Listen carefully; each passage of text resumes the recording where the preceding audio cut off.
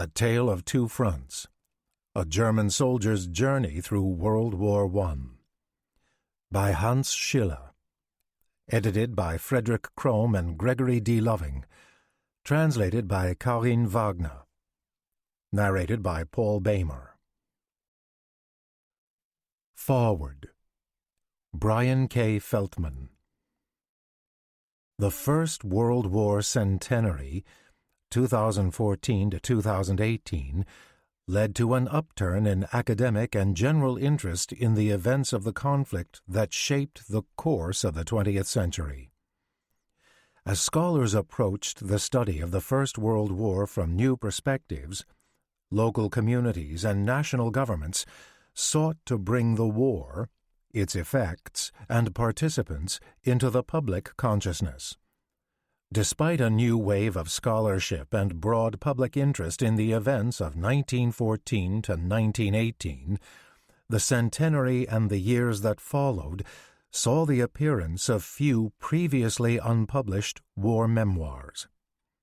In the English-speaking world, the German perspective on the war has been predominantly molded by two accounts: Ernst Jünger's memoir Storm of Steel and Erich Maria Remarque's renowned novel All Quiet on the Western Front. More than 75 years after his death, Hans Schiller's memoir, handwritten in 1928 and found in a drawer by his granddaughter decades later, offers a new and accessible window into the life of the German soldier of the First World War. Schiller's memoir is more than merely an account of the combat experience. His writings reveal the excitement he felt, like so many other university students from his social background, at the prospect of going to war and serving as a volunteer. Schiller's status as a one-year volunteer, einjähriger Freiwilliger, elevated him to a position of privilege above many of his peers, but his rank did little to quell his envy for contemporaries who made it to the front before him. The pressures to serve were significant for the men of Schiller's generation, and he naively believed that the worst possible scenario would be that the war might end before he reached the front lines. When Schiller's time at the front finally began in January 1915, he disembarked his train, not in Belgium or France, but behind the Eastern Front. The considerable time during which Schiller served in Russia and Poland as an artilleryman is among the elements that make his memoir so valuable. The trenches of the Western Front dominate histories of the First World War, and Schiller's memories of war in the East provide rare and poignant insights into life on the forgotten front. Although generally seen as a sideshow to the more lethal Western Front, death was an ever-present threat in the East. Schiller's first depictions of Russia are characterized by destruction and devastation. He recalls burning villages whose inhabitants' lives had been ruined by war and walls of enemy dead. Schiller's descriptions of death are vivid and haunting. He writes of comrades who folded like a pocket knife after being hit by shrapnel, a lieutenant with blood-encrusted eyes who had lost the entire back of his skull and lying alongside the dying, covered in freshly turned earth, as they begged for water. This was not the adventure Schiller had imagined as an eager volunteer. His candid recollections of the First World War's carnage remind contemporary listeners of the psychological barrage carried by the soldiers who managed to survive their time at the front. Schiller's proximity to death made it impossible for him to forget his own mortality and impermanence. When observing the graves of the fallen marked with helmets, he reasoned that only weeks after their passing the men were a distant memory to their comrades who no longer seemed to care about them. With time, Schiller surmised, all vestiges of the soldier's earthly remains would be gone, and the same would be true if he were to find his final resting place in a foreign field. The infamous trenches of the Western Front had no counterpart in the East, but Schiller and his comrades were not spared from the attacks of parasitic lice infestations, debilitating dysentery, or the suffering brought on by supply shortages. Schiller's account of battle in the East exposes how soldiers lost themselves in the enormity of the event in which they were participants, perhaps as a means of coping with their daily realities. Surrounded by death and longing for sustenance and comfort, Schiller and his fellow soldiers became machines who lost all sense of time and space as they marched across the vast expanses of the East. They were no longer troubled by the corpses and scorched landscapes they encountered. They had become an army of living corpses. Yet, war is a human endeavor, and Schiller's memoir demonstrates that we contain the capacity for both destruction and compassion. Even after having participated in fierce fighting against the Russians, Schiller and his comrades observed an Easter truce during which they exchanged vodka and cigarettes with the same men they would fire upon the following day. Schiller also showed compassion for the enemy by refusing to fire upon the wounded, a practice he believed to be unfair. The war had transformed Schiller into a machine unbothered by the butchery of modern warfare, but it had not managed to completely strip away his humanity. Schiller's transfer to the Western Front came at a pivotal moment in the defeat of the German army. With Russia's withdrawal from the war following the Bolshevik Revolution of 1917, Germans anticipated final victory on the Western Front, as the military would no longer have to fight a two-front war. Schiller's recollections show that, despite the optimism felt by many of his countrymen, the spring offensive of 1918 was a last gasp for the German army. Upon arriving in the West, he encountered young soldiers whom he described as undernourished and childish, with bodies incapable of filling out their uniforms. Listeners will sense joy in Schiller's words when he and his men stumble upon abandoned French sausages, wine, and delicacies that they had not enjoyed for months. He must have realized that his enemy had access to far better provisions than those available to the German army.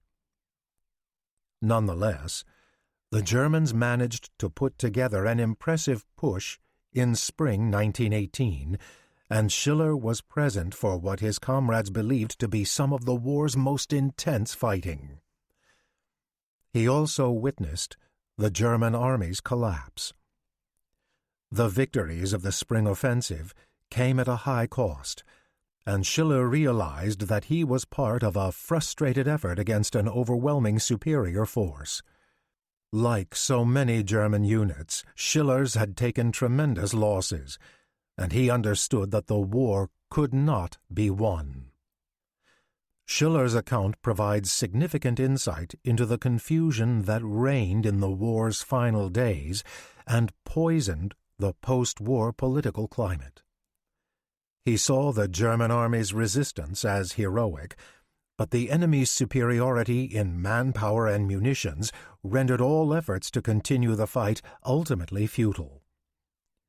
Schiller acknowledges that the German soldiers' morale was irreparably damaged, and he indicates that the home front likewise understood the military's fragile state of existence. In other words, his writings expose his belief that the German army had been thoroughly defeated across the front. Schiller, writing his memoirs a decade after Germany's defeat, held it for cowardice that the liberal leftists had taken advantage of the fatherland to fulfill their own aspirations. He accepts that the German army was vanquished, but insists that, in battle, we had not been beaten. This paradoxical logic was embraced by millions of Germans like Schiller, who supported the stab-in-the-back myth that blamed the German army's downfall not on its leaders or soldiers, but civilian elements on the German home front who betrayed the armed forces. For men like Schiller, who had given so much of themselves to the war, it was difficult to accept that the war experience had ended in defeat. They readily accepted counterfactual narratives that soothed their egos by offering an explanation for their failures. One of the distinctive elements of Schiller's memoir is the record it provides of his life in the immediate post-war years. Most importantly, his service in the East with the Freikorps. Schiller survived the war, but he returned to a German homeland racked with hunger, instability, and political strife. Back in Bromberg in Prussia, Schiller imagined that shirkers, deserters, and rear-echelon pigs who had sabotaged the army and induced home-front revolution now controlled affairs in his hometown. The radical myths to which Schiller gave credence found an eager audience among extremists, some of whom would become early National Socialists. When he signed up for duty with the Freikorps in the East, he undoubtedly found himself in the company of men who shared his views. Schiller's reasons for joining the Freikorps may have been influenced by ideology, but they were also practical. He was unemployed and had few prospects. Serving in the East allowed him to resume the occupation for which he was best suited at the time, soldiering. In many ways, Schiller's time with the Freikorps was a continuation of the war for which he had volunteered in 1914. He saw himself as a defender of Germany and its resources, just as he had as a young student in 1914. When he volunteered for the Freikorps, though, he did so with a full understanding of war's horrors. Schiller's recollections of life with the Freikorps expose his distaste for communism. In view of his relatively privileged upbringing, he was likely repulsed by the ideas of the far left even before he became a veteran of the First World War.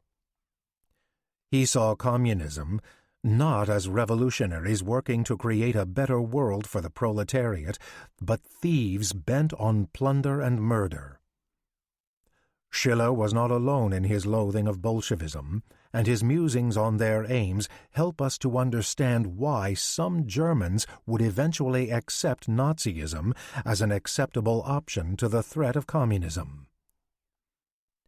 Schiller's record of his service with the Freikorps conforms to what we know about the type of men who sought to continue their military service in the post-war East. Far from casual soldiers, the men Schiller found himself among were ardent fighters who could be molded into what he referred to as fighting machines. Those who had no appetite for battle were culled from the ranks. Months after the armistice of November 1918, one could still talk of dying a hero's death in the East. The men with whom Schiller made his post-war life were fighters by choice, those who felt comfortable among the hazards of the front. According to his family, Schiller never approved of Nazism, but the war had been one of the formative experiences of his life, and he internalized many of the distortions of history popularized by post-war extremists. The indignation he felt over the way that the war came to an end stayed with Schiller. It was no coincidence that he chose to end his with a denouncement of the Treaty of Versailles. The journal entries that formed the basis of his memoir reflect Schiller's understanding of the significance attached to the event that had transformed his life. A self-described history buff, His attention to detail creates visual imagery that allows listeners to imagine that they are observing Schiller's experiences, albeit from a safe distance, and many of the visuals created are difficult to remove from the mind's eye. Like his contemporary Ernst Jünger, Schiller would go on to serve in the Second World War, but he would not achieve the status of a German literary icon. Instead, he made use of his military experience and pursued a career as a police officer.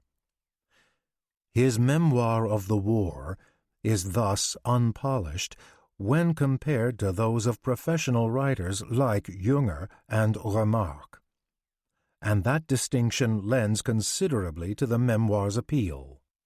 Nearly a century after its writing, Schiller's memoir, pulled from the dark recesses of a drawer, sheds light on a common soldier's experience in a war that continues to impact our present. Not all memoirs found in drawers are worthy of publication. Most are of interest only to the author's family and find their way back into the darkness after a cursory reading. Schiller's memoir of the First World War and its aftermath, however, deserves a place in the possession of both historians and general audiences. Introduction. While helping her dying mother comb through family possessions in California, Karin Wagner came across a large folio, handwritten in German, in the back of a dresser drawer. When Karin asked her mother, Ingrid Kochmann, what the document was, Ingrid replied, "Oh, that is your grandfather's great war memoir." Ingrid, in her 90s at the time, had never told Karin of this document. Karin set out to translate the memoir with assistance from her aunt, Gisela Nürnberg, Ingrid's older sister. The memoir documents the great war experiences of Hans Schiller, born March 4, 1897, the only child of a wealthy industrialist and architect, August Schiller. August married very late in his 50s to a woman in her late 30s, Adela. Hans was born when Adela was 39. At the outbreak of the war in August 1914, Hans was a 17-year-old student in Bromberg, Prussia, now part of Poland. Schiller's memoir of his wartime and immediate post-war experience is an important contribution to the study of World War I, or the Great War, as it was known at the time.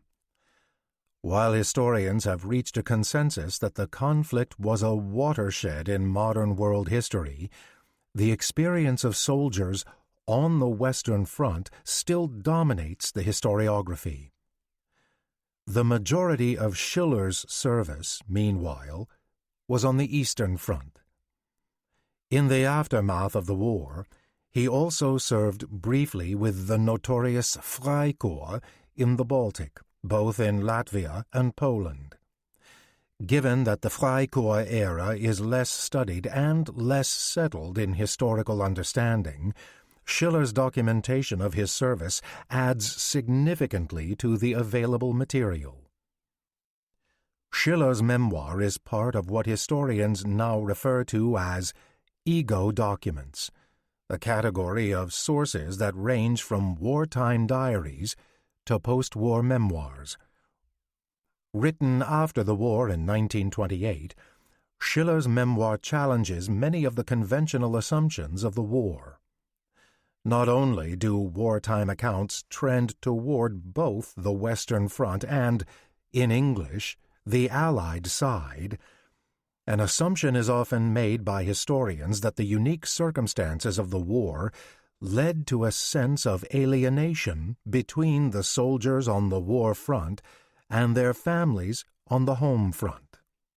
This alienation, so eloquently expressed in Erich Maria Remarque's All Quiet on the Western Front, 1928, is perhaps the single most consistent theme among historians trying to understand the mindset of the soldiers and their post-war activities. Yet, just as the war was more than the Western Front, the experience of the soldiers cannot be universalized, and their actual response to events, therefore, can defy generalizations. Schiller's memoir, like many such ego documents, can easily be understood as part of his effort to make sense of his experience. Thus, listening to the memoir and comparing it to the current historiography can help us determine where the need for revisions may lie. As J. Winter argues, the stories soldiers relate tell us something of what they have been through, but the act of narration tells us who they are at the time of the telling. A generation of scholarship has revised the old image of the thousands of exuberant young men marching off to war. Recent research on German reaction to the declaration of war in August 1914 by scholars such as Geoffrey Verhey demonstrates that many men either joined their reserve regiments or volunteered with something of a fatalistic patriotism.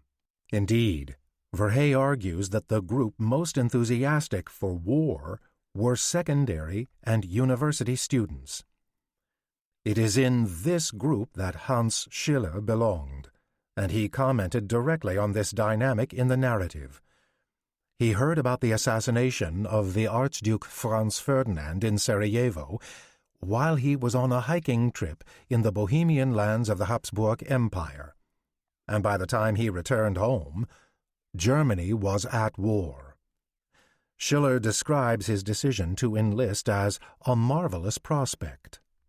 Schiller's description of the process he had to undergo to join the army, first taking his completion exams to receive his diploma immediately and then enlisting, provides some of the mundane details that are often overlooked in the broader story.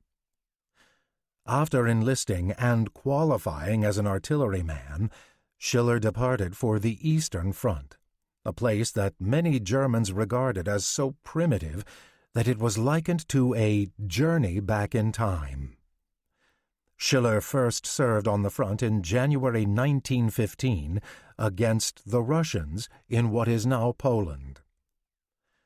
To Germans of Schiller's generation, the East was a quasi-mystical place, inhabited by semi-primitive Slavic people who were placid, lazy, and easy to rule, and yet barbaric when aroused. The East was usually described by German officials as a territory in disarray, with crumbling infrastructure, and in need of a firm hand for development. Schiller's description of the East, primitive forests alternating with open country, was shaped by this popular mythology. Schiller was one of more than 2 million German soldiers who served on the Eastern Front during the war, and his account of his interaction with the indigenous population aligns with the stereotype held by many that it was a region without European culture. From 1915 to 1917, Schiller saw action in what is now Poland, Latvia, and Lithuania. Schiller's depictions are often vivid, and he neither glorifies nor fetishizes combat. Ober-Ost, or the Upper East as the German authorities called it, was first a war front and then a conquered territory. Schiller was part of a grand project that sought to remake these regions as a military state to both modernize the region and to have it serve the Kaiserreich as a source of natural resources. He indicates that many of his fellow soldiers dreamed of settling the territory after the war. Throughout his memoir, Schiller provides cogent details of his daily activities, demonstrates awareness of the wider issues of the war, and describes his activities in often vivid detail. It is also worth mentioning what Schiller does not discuss. Although the memoir contains references to his family life and the packages and letters from home, there is very little about the German home front in his memoirs. Schiller had home leave on a number of occasions, but it did not seem to cause him to experience alienation from the civilian world, at least based on the evidence of the memoir. He always looked forward to his time at home, but rarely commented on the conditions or attitudes there. Absent much personal correspondence, aside from a handful of extant postcards, this subject is one of the blanks in Schiller's story. After the October 1917 Bolshevik Revolution and Russia's withdrawal from the war, Schiller was transferred to the Western Front. He arrived in time for the Michael Offensive, Germany's last great attack in the West in March 1918, where the attempt to break the Allied lines included what is believed to be, up to that point, the single greatest artillery bombardment in human history. Like other soldiers who spent the bulk of their time on the Eastern Front, with a battle line over twice the length of the Western Front and conflict characterized by greater movement than the elaborate trench system found in France allowed, Schiller was appalled at the conditions his comrades had endured against the Western Allies. Schiller depicts those final days before the armistice as a valiant effort in a lost cause. The German army had expended its resources. Its lines were thin, and political upheaval at home meant the war was basically lost. While Schiller sees the leftward political shift in Germany at the end of the war as populated by opportunists and shirkers, neither does his account easily align with the later stab-in-the-back picture that the Nazi Party both fomented and exploited. As Schiller returns home at the end of the war, he is still a German patriot, though a skeptical one.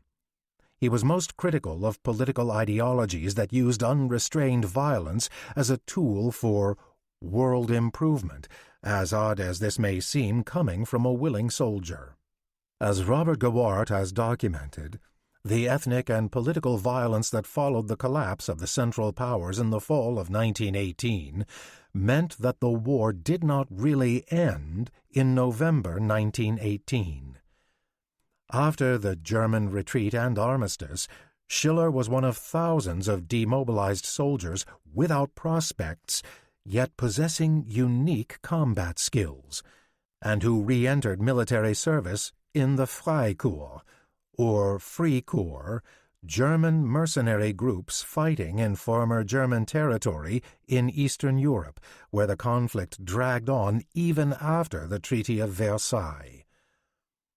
The shifting alliances and fighting between the Freikorps and various nascent national groups, fueled by support from both Russia and the Allies, contributed to the overall chaos as new national boundaries were drawn. Schiller gives life to this chaos, even including his own rare account of the friendly-fire death of Latvian Colonel Oskars Kalpaks. Conventional wisdom sees membership in the Freikorps as part of the radicalization of veterans, often making a linkage to later membership in the paramilitary of the Nazi Party. As with his enlistment in 1914, however, Schiller does not describe his decision to join the Freikorps in ideological or excessively patriotic terms. Although his personal ideology is anti-communist and aligns with the cultural interests of the German aristocracy, it was not ideology that led to his participation in the fighting in the Baltic after the war. Instead, it is best to consider his decision in personal terms. Schiller was part of a generation of young Germans who had their life plans irrevocably altered by the war. He had been set to go to university at the outbreak of war. After his war experience, Schiller considered it too late to go back to those plans. He was part of a generation that had become inured to violence as well. As such, continuing the fight after November 1918, after the armistice was declared and without official government sanction, caused little cognitive dissonance. Lacking options, and having served in the war zone for all his early adult years, Schiller did not seem to find committing himself to more violence as anything other than something to occupy his time. This is one of the intriguing questions that the memoir raises, but cannot answer. Research on the long-term impact of the war demonstrates that many great war veterans, especially those who joined the Freikorps, developed a willingness to use coercive power as a symptom and constitutive element of their approach to social issues. Was Schiller, therefore, one of those who embraced a casual approach to violence in the service of the state? It is important to take note of Schiller's description of both his Freikorps service and those with whom he served. Schiller expressed a healthy dose of contempt for both the leadership and the mercenary cadre. He is subject to the stereotypes of his day and his culture, no doubt, but is not controlled by blind obedience to any person or structure, so often the justification for violence. His signing on to the post-war Freikorps and his decision to leave are described in a matter-of-fact tone, simply as a job to do and a job done. Schiller was one of those veterans who receives less attention in the historical literature, a man whose reintegration into society was not necessarily hampered by alienation or proclivities toward further violence. Hans Schiller left military service in May 1920. Did Schiller suffer from psychological issues such as post-traumatic stress disorder? The record is largely silent on this matter, and of course our contemporary understanding of these dynamics is far advanced compared to the early 20th century. Family accounts of his behavior as his life progressed, especially during World War II, are consistent with such a diagnosis. Still, it is interesting to compare Schiller's experiences and thoughts with those expressed by Remarque in his lesser-known book, The Road Back, 1931, which some scholars describe as a sequel to All Quiet on the Western Front. The novel describes in vivid imagery the efforts of veterans to reintegrate into a German society that was vastly different from the pre-1914 world. Remarque's narrator summed up many a veteran's attitude to the war when he asks his mother, "What was the good of it all?" Before the Great War, the Schiller family was comfortably middle class, and yet after the war they found themselves on the wrong side of the post-war territorial realignment, where significant parts of East Prussia, such as Bromberg, became part of the reconstituted Polish Republic. The Schillers were forced to relocate, allowed one suitcase each, stripped of most of their possessions and assets. As noted near the end of the memoir, Schiller had begun a courtship with a woman he had met on leave. On May 31, 1921, Schiller married Margarete Zeisler and raised a family, Gisela and Ingrid, born in 1922 and 1923 respectively, in Unruhstadt in the province of Grenzmark-Posen, West Prussia. His parents had no other choice but to join them, so Hans was responsible for supporting his parents, his spouse, and their 2 children. Due to his military experience, along with his post-war service in the Freikorps, Schiller went into the police force as a captain and worked several different cities in both East and West Prussia, settling in Koblenz in the Rhineland in 1938. A number of Great War veterans who served in the Freikorps later became policemen. Thus, Schiller, at least in part, once again fits into a pattern. The memoir is based on diaries Schiller kept during the war, since lost. In many respects, the memoir contains an incredible amount of detail, certainly due to the diaries. Such diaries were common on both sides of the war, though often discouraged by military leadership should they fall into enemy hands.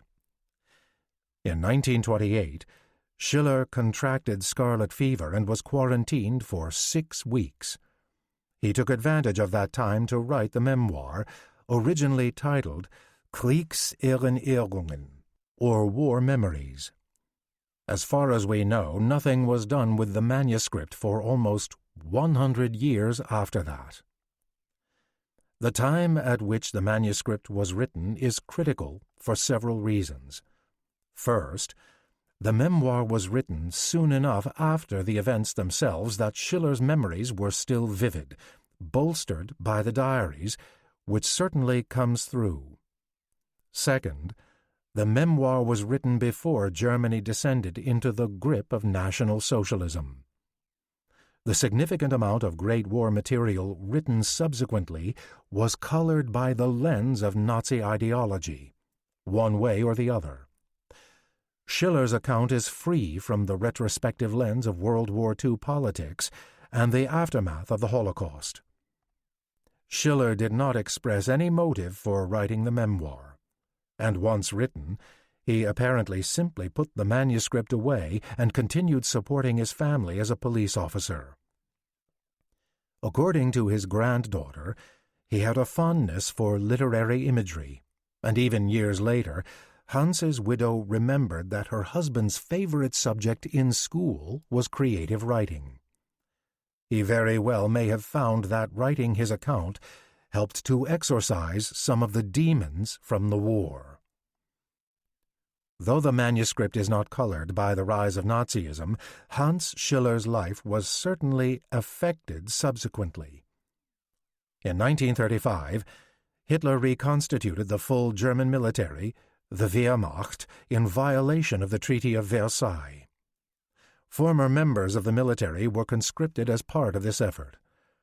In 1938, as part of a general militarization of the police, Schiller re-entered military service as a lieutenant.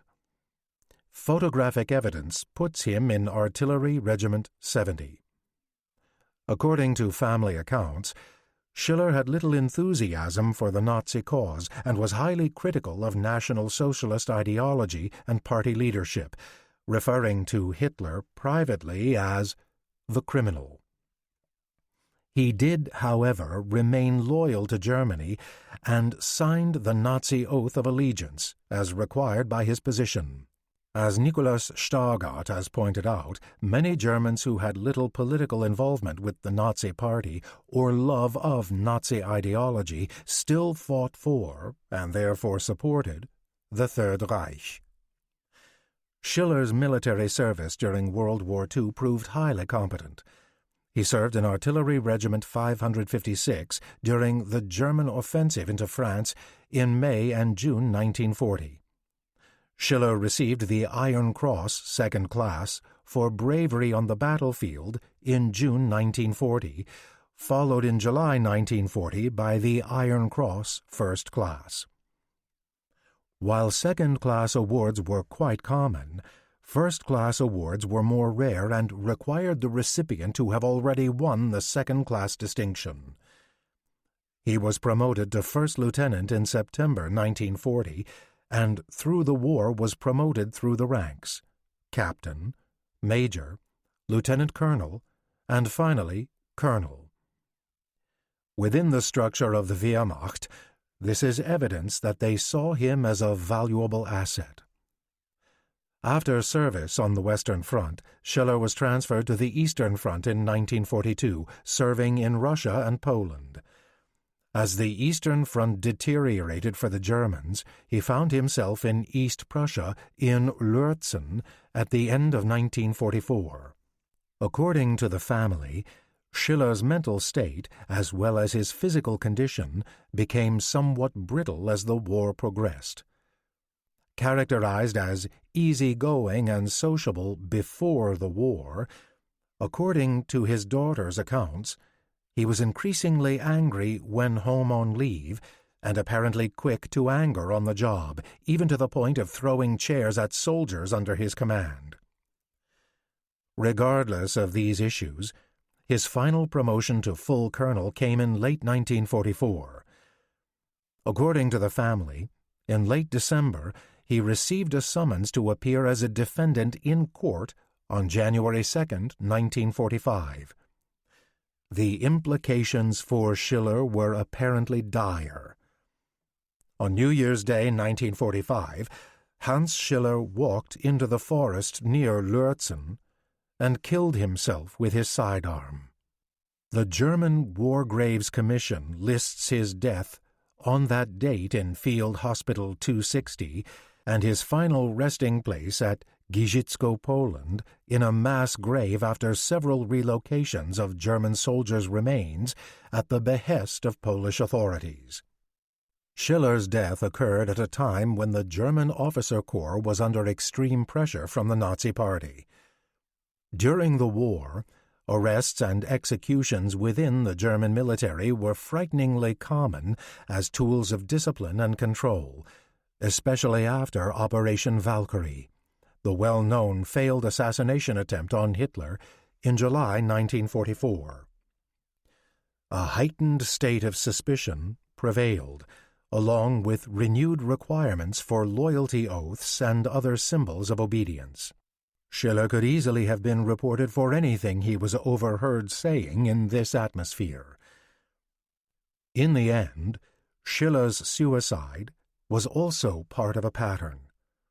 In the last months of the war, a number of Germans, Nazi Party members, high-ranking soldiers, and even ordinary civilians, committed suicide.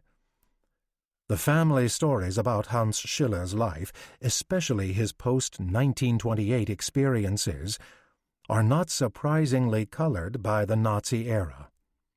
According to his granddaughter, Karin, an aura of mystery surrounded the family's experiences. The war was generally a topic off-limits in my home. I grew up not knowing much about my parents' experiences during the war. My personal feeling is that they suffered from too much PTSD to discuss. And also, during my growing-up years, I actually didn't want to know about it. There was a portrait of Hans Schiller in the house, and I didn't want any of my friends to see it because I thought he was a Nazi and didn't want any association. It was actually embarrassing in my mind. It is worth noting that when her family finally did speak about Hans Schiller to Karin, they claimed that he was hostile to the Nazi Party, disliked Hitler, and that his suicide was directly linked to his being called to account for stating his hostility toward the regime in the last months of his life. It will require additional research to determine, if possible, the validity of such stories, however much they fit into documented patterns. As for the Schiller family, after Schiller's death in January 1945, and the family home having been bombed out, it was clear how the war would end. Fearing the Russian advance, Schiller's family collected what belongings they could and moved to a town near Munich, in what would become West Germany, traveling by night for 3 weeks to avoid the Russians. They were able to move in with relatives who had a house there. It was during this move that the original diaries on which the memoir is based were lost. They did, however, preserve the memoir itself and a number of pictures and portraits, including a photo album of Schiller's military service assembled by the family in 1941. These have supplied the illustrations for the current publication. The situation in Munich was untenable, however, with little prospect for employment or housing. The family members sought visas to several countries, including Australia, England, and the United States. While they did obtain visas for South Africa, the family chose not to move there. Gisela Schiller married Friedrich Nürnberg, a chess champion and mathematician. After the war, he was part of the German exodus of intellectuals working for American defense interests, in his case, Lockheed in Burbank, California. They were able to emigrate in 1953. Meanwhile, Ingrid had married Karl Kochmann, an engineer, in 1949. Karin was born in Munich in December 1953 and brother Thomas in July 1956. They finally succeeded in immigrating to Kellogg, Idaho in 1956, where Karl found work as an engineer for a silver mine. Ingrid's family eventually settled in the San Francisco Bay Area, where Karl worked in the steel industry. Schiller's widow, Margarete, died during a visit to the United States in 1967. Hans Schiller's handwritten manuscript was carried to the United States by Ingrid's family, where Karin rediscovered it. Several comments on the translation itself are in order. We have largely remained true to the manuscript's sentence breaks and chapter divisions. As paragraphs tended to the longer side, however, we have added paragraph breaks. Schiller was inconsistent in his use of written versus Arabic numbers, and here we have stayed consistent with Chicago Manual of Style usage. Military ranks are translated to align generally with the British Army. Geographically, many borders and place names have changed since the war, sometimes multiple times, especially in the East. We have indicated modern equivalents where it seemed necessary to track the action and give geographical context, but have tried to keep this to a minimum so as not to distract the listener. We have included explanatory footnotes where cultural practices or idioms are involved, or where events bear upon major points of scholarship regarding the war.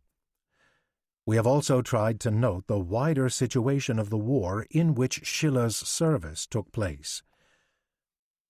What comes through most strongly in the narrative is Schiller's humanity. He has a sympathy for civilians and soldiers, animals, and even the land itself as he sees everything chewed up by war. He is unsurprisingly biased in praising German culture and practice, sometimes stereotyping other cultures, but he points out what he sees as strengths and flaws on all sides of the conflict.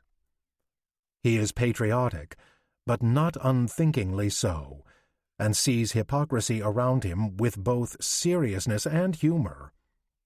He has disdain for incompetence and arrogance from anyone, including his own military leadership. Throughout, we see a thinking and feeling human being trying to deal honestly with the frustrations and horrors around him. The discovery of any document such as this is of historical significance, but the engaging nature of the narrative opens its appeal to audiences far beyond the academic interests of the historian.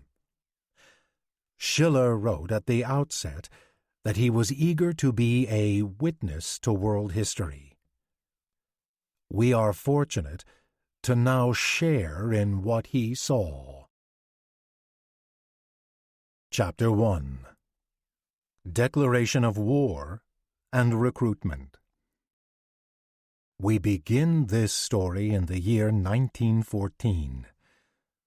The hot July sun lay over the Riesengebirge, literally giant mountain, part of the Czech Republic today along the border with Poland. In 1914, these mountains formed the border between Imperial Germany and the Habsburg Empire.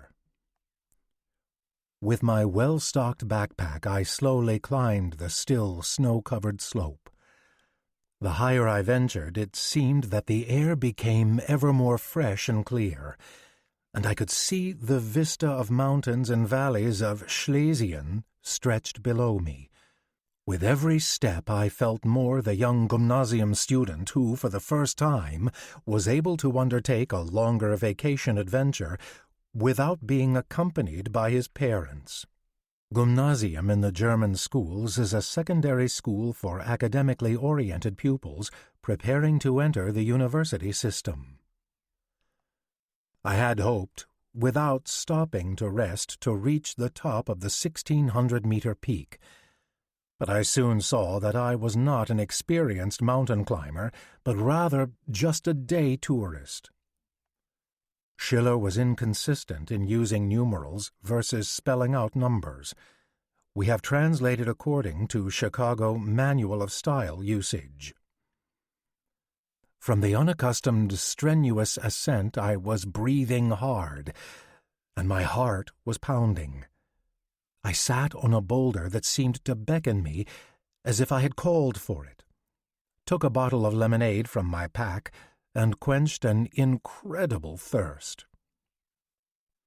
A group of laughing climbers descended from the mountain's peak. We greeted each other with a friendly Heil, and I asked how long it would take to reach the chalet at the top. Before its association with Nazism, Heil was a common formal greeting.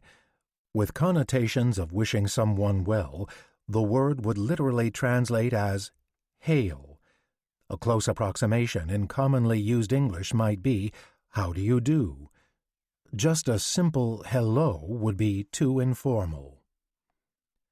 An older gentleman guessed it would be in a half hour or so comfortably with my young legs. "We old folks needed at least an hour to reach the top," he continued. Then he added, almost as an afterthought, that did I know that today Austria had declared war upon Serbia. The traveler must be referring to Austria's ultimatum to Serbia on July 23, 1914, not the official declaration of war 5 days later, for reasons that will soon become apparent. No, I did not. But before I could ask another question, he had already hurried down to reach his party that had gone ahead. I was completely taken aback by this information. Could it be possible that war would again be upon Europe after just so recently we had suffered through 2 Balkan wars? 2 brief wars in 1912 to 1913, which stripped the Ottoman Empire of most of its remaining European territory. For the last week I had not been near a newspaper. I wanted nothing more to do than have a carefree and unencumbered mountain trek and admire the rich nature I encountered with each and every step. However, now my thoughts became preoccupied with the state of the world over the last 2 months. I remembered the murders at Sarajevo. I believed that the murderers were bought and paid for by Serbians. I knew that this deed had been discussed through various communications between Austria and Serbia, and that Austria made it clear there would be strict repercussions to this act. But I never seriously believed that this would lead to another war. However, it had nonetheless now occurred. Recent research has demonstrated the reliability of Schiller's memory of the summer of 1914. Few outside the corridors of power believed that the murder of Archduke Franz Ferdinand in Sarajevo on June 28, 1914, would lead to global war. Many common Europeans and even some heads of state went on vacation in July 1914. See Michael S. Nyberg, Dance of the Furies, Europe, and the Outbreak of World War I. By and by I grabbed my walking stick and took newly energized steps, climbing the mountain slope with a greater pace toward my goal. I actually arrived at my destination earlier than anticipated. After I took in the wonders of my surroundings, my stomach signaled that it was time to eat, and I eagerly sought out the chalet where I could dine, surrounded by the gorgeous Austrian countryside. As I stepped into the chalet, I was accosted by a cacophony of sights and sounds. Tourists in beautiful custom-tailored clothing and wealthy hikers had assembled here. One could hear many different languages spoken, although it appeared that German was the primary language. It was so noisy with so many people speaking and so many languages you could hardly hear your own thoughts. However, if you listened carefully enough, you could discern that even though people were talking in different languages, all were speaking of the impending war, as this news had arrived at the chalet by telegram merely an hour earlier. I sat down at a table that was already occupied by an Austrian travel party. It was easy to ascertain that from the very loud talking and gesticulating and fists banging on the table, that this noise was most likely due to the sizable row of empty wine bottles on display.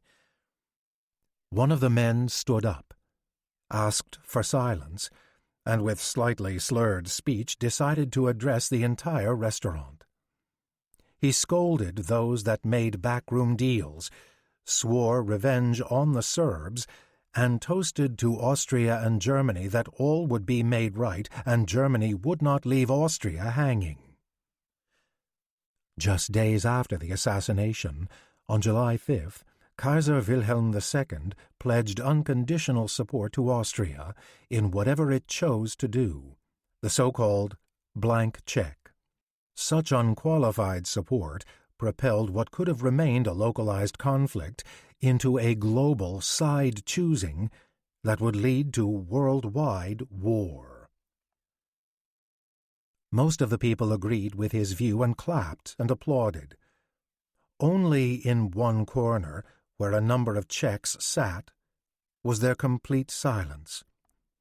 Thereafter the conversation turned to victory speeches against the Serbs.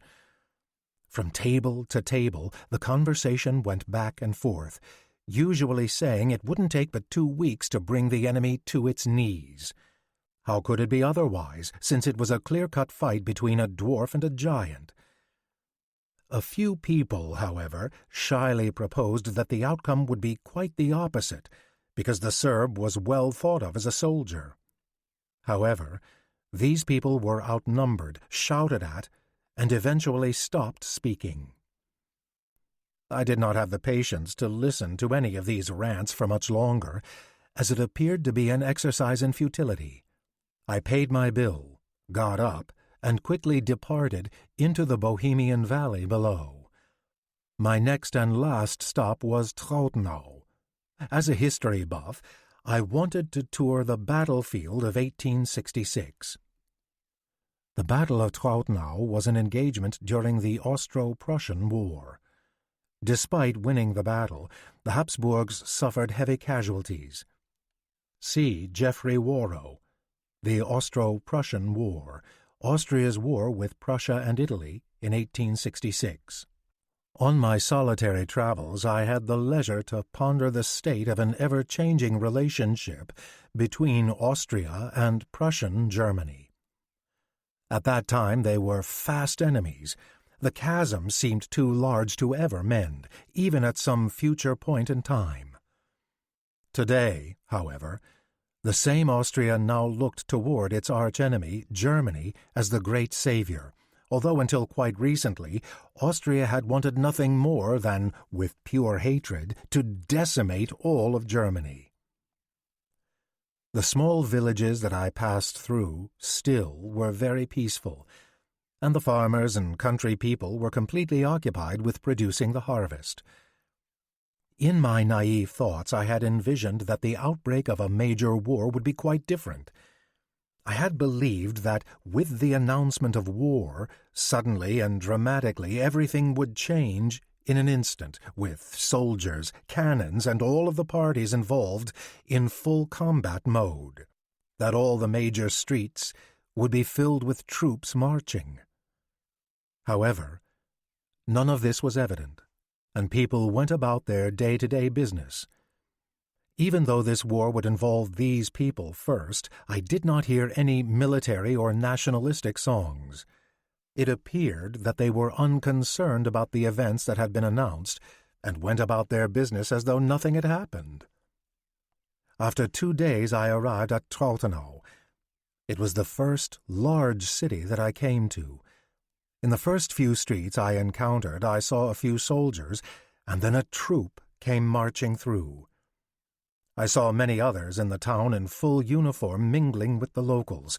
However, it didn't appear organized or in full force.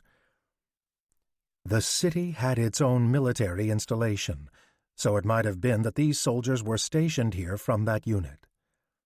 I did not see any enlisted men nor any wagons or horses that had been put into war service, and so I asked an officer who happened to sit next to me in a cafe at lunch, and with whom I quickly started a conversation about how peaceful the situation seemed. He told me that, for the time being, only a few troops would be sent to the Serbian border, and he didn't foresee any large mustering of the troops, as the whole affair would be over shortly. The officer also confided to me that his major had just conveyed this information. My table-mate assured me that to overthrow Serbia would be a matter of just 2 weeks, and any defense from the Serbs would not be forthcoming. Schiller's recollection that people expected a short war jibes with what historians call the short war illusion. Even though many military experts expected the war to be bloody, few anticipated that modern states could sustain modern war for long. On the early clashes in Serbia, see Hugh Strawn, The First World War. He himself would like to partake in battle because he was a German. Other than that, the fascination with the war was not high here because this region was overrun by Czechs who didn't care for the Austrians and would only wear their uniforms if forced to do so. They wished that Austria would fall and that then Germany would rise and regain the independent kingdom of Bohemia. I listened with great interest to this corporal, whose name I did not know. It was a complete revelation to me that Austria also had its own internal battles with the Czechs in the same war in which we Germans had to deal with the Polish in the provinces of Posen and Westphalia in the like manner. With a feeling that perhaps he had thought of too much doom and gloom, I took my leave. We had chatted for far longer than I had anticipated, and now I needed to hurry because I still wanted to watch the orchestra perform on the battlefield before my train departed. I managed to find the little church in front of which a small marble tablet proclaimed that a large, bloody battle had taken place. But of course there were no reminders of that. Now, only the crumbling remains of a cemetery attested to the fact that the battle had taken its many victims. It was very difficult even to make out the individual names of these casualties. I did not enjoy walking through this destroyed graveyard. As it was, I needed to make my way back to the train station, so, therefore, I left this particular place post-haste without any good memories to accompany me. It was amazing how many people were scrambling around the train. I asked if the traffic around here was always so packed. I was informed it was only this busy because it would probably be one of the last occasions that civilians would likely be able to travel freely back to Germany. Very slowly, the little train crept into the station, and before it even came to a complete stop, people were pushing and shoving to get onto the train. Even though I was lucky enough to get a seat, I soon had to give it up to a portly and very talkative woman. As we traveled, it soon became apparent that the lady was a women's rights activist who also complained relentlessly about servants and the price of meat. Her high-pitched voice really began to get on my nerves along with the extreme summer heat that made the inside of the train feel like a hot oven. I felt rivulets of sweat constantly pouring down my face. At every station stop I left the train to get water from the nearby fountain, and each time I jumped off, At the request of the large-sized lady, I also procured a cup of what she called goose wine for her. "Why are you reviving this fat ass just so she can continue to pester us with her endless chatter?" whispered a fellow traveler to me. But luckily, even this voyage had to meet its end. I departed in Breslau. Suddenly I felt the mood here much lightened. You could even buy the special newspaper supplement which explained all the goings-on in Austria, how they were mobilizing for the oncoming war, and described the minor skirmishes already occurring at the border. It was also expected that Russia would shortly join the war. If that happened, then Germany would be pulled in, as well as France, and then all of Europe would burn as one. A sort of pleasant shock went through me. If this would indeed occur, perhaps I could also enlist. One of the many Bromberger regiments would probably accept me. Bromberg, Schiller's hometown, is now the Polish city of Bydgoszcz. In 1914, the German army reflected the federal nature of the Kaiserreich, where military units were associated with specific regions, and the four major kingdoms, Prussia, Bavaria, Saxony, Württemberg, ran separate military establishments.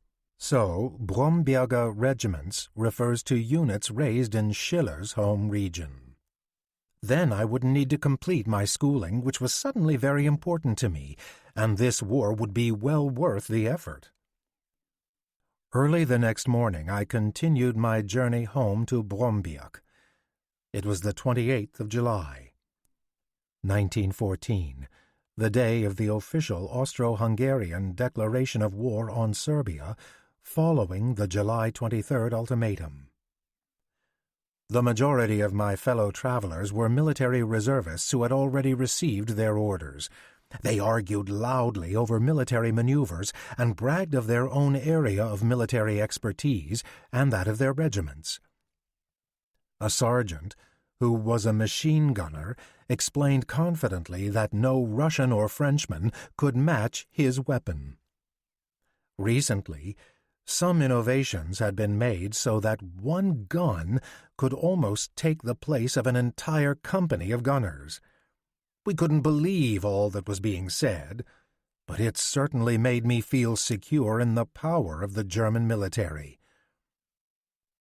Late at night I arrived in Bromberg and saw that the train station was occupied by the military. But otherwise in the streets I didn't see many in uniforms. However, a lot of motor vehicles with officers were whizzing through the streets along with reservists marching along.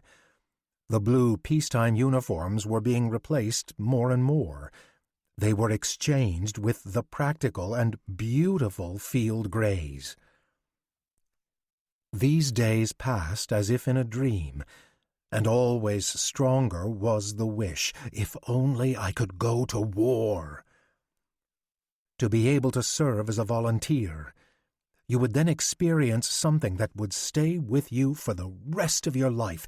You would be a witness to world history. For a 17-year-old, that was a marvelous prospect. At the possibility that I myself could die, I never even gave a thought, or even to the tremendous toll of blood and country.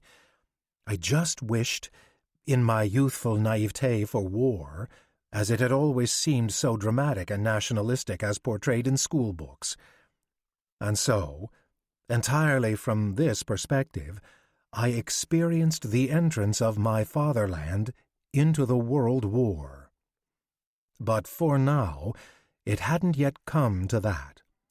I only went home to eat and sleep, but otherwise I stood in front of the newspaper offices where the latest headlines were always posted outside. I was not the only one that did that. Hundreds of people swarmed around these offices, including many of my school colleagues, as well as the younger teachers. There no longer was any sort of divide between the students and the younger teachers. With every new telegram, everyone started another discussion about its meaning, Now even my opinion was deemed as important, and people were listening to me as well. It was the first time in my life that I felt a sense of pride and equality. Everywhere there was chaos. The whole town was vibrating. Anyone who looked a foreigner was immediately suspected of being a spy and arrested. You could say we were suffering from a spy psychosis, even though it appeared that it usually struck only the most innocent victims. Everything was about patriotism, and it felt good voicing one's nationalist feelings. At every public function one would hear the patriotic songs of Wacht am Rhein or Deutschland über alles. While recent research has revised our traditional picture of a general war enthusiasm, Schiller's account accurately reflects that among his generation there was a high level of patriotic fervor, in particular among high school students, university students, and faculty. See Geoffrey Verhey, The Spirit of 1914, Militarism, Myth, and Mobilization of Germany. Everyone was playing these songs, including the local organ grinder. Now, all were united, poised for war, and excited at the prospect, as I had always envisioned it might be. And all of this was happening before war had even officially been declared. Very important and strategic were those that had fought in the War of 1871, and these individuals were now thought of as experts in fighting. The Franco-Prussian War of 1870 to 1871, at the end of which Germany annexed Alsace and half of Lorraine, resulted in the unification of the German Empire. The old veterans dressed in their uniforms and pinned on every medal they had, and then strutted up and down the streets and held forth on their past experiences and gave everyone advice on how to wage this coming war. They were suddenly looked upon by the youth of today with extraordinary respect and reverence, since they had already stood in the line of fire, even though it was during an era where there had been no machine guns or other quick-firing weapons. This frenetic anticipation for war that everyone felt deep in their bones was completely overwhelming and was all one could obsessively think of. Finally, late on the evening of July 31st, the announcement finally came that war had been declared. I hurried to the street, met up with friends and acquaintances, and asked them if it was true, and they confirmed this news. I ran over to the East German Daily News, which was surrounded by people. There hung the telegram, Sunday, August 2nd, First Mobilization Day. Such an important announcement was delivered in just the briefest of statements. The decision had been made. This night found me completely sleepless. The city was awake with sounds I had never before heard. From time to time one could hear parts of the Deutschland song. Everyone was in the same state of mind. In spite of varying partisan interests and all of the criticisms leveled from one to the other, now we were the old Germany again, standing together in arms that could never be defeated if we stood together. So much was happening, one thing after the other, and all in very quick succession. About 24 hours after the mobilization announcement, the news arrived that Germany had declared war against Russia, and then shortly afterward also against France. August 1st and August 3rd, respectively. Now, total jubilation with no limits set in. It was likely the rejoicing of the youth and others who would never see battle that were the loudest, celebrating in streets, cafes, and bars. In some homes, of course, relatives were anxious about their loved ones going off to war. I did not notice any of that. My wish had been fulfilled. The die had been cast. Everything else left me cold. Soon the active military were departing, accompanied by music, and they were sent away with people waving flags, throwing a sea of flowers and notes of goodwill toward them. They were marching toward the west. The newly formed reserve troops were heading toward the east. It was difficult to know where the thousands of gray uniforms were coming from because so many had already left. It appeared Germany was rich in unending population reserves. Around the general vicinity, as if overnight, it appeared a giant mustering base had formed. Because of this show of might, one could look without any reservations into a bright future. On August 8th, the Germans captured the famous fort at Lüttich, and immediately the city changed into a gigantic sea of flags. The Battle of Liège in Belgium was the opening battle of the war in the West. We didn't care that in the interim, England had also entered the war, but on the side of our enemies. Tirpitz had assembled a naval fleet that now appeared to have the same strength as the British. Admiral Alfred von Tirpitz, 1849 to 1930, Secretary of State of the German Imperial Naval Office and architect of the pre-1914 German fleet. It wasn't about numbers, but about the confidence found on the German side. There was an incredible rush by volunteer civilians to muster to arms from every region and walk of life. However, the most willing of all appeared to be intellectuals. The universities and upper school classes were practically empty. Everywhere, emergency board exams and finals were held so that the young volunteers could finish their degrees and then go off to war. By coincidence, I heard that there was also an exam for Einjährige in one of the government buildings. This exam would allow Schiller to be an Einjährig Freiwilliger, or one-year volunteer, reserved mainly for those of high enough social class to be considered future officer material. They normally paid for their own expenses and equipment during their training. However, the time was not given. I went there anyway to find out if I could participate. To my astonishment, I was told by a government official that the exam had just started and asked if I had brought with me the necessary paper to take this exam.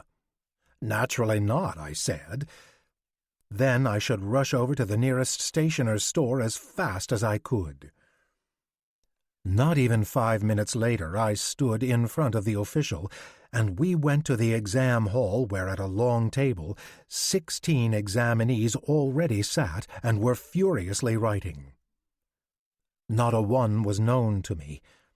They looked at me reproachfully, wondering what I was doing here at this late hour. There are 3 essays from which to choose, but you must hurry because in 1 hour this section must be completed, said the testing official. I wasn't in a panic because writing German essays was one of my strongest suits, and no one at school had ever bested me. I chose the theme, How does the present situation remind one of the former German emancipation? This theme was very near and dear to me, since it was occupying my daily thoughts in entirety at the time. Therefore, I easily finished the essay in the time allotted. I even managed to deliver an essay that was graded as one of the best with a sehr gut, as I was told the next day by Professor Jacobs, who was the examiner.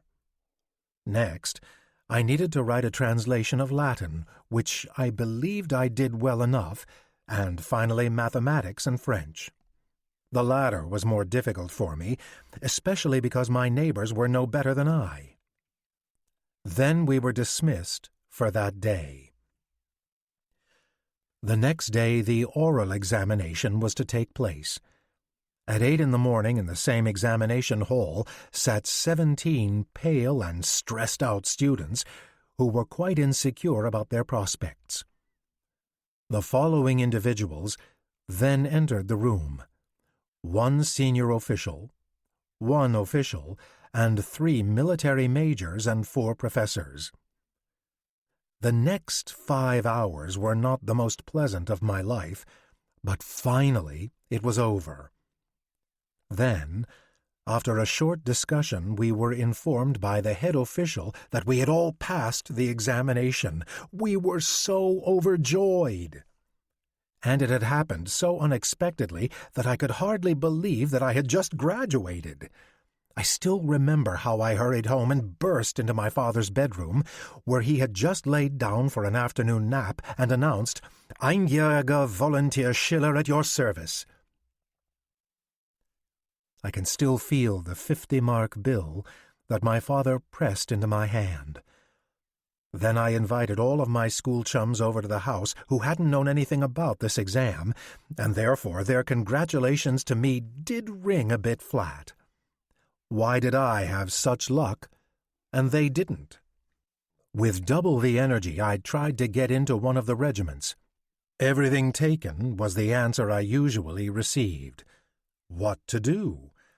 I was actually ashamed to run about in my civilian garb. Then I heard that the Red Cross was still looking for volunteers. A few of my fellow students were already engaged there. I was accepted and received my white armband with the Red Cross. For me, this armband was now of utmost importance. But the work was not fulfilling, as it involved taking hospital linens in and out of supply trucks. Only on a rare occasion was I allowed to help carry a stretcher with a patient. In my mind, this type of occupation had nothing to do with being a soldier, and after a few days I had already had enough of it. But then I learned by luck that Field Artillery No. 53 was accepting volunteers. Like a bolt of lightning, I sped over to enlist. 100 or more already stood in front of the barracks. After standing there until our legs were numb, they finally let us in. In the large military men's quarters, we were first undressed. Then a doctor came and examined us. The young man standing just in front of me was immediately sent home. I thought perhaps I would suffer the same fate, but the young doctor cleared me for field duty, and suddenly I was a soldier. This took place on the 20th of August. On that very same day I received my uniform, jacket, riding pants, and riding boots. Those who had not graduated were given the simple field battle uniform, which they didn't much like, as those in the cavalry looked more distinguished. We received the blue peacetime uniforms that had just been returned by those going out to battle. Uncleaned, full of sweat and grease, they were pressed into our hands. At any other time we would have been revolted by the sight, but now we looked upon these uniforms full of reverence, as if they were our salvation because they lifted us beyond that of the common folk. Proud in these new clothes, I made my way home. The shock my parents experienced one could well imagine, as they suddenly saw a soldier enter their home who, upon further inspection, turned out to be their own son. Even so, their joy was great, because every family that had even an ounce of nationalism held it as a duty that at least one family member should serve. The next morning at 6 a.m., my service started, but even long before the mandatory call time, many of us were already gathered at the barracks, full of anticipation at what was to come. Suddenly, a number of corporals came out and divided us into two groups. One of them was classified as the graduated students. Both divisions were about equal in number. As soon as that business was completed, our future sergeant was introduced to us, a slender man with sharp features and a very businesslike comportment. His voice was clipped and short. He would not tolerate any backtalk, and we realized that our carefree ways had abruptly come to an end, and now we were to become rough soldiers with rough habits and rough talk. With a critical eye, he looked us up and down and strutted straight to the middle of the line. He then said, "You are now soldiers. I am happy that you are serving your fatherland. Right after basic training, you will be sent to the front. If you do your duty, then that is good. If you slack off, you can go to the devil, and then afterwards, I will also have a little word with you." After that, he called his corporals and lance corporals together, and then we were divided into 15 men for each company. I was assigned to a company headed by Reserve Volunteer Müller, who in his civilian life had been a beer wagon driver. His nose glowed like a 100-watt bulb. Within short order, we realized his nose was a consequence of his profession, although he maintained his red nose was a result of frostbite. Other than that, he was a very personable fellow who treated us well and was happy whenever he had a full glass in front of him. This pleasure we managed to give him quite often. Unfortunately, when it came to teaching us artillery maneuvers, he fell quite short, as he didn't know much himself. He was a peaceful sort, but most of the other junior officers could be made out far and wide by their constant yelling. The less educated, the worse they were. It was as if they tried to cover their ignorance through anger and then became even more enraged because they couldn't succeed. The higher-ranked officers were old fogies that had been resurrected from somewhere and were mostly out of sight. However, if we had a question or a need, they tried their best to fulfill it. We were satisfied with them. Only the commander, a half-crazed attorney, screamed at us publicly in such a fashion that no one would ever believe it. We tried to avoid him as much as possible. Never again in my entire military career experience did I come across such a hideous person as this Captain Lengsfeldt. Within a few days of enlisting, I experienced a little surprise. I received the official acknowledgment from the school attesting to the fact that I was released for military duty. In the meantime, a government order had been proclaimed that all graduated students that volunteered to serve would be inducted at one level higher than a regular volunteer. However, they had to have had at least an average grade point average.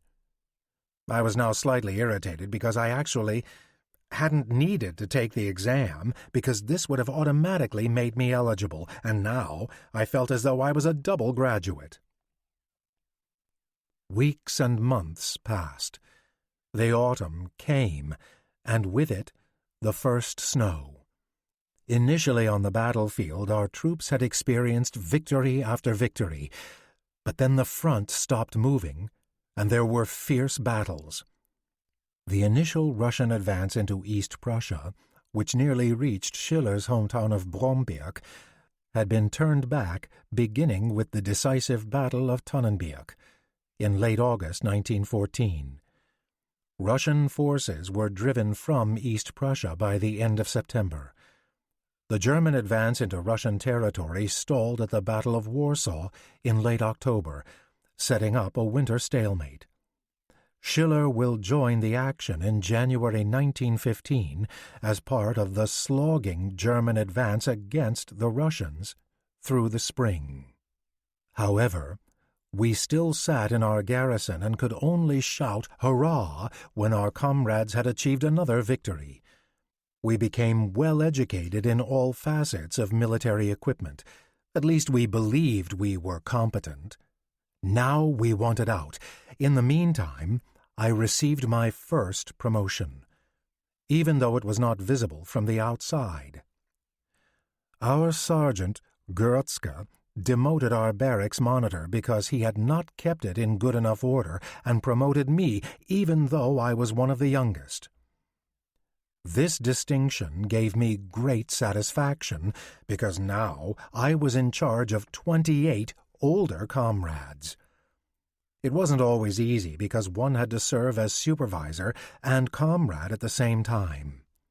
But even so, I was able to carry out my duty successfully until we left for the front. I received a number of compliments about how clean our living quarters were, and through this I received my first taste of giving orders, which later came to serve me well.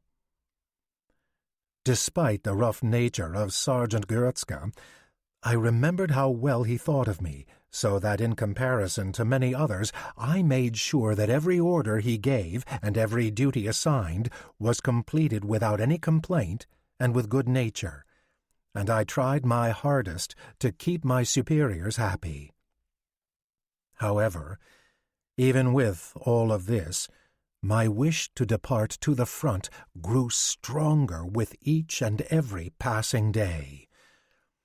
The military exercises in camp were almost too much to bear, and it was said that it was actually easier to be at the front.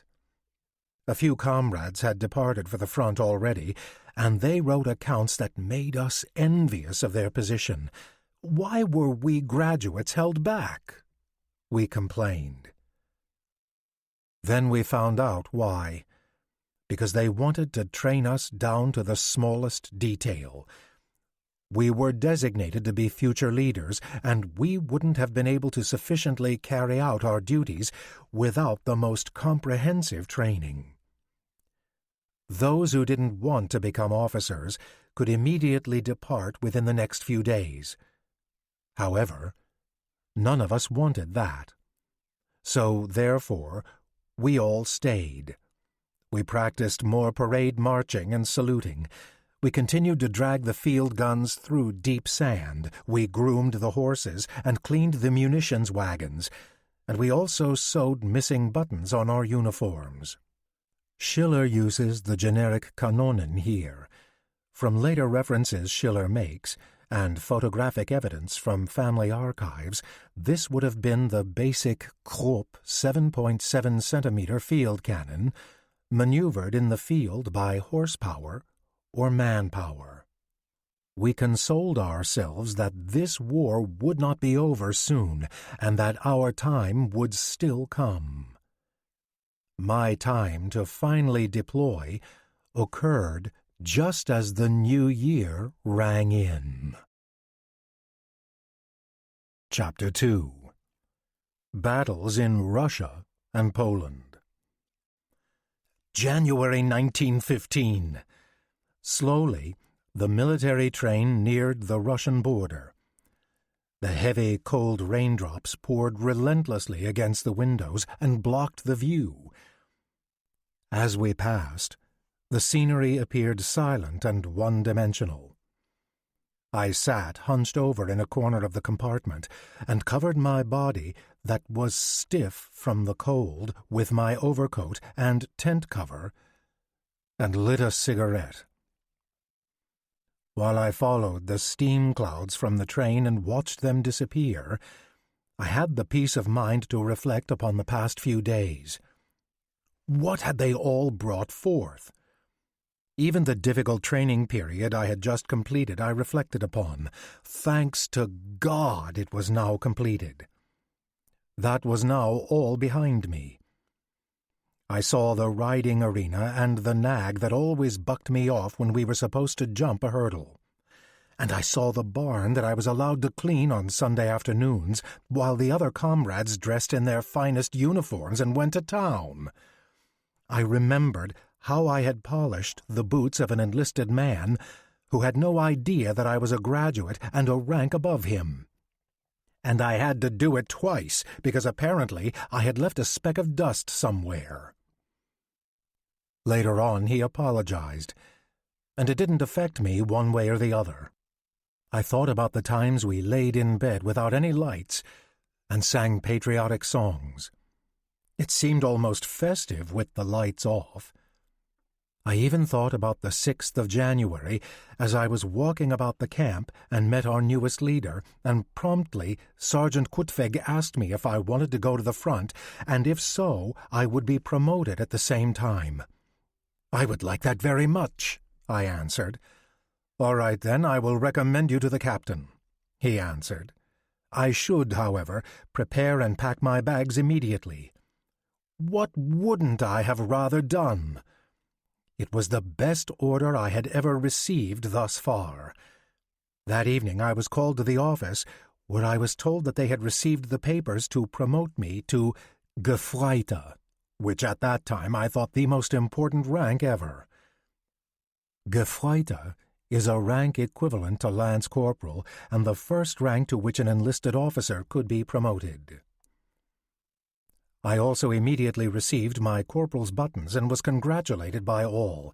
It was the first time that a volunteer from our division had ever been promoted. That made me very proud, and therefore I hastened to pin my newfound status on my collar and quickly ran over to the junior officers' quarters and bought one round after another. That evening, the heretofore mentioned Muller really made out in terms of his drinking, but it was all on my dime. Then I hurried back home in order to notify my parents of the news. In order not to have a long, drawn-out and painful goodbye, I merely told my parents that I was to be assigned elsewhere for quite a while. Therefore, I was able to bid my farewell without any tears and commotion. In the early morning of the next day, I took my 14 men and marched through the sleeping town to the railroad station in order to travel to Kolberg, where the Artillery Regiment No. 2 was stationed and to which we were assigned. Kolberg was then part of Western Pomerania and is now part of Poland. Here in this beautiful Baltic Sea town, I spent some very enjoyable and relaxing days. I also received my gray field uniform and then was assigned as the leader of a 60-man reserve troop and sent to the front.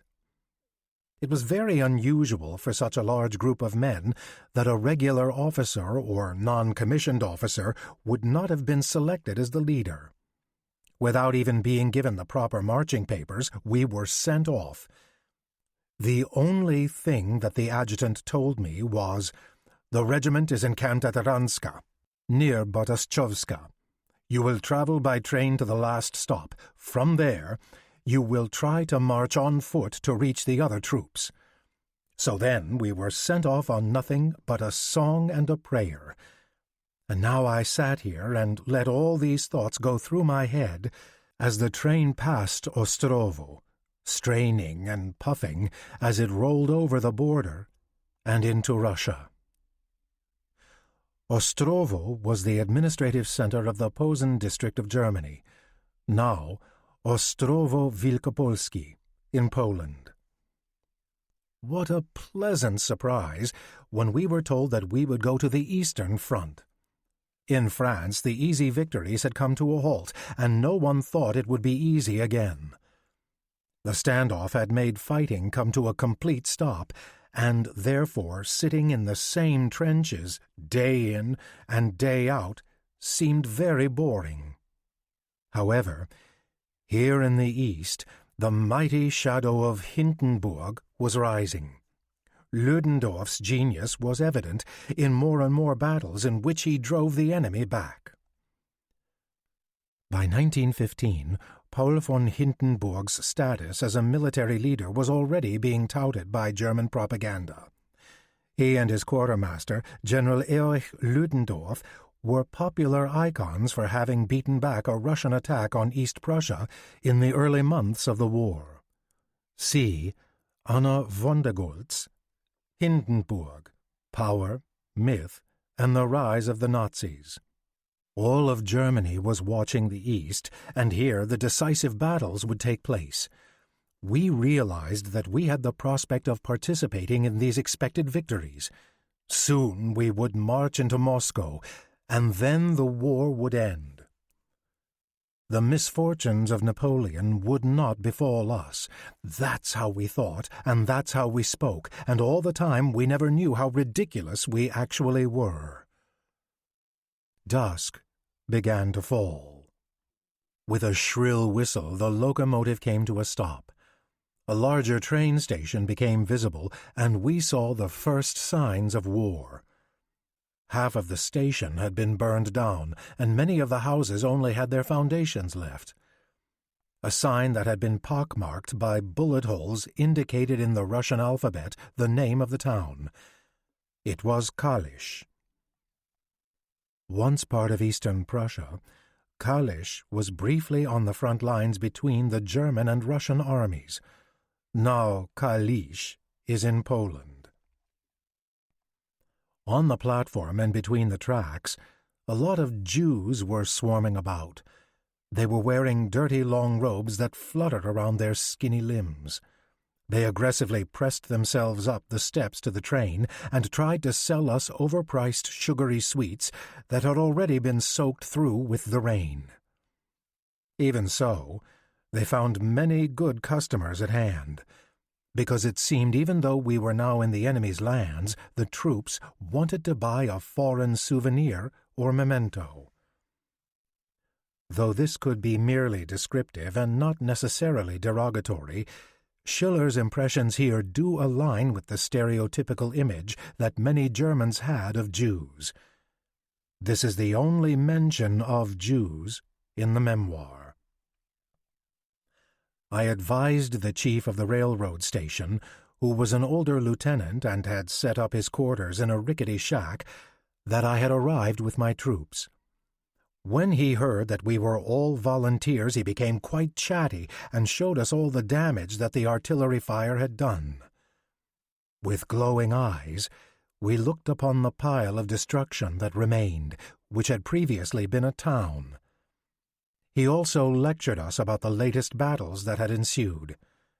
After that, the march forward had come to a halt because the Russians had sent reinforcements from Siberia.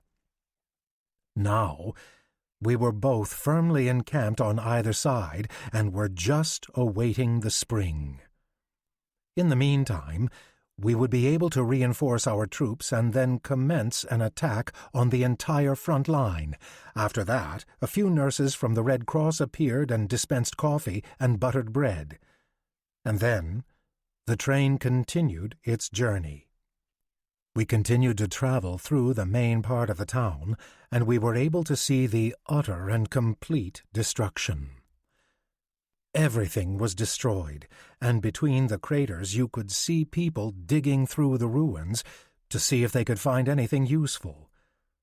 How glorious a sight would it be if your battery was the one that would blow the enemy's entire town to smithereens, and how glorious a sight to behold if you were the one responsible for blowing up entire buildings and could witness the red flames shooting up into the sky, the walls collapsing and burying all those beneath it.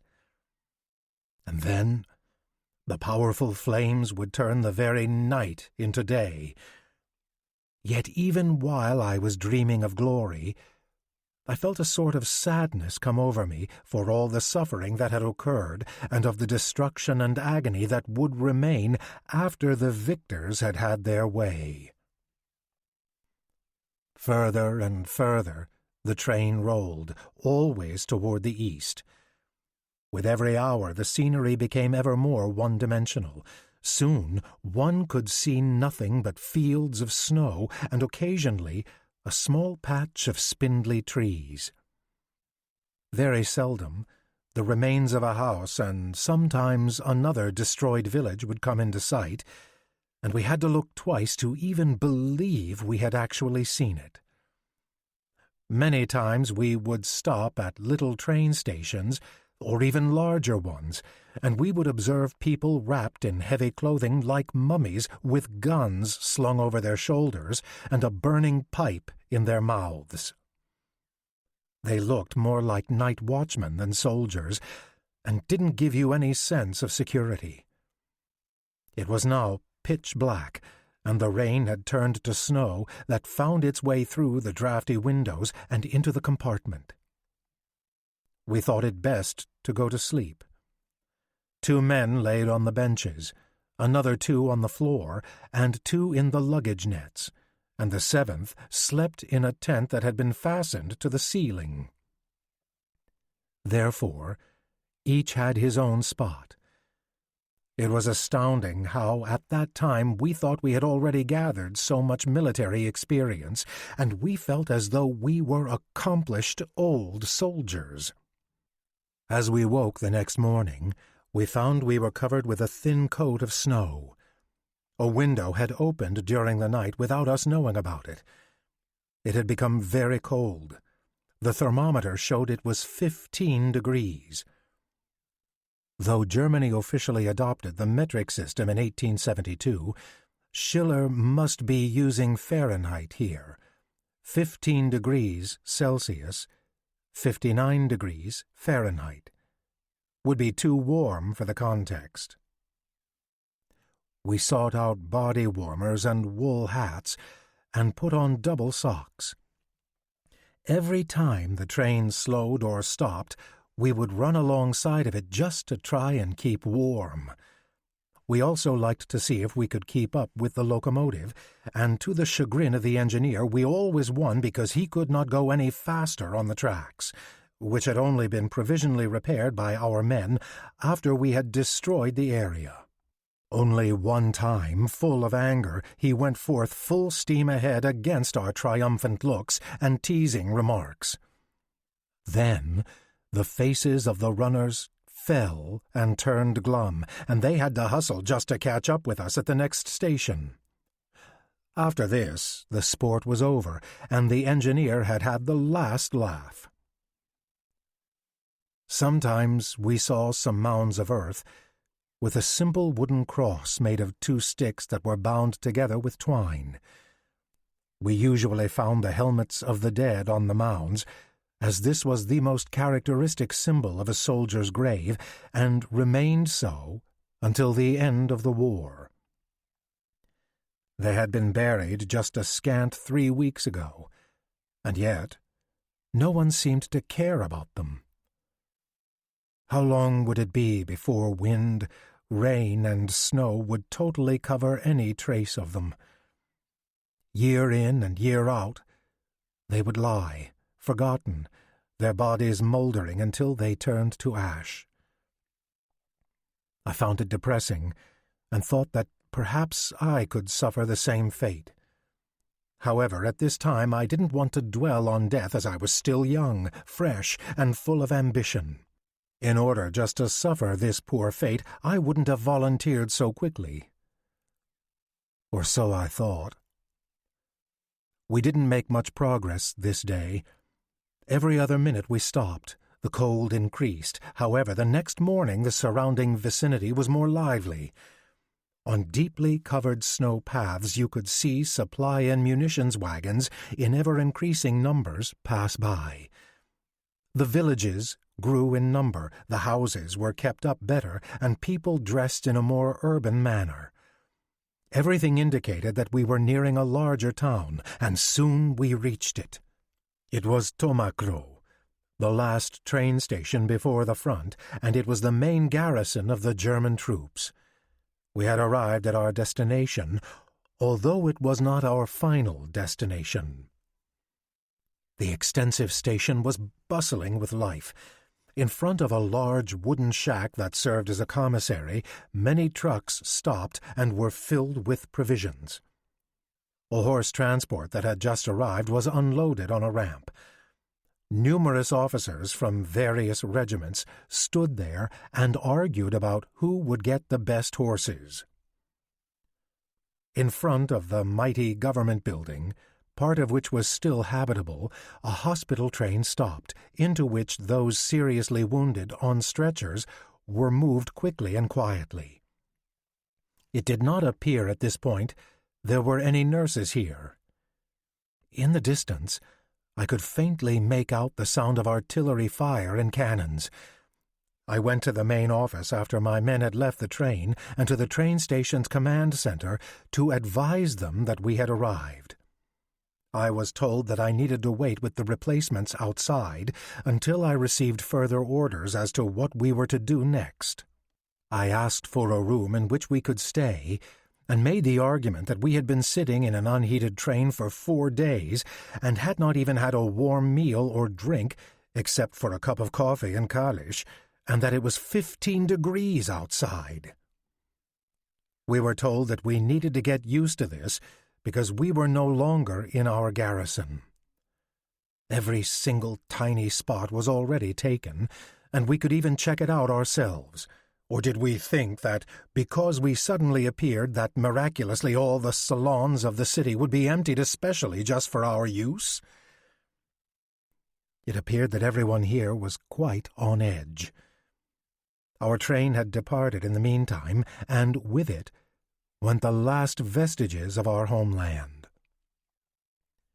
We sat down in a ditch and pulled up our coat collars and covered our legs with the tent covers and let our stomachs continue to growl, and then complained for the first time about the war. Nobody cared about us, nor had any pity for our situation. For about 2 hours we sat there. All of a sudden, I mustered my courage and returned to the command center and became very forceful. Either they help us, or I will take my troops into town and get help myself. This threat was risky because it bordered on insubordination, but I was boiling with rage and felt responsible for my men. That helped. The commander appeared and gave us a pile of wood with which we could light a fire, and I also received 3 large bags of provisions that were filled with canned peas and meat. Then the troops came back to life. Soon the meal was cooking, although it was very plain. Because there were no plates, we scooped the meal out with our cups.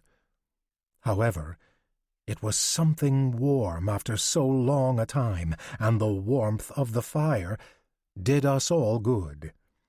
We could now move our stiff limbs, and we felt re-energized. As soon as we were given a few cartons of cigarettes, all of our bitterness was forgotten. We threw one log after another into the fire and found the situation amenable, and soon sang the homeland song. And as quickly as that, the mood of a field soldier could change. Later on, I discovered this would happen quite often. Near the evening hour, we needed to appear in front of the military command offices. We had to carry our backpacks and provisions ourselves. That was an unreasonable request that we could not allow. Why were we even in the enemy's lands? Very quickly, a few sleds were procured, and with these sleds we moved our equipment and ourselves into town. We were assigned a schoolhouse as our quarters. That was not soon forgotten by some of our comrades, as this was their first experience with a lice infestation. A recurring theme, fear of lice and lice-borne diseases, was a common theme among German soldiers and officials. German officials spent a great deal of time and resources in containing the threat from lice. See Paul Julian Weindling, Epidemics and Genocide in Eastern Europe, 1890 to 1945. A long rest here was not possible, because early the next morning I was summoned back to the command offices to receive further orders. The captain advised me that my regiment was still encamped near Bartoszczówka. We should depart at once, as it was about 40 kilometers away. The comrades assembled our backpacks, strapped them to our backs, and started the march, but without the sleds because we couldn't find any that had not already been taken. Because I didn't possess a map of the area, I wrote the names of the villages that we needed to pass through on a piece of paper. At first, we were able to use a well-paved road, but then it turned into a miserable path. By noon, we hadn't even made it a third of the way as we entered a small village to cook our lunch. Even here, each house was occupied by the military, and so we had to stay outside once again. I went into one of these houses and was blown backward in great shock due to the incredibly foul stench that accosted me. An old Landsturmmann in shirt-sleeves sat at the table and was playing cards with a number of comrades, and he called to me, laughing, "Come on into the salon, we won't bite." A Landsturmmann is a member of the Prussian military reserve. I could not refuse this friendly invitation, and so I entered and looked more carefully about the room. Now I was able to make out in the half-darkness wherefrom this terrible smell emitted, as half the room was dedicated to a sow with piglets, a goat, and a number of other animals. Only a low wooden board separated the room. In the front, about 6 or 7 old and young men and women in dirty torn rags were eating their lunch, which consisted of boiled potatoes and salt. They didn't have forks or knives, nor did they have any plates. They ate out of a huge wooden trough that was placed between them, and pulled out a potato now and then onto their laps and threw the peels on the floor. Next to this group sat a woman who was breastfeeding her baby and at the same time was energetically eating from the trough. In one corner sat about half a dozen children who were fighting over a bit of hardtack that had been given to them by the card players. I asked them how they could stand it in here and received the answer that one could get used to it. And additionally, these types of conditions were common in all of Poland, Russia, and that I would soon think nothing of this lifestyle. Oh, was that ever a glorious prospect! I quickly bid my farewell and retreated back into the open, but hours later I was still thinking about this house that was but half a house and half a stall, and of the horrible stench that still wafted about me. I had always heard about the primitive conditions here, and even in school we learned about it, but I never thought it would be this uncivilized. I didn't even see any beds. These people who cohabitated with their animals seemed more like animals themselves. However, it was not poverty that forced them into this lifestyle, but born intransigence and ignorance. That I soon discovered. I felt sorry for the poor comrades who had to stay here, and yet had no idea that in a few months' time I would have been overjoyed if I had been assigned to such quarters. Right after lunch we continued our difficult march. The extra weight of our backpacks that we were not used to was evident and strained our backs. As it turned dark and the path was no longer visible, we stopped and spent the night in a half-destroyed shack through which the snow blew. We couldn't see any villages in the distance. On the straw and hay we placed our tents and slept on top of those. We were so tired and exhausted that we didn't even feel the cold, hard ground and immediately fell asleep. We departed, half frozen, the next morning. Now, besides having to carry our gear, we also had to carry some footsore comrades because we didn't want to leave them behind. It was an extraordinary effort, and a lot of swearing ensued. However, the ever-nearing sound of cannon fire made us realize that we were not too far from our destination. That same afternoon, we neared a village that could be Bartoszczówka. A soldier we passed, dressed in a gray field uniform, confirmed this fact. After about an hour later, we arrived at our destination, exhausted. We were curiously observed by the old guard who peered at us through the windows. I immediately reported to the commander of the 1st Division, whose name was Captain Röselt. He sat with his officers in a primitive wooden shack with only a small, stall-like window that allowed in a bit of light. He was happy with our punctual arrival and gave me his hand and hoped that we would be comfortable. Then we were divided among ourselves to man the front lines. I was assigned, along with a few other comrades, to a light munitions company that was embedded in a neighboring village. We asked the old reservist, who showed us the way to the village, why there was presently no cannon fire to be heard. This was happening more regularly because both sides were suffering from exhaustion, and only very seldom were there any serious battles. The losses seemed to be bearable. The village in which we were stationed was even more primitive than anything I had seen thus far. The entire village consisted of only 9 houses. In one of these I was sent and told it was now my living quarters for the immediate future. In the one room I immediately found at least a dozen other comrades who laid on straw and slept, along with others who were playing cards, and around the fireplace sat a number of Russian peasants, which, at the moment, I couldn't even count. Men, women, and children. You couldn't even distinguish one from another, and it appeared as though they were one large mass. As I politely wished them a good evening, only 2 voices answered back. The others only found their voices after I had announced myself to the comrade in charge and told him that I was now in the group. Then they got angry and claimed that too many people were already assigned to this house, and why wasn't I somewhere else? To my retort that I certainly had not chosen this assignment, I only heard angry growls. Even so, I tried to start a dialogue, but it didn't do any good because this group came from Pomerania, and these fellows only spoke the dialect of Pommern, which at that time I didn't understand.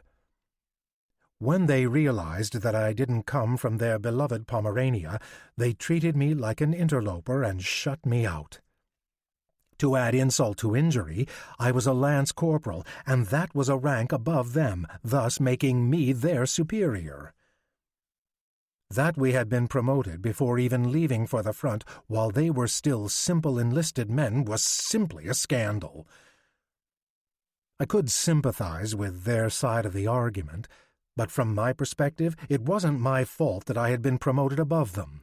That was the reception I received from the field garrison. I was really devastated and unhappy about my relationship with these people, with whom in the future I should share happiness and sorrow, loyalty, and even death. However, I tried to pull myself together and show them that even though I had just arrived, I would be equal to the challenge and duty. At that time, there was no military training on the front lines. When there was not a munitions truck to be driven to the front line, one had nothing else to do but lie around. This type of lifestyle did not sit well with me, and it robbed me to a great extent of my fascination with war. 2 weeks I had already been here, and in all this time, on only 3 occasions was I allowed to drive a truck behind the front line and unload a few baskets of munitions that were then carried to the front lines by the members of the battery. Wicker containers were used to transport ammunition to the guns and held 3 shells each. You couldn't hear a shot being fired anywhere, and everything seemed so peaceful that you could almost think you were still at home. Only the commissary and the good beds were missing. Even so, my comrades drove like maniacs back to the village as if they were to be blown up into pieces at any moment. I felt like an old fighter because by this time I was infested with lice for the first time. 4 weeks later, they had almost eaten me up. One evening, the soldier in charge returned and informed me that I was now reassigned to the 2nd Artillery Battery. I needed to report the next evening. This news was the only bit of joy that I ever experienced in these quarters, and with this assignment. Along with another comrade, I stomped through the thigh-high snow a scant 24 hours later. When we reached the front line, I was taken aback because it appeared to be very different from what I had always envisioned. The 6 field guns were placed 15 steps apart and quite unevenly, and had been buried almost entirely in the hard ground. Schiller now starts using the more specific Geschütz in reference to the cannons involved. Around them was a high wall of dirt that was supposed to shield the soldiers. A few yards behind the field guns, the munitions lay covered with a tent cloth. Next to each gun there were foxholes for the soldiers manning the guns. The battery was placed on an open field. In front of them, there was a small slope that shielded them from the view of the enemy. I came to the 6th gun that flanked the left side. Through a very small opening that was covered to keep out the cold by a blanket, I crawled into this hole that was to be my home for the foreseen future. I pulled my satchel of belongings in behind me. The room was about 2 meters wide and long. On a box was a kerosene candle. I was able to make out 5 or 6 unshaven faces. After I made myself known to Corporal Ratmer, and after the initial greetings were completed, I sat on a hay bale and made myself comfortable and suspiciously looked about the surroundings. But I was quickly done with my inspection, because aside from the box and candle and the equipment of the soldiers, there was nothing else to see. You couldn't even sit upright, and if you tried, you hit your head on the ceiling that was made of wood beams and sand. I allowed myself to ask the question as to why this palace had been built so low to the ground.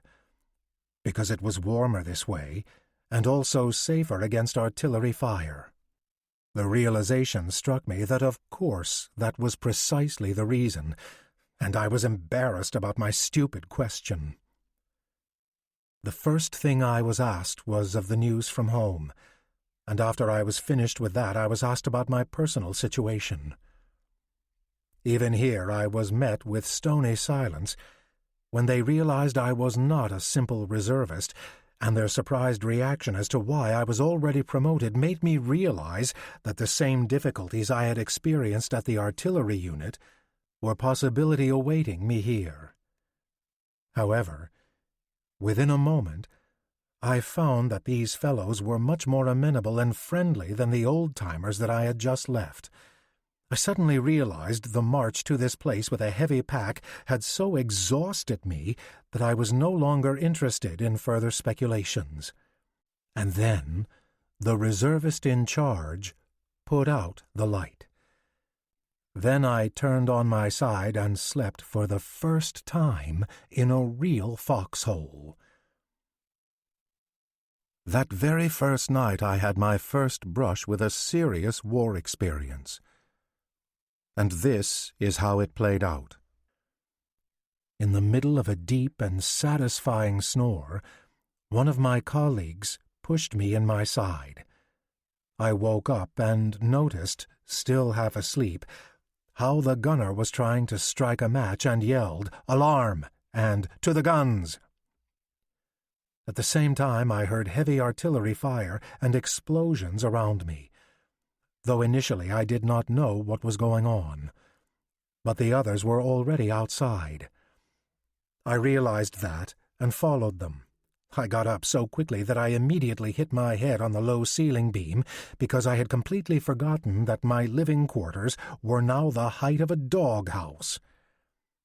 I heard the high commanding voice of an officer that seemed to rise above all the noise and confusion. Shortly thereafter, I felt the strong vibrations of our own guns firing.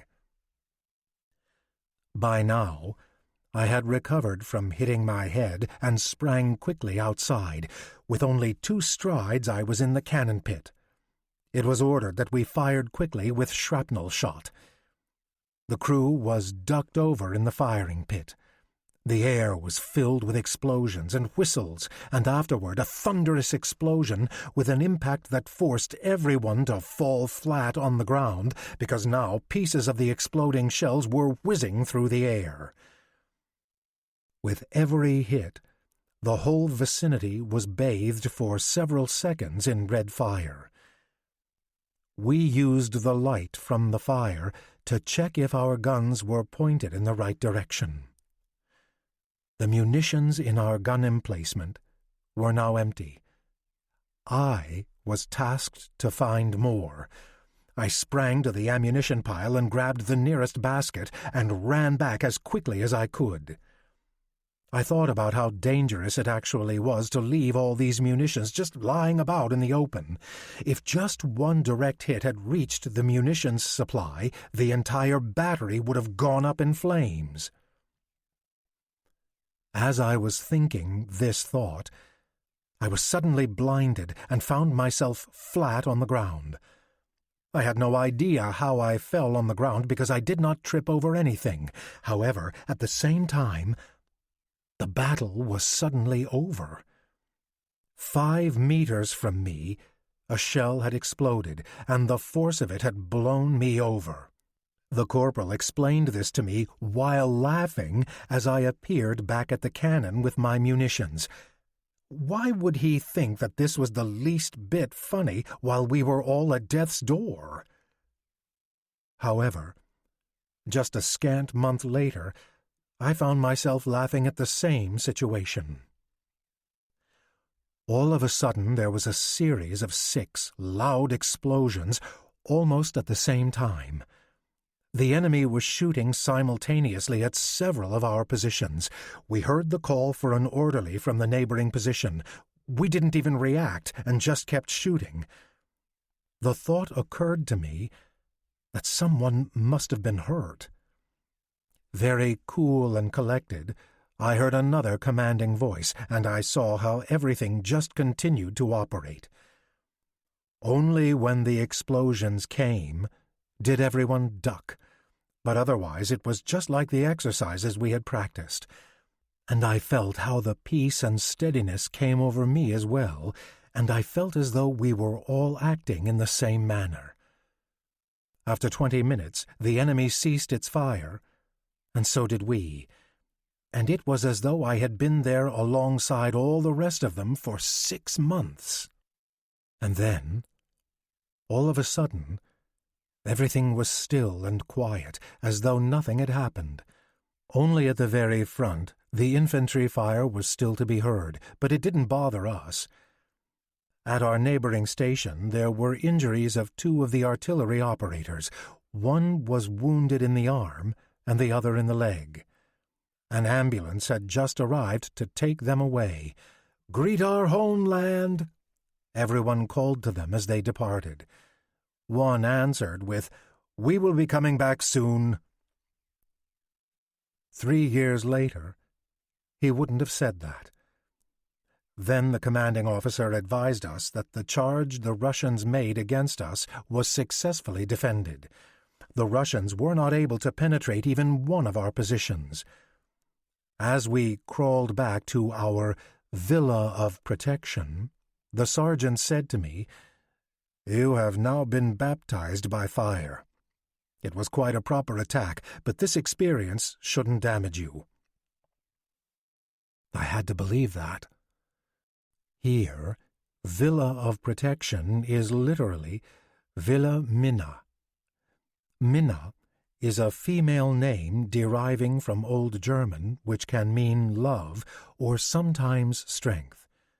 We opted for the latter sense as best fitting the situation. 3 more weeks we were encamped here, and nothing extraordinary occurred. Only when it was necessary did we ever leave our foxholes. The enemy shot in our direction, now and again, but we didn't care about it because there were only intermittent shots. However, a messenger did sustain shrapnel to the back of his head. Every evening we sent a few groups over just to show them that we were still here. After we did this, we had another 24 hours of peace. This free time I used to write numerous letters to my friends and relatives. I had quickly found out that writing letters was very advantageous to me, as then I received many care packages from all sides. But the most came from my own parents. I was so overwhelmed with delicacies and sweets that I gave the extra to my comrades, who had hardly received anything. No wonder that the entire battalion was suddenly interested in whatever post came to me. However, this also seemed to bring us closer together. During this time, a dramatic change in weather conditions occurred. The snow melted, and it started to rain. We then had lots of work as many of the foxholes became flooded, and if we didn't want to start swimming, we needed to bail the foxholes out with our cups and kettles.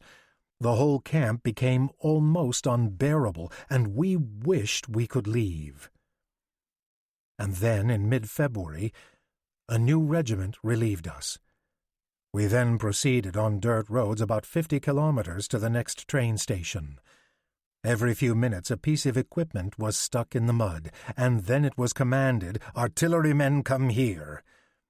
Then we reached into the spokes and pulled and lifted until the wheels could start turning again.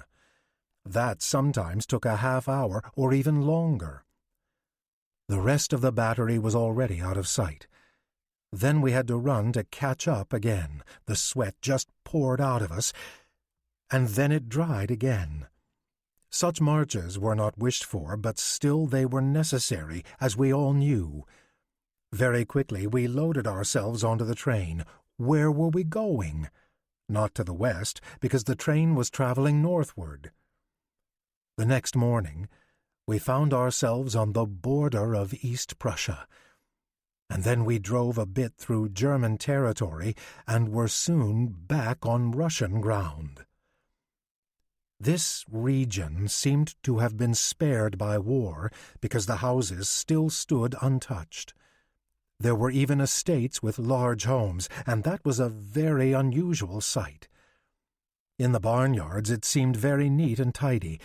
Everywhere you could see small gardens and fruit trees that gave a well-kept and friendly appearance. We took this as a positive sign that the war here would be an easier experience for us. We asked a few comrades that were on the opposite track on an ambulance train of the news. They spoke of a major offensive that was to take place in the next few days. Nobody knew any of the details. However, just lately, more and more ambulance stations had been established, and that pointed to the fact that numerous casualties were to be expected. It was clear to us that we would soon be drawn into this ensuing battle. And we were absolutely right. Chapter 3. Kurland. Suddenly, in the middle of the night, we were told, "Prepare to exit." We landed in Mława, now in north-central Poland. Mława was then on the border between Russian and German territory. A long temporary ramp extended from the train and was illuminated by two small kerosene lamps. Because the windows appeared as though they had not been cleaned for years, we needed to rely on our senses to get down the ramp. In addition, this poor lighting did nothing to illuminate the night. Only a few flashlights were to be seen. On the very spot that our drivers were occupied by unloading the vehicles, there was a lot of noise and commotion. A horse had slipped from the bridge in the darkness and broken a foreleg. We heard Captain Geithner swear like the devil as he came at us with waving arms, so we quickly hid behind the cannons because we knew that when he was in such a mood, he would assault anyone within striking distance. Finally, at about 7 a.m., we finished with unloading so the officers could report that the job was done and the train could again depart. Immediately, we got into position and marched into the town. The town made a good impression on us and distinguished itself from the small East Prussian cities we had just passed and identified itself by the onion-shaped domes of the churches. From one of these cupolas, we saw a huge flag that could be seen near and far, which identified the town as a neutral town attending to war casualties. From the distance, we heard the sound of cannon fire, and since the wind was coming in our direction, we estimated it to be about 25 kilometers away. As we came to the central market, we saw the vehicles of the commanding officers. The individual battery leaders were sitting on their horses and waiting on orders from the commander. It appeared that this meeting had ended. The officers saluted and immediately dispersed in all directions. As one of them rode off, I heard him say to our lieutenant, "Today we will be very busy, Pauli. Whenever someone isn't up to the task, then we are called." Therefore, I realized that the situation was quite serious and the attack had already begun. As soon as we marched past the last houses and left the pavement, we received the order, "To your guns immediately!" And now we marched toward the front without any rest for several hours. We tried to eat while we were driving. It was not possible because we were sliding back and forth and up and down on the iron seats, and we needed our hands to secure ourselves in order not to be pinned under the wheels. Every bite we took came back up again. After that, we gave up. Very long munitions lines were coming toward us. We learned from them that ahead of us a battle had already been underway for several hours, however, with very little success. 4 infantry divisions and 2 cavalry brigades had been engaged, but the enemy was a lot stronger. The enemy had an excellent position established in the city of Schi that they had built up earlier in anticipation of a battle in this strategic area. The fate of the whole day revolves around this place. We had to stop in front of a narrow alley that was surrounded by high walls on either side because a broken-down supply wagon was blocking our way. We needed to clear the path first. In the forest lay the remaining parts of Infantry Regiment No. 34, which had attacked in the first gray morning light and was now mostly demolished. Now they had assembled here and were cooking their meal. I saw how they had tried to dig a few graves with picks and spades in the hard and frozen ground for their dead. They had put a tent cover over the bodies of their fallen comrades. I picked up the edge of the cover and saw under it a first lieutenant with the entire back of his head missing. His field gray uniform was completely spattered with blood and was difficult even to recognize. His eyes, which were encrusted with blood, were wide open, and his stare looked as though he were still seeing something terrible in front of him. I became scared of this apparition and quickly threw the tent cover back over him. I ran back over to my battery and at the same time thought that just a few scant hours ago, this had been a human being just like us. However, now there was something strange and distant between the living and the dead that I couldn't properly process. In the meantime, the sounds of battle were becoming more distinct. It seemed as if it had become closer. The Russians had started firing continuously with heavy artillery into the forest. The Russians probably thought the reserves had arrived and were encamped in the forest. Some of the shells that landed exploded between the trees and ripped them out of the ground by their roots. This would become my first major battle. I did not have any fear, but within me I felt a sort of excitement building. Finally, we could move forward. Not far away behind some bushes and small slopes, we hid our ammunition and guns and fired back. From further away one could hear the steady tack-tack-tack sound of the machine guns and infantry. On the horizon, there suddenly appeared a huge black smoke plume over the city of Schi that we had not been able to capture and was now reduced to flames. The road soon became impassable because it was littered with craters made from fresh artillery strikes in which our vehicles became trapped. As soon as we swerved into an open field, suddenly 4 shells exploded next to the last munitions wagon. A dead rider and a horse with its belly ripped open were the result. We tried to get away as quickly as possible. From now on, we zigzagged across the fields that were littered with rocks and branches. We stopped at a large farmhouse. To the right, near a small hill, we noticed a signal air balloon rising. This was a sign that indicated to us that the division leaders were quartered there. A number of higher-ranking officers were standing around a table that appeared to hold maps. I immediately recognized Lieutenant General Freiherr von Holland, a fellow citizen from Bromberg. I had sat with his sons on the same school bench. He was the heaviest soldier of the army and weighed almost 300 pounds. The reason he hadn't been pensioned long ago was because it was said he held a fast friendship with the Kaiser.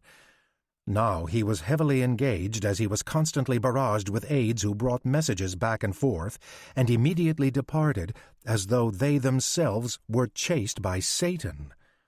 It was very amusing to watch the goings-on. Then a bugler brought us our marching orders. In a nearby trench, we positioned ourselves to fight the enemy. Everything went according to plan. The barriers were erected, the munitions wagons were placed beside the guns, and the horses were taken back and withdrawn from danger.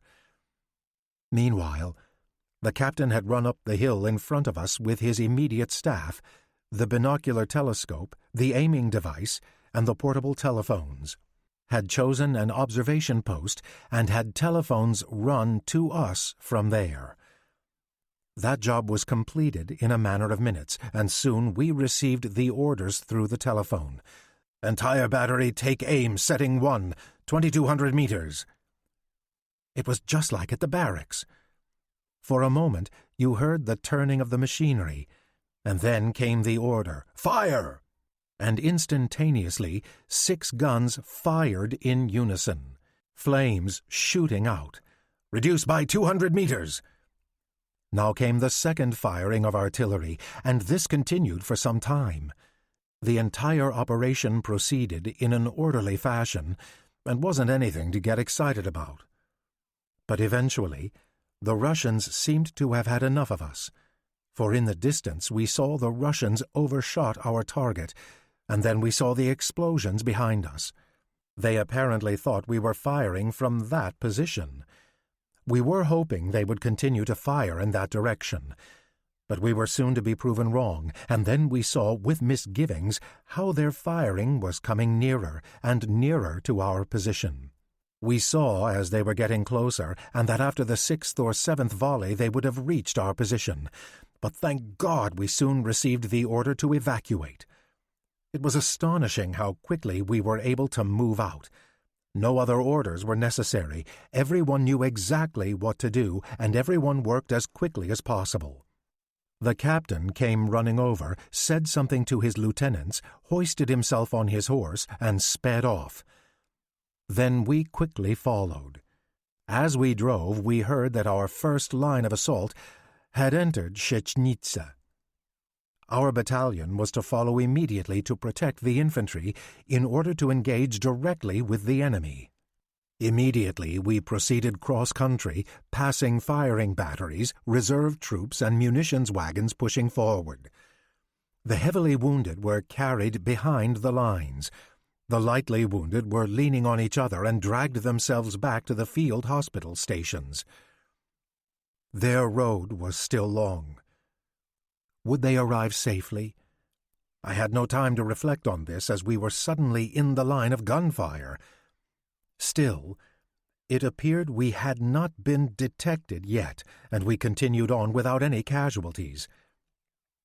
We had left the first enemy trenches behind us that had been stormed by our own infantry. A quick glance showed that, as they retreated, they left guns, backpacks, munitions, crates, and all sorts of other items strewn here and there. A few dead enemy soldiers were crouching behind their barricades still, with their guns clutched in their arms exactly as death had caught them. There were even some dead German soldiers among them. Now we had reached the outskirts of the city and entered a street that had been blocked by a barricade that had just been recently removed. Within the city, Russian soldiers had locked themselves in several blocks of houses and were firing through cellar windows. The infantry was dealing with the situation, giving free rein to drive through. Step by step, we moved forward. Oftentimes we needed to stop. The prisoners were collected in an open square and estimated at a few hundred. All of them appeared to be tall men and dressed in new uniforms. We asked one of them, who spoke some broken German, to what troop he belonged. He named one of the Petersburg Guard regiments and said we had the entire Russian Guard in front of us. His commander had just recently read to them an order that had stated that this town needed to be protected at all costs. It didn't matter what it cost in lost lives. The soldiers had known that our plan was to storm the town, so they should have been well prepared. Angrily hollering, an assistant wedged himself through the crowd and cried for our battery chief. We needed to exit the town immediately and get into position, and he would guide us. In the next narrow alleyway, we already were blocked. The entire street was hemmed in by numerous supply wagons that made it impossible to proceed forward. I heard the captain threaten that he would level the entire line to the ground if they didn't move over immediately. However, that didn't help either, because they were as tightly crammed in as we were. A very depressing situation when you thought that we were locked in here while our comrades, not far from us, were counting the seconds until we would arrive. The sound and echoes of the heavy artillery explosions were difficult to bear in these narrow streets. Very close to us, numerous houses were burning, and the heat of the fire made us think we were in an oven. The horses became frantic with the closeness of the fire and started prancing wildly. We would not be able to control them much longer. As we tried to settle them, one of the officers was kicked and shattered his knee. Finally, we were able to proceed. My neighbor, who was seated next to me on the gun carriage, poked me and said, "You best eat the rest of your chocolate now, because who knows if by evening you will ever eat again." At the end of the alley, where we saw the open fields, it seemed as though we had traveled into hell. There was a lot of action, loud explosions, and the dirt was shooting upward from the impact. In the air, pieces of shrapnel were flying and shells were exploding below. Thousands of rounds of gunfire were flying toward us. In this gunpowder haze, we saw the dead and badly wounded, dead horses and upturned wagons. We saw men spring up and then fall right back down again. It was all too much for the eye to take in at once. It was all too surreal. I can only remember a few details over the next few hours. I remember when we got into an open area that there were 2 of our batteries in front of us. They were immediately covered with gunfire and shell fire. Only a few field guns could even get into position to shoot back. The rest of the guns were silent as the gunners lay dead next to them. I also remember that a volley of shrapnel came toward us, hit the horses, and resulted in the overturning of 3 of our guns simultaneously as they fell from the carriages. My cannon was quickly positioned. In a full gallop the horses were chased backward, and then we started shooting against the enemy. At the same time, the enemy started fighting aggressively toward us. I don't know how far they came toward us. I don't know what was coming from the left or from the right. All I knew is that we were furiously shooting and reloading and shooting and reloading again. We couldn't even gather our thoughts, and it seemed like everything around us was sinking away. After a long time, the lieutenant appeared and ordered us to fire more slowly because we had no additional ammunition. This push had been stopped. The first push resulted in 2 dead and 5 wounded, but while he was still speaking, the enemy decided to change aim and fire directly upon us. Behind us, In front of us, left and right, the air cracked and whizzed with fire. Sand and shrapnel flew around us and landed on our fortresses. Our gunner gripped his chest and then fell on his seat as though he had been folded like a pocket knife. Explosion! Another comrade fell over the end of the cannon as if he had tripped. Gut shot! By the neighboring gun, the commander lay dead. One of the munitions carriers was wounded. And without any respite, the air cracked and whistled with deadly force all around us. Then I remembered when I was shot at in Boryschovska, and my helmet flew off, and I thought I was in the midst of battle. But it had been nothing in comparison to this. This was a new, modern battle with all the trappings that men had invented to murder each other. If only our infantry could hold out. It appeared that we didn't even have that many men left. We would do our duty if we could. A sudden and huge explosion, bigger than anything we had heard thus far, made us stop and listen. The munitions wagon of the second gun had sustained a direct hit and flew into the air, ripping apart those soldiers servicing it. We never took any notice of it. The next moment, perhaps, it was our turn. Where had my enthusiasm for war gone in this situation? Now I just needed to get out of this hell, and that was the only thought that occupied my mind. Wasn't it surely a miracle that I was still alive and not even injured? Was it just coincidence that I wasn't part of the other crew which had just departed for the afterlife? That's when I came to the conclusion that life is more or less fated. If it was meant to be, I would escape out of this with relative ease, and if not, I could just as easily think I was in safety and then be randomly shot from an overpassing fighter plane. My fate had already been sealed, and I was helpless to change it. That gave me a sense of peace. I was so calm now that I was able, without any fear, to survey the area to determine how we were positioned. 200 meters in front of us lay our infantry trenches, but they were covered in smoke and haze. At a few places where you could still see, I noticed the enemy. The distance between us could be no more than 400 meters. Between explosions, I saw the other two batteries. They were covered in fire just like us and did not shoot much. I wondered how it was going for them.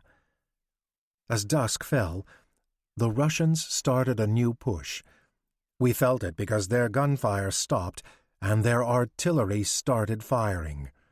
We fired a barrage of weapons in front of our line and their push was thwarted. Now they might have had enough of us, we thought, and didn't know that our own fate this day had already been decided, because in the meantime the enemy had assembled a huge new corps that had been standing in reserve and then made a surprise attack into our left lines. The tiny remnants left of Regiment 34 that had just been embedded there were swept away, and even another infantry regiment was not able to make the impossible possible and counter an attack of 20 to 1. Slowly but surely, we defended ourselves while moving backward. If the commanding officer had had a fresh division to put at our disposal, we would have won the battle. But this missing division was the deciding factor, and the day was lost for the German troops. So, with heavy hearts, the commanding officers gave the order to retreat. The command sounded like salvation. "Pull back guns and fire alternately." And even though we were retreating, now the most dangerous part was upon us. Until now, the cannon shields had protected us from the artillery firing, but now we were ordered to grip right and left into the spokes of the carriage wheels to retreat, and therefore we had no protection at all. With unrelenting strength, the enemy fired at us. I threw a backward glance to the first houses where we had pulled our cannons initially. Oh, God! How terribly far could 200 meters be that had to be covered? And since the enemy had discovered that we were retreating, they unleashed a furious display of firepower so that you couldn't even distinguish individual hits, and it felt as though you were in the middle of an exploding volcano. Step by step, we were able to get further away, but with what sorts of casualties? Our lieutenant fell as he received a direct hit in his shoulder, and by our neighboring cannon, 2 men lay with shrapnel wounds in the stomach. The other artillery groups were no better off, and finally we reached the buildings that, for us, symbolized the promised land. Very quickly they shot whatever they still had left at us, and then we got back on our seats and retreated through the burning town.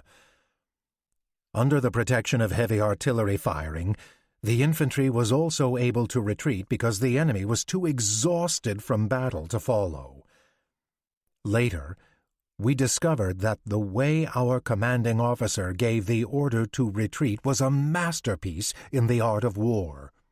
Very few cannons and machine guns that were left behind were still usable, and as for prisoners, the Russians only had severely wounded men who couldn't have been transported anyway because that would have meant their sure death. But one of the ego-driven commanding generals still didn't want us to get away so easily. So he sent his entire cavalry after us, including a mounted artillery unit, to hold back our retreat. We had no knowledge of this occurring. It had become pitch black.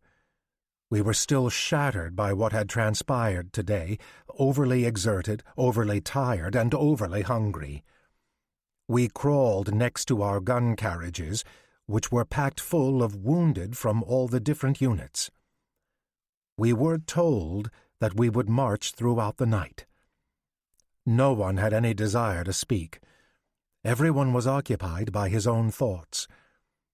With great effort, we just put one foot in front of the other, and our only blessed thought was that we were at least one step further away from the enemy. The mood was that depressed. Before and behind us, a large number of infantry units were slowly trudging along, carrying their wounded with them. They were as silent and quiet as we were. They had lost half of their men. The rattling of the wagons was now louder than the disappearing sounds of the battle behind us, and now we seldom heard anything, and only from very far away. Suddenly, we detected a few shots right in front of us. We listened attentively. Shortly thereafter, we heard the crack of continuous firing, more firing. It couldn't be happening very far from us. A few shots whizzed over our heads. It then appeared that in the darkness our own troops had misdirected their aiming scopes. What on earth was this firing about? Our march colonnade stopped. A few of the cavalry galloped by us. We started firing defensively. The infantry received some sort of order and started moving. We stayed where we were. The captain was called to the commanding officer. We saw him in full gallop, followed by a bugler, and in the dark of the night, they disappeared. The gunfire became more pronounced, and we retreated behind our munitions wagons for protection. As the battery commander came back, we set up our positions. There was nothing to be seen. In the distance, we heard the sound of "Hurrah!" A wagon came upon us from the front, and we saw that it had wounded in it, and so we asked what was happening. Then we found that our scouts had been intercepted by surprise. They didn't know anything else because they had been told to immediately retreat. After an hour, all noises ceased, and we moved further. We found out the next morning that our infantry had accomplished something extraordinary during the night. As soon as they were attacked, they figured out the position of the enemy by determining where the shots were coming from. They saw through the light the firing of the weapons gave off and approached with bayonets drawn. Without the need of any artillery covering them, they were able to surprise attack the enemy dismounted cavalry unit, and in the first surge of fire were able to defeat them and even seized the artillery in the general confusion. They were able to capture more than 1,000 Russians. They were able to take 19 field guns and 30 machine guns. This success gave us more optimism and took away the enemy's desire to chase us. But even our losses were very heavy on that night in Schi. We found this out some days later. We lost a total of over 1,300 men, and it was mostly our active fighting soldiers. But the enemy that was 3 times stronger than us must have lost at least twice as many in this bloody battle. We couldn't prove it, but it looked as though that could be right. We only retreated 30 kilometers, and by the first light of dawn we had already established our new positions. But for days after this battle, which was one of the bloodiest in the East, we still noticed the great moral effect on our enemy. It didn't strike back in full force, but followed more meekly and frightened, thinking that our new position might be a trap into which it could fall. This break in fighting was very agreeable to us. We received new reserve troops and resupplied ourselves and our ammunition. Our unit had sustained 8 dead and 18 wounded. They were forgotten in an instant, and no one spoke of them or the battle because it had been so traumatic that one just wanted to move beyond it. Soon we discovered that new divisions had arrived, and a new assault on Schi was planned. We didn't want to believe it. This is because the village near Horshela was a decent place to camp. My regiment was excluded from taking part in the assault on Schi. One day we were relieved, loaded our provisions, and moved even further to the north. They had planned for us to take part in the now famous battle into Courland. Part of Russian territory at the time, Courland is a province of current-day Latvia on the Baltic Sea. The action of the narrative immediately following takes place in what is now Lithuania. It was a complete surprise when we moved in on the Russians, and they were only able to weakly defend themselves. But soon they had recovered from their shock, and then our quickly moving assault was over. By the friendly little town of Rosinja, a decisive battle would take place. After a 3-day artillery battle, we were able to pierce the enemy's position. So we broke through the wings, captured many soldiers and the majority of their hardware. Under daily assaults, we drove through eastward. We only stopped at the Dubisa River, where fortified positions that had already been built before the war were very strong. The stalemate had begun. Until now, I had actually enjoyed myself. Every day found a different adventure.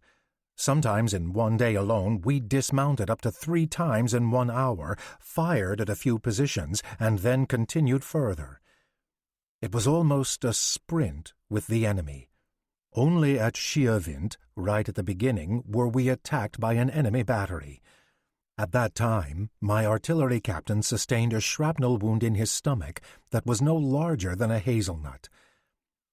It was still big enough that we had to dig a grave for him. And later on we only detected the Russians again near Rosinja, where they were relentlessly firing on a bridge that we urgently needed to cross. At that time, 2 gunners were wounded who had arrived with the latest replacements. We didn't need them or miss them, and they were only too happy, after so short a guest stint, to head back to the garrison. Now we lay here and waited to see what the gods and General Ludendorff had in mind for us. A lot of news came our way. Some was believable, some was even true, and some was just outright gossip. What was true was that Schi had actually fallen into our hands, that entire units of Russians were deserting, that officers had been shot by the soldiers, and that Tsar Nicholas fled. These were things that one could hardly believe. Before we could even realize it, spring, 1915, had arrived and helped raise our spirits immensely. The sun that was shining more warmly with each day had helped to melt the snow and ice. The trees showed their first signs of new green growth, and with that, the entire landscape had been transformed. Now it became quite evident how vastly different it was between Russian Poland and this territory. Here, you could find well-tended fields, massive houses, separate barn areas, and people dressed in clean, although simple clothing. Over there, dirt and rags and misery. The lieutenant gave us a lecture about the high cultural standing of Kurland. German farmers immigrated here in the Middle Ages, settled and civilized the area. German businessmen soon followed. They founded towns and small villages, and therefore commerce and orderliness were established.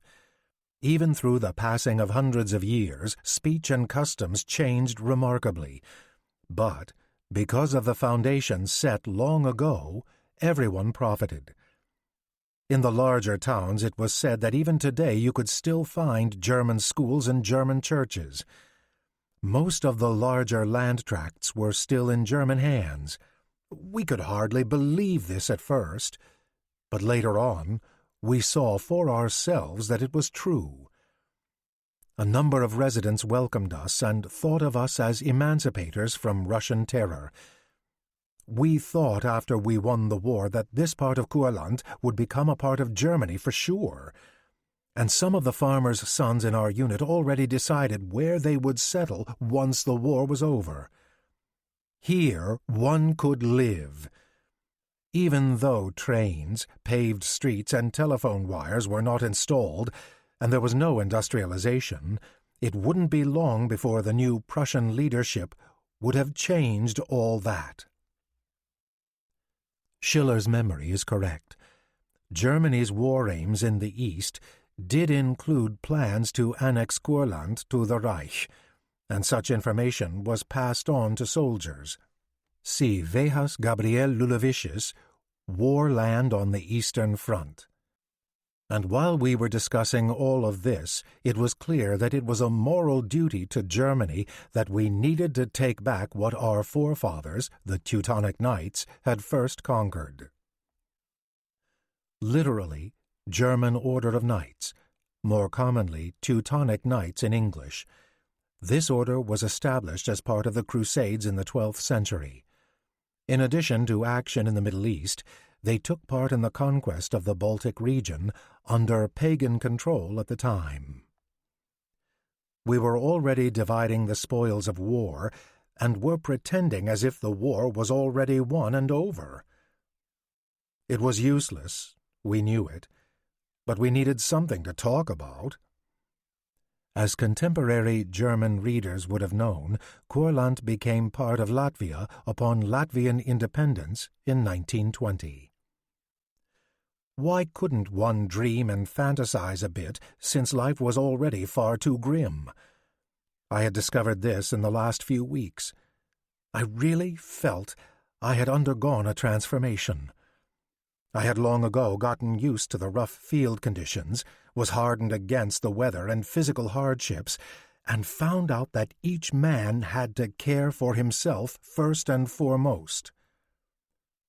Schiller, in his drama Wallenstein, said, "No one else can step in for you. You must stand alone." Friedrich Schiller, 1759 to 1805, wrote a trilogy of plays centering on the career of Albrecht von Wallenstein, a Habsburg general during the 30 Years' War, 1618 to 1648. How this philosophy could be incorporated with the concept of comradeship had never been clear to me.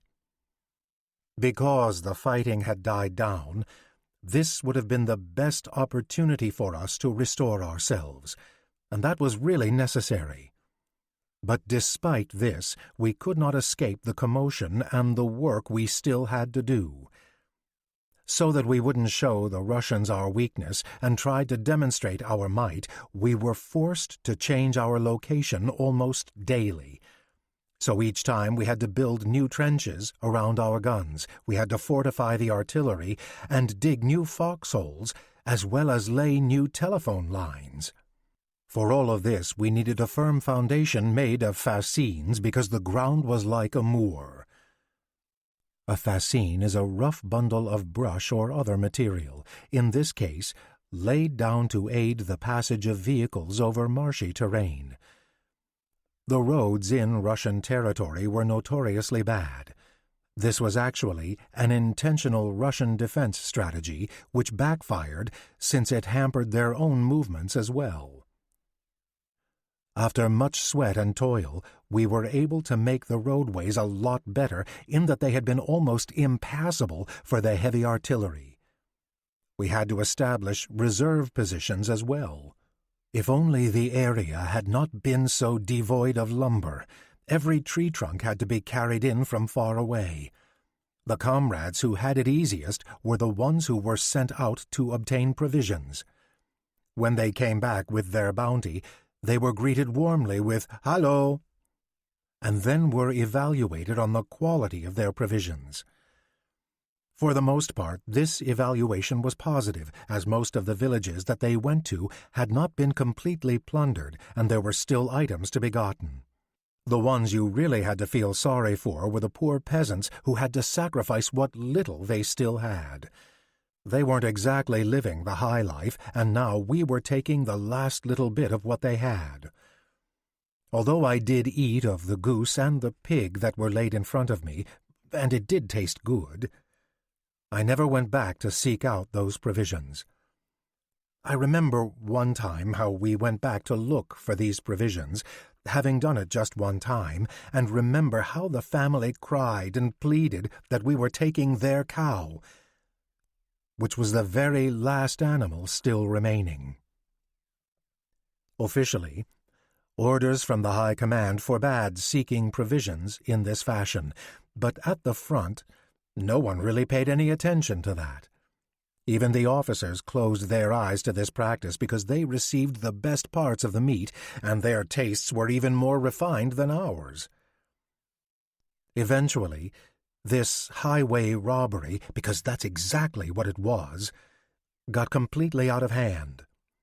Every gun always had at least half a pig, several geese, and chickens hanging next to its dugout, and only the most desirable parts of those had been eaten.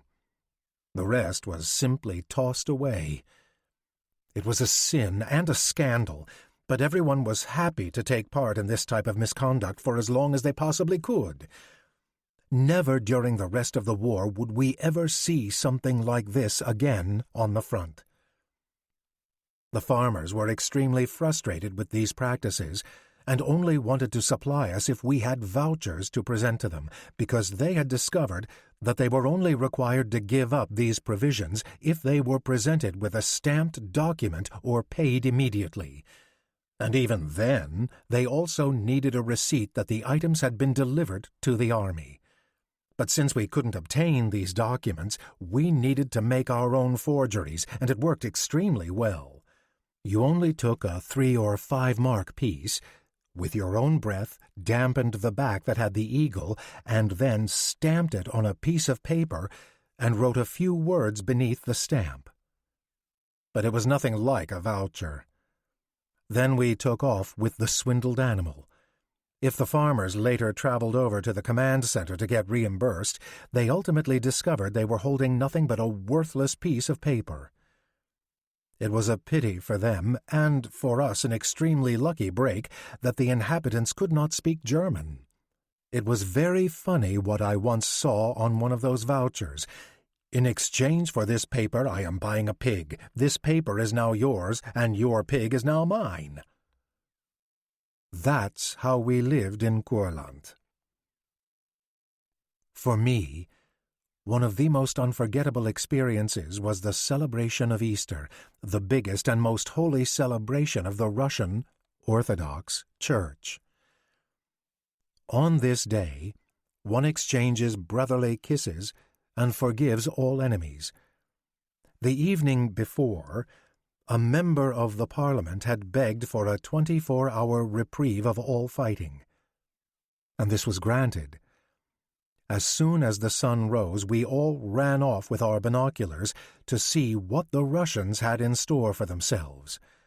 We saw all their trenches were bedecked with greenery, and all the men were wearing fur caps made of bear pelts.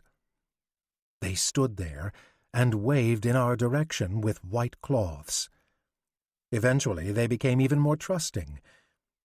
In very small groups, they came almost directly in front of our line, brought us vodka, and wanted to have cigarettes in exchange, for it must have been hard to get them. We gave them cigarettes, whether or not they had liquor, and they retreated very satisfied. Of course, they were more than prepared to kill us all the next day. In some instances, a few German soldiers wandered over to the Russians. Luckily, almost all of them managed to return safely. However, one officer must have been captured because he never returned, so the good-natured and trusting German behaviors were put to the test and not rewarded, and perhaps that was the reason that, in the later years of the war, contact with the enemy was strictly forbidden. This is reminiscent of the famous Christmas truce of 1914 on the Western Front. Similar but lesser reported episodes did occur on the Eastern Front. And thus, the time moved slowly and monotonously forward. Then we were awakened from the daily tedium and indifference we felt. All of a sudden, there was movement on the Russian line. A new commander had replaced the old one. Now he had to prove what he could do. In order to break through our line, he kept shelling us to find our weakest position, so we had no rest. There wasn't even one night when we didn't have an alarm. We felt that the laziness was now behind us, and fighting had begun in earnest. So that we would also fight back and show our might, we decided to move forward over the Dubisa. Even our division took part in this. After we spent many hours shelling the enemy's position, our infantry, under the protection of fire, moved forward. They crawled down the steep embankment into the river and waded across, neck-high in water, and climbed up the other side. They were able to directly engage the enemy in fighting and pushed him back. As the Muscovites wanted to launch a counterattack, our battery leader got an order to bring 2 guns over the river. It was probably only an order to attempt this, because how could 2 heavy guns be pushed down the embankment and through the river and up the other embankment again? It was already almost to the breaking point for one man to cross with his weight alone. But even so, we achieved the unbelievable. It took every man we had and heavy ropes to pull the artillery over the river. We let the gun carriages down first, pushed them through the water, and maneuvered them back up. In 2 hours we had completed the task. Even before the guns could be positioned and dug in, the enemy had discovered us. Numerous shrapnel shells exploded only 10 meters from us, so that we had to throw ourselves on the ground for cover. When we were able to stand up again, we heard 2 men who had been hit calling for help. Luckily, the enemy artillery fire was a little further away from us at this point. We were happy because now our show-offs had more work to do. They had gotten rather loudmouthed of late, our taskmasters. Literally, Herrenfahrer, or gentlemen drivers. Obviously tongue-in-cheek here, it was a term used for race car drivers at the time. In the 1920s, it began to be used as a term for rich, self-financed drivers, often of the self-indulgent and not necessarily overly skilled variety. The facetious meaning is clear but does not translate well. Even our own Wachtmeister Wendt, who hated all those who had finished their education and gotten a diploma, so full of his own importance, with his bulging fat belly, especially for him, such a little lesson might be helpful. Wachtmeister is an equivalent rank to Sergeant Major. When we envisaged his frightened face, it made us all laugh for a change. But the conquered battleground brought forth a horrible scene. For the first time, by the dozens, I saw the Russians entangled in their own barbed wire. A vision I will never forget.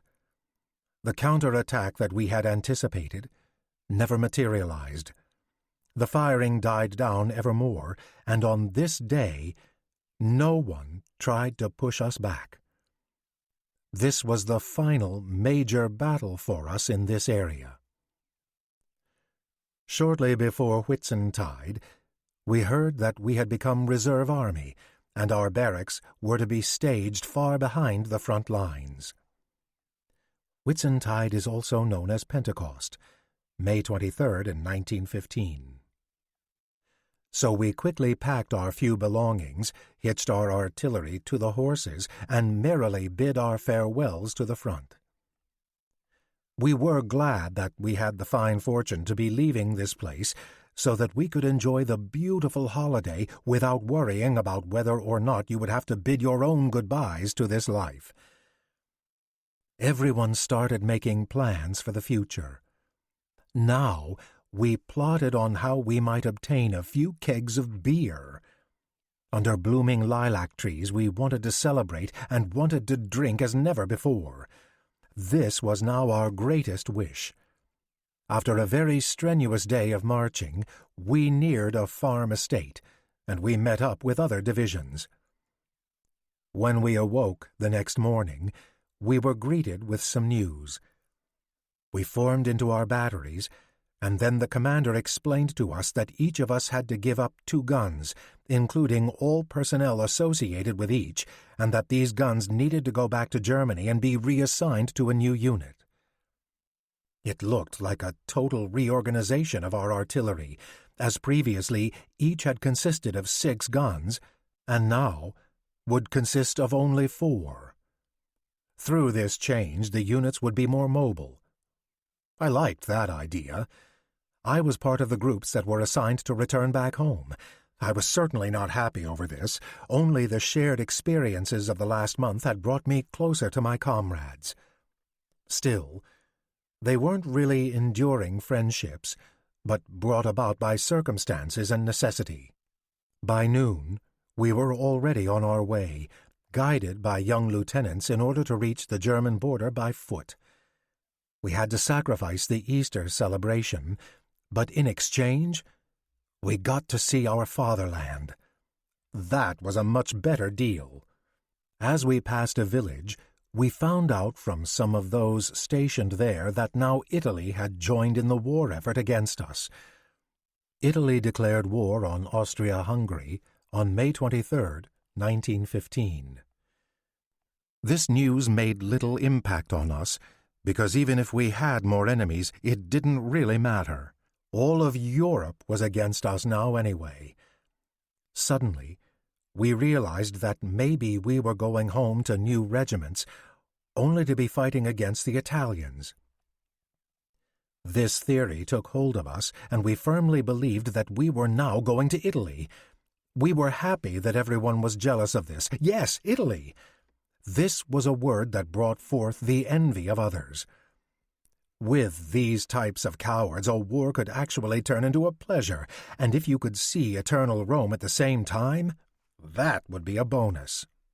Behind Tauroggen, which now stood in ruins, we crossed the border, stopped at Losargen, and boarded the train.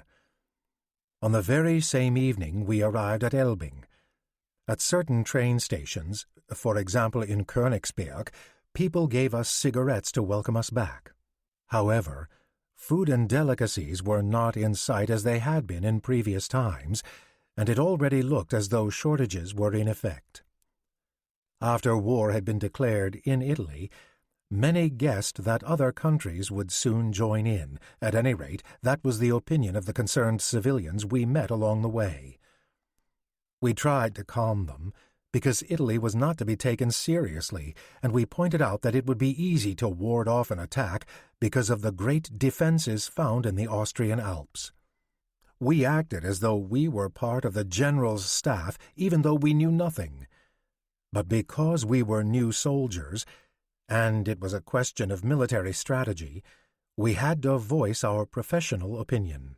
Early the next morning, the train arrived at its destination. It was the staging area of the troops, Wartelagen, and very close to Posen. Then part of Germany, now Poznania is in west-central Poland. Chapter 4. Kovno, Vilna, Denneburg. For almost 2 weeks we stayed in wooden barracks that had only recently been constructed. It was a time of heavy work. The field guns and other vehicles needed to be repainted and taken apart. Every screw was carefully inspected to see if it had been worn. The axles were greased, and the aiming scopes were newly calibrated. Then we moved on to mending our uniforms. In the first few days we were subjected to a delousing, so that our traveling companions would be eliminated.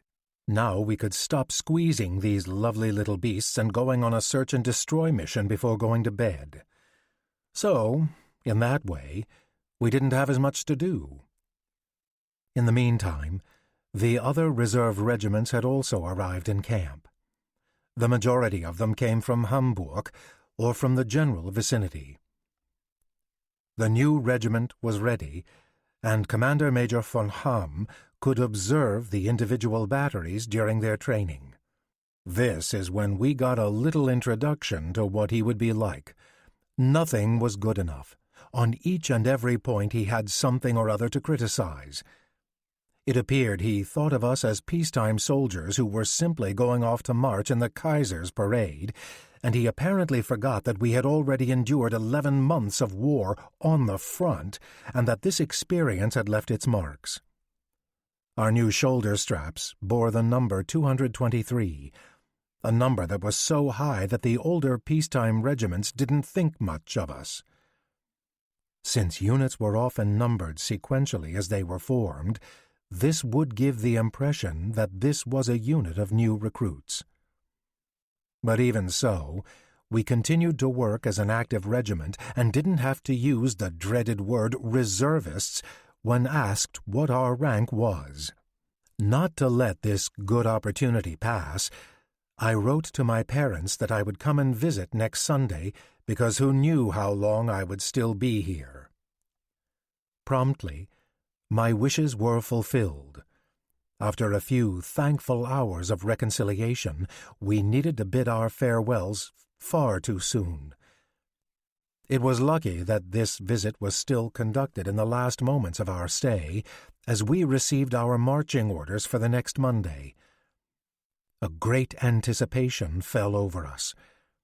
Our second battery was the first deployed, and showed the way for all the rest of us. Where would we end up? In Italy? But no, the train took an easterly direction. That was a real disappointment, but it was better than going toward the west. With mixed feelings we saw how the crops were being harvested by French and Russian prisoners of war. While all the nations in the conflict utilized POWs for agriculture to a certain degree, Germany quickly became notorious for the extent to which they were willing to exploit involuntary labor. See Heather Jones, Violence Against Prisoners of War in the First World War, Britain, France, and Germany, 1914 to 1920. We only saw old men, women, and children.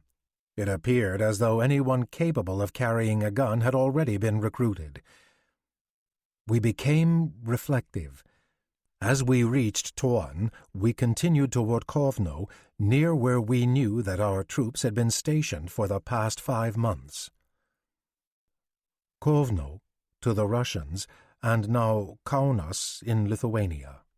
As events were heating up on the Western Front, the Germans had shifted troops from the Eastern Front, necessitating a drawdown in activity in the East, their major goal there having been accomplished. The push in which Schiller will now take part was one of the few large-scale offensives in the East after this. In Mariampol our trip was ended. Or Mariampol, now Mariampole in southern Lithuania, southeast of Kovno. We departed the train and waited for the other formations to arrive and marched for the next 2 days, a total of 80 kilometers by foot. Then we had a day of rest and used it for an impromptu church service. On a meadow in the middle of a leafy forest, an altar had been erected. It consisted of a margarine crate over which a tent cover had been laid.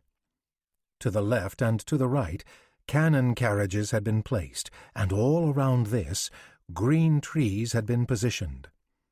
The whole picture was so unique and tasteful. As everything was finally completed, we all assembled in the large square in front of it, and the sermon began.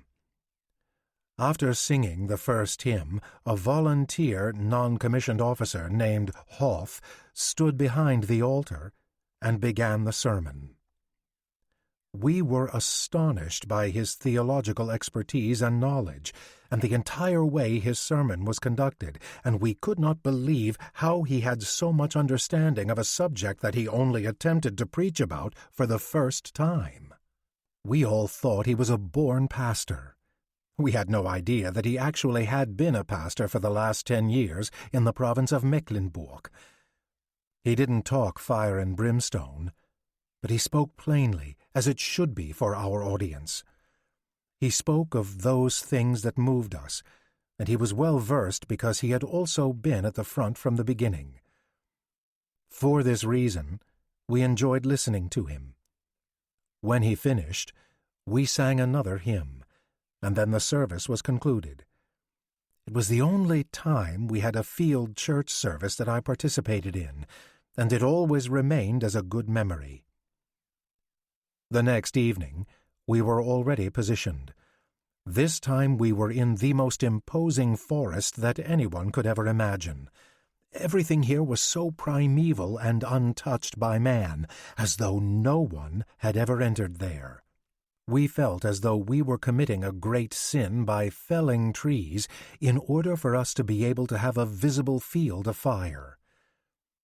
To our great joy, we heard that we would probably be encamped here for several weeks. With the help of giant trunks, to pass the time we built log cabins for us to live in, and each and every one was mightier and more beautiful than the other. We were very proud of the magnificent dwellings, but as soon as the first ones had been completed and occupied, we discovered that it was so hot in there so that no one could endure it. In addition, the houses were a gathering place for all manner of vermin. Then we complained about all the unnecessary work, left the rest unfinished, and crawled back under our tents. Here it was still the best, as it was now midsummer and the sun was burning hot. A bit in front of us and half-covered, the Jessia flowed and formed the border between the German and Russian troops. The enemy had it good because they were stationed in concrete trenches that were fortified against artillery that they could safely retreat to. They were positioned on the top of a hill and could overlook the entire vicinity. Our infantry, in comparison, had to burrow in on flat land and were visible to the Russians, so during the daylight hours could hardly move. Impatiently, they waited for the signal to attack. Our opportunities for fighting were diminished, as were those of the entire unit, because the enemy needed to be kept in the dark about our numbers and positions. The beginning of August, 1915, things started to liven up. The reserve troops were guided to the front during the night. We could hear how very carefully several batteries nearby embedded themselves, and suddenly we were delivered an enormous amount of ammunition. The struts for the cannons were moved closer, and the general in charge, Litzmann, walked up and down and inspected our work. That was a certain sign that we were preparing for battle. Even the Russians seemed to sense the same, because suddenly their guns woke up and started firing at us. Now indeed our log cabins were good enough, if only as protection. Only one gunner was hit. He had sustained shrapnel in his shin. His leg was subsequently amputated all the way to the knee. After the end of the war, as we moved into Hamburg, he came to visit us on crutches. Earlier than we even thought, decisions were made.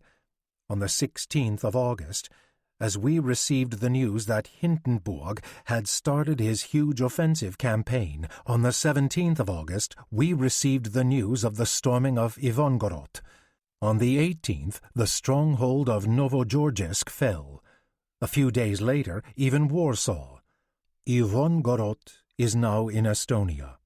The fortress of Novogeorgsk, also Novogeorgsk, was situated at a confluence of the Narva and Vistula rivers and considered by the Russians and Germans as being critical to the defense or conquest of Russian Poland. This news spread just like a wildfire, and it awakened our jubilation and fighting spirit. We didn't want to hold back the momentum. Finally, on the 21st of August, the dance began.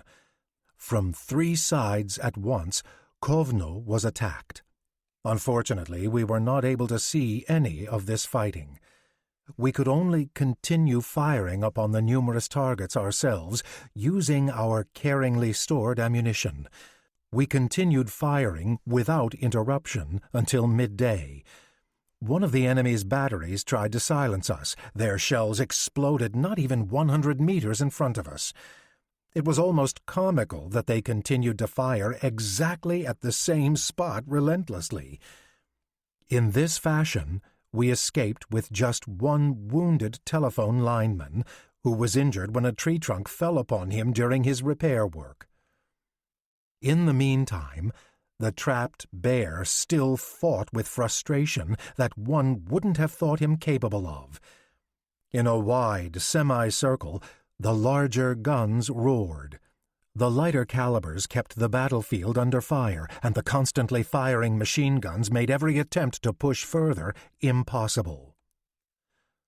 Larger guns here is literally Schiffskanonen, or ship's guns. Highly unlikely that there was any marine engagement intended. Around midday, the order arrived to take the Jessia position. As the first members of the infantry left their trenches and tried to climb over the embankment, they were quickly swept away. The second and third waves of infantry suffered the same fate. Now we only had our reservists left. It would have been pure madness to sacrifice them unnecessarily before the enemy could at least be driven back. Then we received help from another side. In the north, Prussians and Bavarians had dispersed the enemy and had moved forward and taken 2 emplacements into their possession. Through this occurrence, we were able to enter the enemy's inner circle, and with that, the day was ours. Kovno was not to be held. The commanding general was absolutely sure of this. Further resistance could only lead to having them be completely surrounded. We then received orders to depart our positions and head toward the east. The repercussions of this order were soon felt by our units. The battery commander saw from his observation tower how many of the enemy had left their trenches, while the remaining continued firing relentlessly in order to make up for their reduction in strength. Now, the division ordered the attack again. The reserves needed to come forth. The artillery had to take over protective fire by rapid fire without regard to bulging or bursting barrels. The next half-hour was a record in the use of ammunition. Nearly 800 shells and shrapnel shells, whatever we could reach, we shot out of our guns. Every second we expected that one of our guns would explode, but they held together. Krupp had done a good job, excellent, in fact, considering that 3 hours afterward the barrels were still too hot to handle. As the order to stop arrived, the Jessia had been taken. It was a serious battle, man against man, and before it was all over, every embedded soldier and every trench had to be conquered single-handedly. Very slowly now, the Russians retreated. Very quietly and assuredly, we marched forward. Now we received the order to follow. Using major detours, since the forest was impassable, we slowly neared the actual battleground, but the dusk camouflaged the slaughter that had recently occurred. We marched through the night. The next morning, the Russians tried one last time. They put all their resources together and mustered into a triangle, a last-stand counterattack. The tip of their triangle was aimed directly at us. We hid behind a hedge of trees and positioned our guns. Even before we had aimed our guns, we were overcome with fire. 2 horses were hit and fell simultaneously. Here, we were visible to the enemy. In time, our commanding officer came galloping toward us and ordered us to move our guns 200 meters forward. That was easier said than done, because the trees were as high as a man and needed to be cut first so we could safely drive over them without damaging our sighting equipment. The enemy must have had someone sitting up high in a tree, because with every step we took forward, we were immediately fired upon. His shells and their explosions accompanied us as though they couldn't shake us. This is where Lieutenant von Stempel fell with a shard in the forehead and was dead immediately. This is also where the commander of the 3rd Artillery, Officer Zinnen, fell with a stomach wound. The orderly who rushed to his aid received a shrapnel wound in his arm. The unit to the right lost a soldier and another was wounded. When we finally achieved our goal, we had not accomplished anything, as we now were even more surrounded and under fire. Just as soon as we started shooting, I received a direct hit to the head and fell over the tail of the gun carriage. At first I thought, "Now you have lost your head." But that couldn't be, or I wouldn't have been able to process this thought. But for sure I had sustained a hole in my head. I gripped my hand to my head and saw that there was no blood, so therefore I could not be wounded. But something had to have happened to me. Then I discovered my helmet a few steps in front of me over to the side where, during my fall, it had landed. The ball on the top of my helmet had been blown off and disappeared somewhere, perhaps between the trees.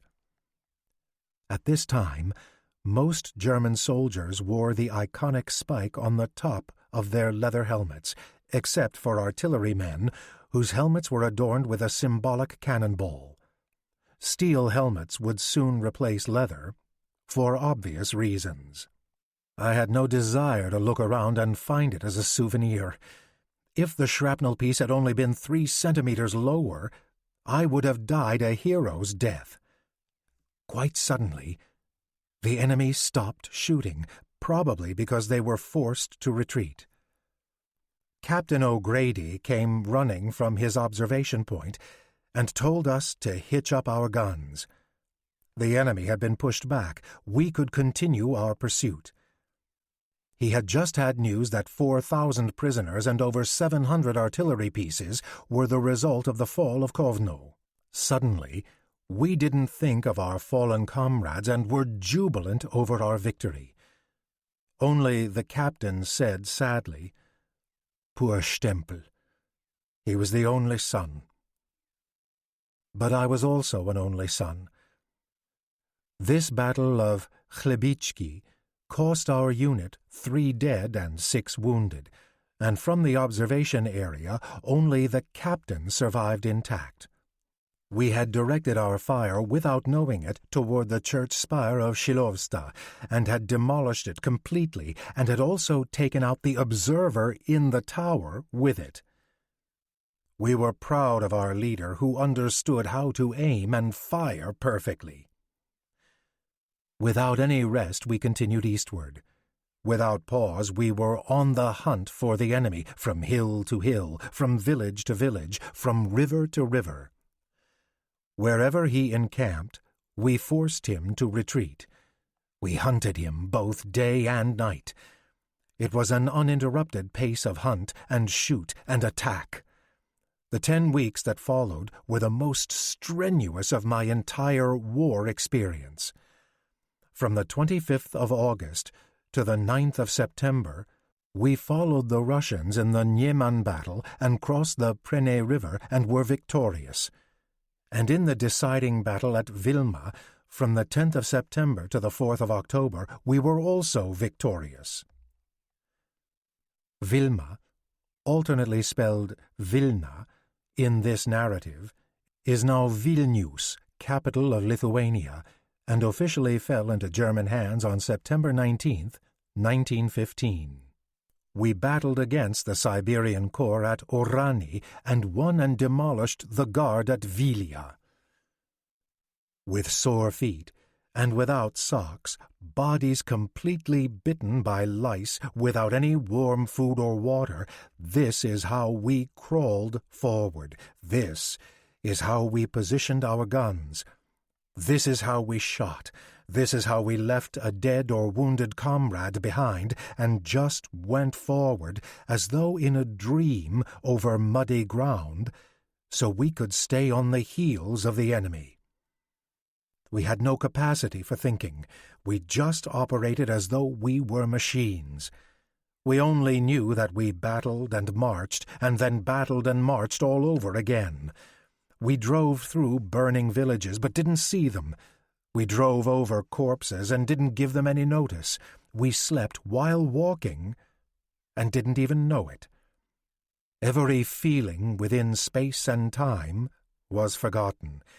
We didn't even know where or how long we had been firing. It didn't matter whether it was day or night, if the Russians were firing on us or not, if the sun was shining or it was pouring rain.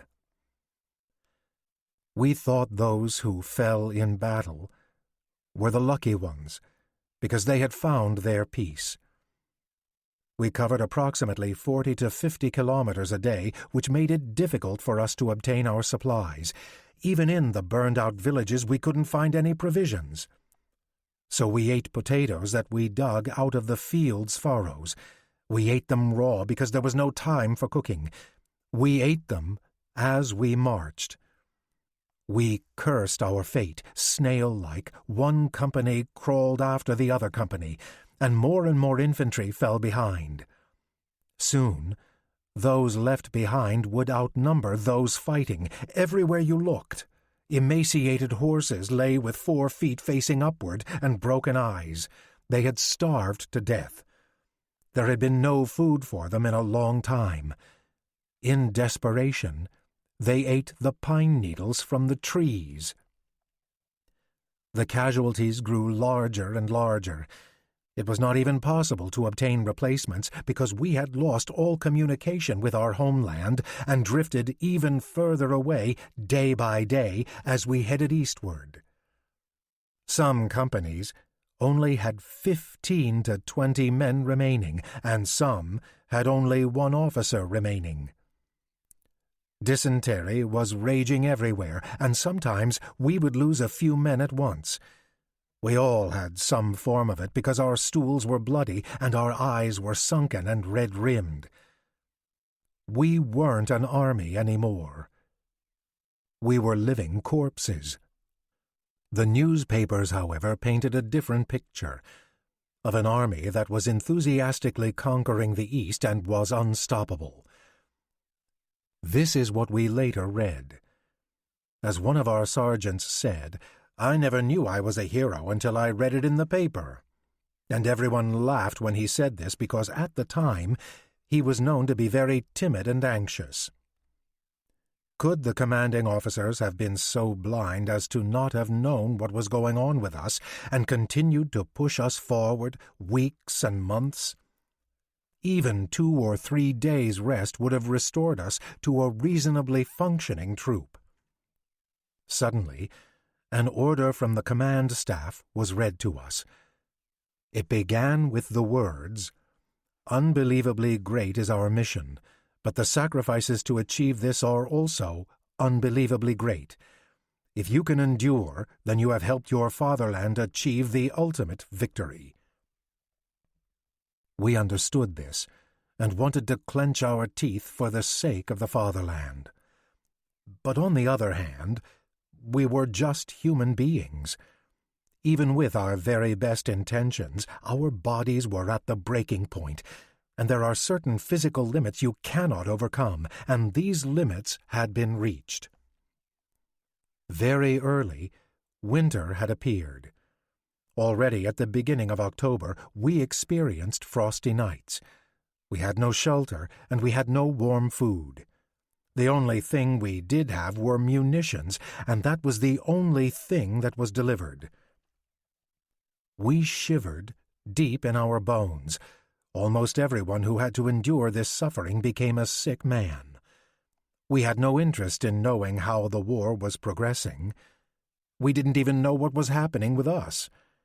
We only had one wish, that we could just have one day off, that we could just, for once, prepare a warm meal. But this wish was never fulfilled. During this time I became a messenger rider. At least I didn't have to proceed by foot. Now I had a horse between my legs. But what a horse! It was a horse that had been found locally, a small and starving creature that the Russians had undoubtedly left behind because it was too weak. It could barely walk and appeared as though it would collapse as soon as I got on it. And with the horse's assistance, I had a job to do that was almost more difficult than my prior one.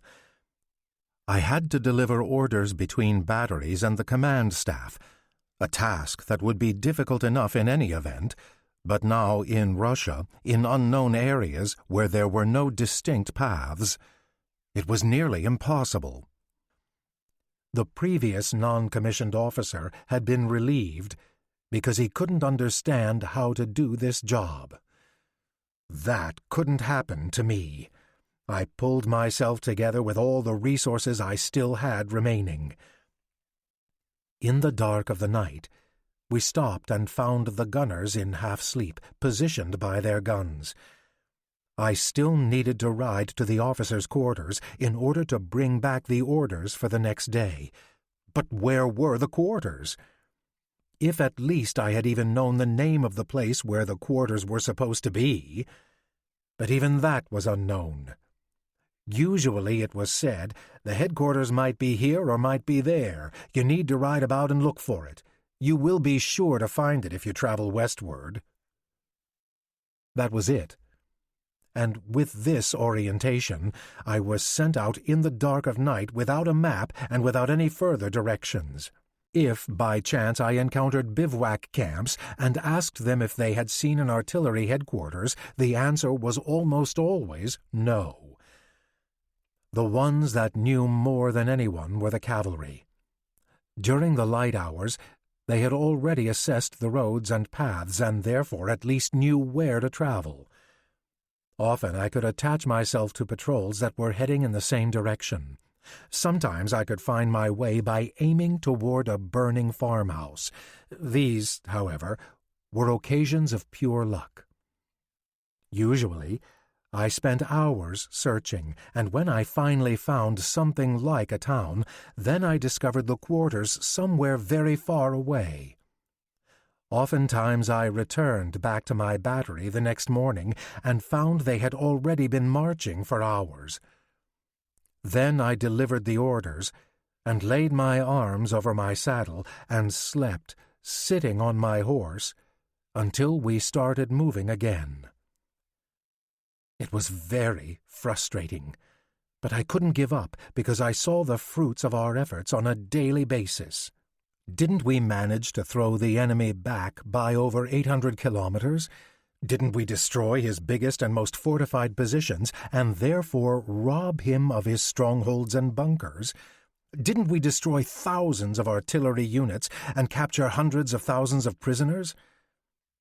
Weren't his most important strategic cities and train junctions destroyed, Warsaw, Vilna, Ivangorod, and had fallen into our hands?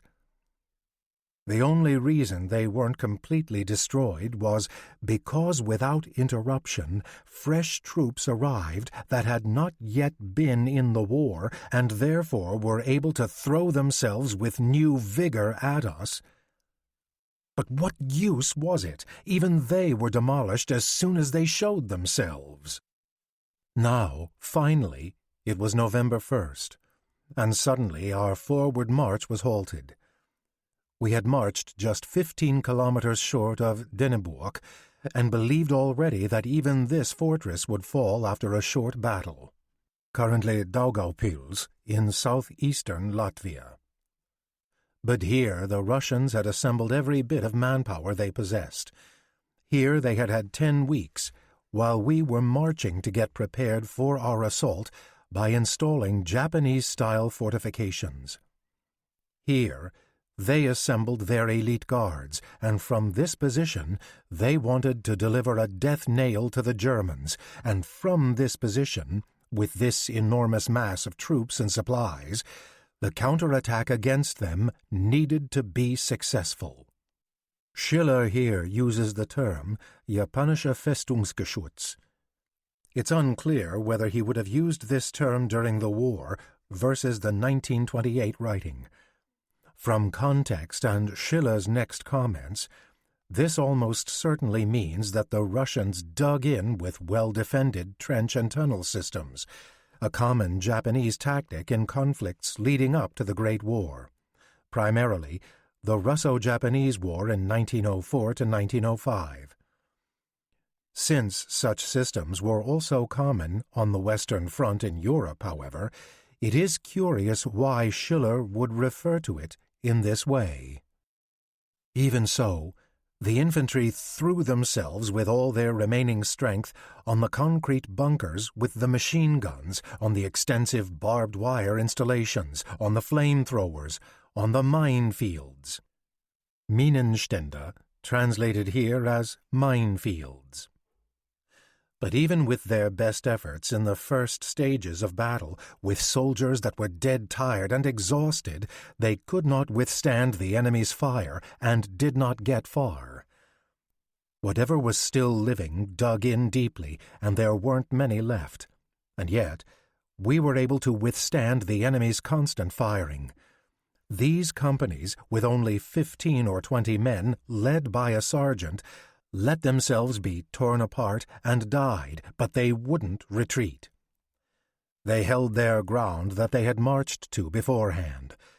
I was embedded with Corporal Bollmann, a telephone operator, in one of the front trenches. What we were doing here was unclear because we had no real communication with our superiors. The telephone line was shot at and destroyed at least 10 times an hour. Even so, we had to stay put because retreating was impossible. All one could see was smoke and haze, exploding shells and fragments.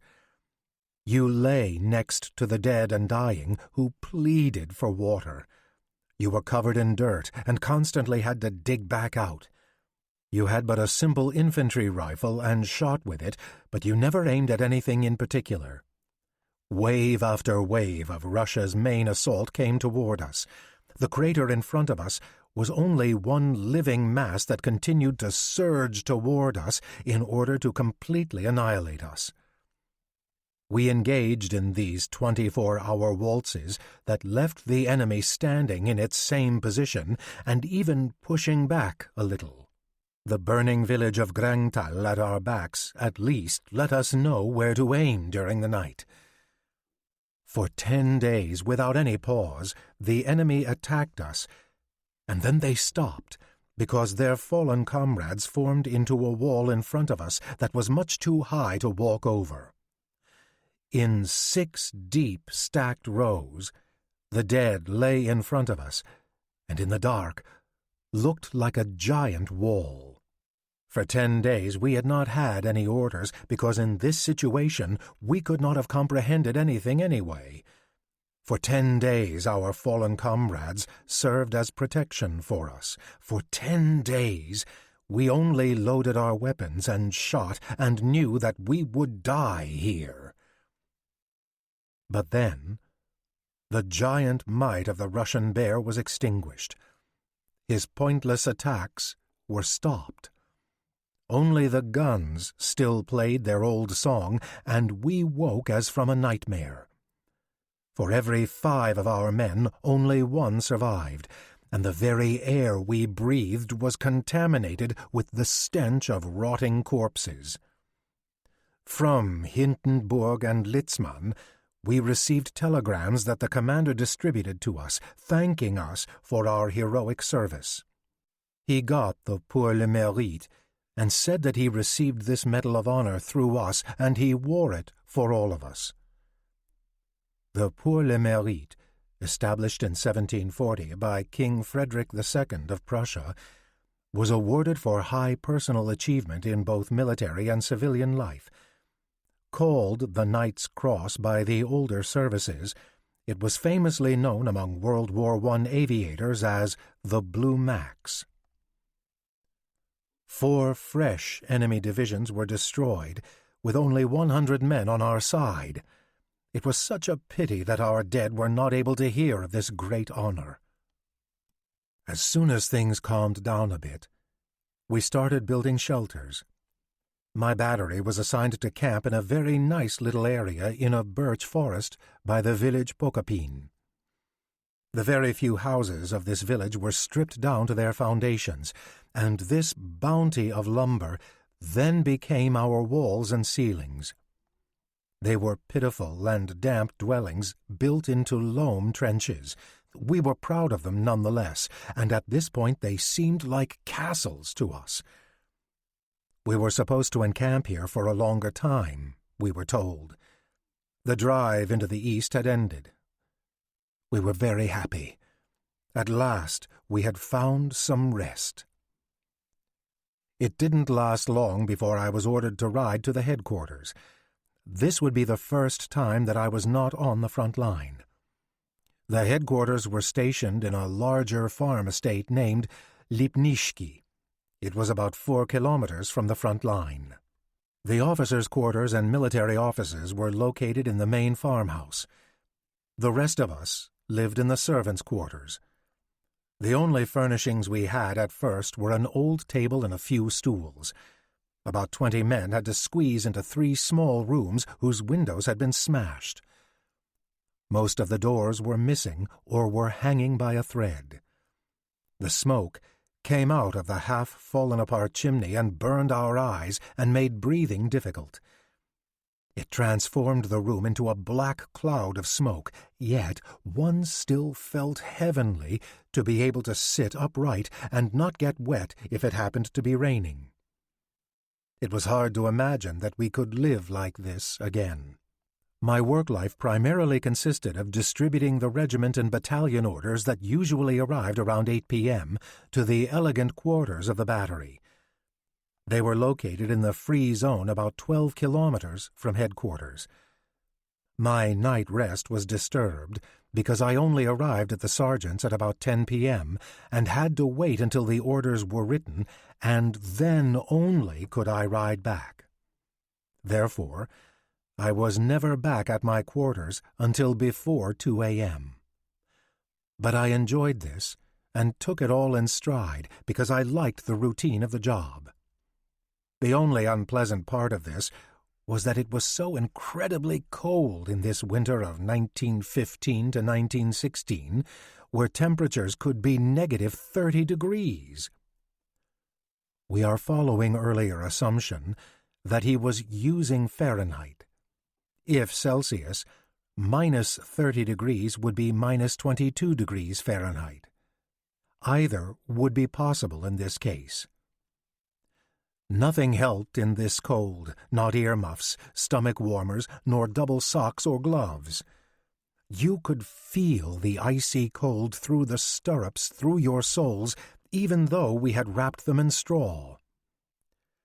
When I traversed through the silent and lonely night that was deeply covered in snow and hardly recognizable, I always wished I could get back in one piece. During one of these nightly rides, I had an uncanny encounter.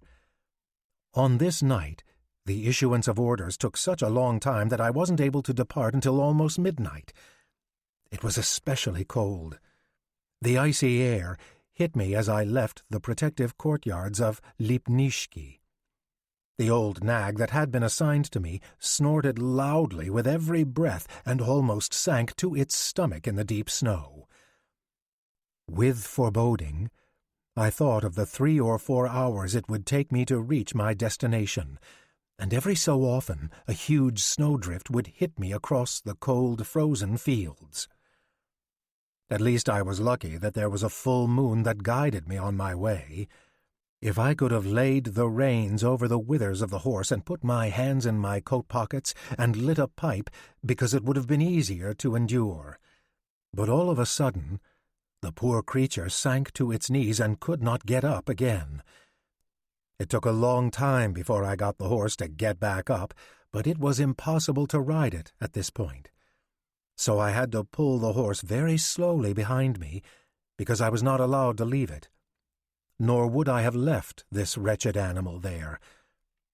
However, it was a strenuous activity that resulted in the sweat pouring out of me. At least it put the danger of my freezing to death as a clump of ice to rest, also an advantage. At last, in front of me, I saw the straw roofs of a village through which I had to pass. This is where a heavy artillery unit was embedded. In a fruit orchard they had stationed their guns. A guard was not to be seen this evening. The commander had probably told him to come inside because of the extraordinary cold. There was not a light to be seen either in the 5 or 6 buildings in the courtyard. It appeared everyone was sleeping soundly. With envy, I thought of the comrades that were sleeping so soundly because I had barely covered half the distance and probably wouldn't get any sleep this particular night. I was nearly through the village when a figure in a sheepskin coat with a machine gun materialized out of a doorway and called out, "Stop! Who is there?" It was the guard. I announced myself. I told him the daily code word and stopped. A very old soldier came out of the shadows and asked why I was dragging a horse behind me instead of riding it. I explained the situation. He proposed that I come into his quarters for an hour to refresh myself. In the meantime, the horse could have a bit of hay and hopefully get his strength back. Then I could continue riding and would reach my sergeant earlier than anticipated. I approved of this suggestion. Because the guard had just been relieved of his duties and it was exactly 1 a.m., he took me to his room, prepared boiling water, and poured rum into a glass. 5 minutes later, I drank the most delicious grog of my life. At least it appeared to be such at that time. Newly charged, I continued on my way after 1 hour. The thermometer showed it was negative 28 degrees. 2 sorry hours were still ahead of me. To my relief, my horse was back on his feet. He had eaten every bit of hay in the trough. With thanks for the friendly interlude, I saddled back up and rode into the night and the frost. I had traversed about 2 or 3 kilometers and was near the edge of a forest when I saw an animal that was crouching quietly, but then started running toward me. At about 10 meters, it stopped and looked at me and my horse. It was a dog. How in the world did it find itself in the middle of the night outside? With this cold, every animal should find shelter and stay there. My horse pricked its ears and became anxious and started to gallop off. I couldn't understand why it was so nervous. The dog, which seemed rather large, decided to follow us and stayed just behind us. This continued for a number of minutes. Then I stopped and tried to entice the dog to come closer. However, it didn't come any closer, but circled us instead. The dog seemed a bit shy. I suddenly felt very sorry for this poor creature, especially because I had seen how completely starved the dog was. When I realized that my entreaties had no success, I rode further on. However, my horse was having none of this. It was as though newly electrified, and proceeded at a fast clip that was astonishing to me. After a very long time I turned around in my saddle and, to my surprise, realized that the dog was still following me at about 10 to 15 meters distance. Not until I saw the first houses of another village did he hang back all the way and then disappear. I delivered the orders and was told not to return to headquarters until the following morning. I was supposed to rest until then. I was so overly tired that no one could even wake me until about midday. Very quickly I saddled my horse and started riding back. When I reached the area of the forest where I had first spied the dog, I saw the snow was dug up and mixed with blood. I started thinking very hard about what this could have been, but found no real answers. In the village in which the troops were embedded, there was a lot of excitement. I found out that this very morning, right before sunrise, a lance corporal who always collected the mail was attacked by a wolf and seriously injured. The beast had suddenly and without warning bit him in the back and arm and thrown him to the ground. Only with a great effort was he able to reach his sidearm and stab the wolf in the ribs and stomach so that it soon died. Then he lost consciousness. About an hour later he was found nearly frozen and brought back. Just now the doctor had been with him again. It was a touch-and-go situation. I was soon ready to depart after my curiosity had been satisfied. Then I started thinking about the encounter I had with the dog the previous evening. I thought about the fact that the attack had happened at the exact same spot where I first saw the creature. I also thought about the nervousness of the horse, and that it was well known that horses could sense wolves. I asked everyone if the creature had been brought back here. Yes, it was lying by the munitions wagons. I walked over there. As I stood before this dead beast, I was suddenly gripped with the realization that, for certain, he was the supposed dog from last night. I remembered a distinct star on the forehead that I had noticed upon my encounter, and proved that this was one and the same. It was definitely a fine example of a wolf, except that it had been quite starved. An officer who had suddenly approached explained to me. I told him that I had the distinct pleasure, a few hours before the attack, of meeting this beast myself. Soon I was surrounded and had to explain the entire sequence of events in detail. I acted as if I had an earth-shattering experience. It was the only time that I ever encountered a wolf in his natural environment in Russia. Usually, they avoided any sounds of artillery near the front and retreated. The military newsletter was quite occupied with this story and came to the conclusion that this wolf had separated himself from his pack and struck out on his own. In his starved condition, he had made one last desperate attempt to attack something living and nourish himself from it. In a few nearby villages, the same story was repeated as well. The attacked Lance Corporal did manage to survive his injuries, fully recovered, and because of the incident was able to enjoy an extra-long holiday. However, from that day on, he never again ventured out to collect the mail. This business he left to others. He also received the nickname Wolf Killer. Soon in our newly organized unit, we received a regimented schedule of duties. We allowed ourselves to accept this because through this our boredom ceased. From now on at 5:45 a.m., the non-commissioned officer punctually said, "Get up and feed the horses." After that was finished, we got fully dressed and had breakfast. Then we had 2 hours in which we groomed and cleaned the stalls. After that was completed, we started in on the saddles and tack. Then we had to split logs because there was no coal delivery. It didn't matter because in this area there was enough forest.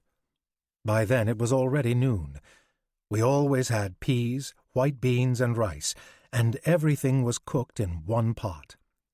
On Sundays, however, we were served goulash. We almost killed each other for the leftovers in the pot. In the afternoons, the work continued. That's when we built chairs and bed frames, built troughs, and then refurbished the ovens, doors, and windows of our accommodations. We built a real floor over the lime, painted the walls and frames, ripped off the old straw roof and built a new one. We also constructed fences made from birch trees and built arbors, latrines, and deep trenches to protect us from artillery. For months we continued in this fashion. The only time our schedule was free was Sundays. However, we did accomplish something. A few months after we moved into Lipnishki, it looked so good that you could not recognize it from its original dilapidation. It had become a jewel that needed to be admired. The simple mansion had transformed itself into a palace, and all of that was wrought with the most primitive materials and from people who had never done this kind of work. It was astonishing how inventive and practical humans could be if they were put into difficult situations. But after we finished all the rebuilding, that wasn't the end of it yet. As soon as we completed the renovations, we started in on the dirt roads. Where the mud was too deep, we laid fascines. Over the streams, we built bridges and laid platforms. We pulled electrical wire from a power plant far away from the front lines right to us and then to the front trenches. Soon every village and headquarters was now lighted. We built a delousing station that was as large as necessary in this lice-infested region. We built mess quarters and a theater. Our commanding officers had planned an ambitious program, and much of it was executed by us. The field post was newly organized and worked punctually and quickly. In 48 hours' time, in our hands, we held greetings that had been written in our homeland. A military newspaper was printed in Vilna and kept us abreast of the current world news. The first trains that carried those on military leave began to depart and took those comrades first who had been on the front since the beginning. Our rations had improved, as had the feed for our horses. Once in a while you could even hear a gramophone playing that had found its way to the front. Spring had begun, and the region was bathed in green. One could easily have forgotten that one found himself in Russia and with the enemy, except for the firing of guns. I will never forget, due to the uniqueness of the experience, what Christmas 1915 was like. In all of Germany, Many had made more sacrifices than in the year before, so that we soldiers would have some small tokens of appreciation. Therefore, suddenly around mid-December, large and small crates and packages arrived. The most came from Hamburg, because that was our garrison city. A senator from Hamburg had personally escorted the shipment and turned it over to our commander. The rumor was that it took up 5 completely filled train cars. No wonder that we were excited about the holiday. And just like children, we counted the days until we could enjoy all these luxuries. On top of everything, all our duties would be excused except for the most crucial items. 2 huge field wagons filled to the rim with Christmas trees drove up to our facility on the 23rd of December. Adjutant Lilia had gotten them from a distant forest because in the nearby forest we had no pine trees. We now needed to decorate these trees for our main receiving hall. Anyone who was dispensable was summoned and worked under the direction of a sergeant who in civilian life was a decorator and was thus in charge. Many walls were soon plastered with greenery that hid all the paintings and orders that belonged to a military quarters but didn't fit in with a religious holiday. Even the floors were strewn with twigs and needles. In the meantime, the strongest comrades had dragged 3 of the heaviest cartons, puffing and huffing, into the room. That they didn't swear was probably due to the fact that they were occupied with all the treasures contained inside that we would divide tomorrow. It was such a pity that they were all still nailed shut. Therefore, we could only guess at the contents. One thought he might have smelled schnapps, as his nose was expert in detecting that. With great speed, we positioned more Christmas trees into each corner and bedecked them with white candles. At the very end, we festooned a ribbon around the trees that said, "Peace on Earth," which, of course, was paradoxical. But no one seemed to take note of this. Then we put a long banquet table in the middle of the room and were dismissed by the lieutenant. At long last, the big day had arrived. The midday meal alone was a pleasure. We had goulash with salted potatoes, and in such an amount that everyone was amazed. You were allowed to go back 2 and even 3 times, and did not risk being greeted and dispatched by the cook with a gluttonous carrion. Verfressnis aas. The celebration and distribution of gifts was scheduled for 6 p.m. Long before the appointed time, all 28 men stood outside the door in long lines and anxiously waited for the officers to arrive who would enter first. We didn't have to wait that long. Everyone came. The commander, Major Jacobi, the adjutant, the aide-de-camp, the good-natured military physician, Dr. Harland, and the veterinarian with the melancholy look. Then we also entered the room, whose candles lit up the room with a bright glow, and the Christmas trees smelled fresh and earthy. The table with the presents was packed to the gills. We couldn't even determine what exactly was on the table. Around the table lay tags with our names. We stood in front of the chair with our name on it, and the old man, our nickname for the commander, strode into the center and ordered that the song Von Himmel hoch be sung. Vom Himmel hoch da komm ich her, from heaven above to earth I come, a nativity written and probably composed by Martin Luther. The first verse went beautifully, but as soon as we got to the second, many did not know the words and just hummed along, making the rest of us sing even more loudly. As the last notes were finished, the old man pulled the New Testament out of his pocket and read us the chapter about the birth of Christ.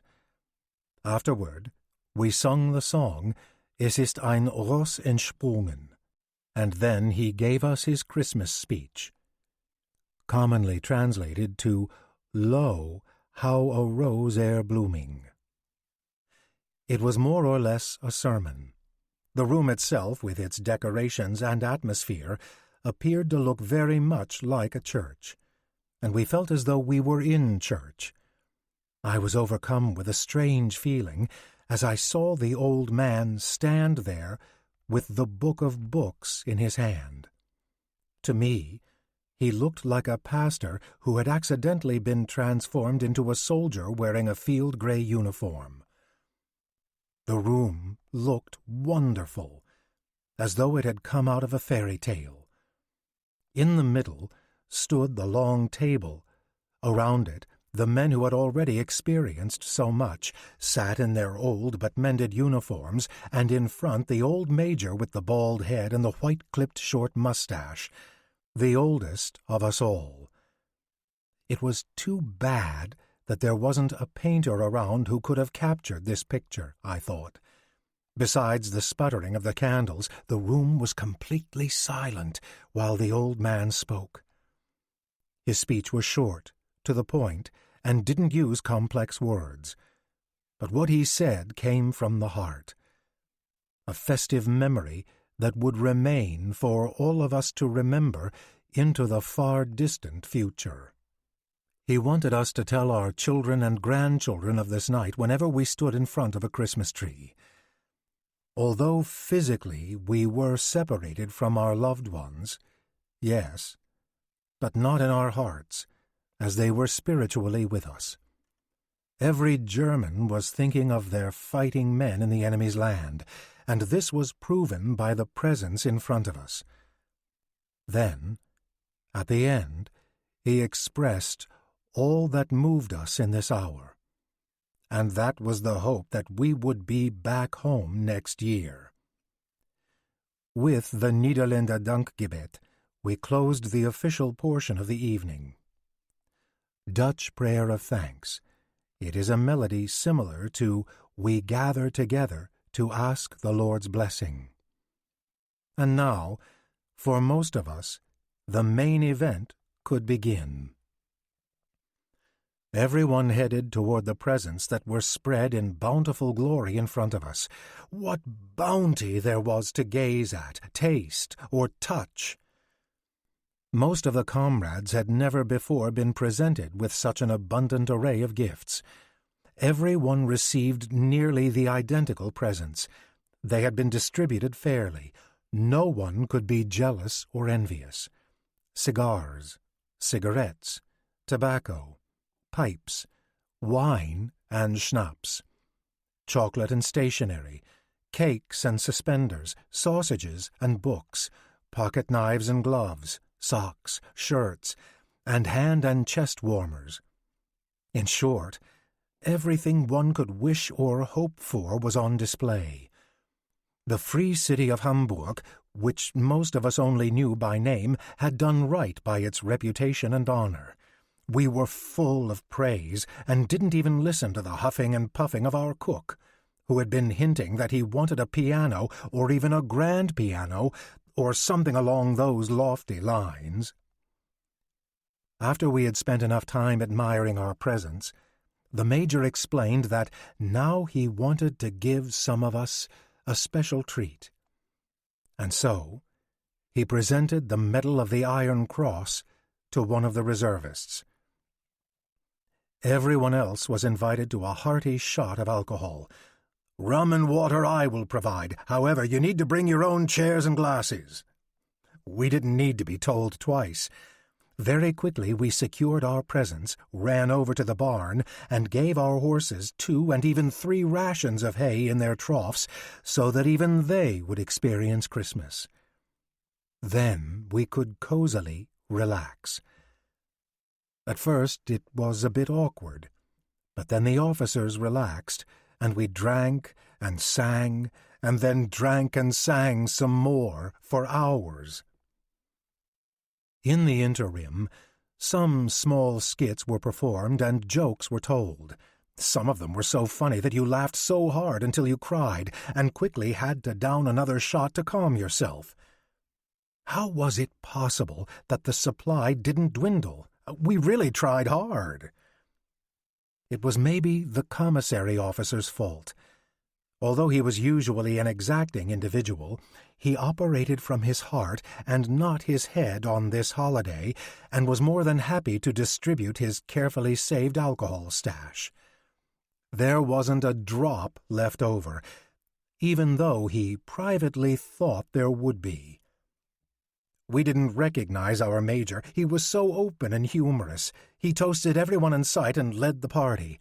Today, nobody was offended. All the superiors were teased about some of their weaknesses and probably for the first time realized this. A small orchestra had materialized, made up by an accordion, violin, trumpet, and drums. But the deafening music gave the doctor pause to ask them to cease because he feared he would have to treat cases of hearing problems. About 2 a.m., a few comrades who had already partaken of a bit too much disappeared. Some said they were merely admiring the wintry landscape, propped against trees, and were testing the depths of the snow at their feet.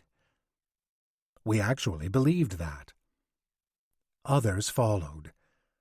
At 4 a.m., the officers departed, propped up by their valets. Valets were normally enlisted men assigned to officers to assist them with day-to-day tasks. Schiller will employ valets later in the narrative. Only the major was seen departing to his quarters as erect and stiff as ever with no assistance.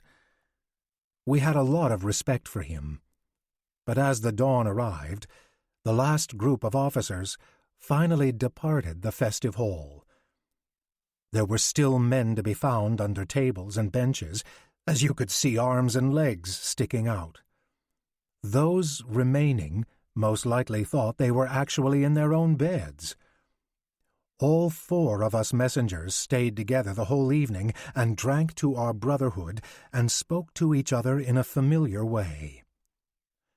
Using informal German speech reserved for family, friends, and children, du, instead of formal address, Sie. That is why we now helped each other to bed, and then looked disdainfully at those sleeping under the tables. Did we even have the right to judge them? That was the Christmas fest of 1915 at the front in Denneburg. It started as a solemn and serious religious celebration, and it ended in a drunken blur. The contrast was very powerful, but, after all, it was war. In the first days of March, 1916, I was reassigned to the artillery unit as a gunnery captain and was assigned as a lookout in the most forward trenches with the duties of a corporal. The unit had changed dramatically since we had stayed on the river. I only discovered this now that I had come back. I only saw about 1/3 of the old familiar faces, even though it had only been a scant 8 months. I wondered how it would look in another 8 months down the line. I forced myself not to think about it. My service was suddenly quite varied. For 2 days I was assigned to the gunners and supervised the work of the soldiers of the 2nd Artillery. Then I was assigned 2 days as a lookout for the infantry. 100 meters in front of us, the Russians were embedded. In between, there was a large trench. I needed to acknowledge that our trenches were very well outfitted. The machine gun stations and the mortars were fortified on concrete platforms. The breastworks were further fortified by tree trunks. Foxholes and tunnels were plentiful. Barbed wire and wolf traps were laid up to 40 meters ahead of us, and positioned in between were various listening posts and concealed entrances, including telephone lines, reserve trenches, and sappers. Wolfsgruben, literally wolf pits, were covered pits that enemy soldiers would fall into while advancing. In back-and-forth fighting, an enemy's trench could be converted into a trap if the occupying army needed to retreat. Wolf traps were one of the many booby traps that the Germans and others employed. If the enemy shot at us, they would have to release a powerful barrage lasting many hours to make an impact. I really enjoyed watching the enemy's trenches and beyond through the binoculars. As soon as I saw any supply wagons, I would raise the call to the troops to shoot in that direction and watch intently as the Muscovites fled in all directions. Once in a while, one or more would fall. Then the objective had been achieved, and I allowed the firing to cease because to shoot at the wounded was not fair. The same philosophy was employed by the English. However, the French did not acknowledge this, as I discovered later on the Western Front, and neither did the Italians or the Belgians. The only major work on the live and let live system, which included the courtesy of letting the opposing side remove wounded and dead from no man's land, is based exclusively on British sources. Schiller's reference to the French, Italians, and Belgians not allowing the practice opens up a potential avenue of research. See Tony Ashworth, Trench Warfare, 1914 to 1918, The Live and Let Live System. At the same time as my return to the unit, a course for graduates was offered, and about 20 men took part in it. I had been recommended by the unit leader to attend, and now had the pleasure to listen to the lectures of the most hated officer of the regiment, Adjutant First Lieutenant Richter. What we translate as most hated here is bestgehasstesten, a strange construction. It may be a spin on verhasstesten, which would be hated. Most hated does fit the context. Twice weekly we received 5 hours of instruction in the firing range in military protocols, map reading, and map drawing. We were schooled in maneuvers and tactical operations, so that we believed we were now more qualified than any general. However, riding was the passion of the regiment officer, so I honed my equestrian skills through an intensive riding program. Here, we had a former sergeant and later a sleeping car conductor as a teacher who now had the rank lieutenant sergeant and was named Stahlkopf. Tongue-in-cheek, but possibly his actual name, literally, was Head of Steel. That this particular Stahlkopf was himself an excellent equestrian and that he knew how to handle horses could not be argued. However, he had no idea how to teach, and that was just as evident. We didn't take it too seriously because at the end of the course, the commanding officer wanted to test us. However, when the test was performed, it turned out to be a huge disappointment. Major von Hamm was known to be moody, grouchy, unapproachable, and had a very negative attitude overall. On the testing day, he appeared to be in a particularly foul mood. Without even giving us a greeting, he approached, carefully checked the saddle and tack of every horse, and made quite a few criticisms while angrily waving his cane around. Then he told Major Stahlkopf in a very unfriendly fashion, "You need to get the entire company on the horses and then start parading them." Then we got the order. "Stand at attention. Get ready to mount. Mount. Form a line to the right. Trarab." Transliteration of the actual sentence ending in German, probably onomatopoetic like harumph. However, as we made our first circle in the open arena, a tremendous thunderstorm accosted us with such force that both the horses and riders became very skittish. "Damn it! You are hanging in the saddle as though you are a grandmother and you appear to only have ridden donkeys before. Do I need to build a fire under your ass before you can do any better?" This is how we were tested until he had gone through all of us. Everyone was equally criticized. To me, he said the way I was seated was an insult to the horse. At the end, poor Stahlkopf also received a ration of insults. He should be held accountable as to why he would dare to present his commander with such an undisciplined band of riders for his inspection. He couldn't find an answer, though, because he was so terrified he was struck dumb with shock. Lastly, we were chased out of the arena with this: "You want to become officers, and yet you know nothing. Go back to your units and return when you've actually learned something." We listened with stony expressions and showed absolutely no emotion. Silently we rode off, but when we had made some distance from this ghastly testing arena, then suddenly our humor broke through. The weird old man had, in his anger, made a funny impression on us. Maybe he would be in a better mood the next time. Soon after this catastrophe, I received my very first vacation in April.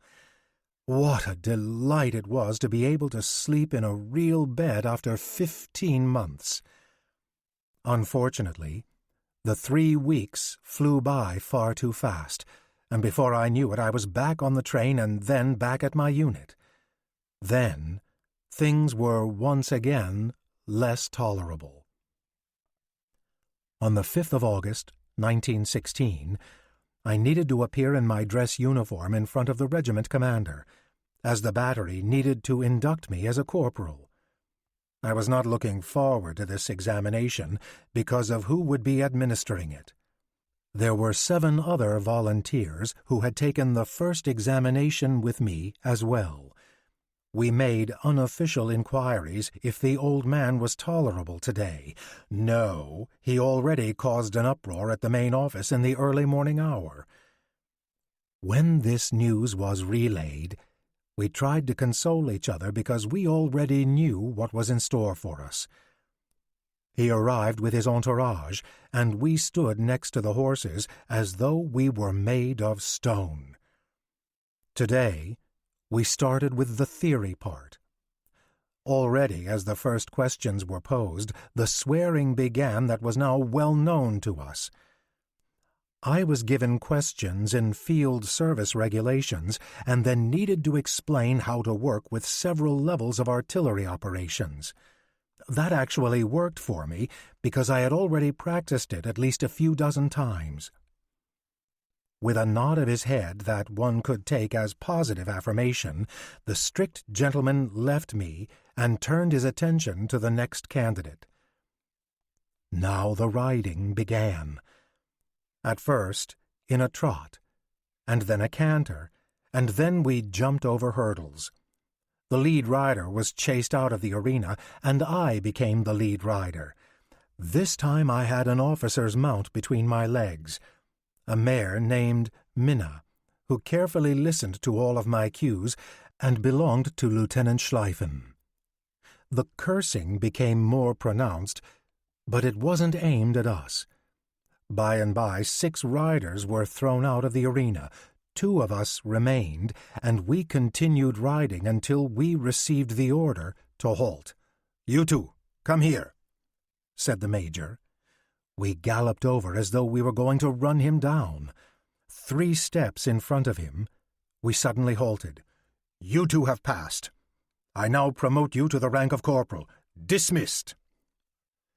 We rode away so quickly that the dirt flew out behind us. Minna received many pieces of sugar that day, and then I had my new golden braids sewn into my uniform. This summer, too, ended, and eventually the leaves fell from the trees. Romania had entered the war with the Allies in August. While there was a good deal of action in the south on the Eastern Front, the northern area where Schiller was stationed remained relatively stable.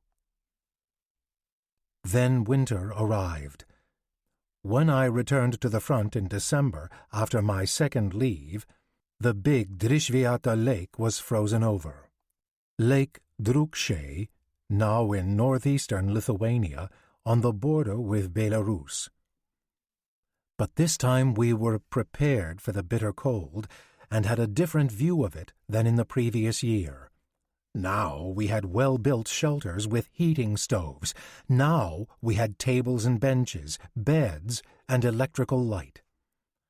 After working for many months on our gun emplacement, we had constructed a giant concrete and iron block, which was the talk of everyone. It didn't hurt that our commander, First Lieutenant Menzel, had been in the government construction business. We weren't impressed with his military skills, but he knew how to build things. It was his ambition to construct the most sturdy, the most practical, and the most beautiful gun emplacement in the whole division. And he was successful. Even the commanding general, His Excellence von Heineseins, came especially just to inspect this achievement.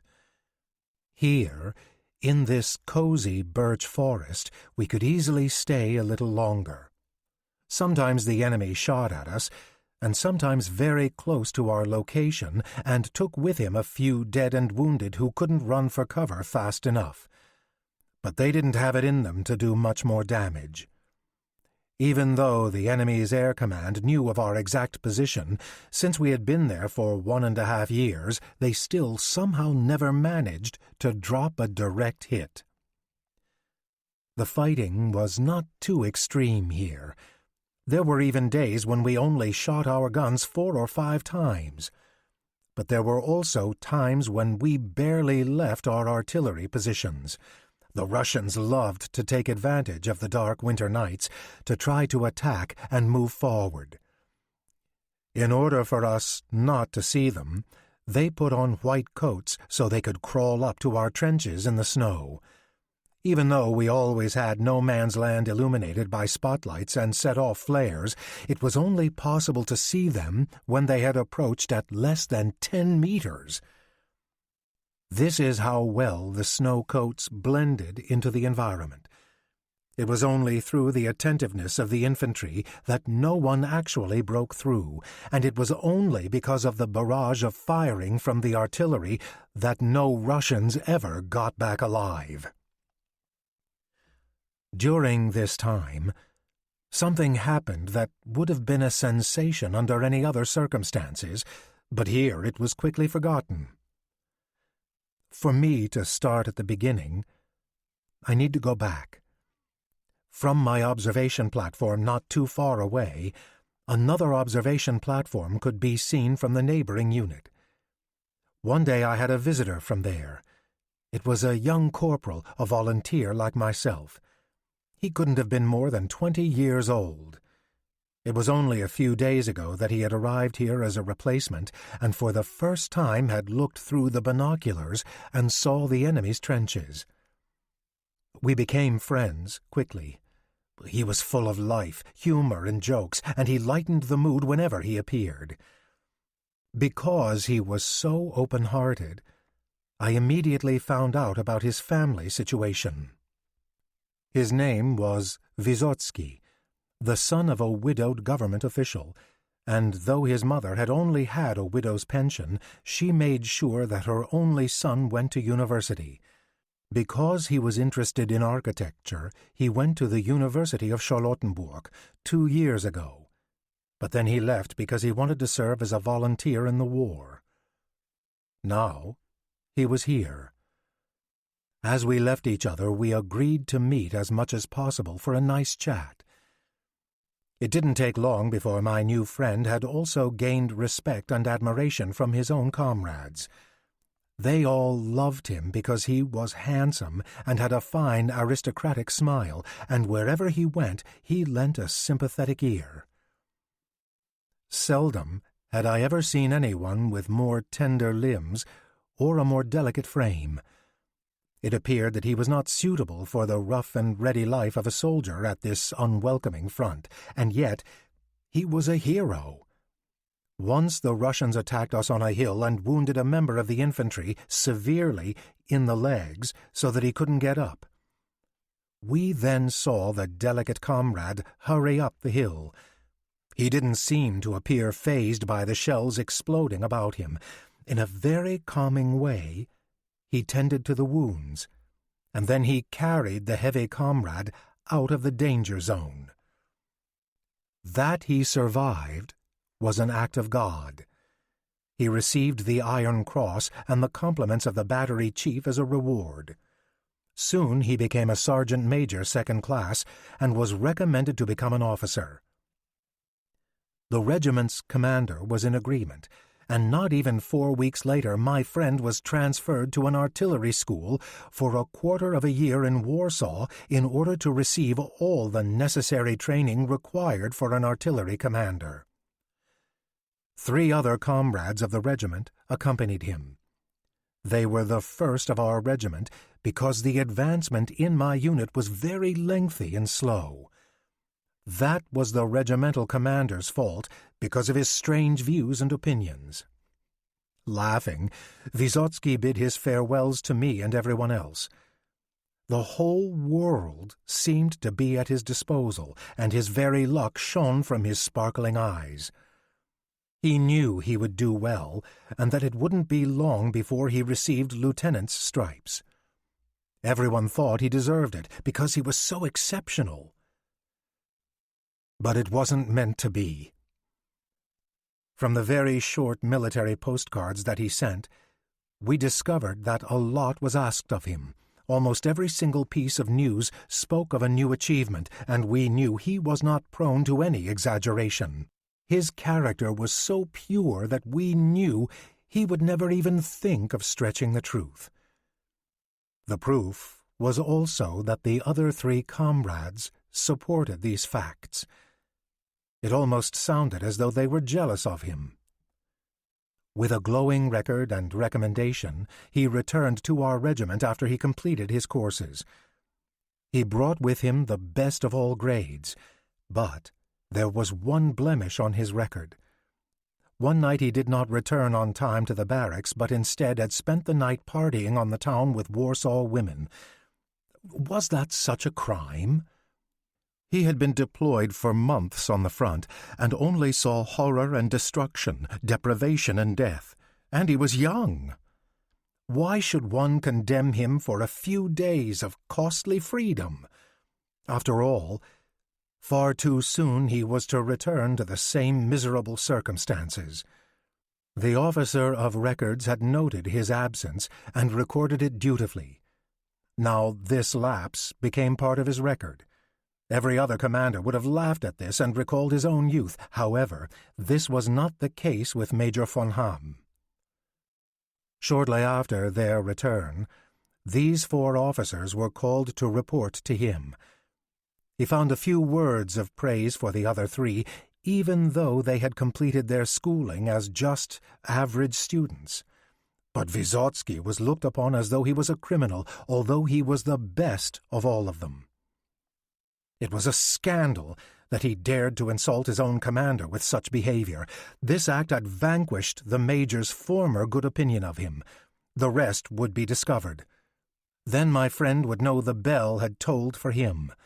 Hoping for a good future was no longer an option. From this hour on he did not laugh again, and acquired a stern expression that didn't even fit on his delicate face and was firmly etched around his jawline. Officers and everyone else tried to cheer him up, but he remained silent and withdrawn. After that, we gave up. This is how several weeks passed. Then the news arrived from the king's cabinet that the other 3 comrades had been promoted to lieutenants, and on the same day an order was received that Vysotsky was no longer under consideration to become an officer. The only reaction he gave was a stony-faced nod when he received this news from the battery commander, who tried to console him as he delivered this news with a sympathetic squeeze of his hand. Silently, he left. But a few hours later, the Vysotsky we had known in earlier times broke through. We finally thought to ourselves that he had now gotten over the earlier disappointments, and that he would have again returned to us as the charming little Vysotsky. On the very same afternoon, One of the lieutenants, already dressed in his new uniform, went to the daily mustering, and Vysotsky was not accounted for. In his present mood, he had put on a phonograph record of Carmen and was playing Off to the Battle Toreadors.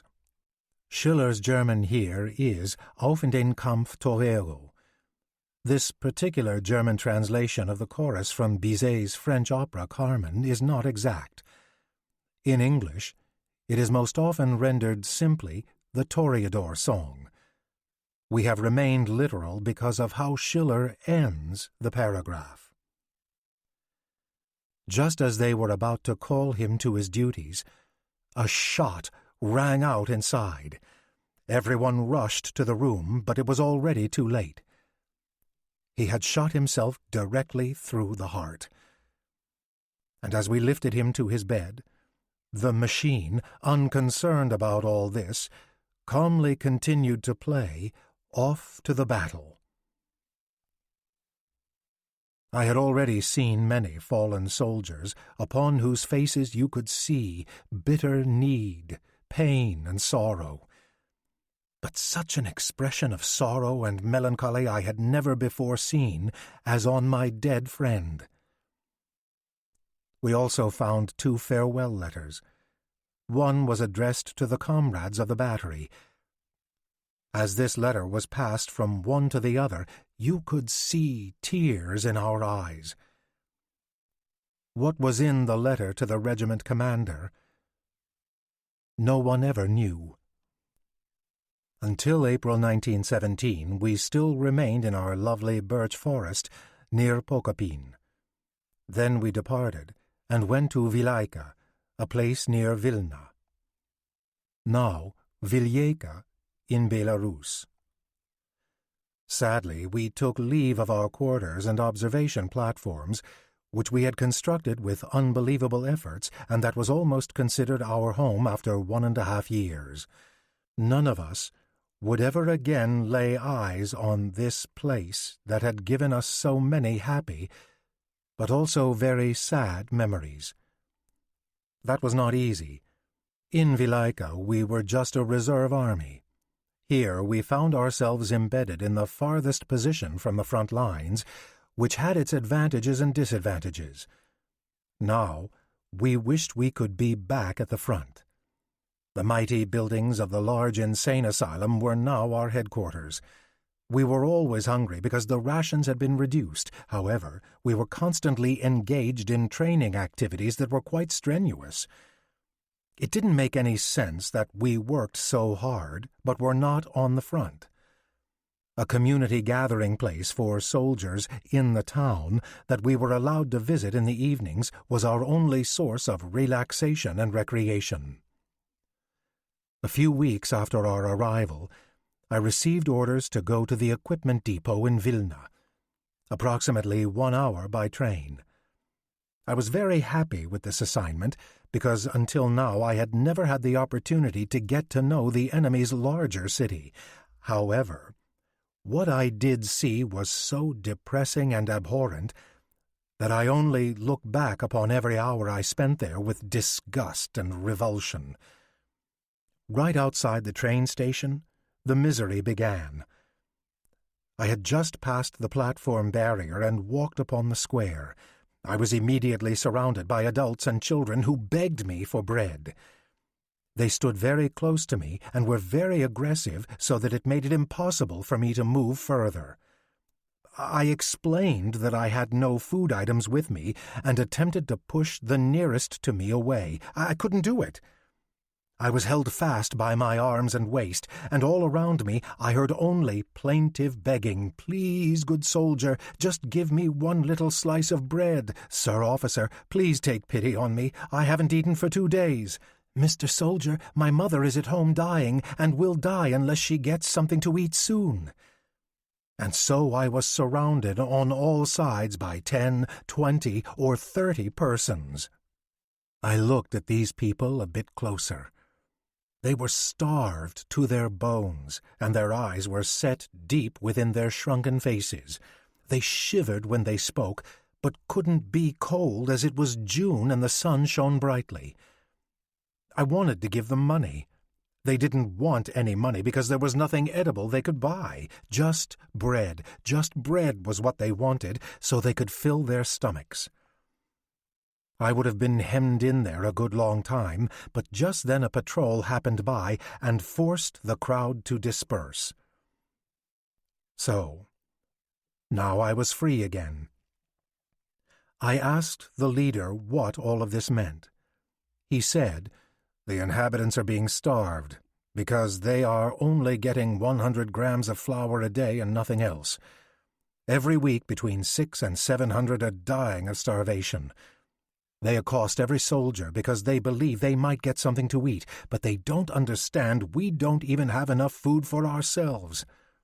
Look over there on the curb. There's a woman who can't get up. She's been lying there for over an hour. Perhaps she has already died. It is so distressing to have to watch this, and I have to witness this suffering every single day for 6 hours at a time, moving these skeletons aside to keep the roads clear. I'd rather be at the front." It was unimaginable, what I was told. I made haste and continued. This first impression was heart-wrenching, but maybe as I continued into the heart of the city the suffering would ease. However, I was wrong. Every other resident who approached me asked or begged me for bread, some very shy as though they were ashamed. But these people touched me the most. Others you couldn't shake. They followed me for streets at a time as though I could cut bread from between my very own ribs for them. I saw the old glorious churches with their gold cupolas. I saw castles and palaces. I saw the commanding and magnificent government buildings. But I also saw that in front of and in these churches, hundreds of half-starved inhabitants lay on their knees, begging for salvation. I was suddenly overcome with a furious hatred for our enemies, who had wrought this atrocious suffering upon the innocent townspeople with their blockade. Here, Schiller blames the British total blockade of all shipping for the famine in the Baltic, as many did, seeing it as an unethical war practice. German policy, however, which placed military needs above all others, also played a role in the collapse of agricultural production. See Vejas Gabriel Lulevicius, War Land on the Eastern Front, Culture, National Identity, and German Occupation in World War I. Why couldn't they bring themselves to fight honorably? The ministers should be forced to come here and witness for just 1 hour the suffering and dying that their actions had brought. They would forevermore be rewarded with these haunting images. I was accosted on every street, sometimes 3 times, sometimes 4 times, continuously from every side. And every time I heard the same plaintive cry, Brot or Klaba, the German and Polish words for bread, respectively. I had had enough of this wealthy government seat of Vilna. I had wanted just 1 afternoon to amuse myself in this city, and before I arrived, I had thought of 1 afternoon as being far too short. However, after these impressions, I couldn't reach the train station fast enough to return to my regiment. The sergeant observed me open-mouthed as I arrived back at his station around noon. "Well, you're certainly back here early. Why didn't you stay until evening, since you had the whole day off?" I saw death everywhere, lurking under gold cupolas and between marble statues. You ought to go there yourself, and you will learn quickly enough to hate England. To that he said nothing, but just nodded in agreement. A few days later, by complete surprise, our regiment was reassigned, while the rest of the group remained in Ruhr. What could that possibly mean? We all tried to figure out the reason. Just before Iluksta, another regiment invited us to stay with them, and this assignment became the most peaceful I experienced during the entire war. The enemy was entrenched almost 2 kilometers from our infantry, and between us lay huge swamps that provided additional protection from approaches toward us. We received orders to use munitions sparingly, and we took this order most literally. It appeared that those over there had received the same orders and reacted likewise, as it was quite seldom when a shot was fired by either side. Only the infantry made itself known from time to time. However, that seemed more just to prove that they were still in position. For us, it was just a continuation of our peaceful encampment. If only the abominable enemy did not exist! Again, our rations were reduced, and the little bits we got were just enough for one decent meal a day. But then, we discovered that the ration was to last for 2 days. We looked for the oranges that were plentiful along the paths, and cooked them so our stomachs were filled. The leaves of the orange are the most edible part of the plant, used like spinach. I wondered what the conditions were like at home when next to nothing was sent to the front. I tried not to think about it, but memories of Vilma kept appearing to me. I wanted nothing from back home and wrote that we were well supplied with food. But even this time was to end, as we suddenly received the news that a huge breakthrough battle in the vicinity of Kovno-Smorgon that the Russians had undertaken with a massive force. The push was so large and so surprisingly executed that the frontmost trenches and many gun emplacements were lost. With enormous force, the enemy pushed forward in a way that had never before been experienced. Was this the last act of desperation that would be waged in order to quell the threatening revolution? Even battalions of women were said to have participated in this maelstrom, a circumstance that made the entire situation even more interesting and thought-provoking for us. On the use of women soldiers, see Lori S. Stoff. They fought for the motherland, Russian women soldiers in World War I and Revolution. The circumstances must have been very grim because the next morning we received our marching orders. In the course of the years, our fascination with the glories of war had diminished greatly, and we didn't have any yearning for large battles, but this time we were happy, nonetheless, about getting to the battlefield, as there we would be getting double rations, referred to as engagement rations. This wish was fulfilled. There was a lot of butter, sausages, and bread. But at the same time there were lots of wounded and dead. That's because the battle was in full swing as we were called out. The newly arrived reserve soldiers were tasked with removing the enemy from the artillery positions they had taken over. Now we focused on taking back the lost trenches. Only Militia Regiment No. 2 held the front line and bled to death in the process. And that's why it needed to be freed to carry on the name von Hindenburg. For 9 days we stood in open fields in a firestorm we hadn't experienced since the days of Prajnich and Gedantal. For 9 days new Russian forces attacked us and were repulsed. For 9 long days the planes dropped bombs next to us and into our positions without any anti-aircraft fire from us because we had no equipment and only a few planes. And on every one of these 9 days, we hauled the dead and the wounded out of the fields, so that in the end, we only had 3 men remaining to operate every gun. Reserve troop after reserve troop crept by us toward the front in the light of the dawn, filling in all the gaps and the trenches.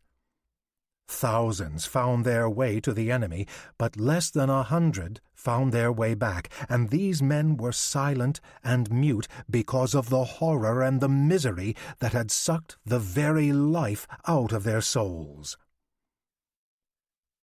I received an order to install an observation post in the front trenches and worked the evening before in preparation. In the morning, I only saw shell craters in which the field grey soldiers were positioned, who ducked down with every explosion. Far to the right, a machine gun shot regular bursts of fire in short intervals. The earth around me was but a crater of flying pieces of shrapnel and sand, along with dense, thick smoke. That was our foremost front position. A lieutenant who was leading the battalion showed it to me. I saw shelters that had been obliterated, along with their inhabitants, with a single direct hit. I saw the remains of artillery that was completely destroyed amid a large circle of debris. I saw convoys, both human and horse, whose remains were just piles of bloody, pulpy mass, while the vehicles lay next to, all completely shattered to pieces. As I passed the destroyed trenches, I saw single arms and legs and half corpses flung about, and as I crawled forward, it was over stiffened bodies and animal remains. The air was filled with a hideous stench, and the cries of the wounded that no one could bring back and that were slowly dying where they fell. One could hear them screaming, but you couldn't see them, because the smoke was too dense, and that was actually a good thing. As I moved further toward the front, it seemed like everything we passed was lifeless. I told this to the lieutenant, and he said, "My battalion only has 60 men remaining, and those are dispersed about 1 kilometer apart. I am the only remaining officer. If these Russians try to advance just one more time, they won't find any resistance. That's why our artillery is constantly firing a barrage of shells. Yes, would the Russians please just advance one more time?" But he wouldn't do it. His resistance was broken. The huge revolution stood at the door. Kerensky had failed. Now Lenin had the last say. Alexander Kerensky participated in the 1917 February Revolution, which deposed the Russian monarchy and eventually led the provisional government. The provisional government was overthrown in turn by Lenin and the Bolsheviks in the October Revolution. The danger from Smorgon was removed. Our regiment was battle-weary. Success was not achieved. The West took everything that was still remaining in the garrisons. So we were removed from here and put under the jurisdiction of the Commander-in-Chief of the East. This was a frustrating assignment, because from then on we were moved without any rest from one position to another. We put hundreds of kilometers behind us in the next few months. Our marches led us through both the most desolate landscapes and the most unforgettable scenery that made huge and lasting impressions. The most beautiful of all was the city of Lviv that lay on the edge of the large Swire Lake, just east and slightly north of what is now Vilnius, Lithuania. It lay before us, untouched by the war, nestled in a deep valley filled with a forest of broad-leaf and pine trees. Many gold cupolas and the ancient tower of a castle, draped with ivy, glittered in their reflection upon the still and clear lake. Many regal villas were built along the shore. Gondolas and fishing boats looked invitingly outfitted just for a vacation spin. The sun shone brightly over the entire area as we beheld this jewelry box of a valley from our vantage point in the mountains. We immediately took an extreme dislike to the fat commander of the Eastern forces, who sat on his opulent veranda and observed us in passing with his greasy grin, full of amusement for our plight. What an abomination this pig was! In the meantime, Kerensky destroyed the Russian government and brokered a peace agreement with us. Schiller's reference to Kerensky's role in the late 1917 armistice, which took effect on December 15, 1917, is probably a conflation of events. Though Kerensky's government had indeed negotiated possible peace terms with Germany, these talks had broken down by the October Revolution. Lenin brokered the final ceasefire. We discovered this as we were being transported on our way to Grodno in order to build a siege artillery fortress there. This happened in the first days of December 1917. Because of this, I was granted leave, and for the first time in what seemed the longest time, and was able to celebrate Christmas with my family at home. Before leaving Grodno, we were able to have a little free time to explore this big city in which life was pulsating. We saw a lot of fine people and the polished boots that the decorated officers wore, but we were most mesmerized by the high-heeled and fine boots of the ladies that had suddenly become the fashion. I had never before seen such extremes of both poverty and wealth as in Grodno. However, it could be that young eyes have a different outlook than older ones. Every day we waited for our marching orders to the Western Front. By now, it had reached mid-March, 1918. The spring offensive of the English and French certainly must be near. After victories in 1917, Romania was in the final stages of resistance and would come to terms with the Central Powers in early May. Germany shifted its efforts to the Western Front. Had everybody forgotten about us?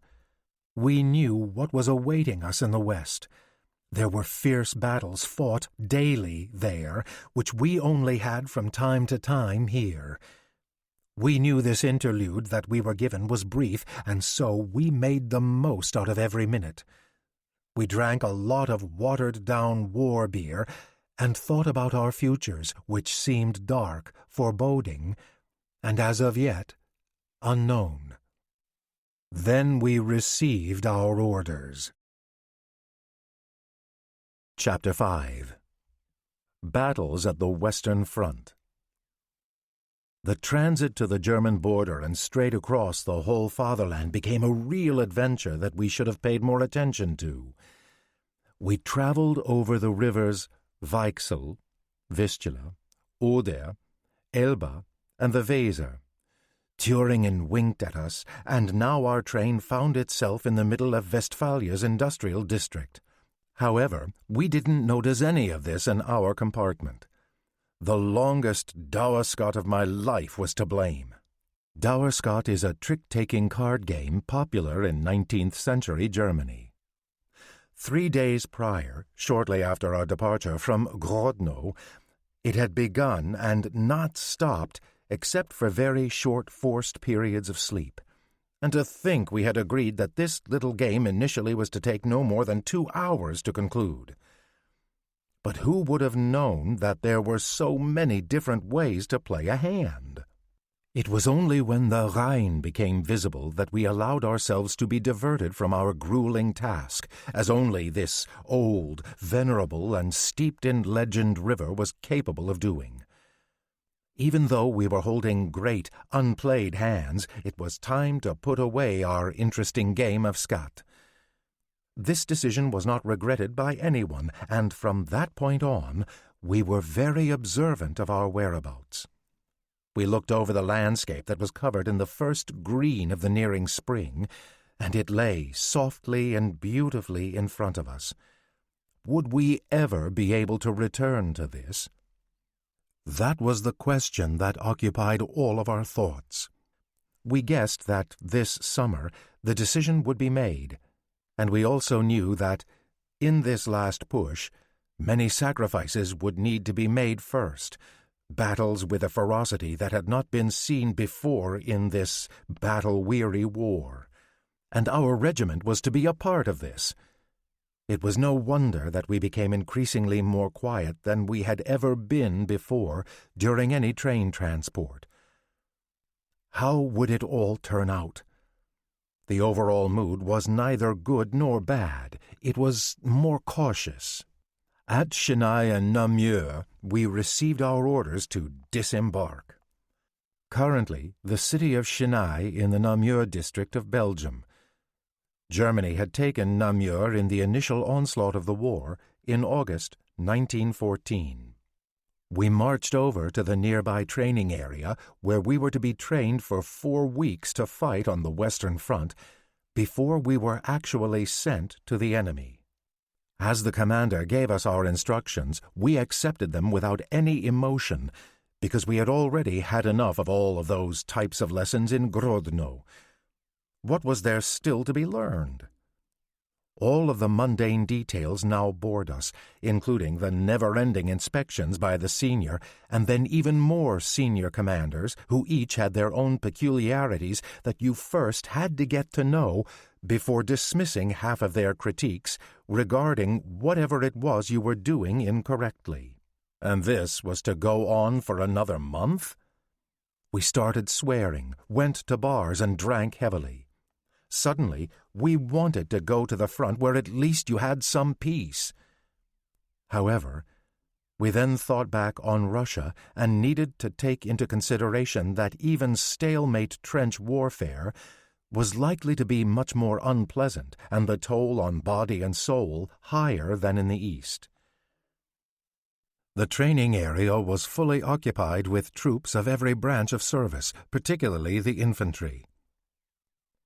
What stood out were the very young recruits, who you could pick out immediately just by virtue of their shy demeanor and clumsy greeting. I stopped a number of them and asked their ages. 18 years. I asked if they had been drafted or volunteered, and received this answer: "We were called to duty and were inducted as soldiers even though some of us have disabilities. Now they are taking everything, sir, because these days there isn't a person in Germany who would volunteer." Schiller's description of the manpower shortage, as well as his earlier mention of food and other resource scarcity, were common themes among those who survived the war years. By 1917, Germany was facing a major crisis, as there were not enough men left to replace casualties. On the Challenges of Conscription, see Richard Bessel, Mobilization and Demobilization in Germany, 1916 to 1918, in State, Society, and Mobilization in Europe during the First World War. Edited by John Horn. They made an undernourished and childish impression. Their uniforms were far too big for their small bodies and hung loosely on their thin frames. The heavy and wide army boots fit their feet like washtubs. I asked them if they wanted to go to the front, but they answered only with embarrassed laughter that likely meant, "You could have kept that silly question to yourself." These were Germany's youngest infantry replacements, who were tasked with the great battles that were to determine the outcome of this war and win. And of course, Schiller's incredulity as to their age and boyishness is ironic, given his own entry into the war at 17. He is now barely 21. The very next morning, we began our prescribed lessons. We started at 6 a.m. and finished at 7 p.m. During this time, we were given 1 hour for lunch and 1 half-hour break in the morning and the afternoon. This was our regular routine for about 4 weeks, Sundays included, as though it were just another day. In spite of this schedule, every complaint and swearing had ceased, because we soon observed that no one gave any credit to the drill book that was written based on peacetime military rules, with all the minute details of the etiquette of war. It was clear instead that we were being prepared for a very large battle. We learned how to prepare and throw both stick hand grenades and egg hand grenades, and how to protect ourselves when the enemy used these weapons. The specific grenades here are Stielkugel und Eierhandgranaten, the first being cylindrical grenades with a wooden handle, also known as potato masher grenades, introduced in 1915, and smooth, egg-shaped grenades, introduced in 1917. We practiced firing carbines and how to properly fix our bayonets. We were instructed in Morse code and in flash and flag signals. We practiced shooting at airplanes and repelling tanks.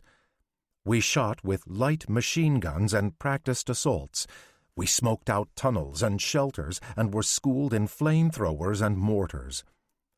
We received headlight gear and worked with that and also with dynamite that we detonated. Old and experienced officers and non-commissioned officers from the Western Front were our teachers. They called themselves the Wild West Fighters. Literally, Wildwestkämpfer.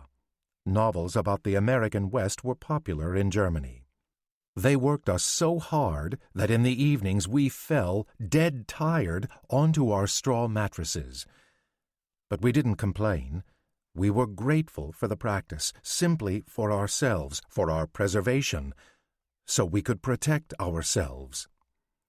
We also knew our practice time was severely limited and that we needed to utilize every available minute if we wanted to be prepared for the large and looming battle ahead. And that was imminent. In March, the English had already been attacked by surprise at Saint-Quentin and Arras, and had been pushed back almost 100 kilometers.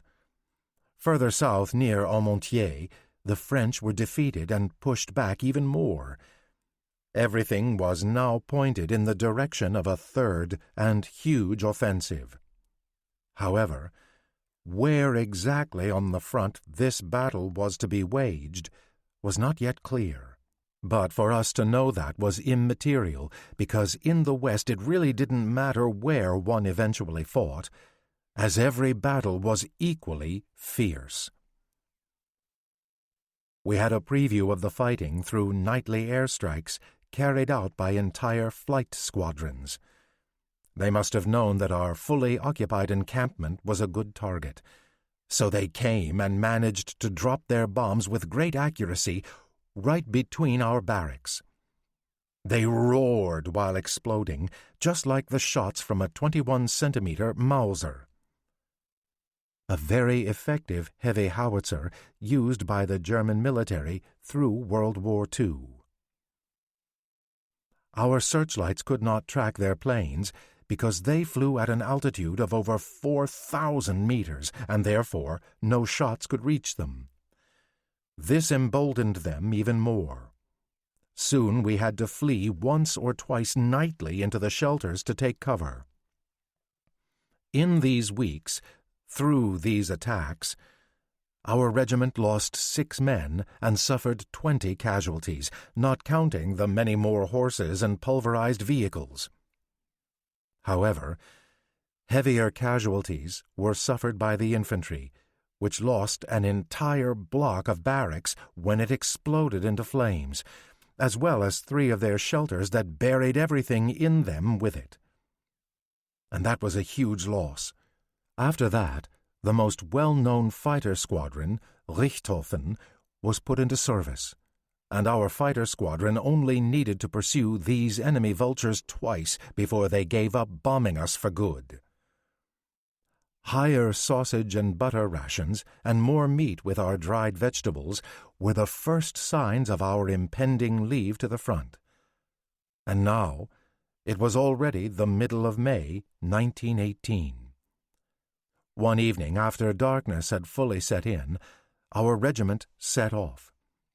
After a march of 8 hours straight, and as the morning dawned, we finally stopped in a forest and, among the green trees and bushes, we hid our cannons and vehicles from the sight of airplanes.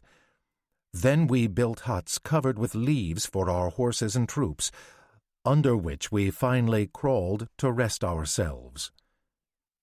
This went on for 4 days. At night, we marched. During the day, we slept. We were never alone on our troop advance. Artillery units and infantry divisions unknown to us now fell in with us and marched in front and behind us. In between rolled the munitions and supply wagons, field ambulances, and steaming portable kitchens. It was an ear-deafening noise that reigned amid the constant swearing when one division tried to overtake another. It almost appeared as though an entire army was on the march. However, as soon as the sun rose, all it saw was a peaceful countryside among villages and open fields, where you might see a few farmers working. It was almost as if the moon, as it set, took all the weapons that were under its guard and, waltzing toward the front, just rolled them up. During daylight, you couldn't see a field gray uniform, and even the vehicles turned into foliage-covered mounds. Even if the devilish fighter pilots had grown the sharpest of eyes, they wouldn't have been able to locate us as we moved ourselves ever nearer to Lyon in order to break through the enemy's lines. Very close and southwest from the city, our position was discovered, and as silently as possible we embedded ourselves during this 5th night. We only had a very few hours in which to position our guns and dig trenches. The earth was so hard here that our shovels broke. However, officers, non-commissioned officers, and other personnel worked together so that the next morning no one within 50 meters could tell an entire battery was stationed here. We were under the strictest orders not to move during daylight hours. However, as darkness set in, we turned into moles, digging underground trenches and shelters for the troops, dugouts for the 2,000-odd round munitions dump, and underground telephone wires that all needed to be invisible.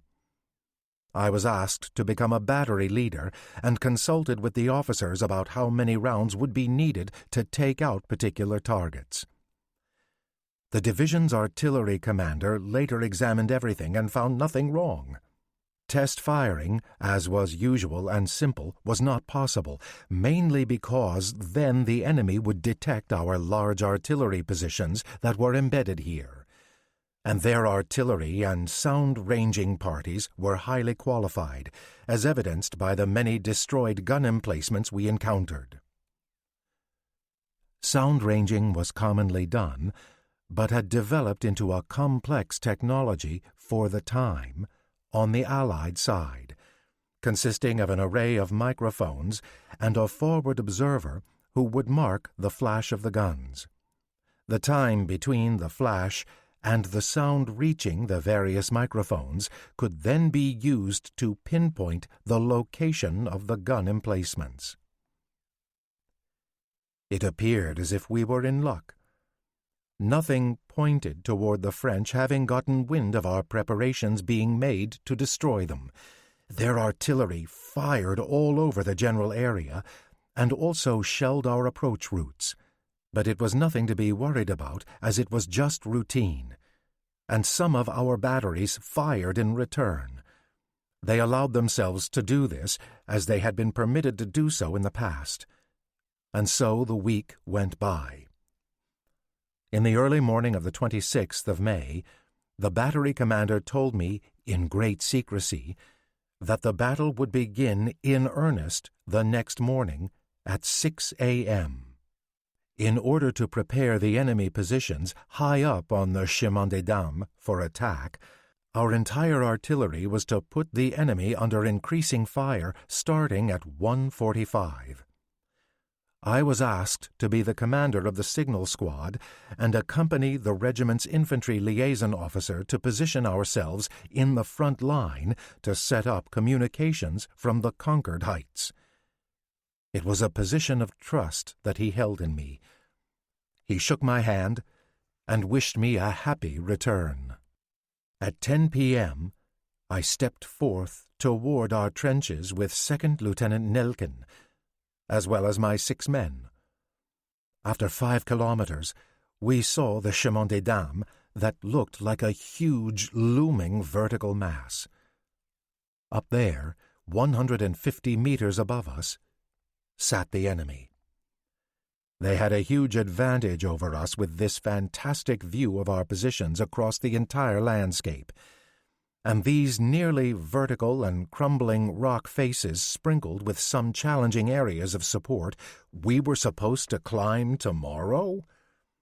It was crazy just to think about it. How did the leaders determine to start waging this battle here, exactly at this spot that was through nature itself an advantage for the French? Nowhere else could an attack be so difficult to stage. I asked the 2nd lieutenant to explain. He had heard that the front had advanced so far to the south that we could stop them not only on this mountain, but also at the Soissons-Reims railway, a primary position, by using this tactic. Here, at this elevation, that the enemy considered impossible to seize, they would never see us coming. Only here could we bring about a planned and surprise ambush. We could only move forward very slowly, and because of the darkness, we constantly stepped into barbed wire and also large shell craters filled with water. Oftentimes we had to throw ourselves down because some battery was firing harassing shots in our direction. Every few seconds we came upon guns that were being readied for the impending battle. Through the vastness of this, we first got an inkling about the meticulous planning by the general's staff for this offensive, and this knowledge made us feel more secure in our leaders.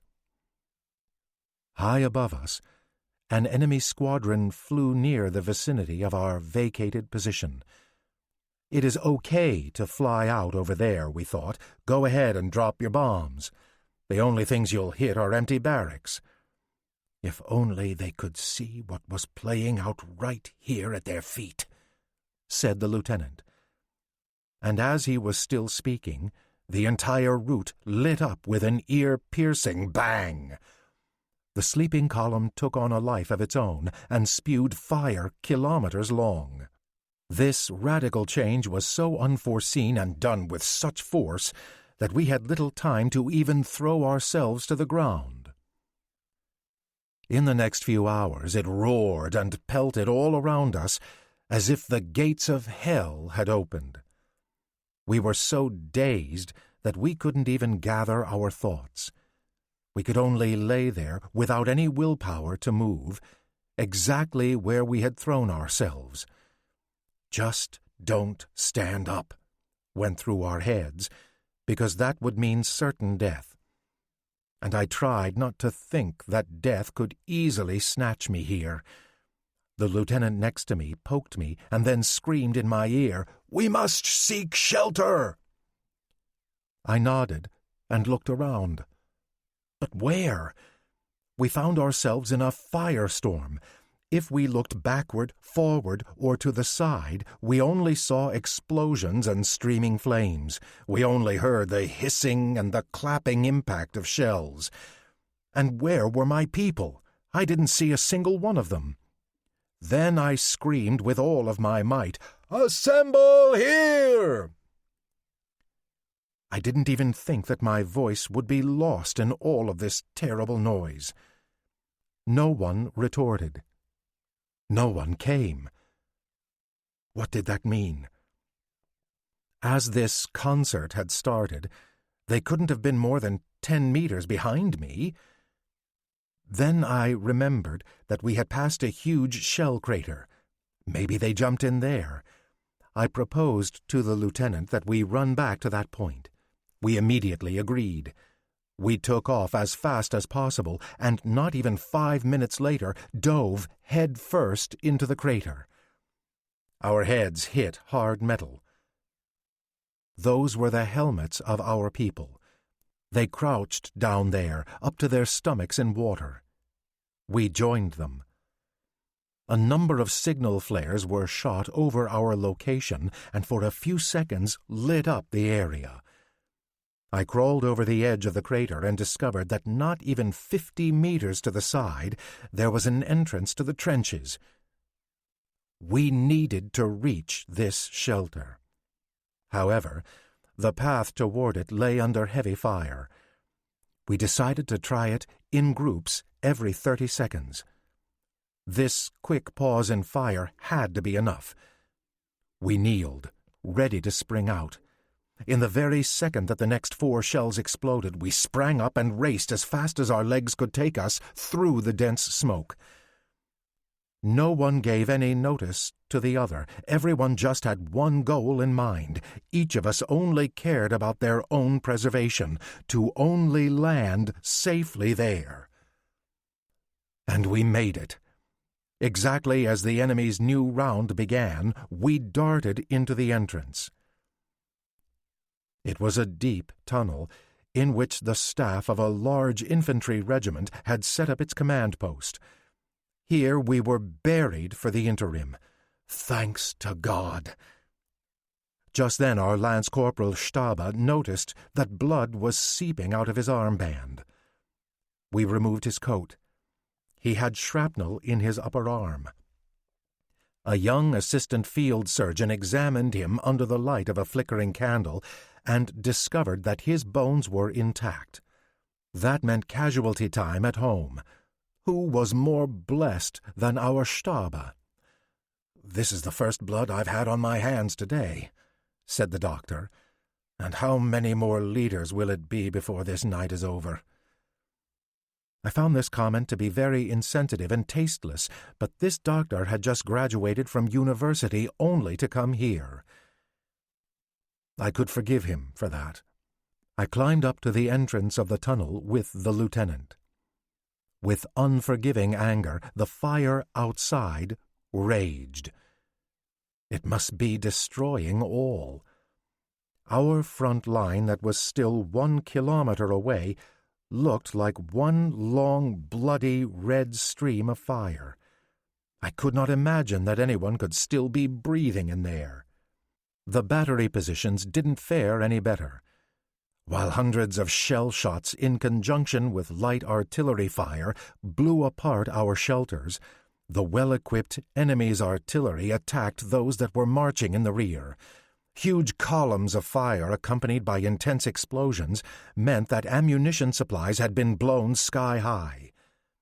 And this went on for onward of a full hour, and it wasn't possible to predict any end. How would all of this pan out? The regiment's aide-de-camp approached us, looked around for a second, and then said to our lieutenant, "We wanted to exterminate the Frenchman, and now he's exterminating us. An assault is not even possible in these circumstances. This is due to nothing but pure treason in this game." His assumption was proven to be correct, as we later learned from prisoners. 2 Saxon engineers who had been sent as lookouts had been captured by the enemy, and they revealed the impending storm. Here is a point in which Schiller's memoir challenges our assumptions. Alexander Watson described the attack at Chemin des Dames, which was a divisionary assault on the French to conceal his main attack against the British, as a complete surprise. See Alexander Watson, Ring of Steel, Germany and Austria-Hungary in World War I. Immediately thereafter, the French general brought forth annihilating fire so that our assault could be nipped in the bud. The clock showed it was now 20 minutes before 2 a.m. If we were still able to do so, our return fire would have to begin at any moment. But wasn't it an ill omen that until now not one of our regiments had returned any fire? Only 1 more minute remained before the firing was to begin. Our nerves were shot to pieces. The decision neared. It was at hand, a sea of flames as wide as the eye could see, thousands of flashes over us, and then, over there, loud crashes and shattering. I felt the tunnel shake, and the mortar and sand came down on us. We were blinded by the firestorm, and we were pressed to the ground by the air pressure of the shells. For the longest time we couldn't even speak one word, and if we had, no one would have understood it. It took a while to adjust to the situation. It was both horrible and exhilarating at the same time. It was the huge volley that was supposed to mean the end of this world war, and it was also the greatest show of firepower ever used in any war. And who knew if it would be the end of all? This was, according to Watson, the largest artillery barrage in any war up until this point. See Watson, Ring of Steel. I felt lucky that I wasn't a witness in this giant production. 400 enemy batteries had wanted to finish us off, but 1,100 batteries of our own, crammed into the most narrow space, now returned the answer to the other side. 6,000 fiery, hot gun barrels and 2,000 flaming mortars were at the ready at this hour, as well as over 20,000 artillery shots that zigzagged against the skies every minute. How many could this amount to in just 1 hour? How was it possible that anyone under such a ceiling of deadly steel and iron could survive? It appeared as if humanity had prepared for hundreds of years just in order to be able to wage a total war of such might to test and reach the unimaginable limits of human capacity and destruction. And look here! All of a sudden the enemy's fire stopped. How could it have turned out any differently when they were outnumbered 2 to 3 times by our fire? How could they fire back at us with mortar shells when their positions had been reduced to a pile of smoking rubble and the skies above them were torn apart by innumerable shell fragments? At 3:30 a.m., you could safely say the French artillery was annihilated. Only a few of their most powerful cannons were still firing. These were so far back from the front that our sound-ranging party could only estimate their position. So, therefore, our fire was not going to be of any effect. But there really were no more obstacles to the offensive. And over, without pause and unabated, we shot our steely greetings in their direction.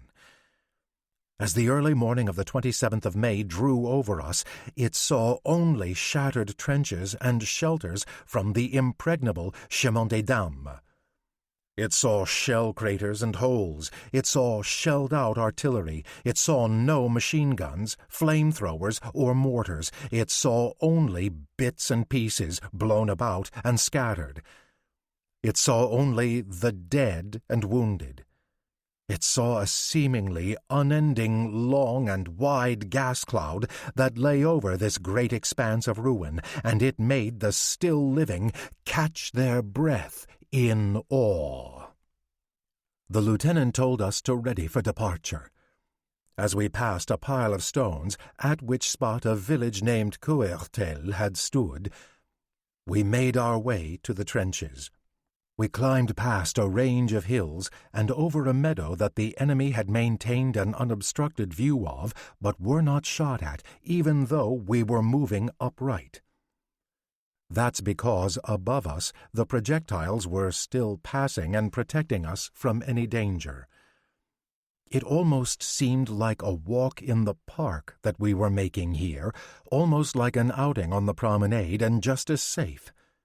We saw how the projectiles and mortar shells were flying about the chemin as if they wanted to smash the mountains to the ground. We didn't want to think about those who were condemned in this hellhole to a certain death. We were mesmerized, staring at this view that the mountain offered us. It looked as if it wanted to bury itself. And then, after a very, very long time, it came over me, a certain pride to be a member of an army that could achieve such a feat. Now we arrived back at our trenches. The infantry had just climbed out and, almost beside themselves with emotion, assembled in a long and uneven line facing the storm. We checked in with the battalion commander, a young captain who was called by his people Esteemed Count. Herr Graf. I wondered about this title at first, that such high-born men would enlist and put themselves at the front, because I had never seen anything of the kind before. Then it occurred to me that we found ourselves with the 1st Regiment of the Guards, comprised of the most elite of Prussian forces. We put the severely wounded on canvas and straw mats. Others were carried out on stretchers. A group of lightly wounded non-commissioned officers stood on the embankment and observed with great interest the workings of our artillery. "It looks like we're giving these dogs such a battering that it's making them want to be done with this world," said one through clenched teeth. I asked them about our casualties. It looked as if half of the shelters were destroyed, and during the height of the French onslaught, we had given up all hope of survival and had reckoned with the destruction of our artillery. "But then at least we showed we still had some fight left in us," a sergeant added. "I have never experienced such a firefight, and yet I've only been on the Western Front." We felt very flattered by this.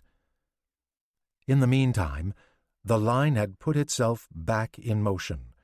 We attached ourselves to it. The whole boggy field was full of troops in front of us, and more kept crawling out of their trenches. In the background, we saw the reserve troops halt. The mood seemed to be very good. You saw laughing faces and heard whistling as we fastened newly prepared grenades to our waistbands. Our feet sank up to our ankles, and then we came to a stop. We soon came to the Aijet, a small river that was about 10 meters wide. A few moments later, we continued on our way. Now we were only about a half-kilometer away from the foot of the chemin and the first of the enemy's positions. We had already encountered Spanish riders, wolf pits, and barbed wire. Spanish riders, literally Spanische Reiter. From context, some form of booby trap or defensive installation. With astonishing speed, these obstacles were cleared away by the infantry. They had been tested many times before. How often had they experienced such an assault? I saw many a gold medal that signified they had been wounded before. These wound badges, Verwundetenabzeichen, which were awarded beginning in March 1918, came in 3 classes. Iron, 3rd class, represented 1 or 2 wounds.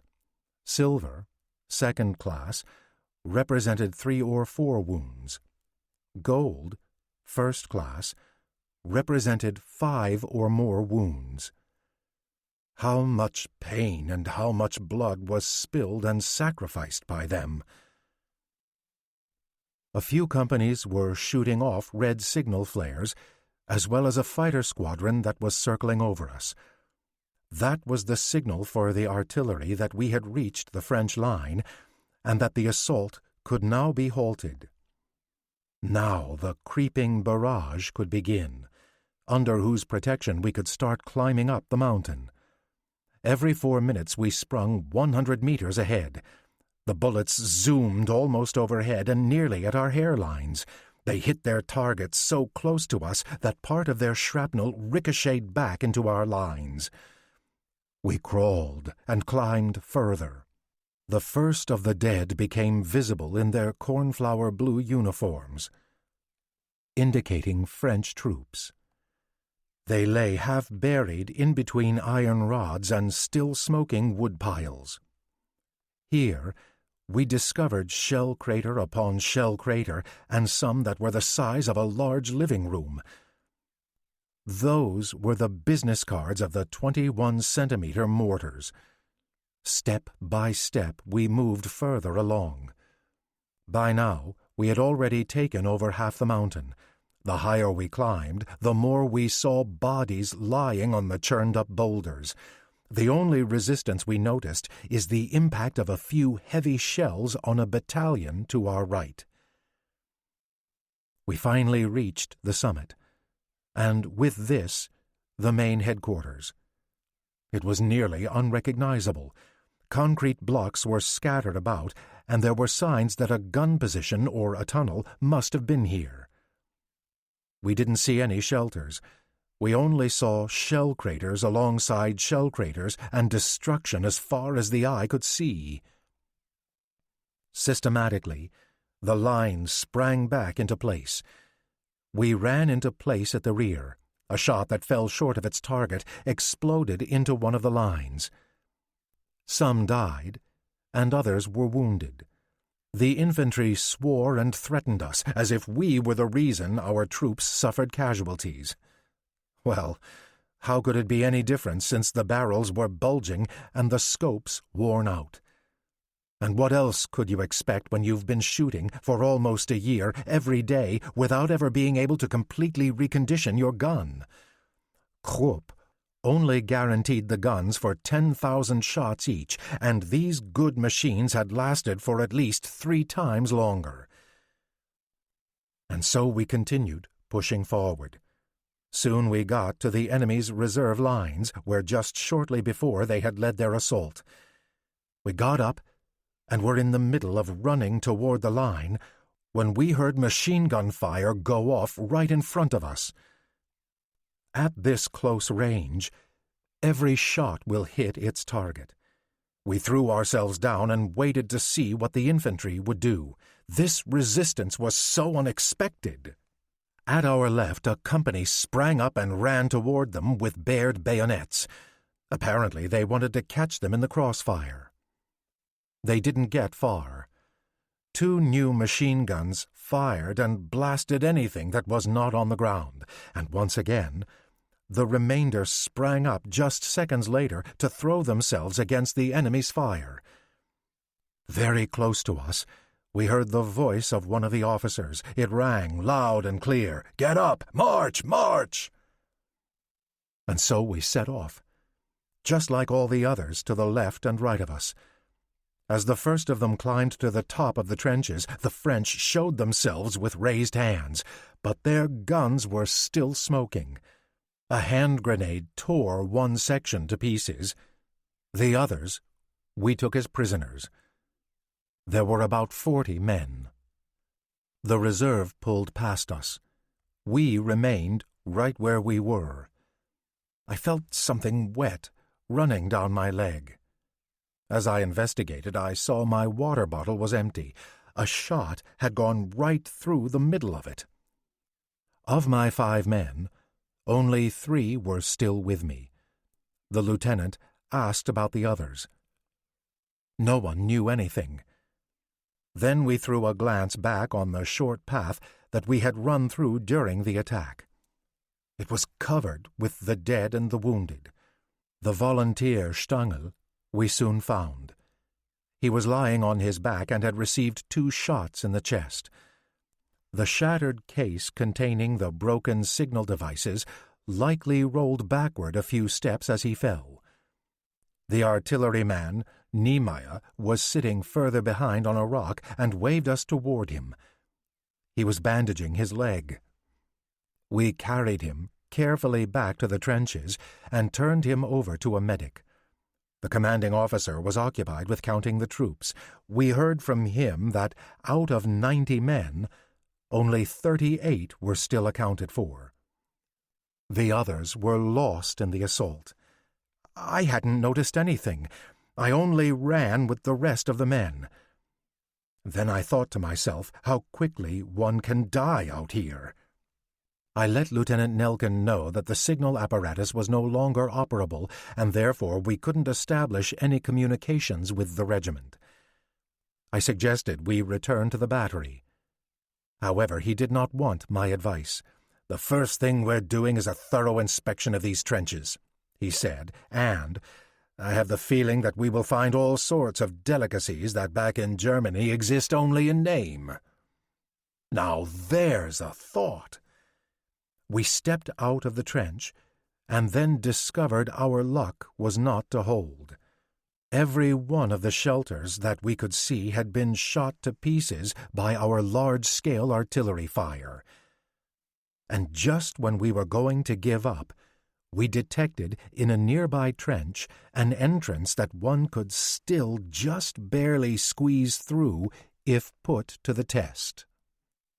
The flashlights shined brightly as we stepped onto a ladder leading us to the dark underground. Down below, we bumped into 2 fallen soldiers from the 13th Infantry of Breton that had occupied the Chemin and bled to death just a few hours earlier. A week ago, these fellows were relaxing in Kemmel along with many of their men as they had been given a well-deserved leave to rest. Now, they would rest forevermore. In one corner of this stinking room we found a number of boxes, which we opened with our sidearms. What did they hold? We had to look twice to believe our eyes.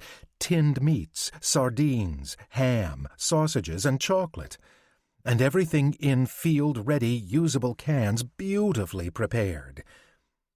We searched a bit more and found 2 numbered barrels, 25-liter written on both. As we opened them, we were in total awe. It was an excellent French wine. The only thing that could not be found was white bread, but under the circumstances, one could easily do without it.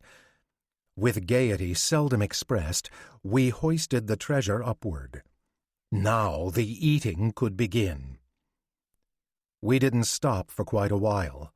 However, in the middle of this feasting, I discovered that very close to me lay a fallen guardsman from the 4th Regiment. His vacant eyes were directed right at me. Suddenly, I completely lost my appetite. I went over to him and turned his head to the other side, so he wouldn't be jealous. Then I opened another tin. In the interim, the sun had risen so it was directly over us and signaled it was now noon. For a long time, the sounds of battle had grown ever weaker and further away. Endless numbers of prisoners shuffled by. Looking at their stricken faces, you could see that they were relieved to be done with this bloodbath. The wounded that were being carried forward advised us that all was going according to plan. The French were defending themselves, but everywhere their positions fell. Far on the horizon you could make out an artillery division that was moving on the only path over the Chemin in order to establish their new positions. And we were told our battery needed to join them. That was our signal to break camp. However, first we filled our duffel bags with all the delicacies and looked for every available canteen to fill with wine. Even so, we had to leave a full barrel behind. Then we decided to pour it in a wash basin and use it to wash ourselves, as water was in short supply here. It was late afternoon when we finally met up with our regiment that had found itself on the march. We discovered that the field assault during the previous night had resulted in heavy casualties. I was soon able to convince myself of that. My regiment lost 1 officer and 11 men. As we passed a little ravine, we saw, pressed against the side, an important officer had stopped there. It was the division commander, Prince Eitel Friedrich, who allowed the various divisions to pass him. He called out to a few in a friendly manner and offered some words of acknowledgement. However, as the 2nd Battalion of the 3rd Regiment of Guards passed him, he was said to have taken off his field cap. That was the honor he bestowed upon the 7 groups that were left remaining out of 400. We kept on moving the entire night. We could only move back and forth because the street was filled with troops and supply wagons. To the right and left of us, hidden behind fake bushes, the mighty guns of our opponents stood silently, even though just yesterday evening they had shown their unfriendly activity. A few batteries were only lightly damaged. Their mighty concrete barriers saved them from complete destruction. We were amazed. Every single position had its own enclosure. This must have taken months and maybe even years to build in their present form. We could easily see this from Pokapin. How hard it must have been for the gunners to realize that all of their efforts had been in vain. A serious resistance by the enemy had not even been considered here because any signs of hand-to-hand combat were not detected. Everywhere you looked, you found carbines, helmets, side arms, and empty or half-filled ammunition cases. We carefully checked the bunkers, as we'd already had a lot of practice doing that. A big fight broke out over a beautiful yellow leather suitcase. Everyone thought they had spied it first. The strongest was the victor, as usual. I snatched a lovely silk blanket that I thought would be very useful for the cool nights and fastened it to the horn of my saddle. However, as I returned from another newfound conquest, I discovered that someone else had already made off with it. After that, I stopped pillaging about since it didn't seem to be worth the effort. In the first light of dawn, we crossed the N. Around the narrow wood bridge, a lot of heavy fighting had occurred, and we found large numbers of the dead. The battlefield was quite close by, as we saw by the clouds of shrapnel that quickly dissipated. The infantry next to us was asked to move forward. In a frenzied, crisscrossed gallop, 3 riders neared. As they moved closer, we could see that the leader was the division commander, Captain von Garnier. He gave orders to the battery commanders to get ready. Immediately thereafter, we trotted into place. I was called over to the First Lieutenant Wenzel and received the following order. We are going to travel in a westerly direction behind Hill 209 at Sermont, and there position ourselves. You are to install a lookout position in the church tower and then open fire on the adjoining trenches with the battery. I will follow you directly. With 2 other corporals and 2 telephones, I hurried toward the village. We had almost reached the first houses when simultaneously the first heavy guns were fired into the village streets. We couldn't go any further, so we tried to maneuver sideways through gardens. That worked. Pretty soon we were tripping up the narrow and dark stairway leading to the church tower. Until now, this position had not been damaged. We hoped that it would stay that way as long as we were there. In a small slit, we installed the telescope, while the line to the command center was laid. Would we even get any reception? That was the first order of business. I had an unparalleled view over the entire area. Although our infantry was obscured by a range of hills, I can see the French all the better. They had embedded themselves on the edge of a cornfield. The distance was 1,300 to 1,400 meters. Next to me, the field telephone rings. Thank goodness! The battery was on the line. I called into the receiver. Cannons, impact, entire battery, fix course, position 1 up, 200, fire. Every word, by regulation, was then repeated back from over there. A few seconds passed, and then it hissed overhead us, and in almost the same instant, right in front of the enemy's line, you could see them burrowing into their trenches. Increase 50 meters, 1 group. It is too far away, but in this fashion we had the enemy pinned in. In quick and even succession, our artillery fire exploded. I discovered that the French were now evacuating this part of their trenches so they could better position themselves on both sides. Did they think this move would benefit them? Shortly thereafter, we had them back in our sights, and soon they wouldn't have any recourse but to flee. Suddenly, there was a terrible crashing, splitting, and rumbling. We felt the tower shaking. Limestone and mortar fell down around us. We suddenly thought, now we're going to plunge into the abyss. We looked at each other, shivering. "What was that?" the telephone operator asked, trembling a few seconds later.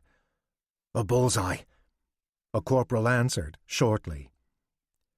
It had landed in the middle of the church, and the roof collapsed in half. Even now a few beams and bricks were still falling. A huge dust cloud materialized. However, the tower itself did not appear to have been hit. It stood. But for how much longer? All of a sudden, it started slowly gurgling heavily again. We ducked, as if that would help us from this new threatening danger, and once again an ear-splitting crash. Once again the tower started shaking, and once again mortar and limestone fell upon us. This time, heavy gunfire exploded near the door. Now there couldn't be any doubt. The enemy was shooting at the tower because he suspected that there was a lookout position there. Our telephone line was blown up. It would be impossible and useless to try and fix it. Our people became restless. They wanted out of here. I hesitated because I had been ordered to wait for the battery commander at the tower. "Well, by the time he shows up in this thick smoke, you can turn old and gray," Corporal Bayabom offered. And for the third time the assault neared, eerily, inescapable, deadly.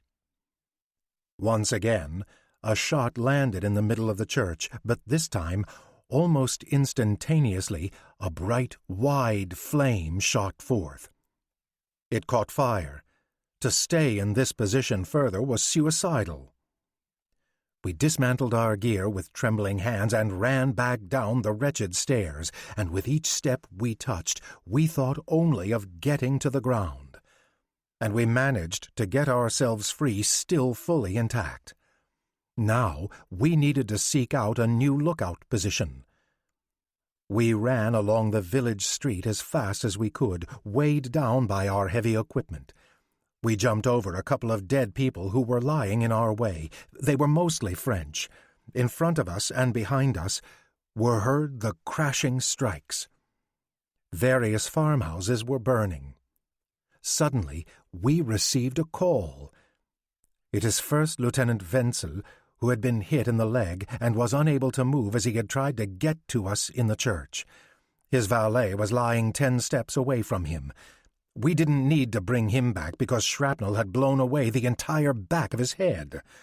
While 2 men assisted in getting the battery commander out of the line of fire, the rest of us nestled into a gable of a nearby house. The view from here was limited, but to cut off the troops, it was still enough. Our infantry was still at the same position. The poorly directed shots of my battery were at least 100 meters off. It's high time that we once again establish communications. Finally, after nearly a full hour, we got there, and just as I was about to relay the firing positions, I saw on the edge of the forest a wide and thick cornflower blue mass materialize. Without any resistance, they were moving forward. An adjoining field was shielding them from the eyes of our infantry. The thought that without doubt the enemy wanted to mount their offensive here went through my head at lightning speed, and then I allowed the battery to reposition itself and aim for the new target. A minute later, the first round was shot toward them. High above the heads of the blue mass, it detonated. "One lower. Break off 100 meters. Our second greeting fell right into the middle. They sprung apart, so that it looked almost comical, and now it hissed from group to group, and each of them found its target. Now there wasn't any additional assault.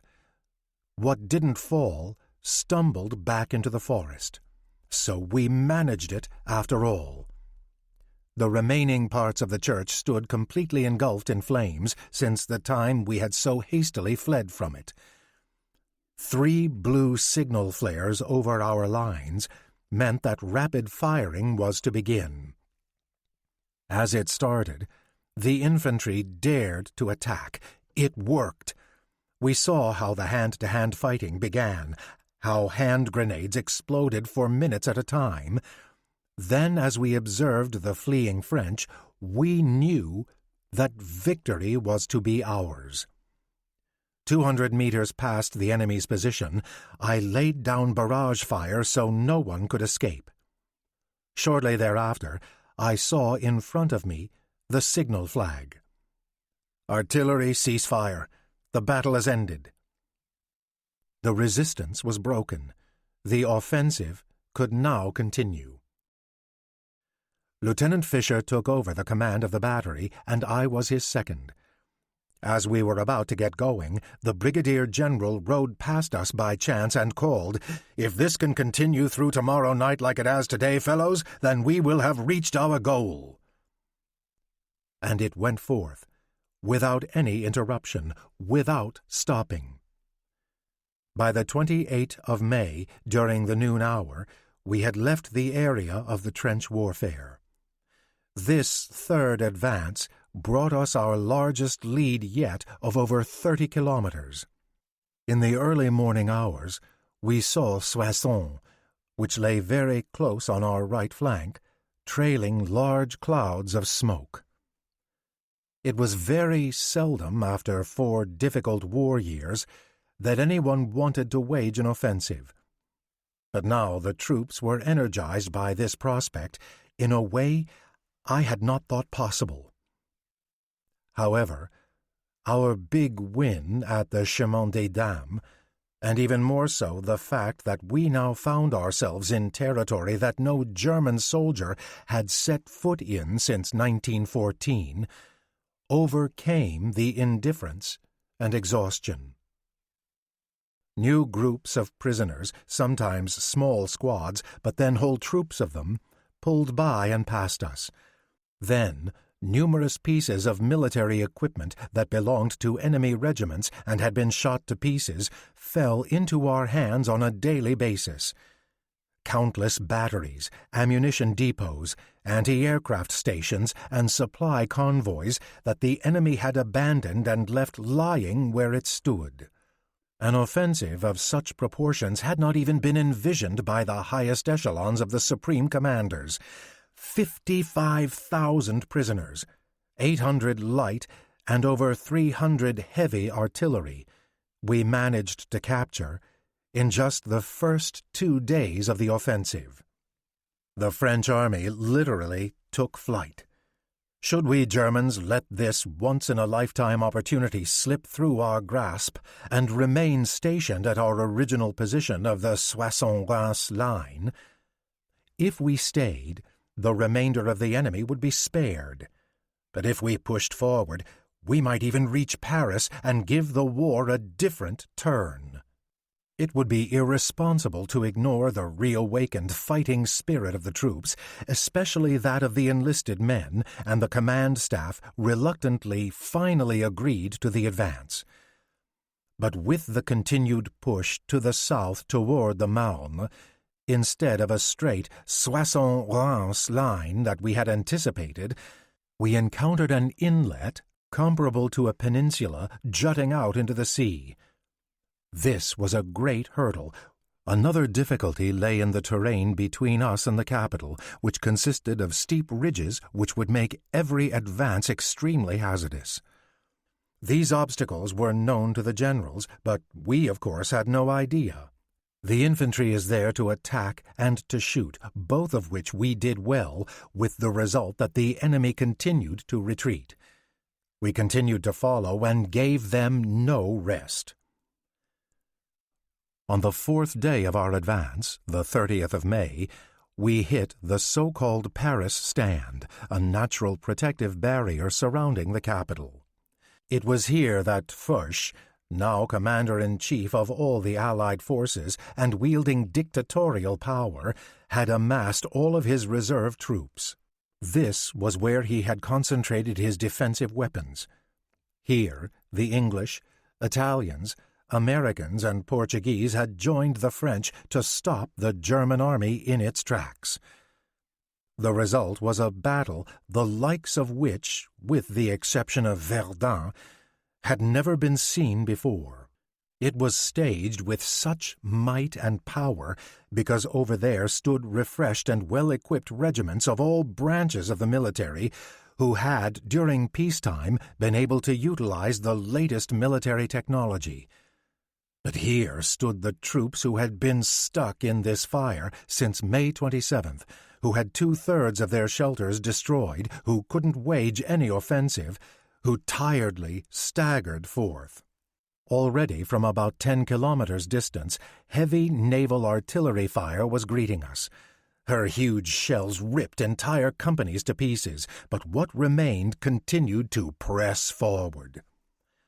Numerous squadrons of fighter planes were dispatched and flew over us. Our few planes were useless against them. They threw bombs and showed the infantry their targets. We could thank them that they destroyed 2 of my division's long-range guns before we had even received our firing orders, as we stood motionlessly on the marching line. In between the harnesses of the first guns, a direct hit zoomed, and 6 horses, along with their riders, were tossed into the winds, ripped into atoms. Then we galloped over to a nearby hollow through the middle of an open field. But even before we arrived, a new hit had flung our last munitions wagon into the air, filled with personnel. And as we dismounted, we found the torn-off arm of the dead driver, Schumacher, pinned to the mounting of the 4th gun carriage. We tried to dig in, but the earth was rock-hard. What was happening in front and behind us we didn't know. We only saw the hill that blocked our view entirely. We only heard the crashing around us, and then we discovered with satisfaction that some of it was from our guns that were trying to drive the enemy away from us. It was luck that at least we were free from them, because here the danger of being shot up was less. But unfortunately, we had celebrated too soon. As soon as the first group ceased firing, just a scant 10 meters behind us, another strike broke everything into pieces. We threw ourselves down until the shells could bury themselves, but as we got up, we saw that the ammunition handler from the right division and Lieutenant Strachwitz had been mowed down in the middle of the group. One of them had his lungs ripped apart. The other no longer had a skull.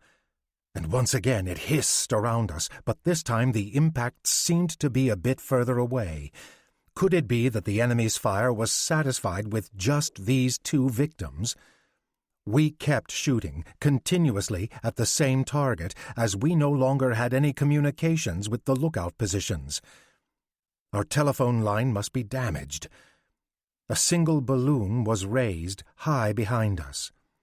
3 blue signal lights fell from it. "Artillery! Stop your fire! Battle ended!" Then we knew. Paris positions were in our hands. The offensive could continue. And once again we passed the barbed wire and the trenches, following the infantry. Mounds of the dead and wounded lay about us. French and German, Italians, English and Belgians, black and white. Although 2 divisions of African-American soldiers served in the segregated American Expeditionary Force, none were known to be in the area during this phase of the battle. It is therefore more likely that these troops were French colonial soldiers, of which approximately 450,000 served in France. See Richard Fogarty, Race and War in France, Colonial Subjects in the French Army, 1914 to 1918. We reached the stopping point. Between the fortress, there lay the fruits of our labor. Gun after gun, everywhere direct hits and damage from our heavy-caliber shells. Pieces of protective armor, pulverized positions, torn-up axles, metal and iron tossed about, shattered oak planks, holes as deep as houses torn up by the tusks of our shells, into which man after man was pressed, jumbled together among rocks, wood, and earth. And on the road, long columns of prisoners with pale and bloody faces. Our victory is huge, but unfortunately, so is the sacrifice. The infantry was sliced to bits, and there were no more reserves available. A lieutenant of the Pioneers, his arm in a sling, passed us on his way to the regimental medical aid post and declared, "It is pure madness to try to advance any further. We don't have any men left, and the enemy has just received freshly deployed American divisions in order to set into motion a counterattack. I don't even want to think about how this is going to end." The Pioneers, or Pionieren, were troops trained in construction and demolition, serving the role of combat engineers. He was absolutely correct in his prediction. This day served as the very last day that we would ever win a decisive battle again in this war. What happened later was just a frustrated effort against an overwhelming superior force. But for the interim, the march continued forward. The resistance became stronger. In hand-to-hand battle, the enemy was always beaten. Every piece of land needed to be fortified, even though we lacked munitions and the delivery of supplies had halted. We did claim a victory on the 1st of June at 15 kilometers distance. However, the following night we had a turn of fortune. We had come as far as the spread-out forests of Villers-Cotterêts, which held the summer houses of rich Parisians.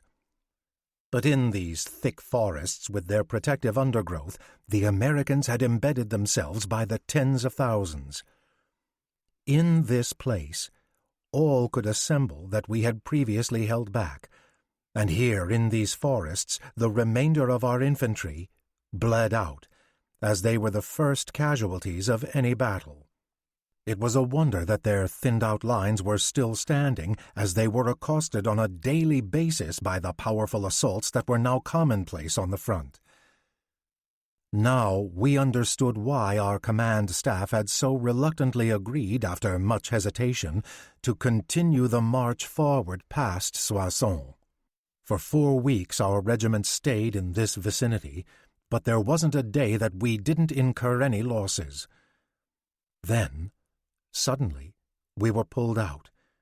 We were made to understand that we were to participate in another offensive in a different area that the command staff had worked out. So we secured our guns during the night and proceeded to move backward, while our way was lit up by shell fire. During this march, a significant change occurred that had larger consequences and meaning for the entire regiment. Our commander, Major Van Ham, had been promoted to lieutenant colonel and was also transferred simultaneously to another post under the same banner. He was already gone by the next day. A general sigh of relief followed him.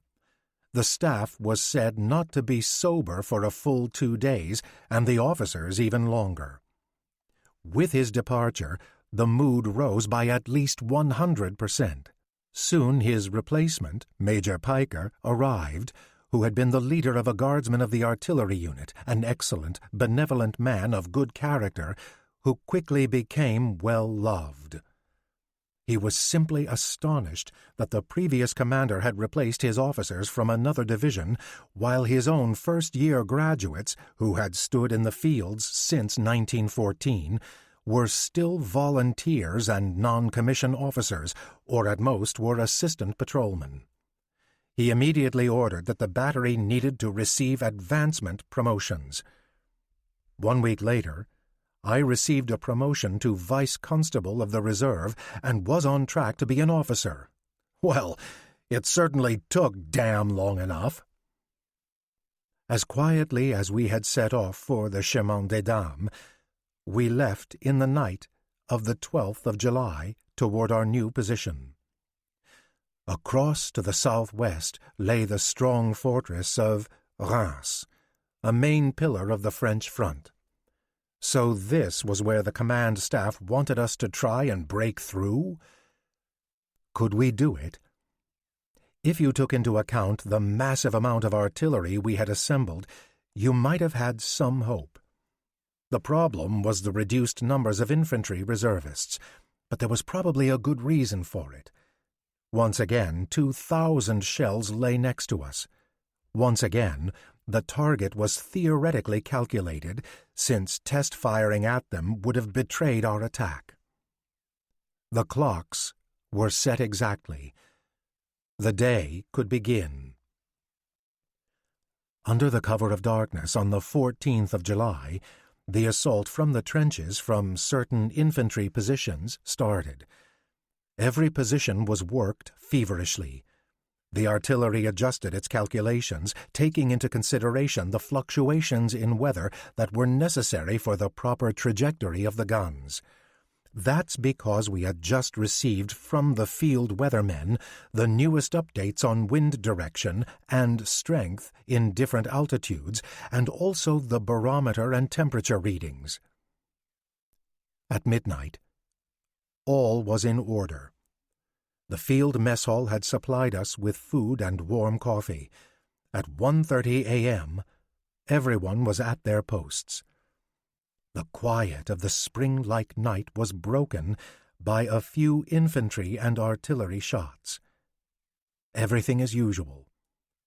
Everyone listened and waited. The leaders as well as the assistant leaders kept looking down at their watches. 1 minute before 2. Now! With great force, the artillery and mortars started opening their gullets. Again, the earth shakes far and wide. You only hear crashing and hissing. You only see flashes of light and long snakes of fire.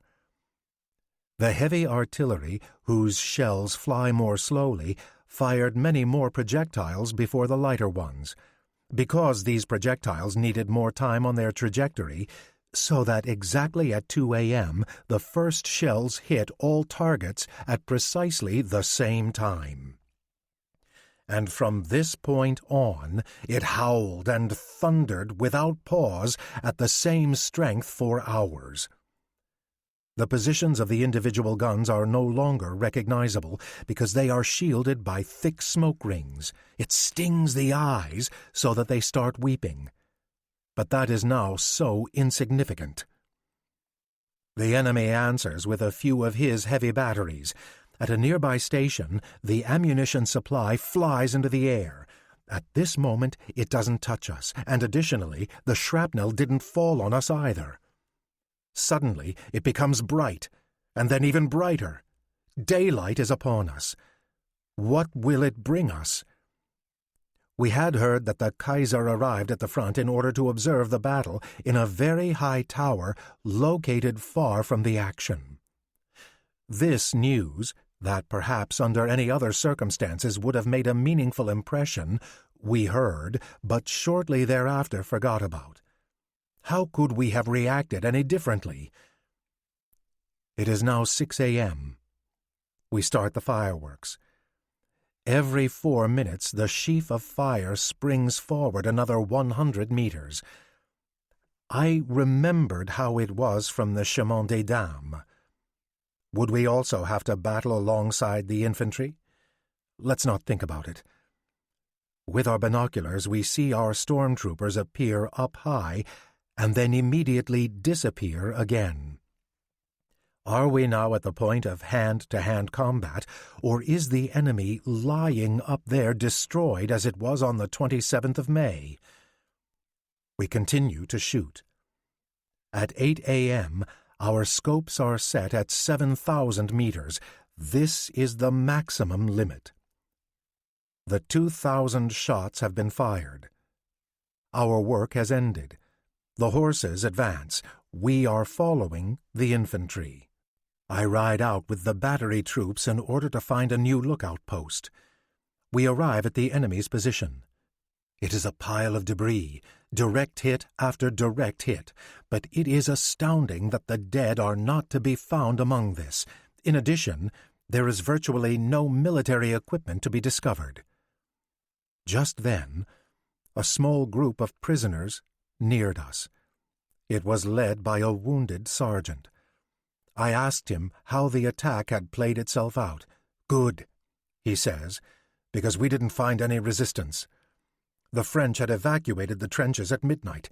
The attack was relayed to him just in time." But that is just terrible news. So we just spent 6 hours firing on an empty target and therefore squandered our diminished ammunition. This marked the initiation of the Second Battle of the Marne, July 15th through 18th, 1918, the last German offensive. The failed attack was followed by the continuous advance of the Allies until armistice was declared. What was to happen now? We weren't puzzled for very long. The forest that we had just entered was under heavy fire. I dismounted and sent the horses back, and then we pushed forward. We estimated the front was running about 1 kilometer ahead of us, as we could determine by the sound of the mortar strikes. We came upon a small fortification that was full of the dead and wounded. Black troops. But in front of them lay double that amount of our own infantry. Everywhere there was moaning and groaning. A couple of medics were opening uniforms and dressing the wounds of the numerous casualties. They also carried some men together on the same stretchers in order to have them seen by an as-of-yet unbuilt field hospital. But what would be the use of it here? The first shrapnel rounds were already flying over us. We kept running. We saw new enemy trenches come into view that had already been taken. The whole forest was crawling with the wounded that had retreated. I asked the corporal where the headquarters were that I was to present myself at. "It is situated at the forest's edge, if it is still alive," he answered, and continued onward as if in a dreamlike trance. It is ghastly, listening to the collapse of trees that were being torn out of the ground by shell impacts. A shell fragment hits one of my communications assistants in the case that he's carrying on his back. He screams, but when we examined him, we found he wasn't wounded. The impact was so strong that he was shaking from head to toe. Finally, we locate the edge of the forest. Immediately near the front, we detect the enemy's barrage fire. More and more wounded are passing by us. They say, up front, "It is pure hell." The command staff was embedded behind a thick oak tree. I presented myself to the first lieutenant, whom I had thought was the aide-de-camp, and then discovered that he was leading the regiment, just as of 1/2 hour ago. All of his superior officers are now either dead or wounded. I asked him where my artillery units should fire. He told me the target and then added, "However, if you don't begin firing immediately, it won't do any good, and then we'll all find ourselves on the other side." A heavy shell hit right in front of the oak tree and covered us with sand. There wasn't any use to lay down telephone lines over to the cannons. They would have been destroyed in a matter of seconds. Therefore, all I did was draw out the target on the map and sent the communications assistant back. Hopefully, he would arrive safely. I asked about the situation. The enemy had established itself in its reserve position, and we were highly outnumbered.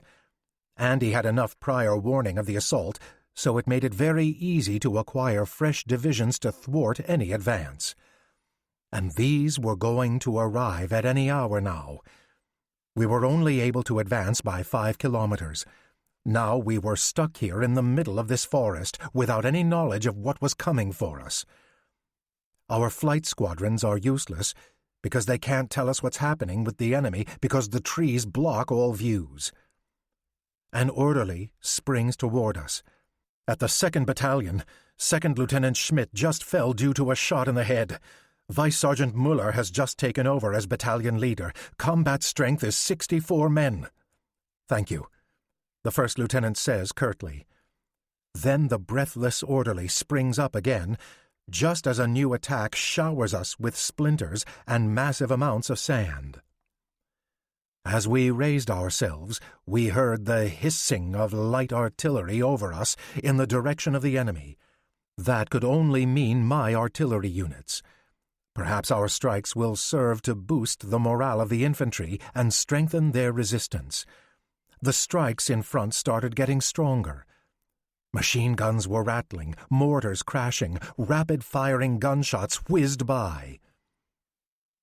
After 5 minutes, it becomes more quiet, and then subsides. The wounded are coming back. One states, "The enemy, with about 500 men strong, just started a counter-assault. The 3rd Battalion stopped the advance and is holding its position. Losses? 1 officer, 29 men.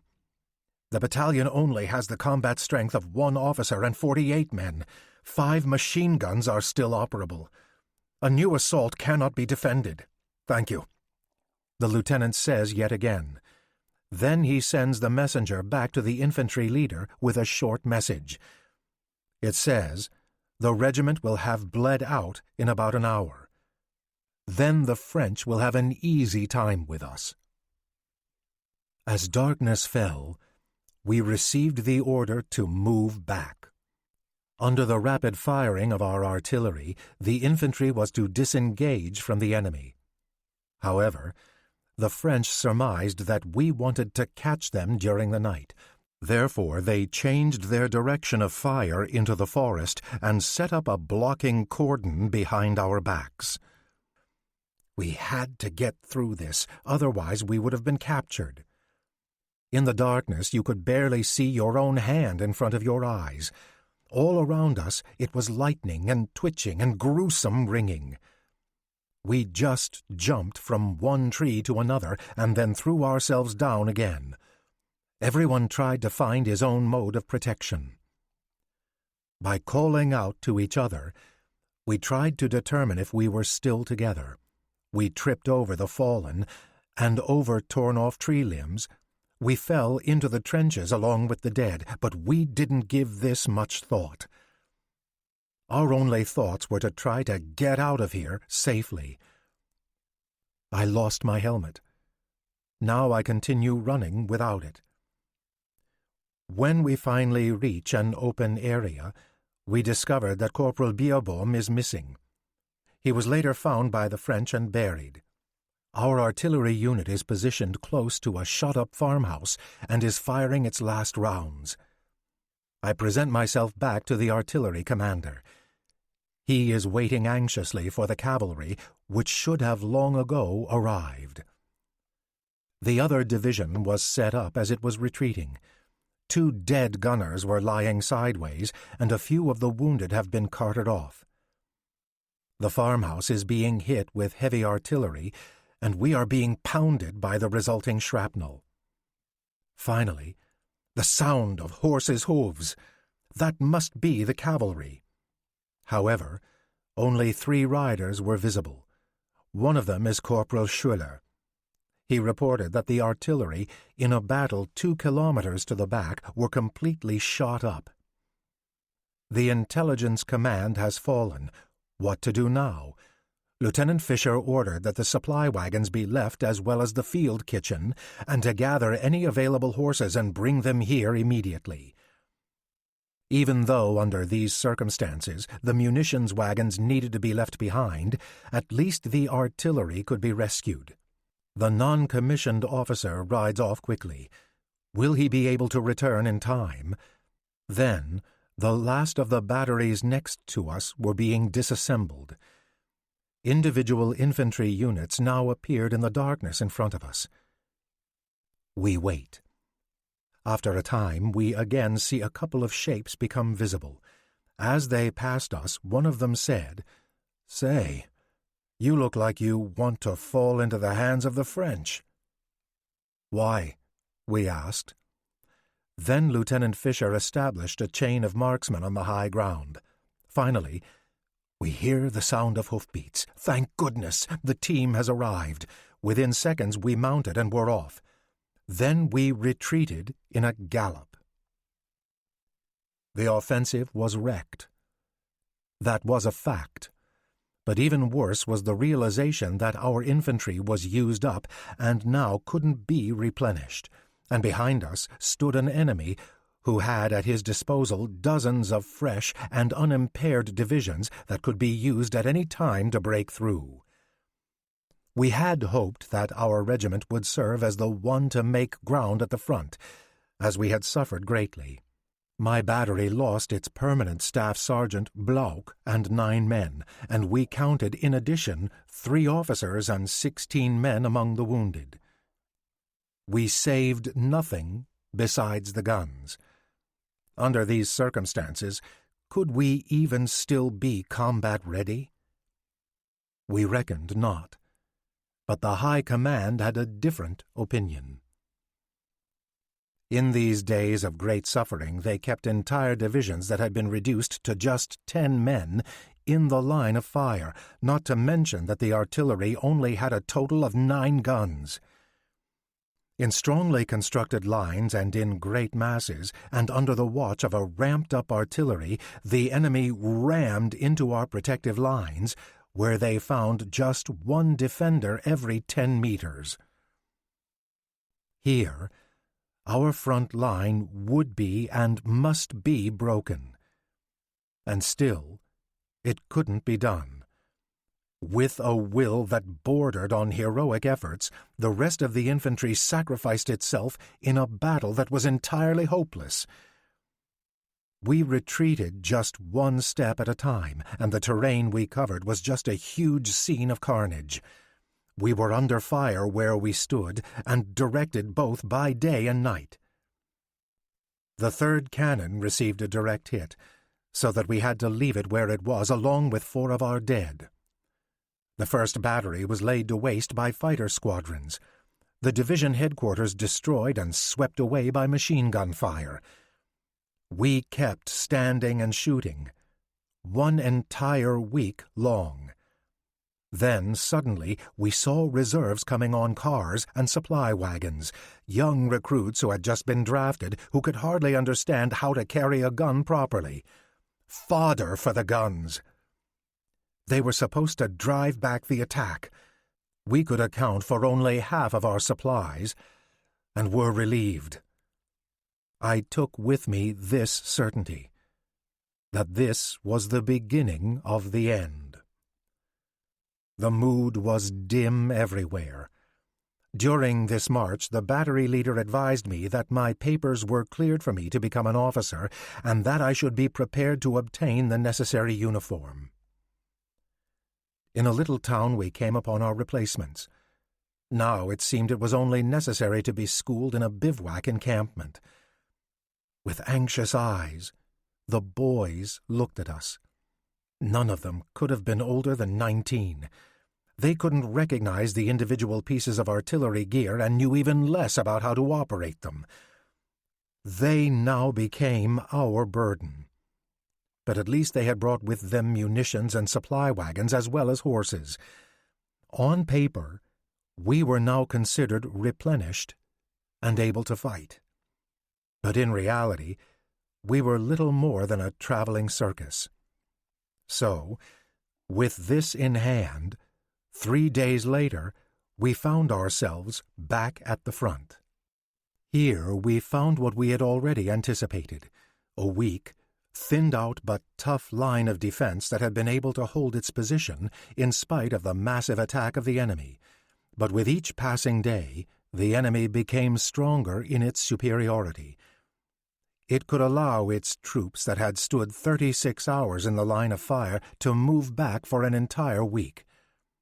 However, our people had to stay until all of them had bled out. Whatever we sent forward was immediately counted as dead. It was a wonder that we hadn't been overrun at least 100 times over already. Very slowly, but yet steadily, we moved in retreat, sometimes only a few hundred meters per day, and sometimes a few kilometers. We are thin and starved, and the little food we do get is supplemented by all kinds of substitute items.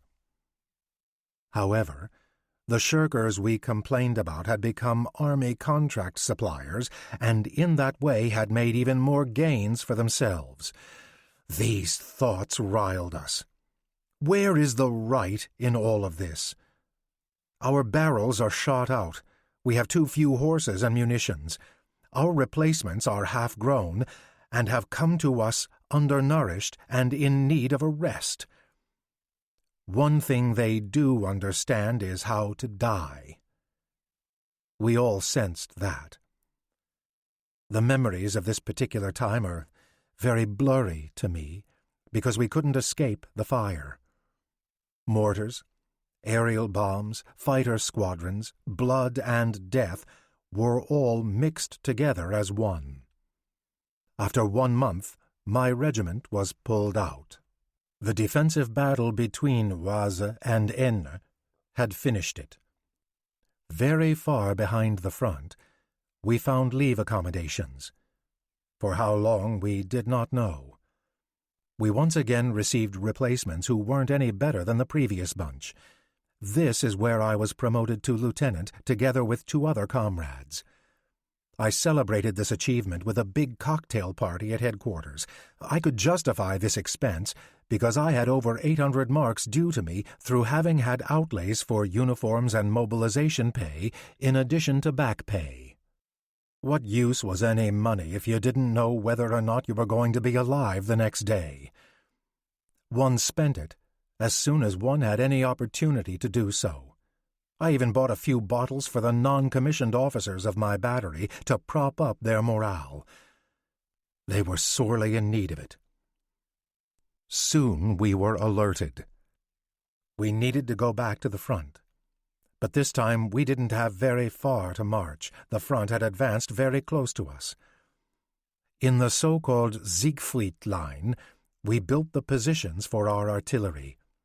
How much has already been discussed about this defensive belt? It was said to be impenetrable, and the enemy was supposed to gnash its teeth in frustration.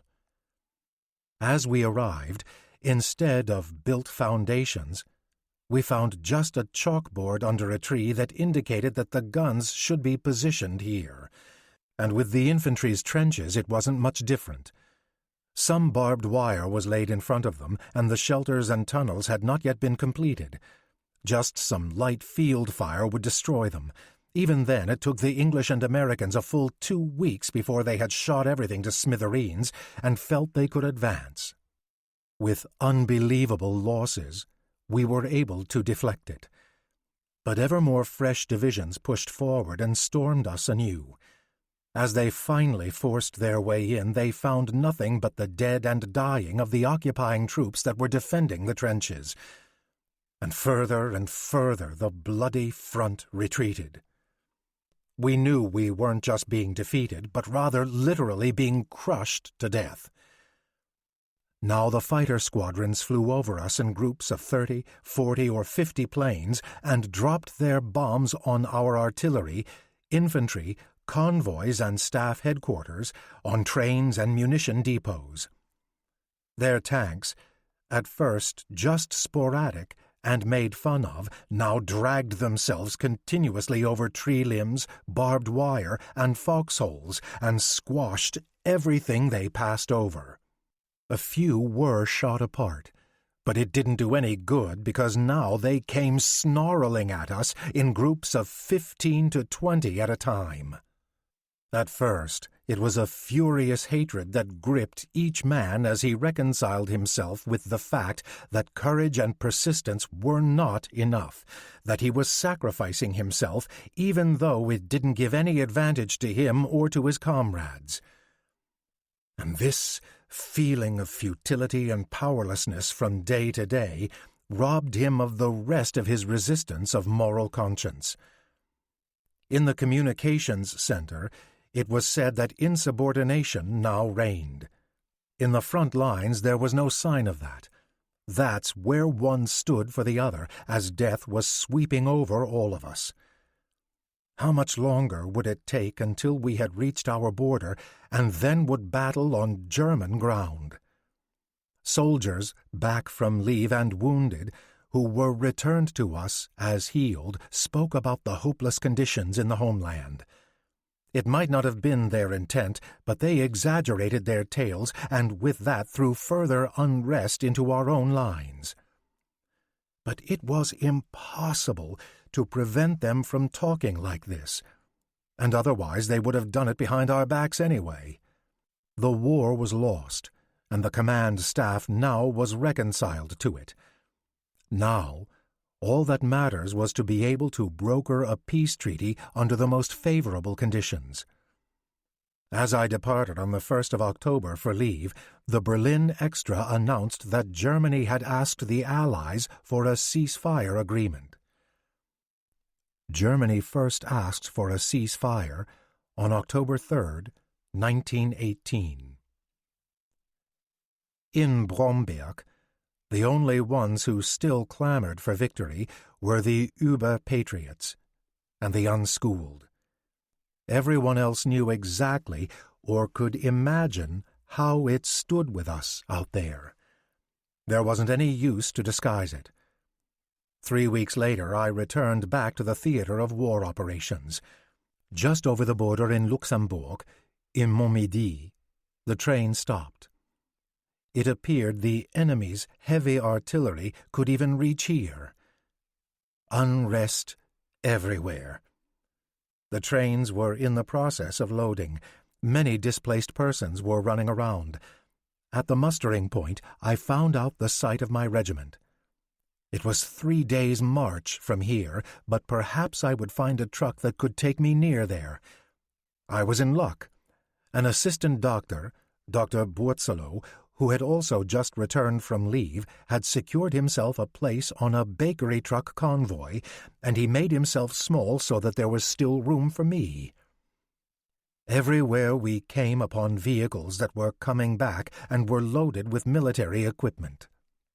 The next morning we arrived at our destination, completely shaken and rattled through and through.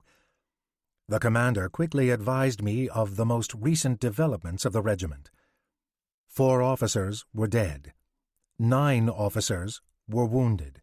7 guns were lost, and of those, 5 had been direct hits. The losses of non-commissioned officers and men were more than 150. My battery stood in firing position. My valet, Yablonsky, was waiting for me at the entrance of the village in order to show me a protected route of advance. The whole area was being churned up by heavy strikes so that we needed to wait until cover of night. Then we went forward by leaps and bounds. 2 wounded came limping toward us. They were from my division. "It's good that Sir Lieutenant has returned," said the one. "Just now the 1st Artillery position has been struck, and Sir Lieutenant Kran was hit. Now we don't have any officers other than the battery leader." Then I kept running. During this night, the lookout vehicle was torn to shreds. The next morning, suddenly all communications with the command center were broken. As we searched for the reason, we learned that an aerial bomb had destroyed it. The only one who escaped any injury was the aide-de-camp. That's because he was just on his way to let us know that during the night the regiment was to pull out and join the Fifth Army that was fighting at the Maas. During this march towards Saint-Léger, we were informed that the ceasefire had been accepted by the enemy. At the same time, we also found out that our current government had collapsed. Another rumor said that the Kaiser had fled the country. In the meantime, all of this talk was just scuttlebutt to us. Then the news became clearer. There was no longer any doubt. The fire in front of us ceased. So at least the part about the ceasefire must be true. The armistice was final on November 11th, 1918. The commander called the officers to him. He made very short work of it, and only read a telegram that had been sent that stated that Ebert and Scheidemann had taken over the running of state business. The troops were still to follow the command of its present leadership. More detailed instructions would follow. With that, we were dismissed. We left silently. Just as I was dispensing this news to my people, I received the order to lead the 985th Light Munitions Division, as the current commander, Count von Schwerin, urgently needed to return to his homeland. Both officers and enlisted men were overcome with a heavy malaise during these hours. What was to become of us now? Everyone had wished for the war to end, but now that it had finally come, we couldn't celebrate. The unusually harsh conditions that the enemy had already demanded for conceding to the ceasefire made us realize that even greater sacrifices would be required for peace. We stood around, in groups, and exchanged opinions, but at least universally agreed that to continue to fight this war would be futile. We were at the end of our strength. Any further resistance would be suicidal. However, now we had a change of government, and that worsened our frustrated position even more, although we understood it. We held it for cowardice that the liberal leftist party had taken advantage of the fatherland in order to fulfill their own aspirations. We saw no relief from this suffering and did what we always did under these sorts of conditions. We got as drunk as we could so we didn't have to think more about it. 2 days later, the general retreat began. It was overly hasty. The enemy had worked that out, so there was no opportunity to return to the many supply stations to retrieve and take the contents with us. Despite the absence of the traditional leadership, that is, the Kaiser, German troops largely maintained discipline and unit cohesion as they withdrew from the occupied territories. See Scott Stevenson, The Final Battle, Soldiers of the Western Front, and the German Revolution of 1918. It was a pity that we had to watch how hundreds of millions now just fell into the enemy's hands. As long as we pulled through French territory, we were greeted by the tricolored flags that the inhabitants had hoisted. Massive numbers of war prisoners came toward us in order to reach the Allies that were following closely behind us. No one was concerned about them anymore. They could do whatever they liked. If horses became tired, we had to leave them behind. Immediately, mobs of French surrounded them in order to move them into their own stalls and feed them. If a supply wagon broke down, it was overrun within seconds by those who lusted after it. But during this retreat, one realized the difference between the front and rear lines.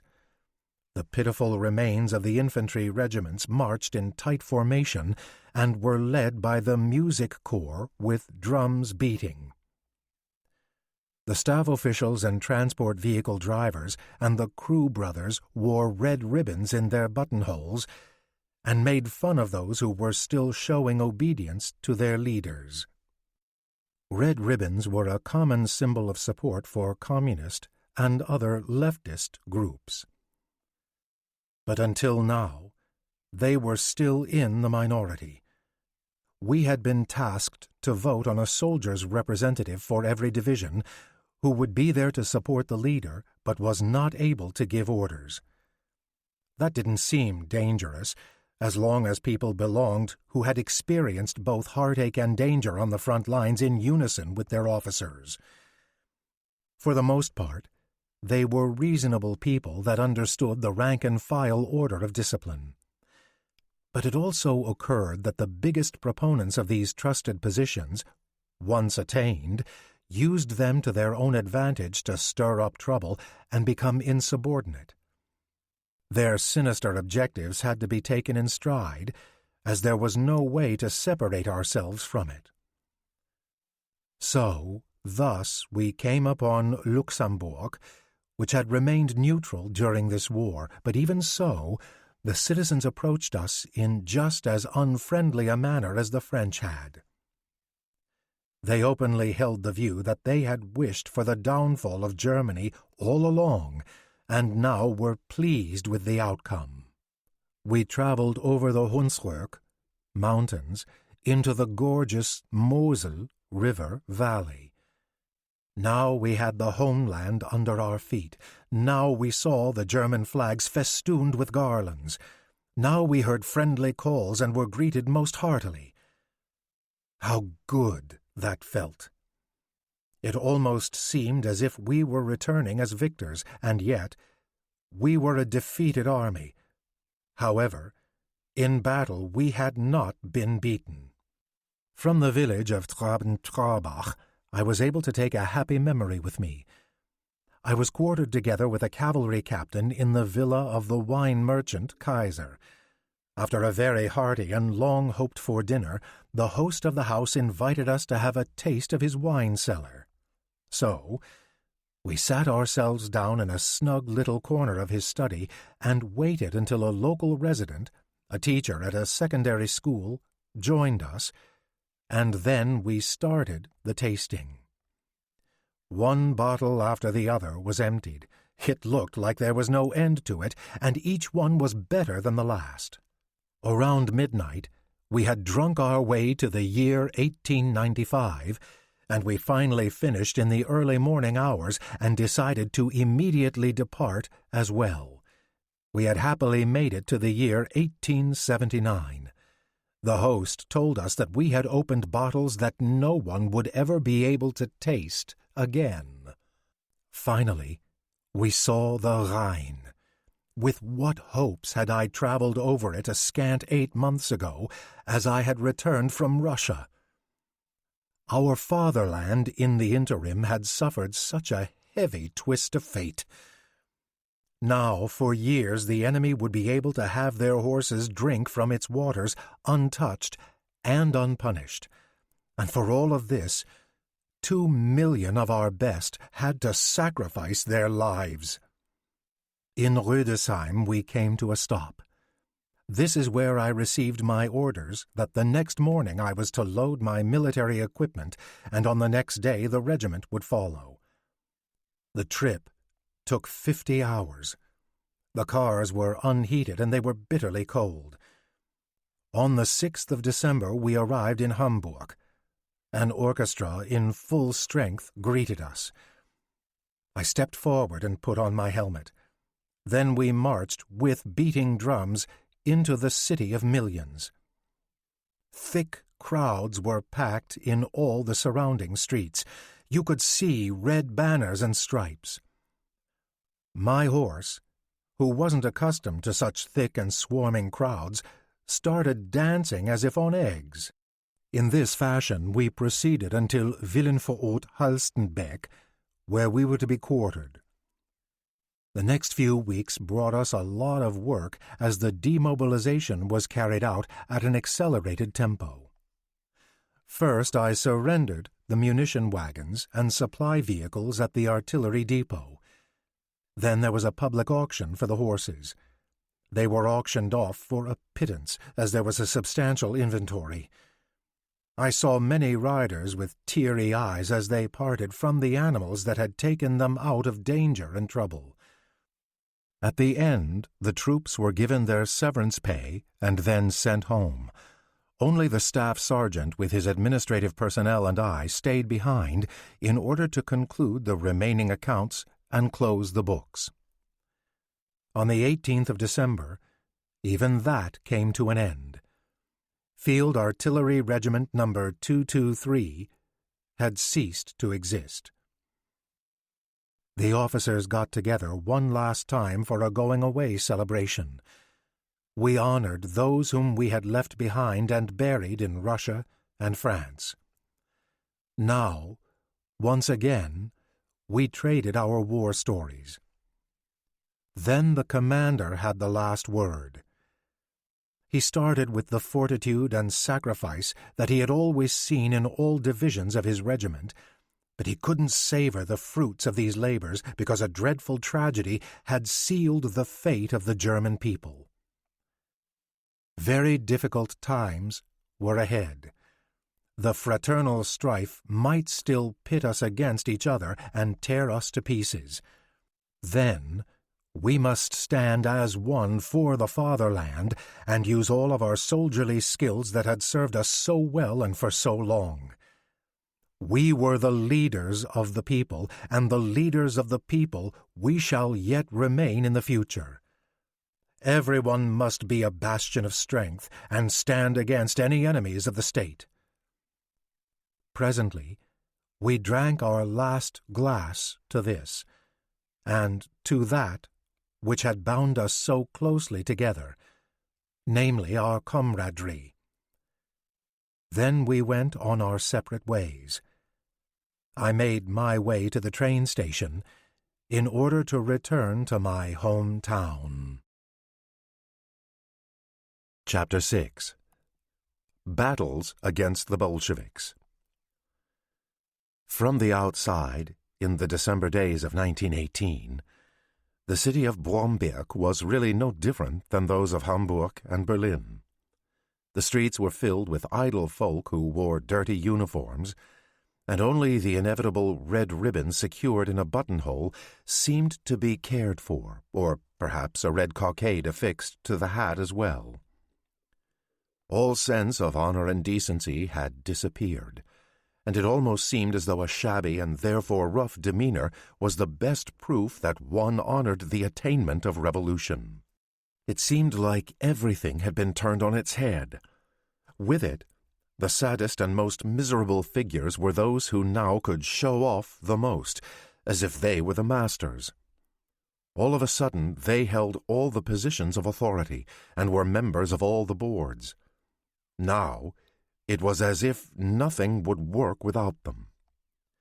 They were the ones who criticized the past superiors, and now only they alone and only through their holier-than-thou edicts and measures could anything be accomplished. However, if you had any actual dealings with these people, it quickly became clear that they were just a group of shirkers, deserters, and rear-echelon pigs who had brought forth the revolution at home, while at the same time securing good positions for themselves, and all of this while the front still stood in flames. Probably a slang term from the time, rear-echelon pigs, is Entappenschweine, literally staging area swine. Entappen was used to describe support organizations, such as rear-echelon troops serving in logistical support or medical units, whom the front swine, that is, frontline troops, often looked down upon. Stevenson analyzes the sometimes strained relationship between the various parts of the German army.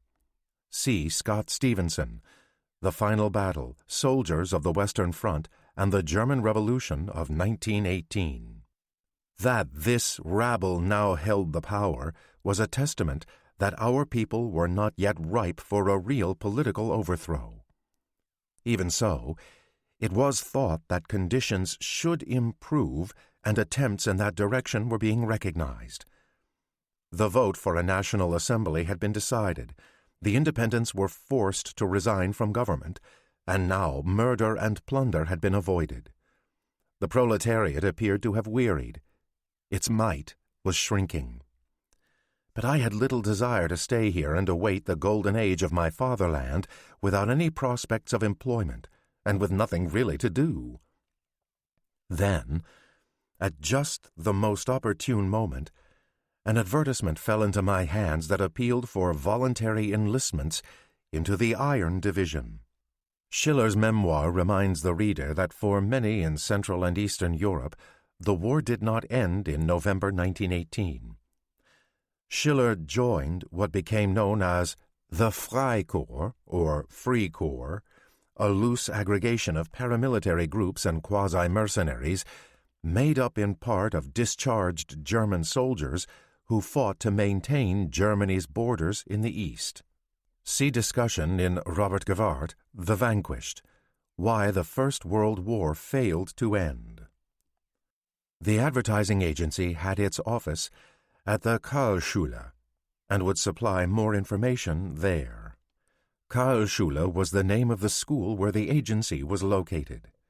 Now this could be something for me, so I went there immediately. The lieutenant who was leading the interviews gave me the details. The Iron Division was embedded near Riga and was tasked with the job of making sure our supply depots that were filled with clothing, equipment, and food would not be plundered by the approaching Bolsheviks, but rather transported and returned to Germany. Riga is now the capital of Latvia.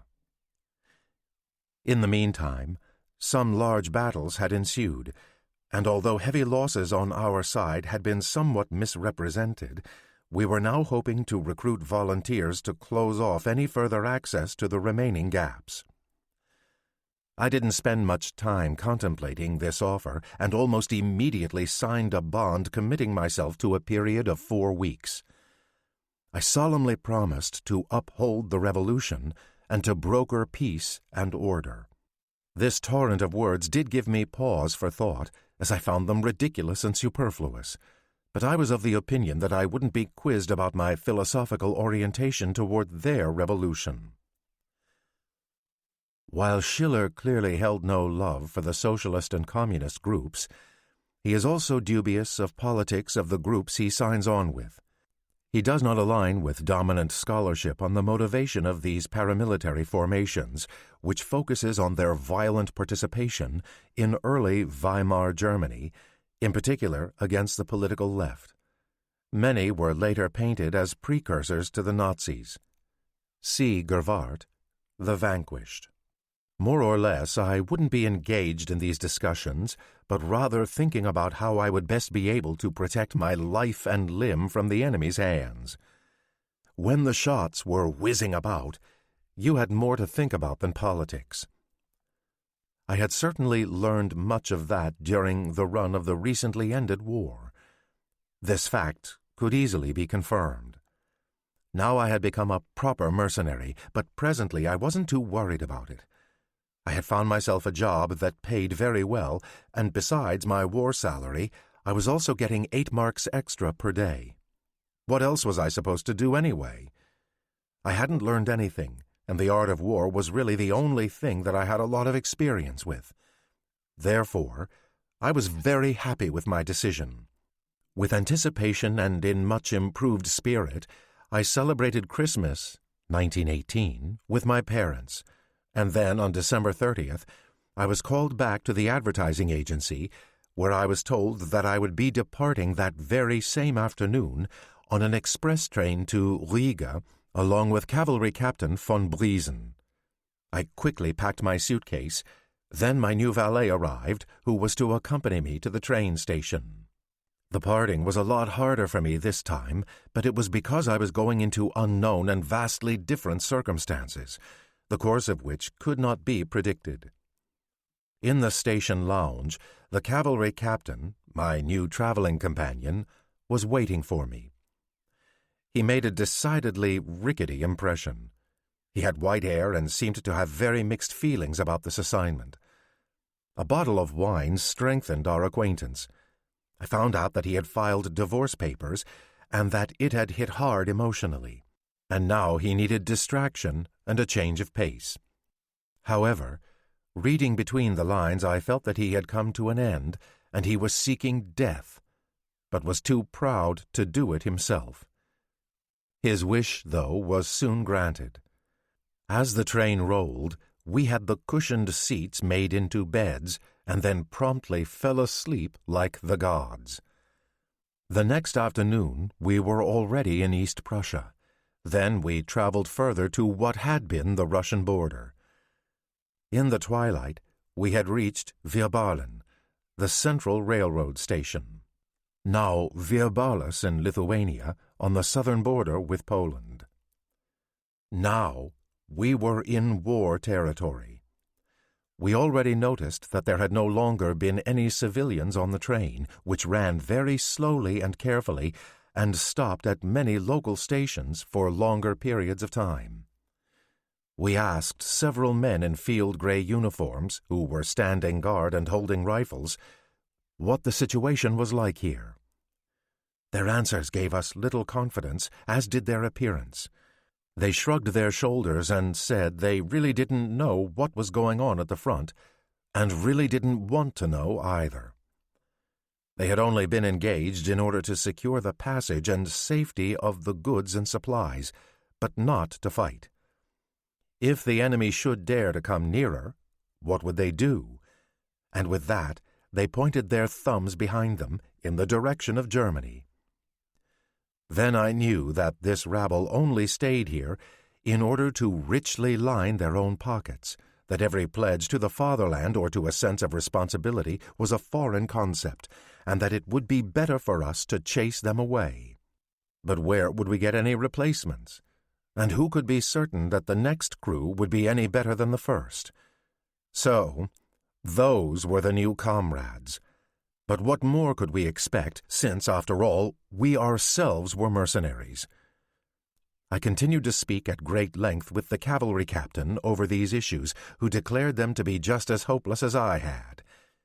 Then we fell asleep. As we woke, we were greeted by a new year, 1919, and at the same time had reached the train station at Riga. Latvia had declared independence in November 1918 and was promptly attacked by Russia in December. Schiller arrives just in time to experience the fall of Riga to the Bolsheviks on January 3, 1919.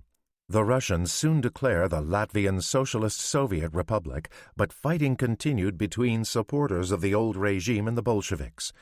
The Germans not only wanted political dominance in Latvia for its own sake, Latvia and its neighbors could be a useful hedge against Russian incursion into East Prussia.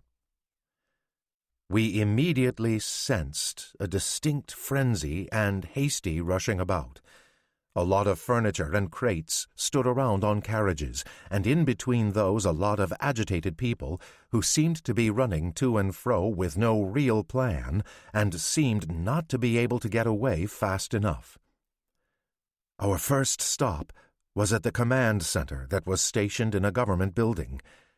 Even here, everything was completely disorganized. In front of the building, there were many baggage cars that were loaded with huge stacks of official documents. You could hear the sounds of nails being driven into crates from the rooms inside. On the steps, you saw the shapes of people scurrying up and down the stairs. We asked for the division commander, to whom we wanted to introduce ourselves. No one could tell us where he might be found. Finally, we located an aide-de-camp who was busy supervising the packing of weapons. After a hurried introduction, we told him we had just arrived and needed to have instructions about our duties. He declared we had come at a very inconvenient time because they were busy with the packing and moving out. He had his hands full and couldn't help us at all. If the commander were here or where to find him, he had no idea. We continued our search. A general staff officer approached us, identified by his wide red intelligence stripes. He was in just as much of a hurry as everyone else. Once again, we asked for clarification. "Very sorry, I don't have any time," he answered. Finally, a doctor showed us to the offices of the commander. It didn't look any better here than in the other rooms. Closets and drawers were open. Papers were strewn about everywhere, and a couple of transcribers were carrying some suitcases out. "Is the commander here, or will he be returning?" we asked once again. They didn't know. He had ridden off during the night. Where he went, no one knew. We weren't any the wiser. It seemed pointless to wait around. Therefore, we decided to find our lodging quarters. But just as we were preparing to leave, an aviation officer appeared and told us that the commander, Colonel Kuma, was expected back at any minute. We learned that the headquarters was being transferred to Mitau because the Bolsheviks were on the march. Mitau is now Jelgava, just southwest of Riga. Yesterday, a large battle was waged between the last of our military and the enemy at Grosshammersdorf, and it didn't end well for us. Now the enemy was positioned just 25 kilometers away from the city. It was doubtful that we could hold the city, especially because inside the city walls there were lots of Bolsheviks to be found who could start shooting at us any minute. Now I understood the frantic haste around us. The staff of the command center were scared for their lives and therefore could not get away fast enough. It was likely that during the course of the war they had gotten used to avoiding battles, and that's why the thought of engaging rattled them to their very core. Finally, Colonel Kuma appeared, as agitated as his subordinates. We introduced ourselves and offered our services to his unit. He greeted us curtly and declared that he was overwhelmed at present, that he couldn't decide exactly what to do with us, and that we should present ourselves again in the morning. Then he thanked us for our service. With that, we were dismissed. Our impression of this unit was not favorable.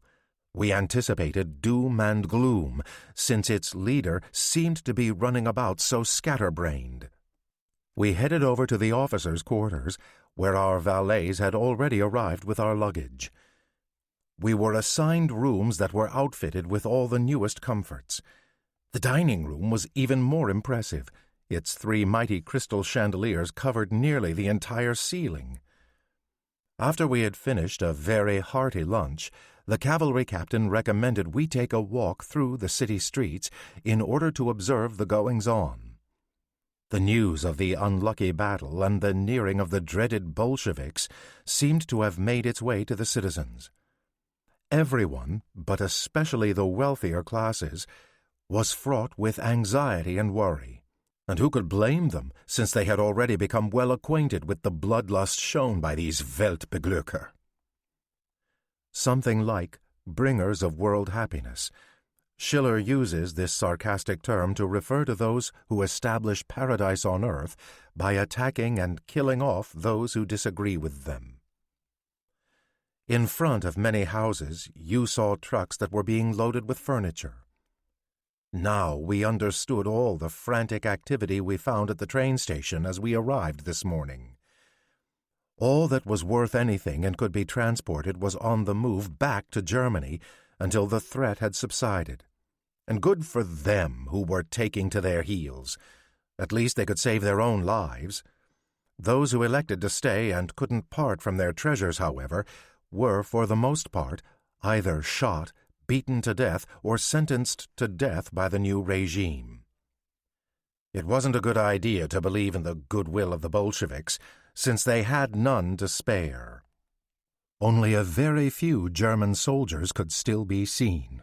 In comparison, you saw more folks dressed in a gray-blue uniform with blue cuffs on the coat and trim of the caps.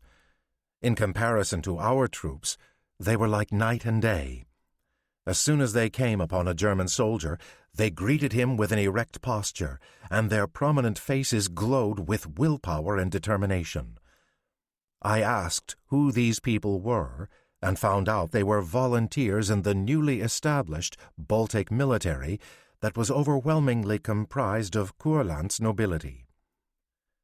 The threatened loss of their lands, which the Bolsheviks would immediately confiscate if victorious, had moved them to join forces and create their own troops. Soon after they were formed, they were joined by members of the upper classes as well, and even though they had not yet been properly trained, they had shown great promise during previous battles. Later on, where necessary, whether to force an assault or defend one, the Baltic Corps was at the ready and threw themselves into battle with a fervor just like the very best of our freedom fighters. Friedensregimenter, literally, peace regiments. With these efforts, they sustained heavy losses, but they gave it a good run for the money nonetheless. Many of our so-called revolutionary heroes should have taken a lesson from these corps. It was a great pity that by numbers they were too weak to show any lasting success. That shouldn't detract from their heroic efforts, though. A lot of senseless riffraff was lurking all over the streets. They crawled about as if they were searching for places to loot. Probably hidden in their rags was a revolver or a dagger that would come in quite handy as soon as the opportunity to murder and plunder presented itself. These were undoubtedly the Bolsheviks who lived within the city walls. The aviation officer had told us that so far they could not yet dare to raise their weapons against us. However, they were just waiting for the moment that we were gone and their comrades could move in, and then they could root around in a bloodbath. As I looked upon them, I began to pity all of those that would yet fall into their hands. At the very latest, by tomorrow morning, they would rule this city. Then the rage would begin. Very depressed, I returned to the quarters with the cavalry captain. Our thoughts were so consumed with the threatening danger at hand that we took little notice of the impressive places and monuments that we kept encountering. We wished we could depart immediately for Mitau because we felt as though we were completely up in the air here. We felt entirely abandoned, and it seemed as though we were stuck in the middle of a volcano that could explode at any second and wipe us all out. Still, we had to stay because the division's commander had asked us to present ourselves the next morning. We did not know that during this time Riga had already surrendered and the division was in retreat behind the Duna River.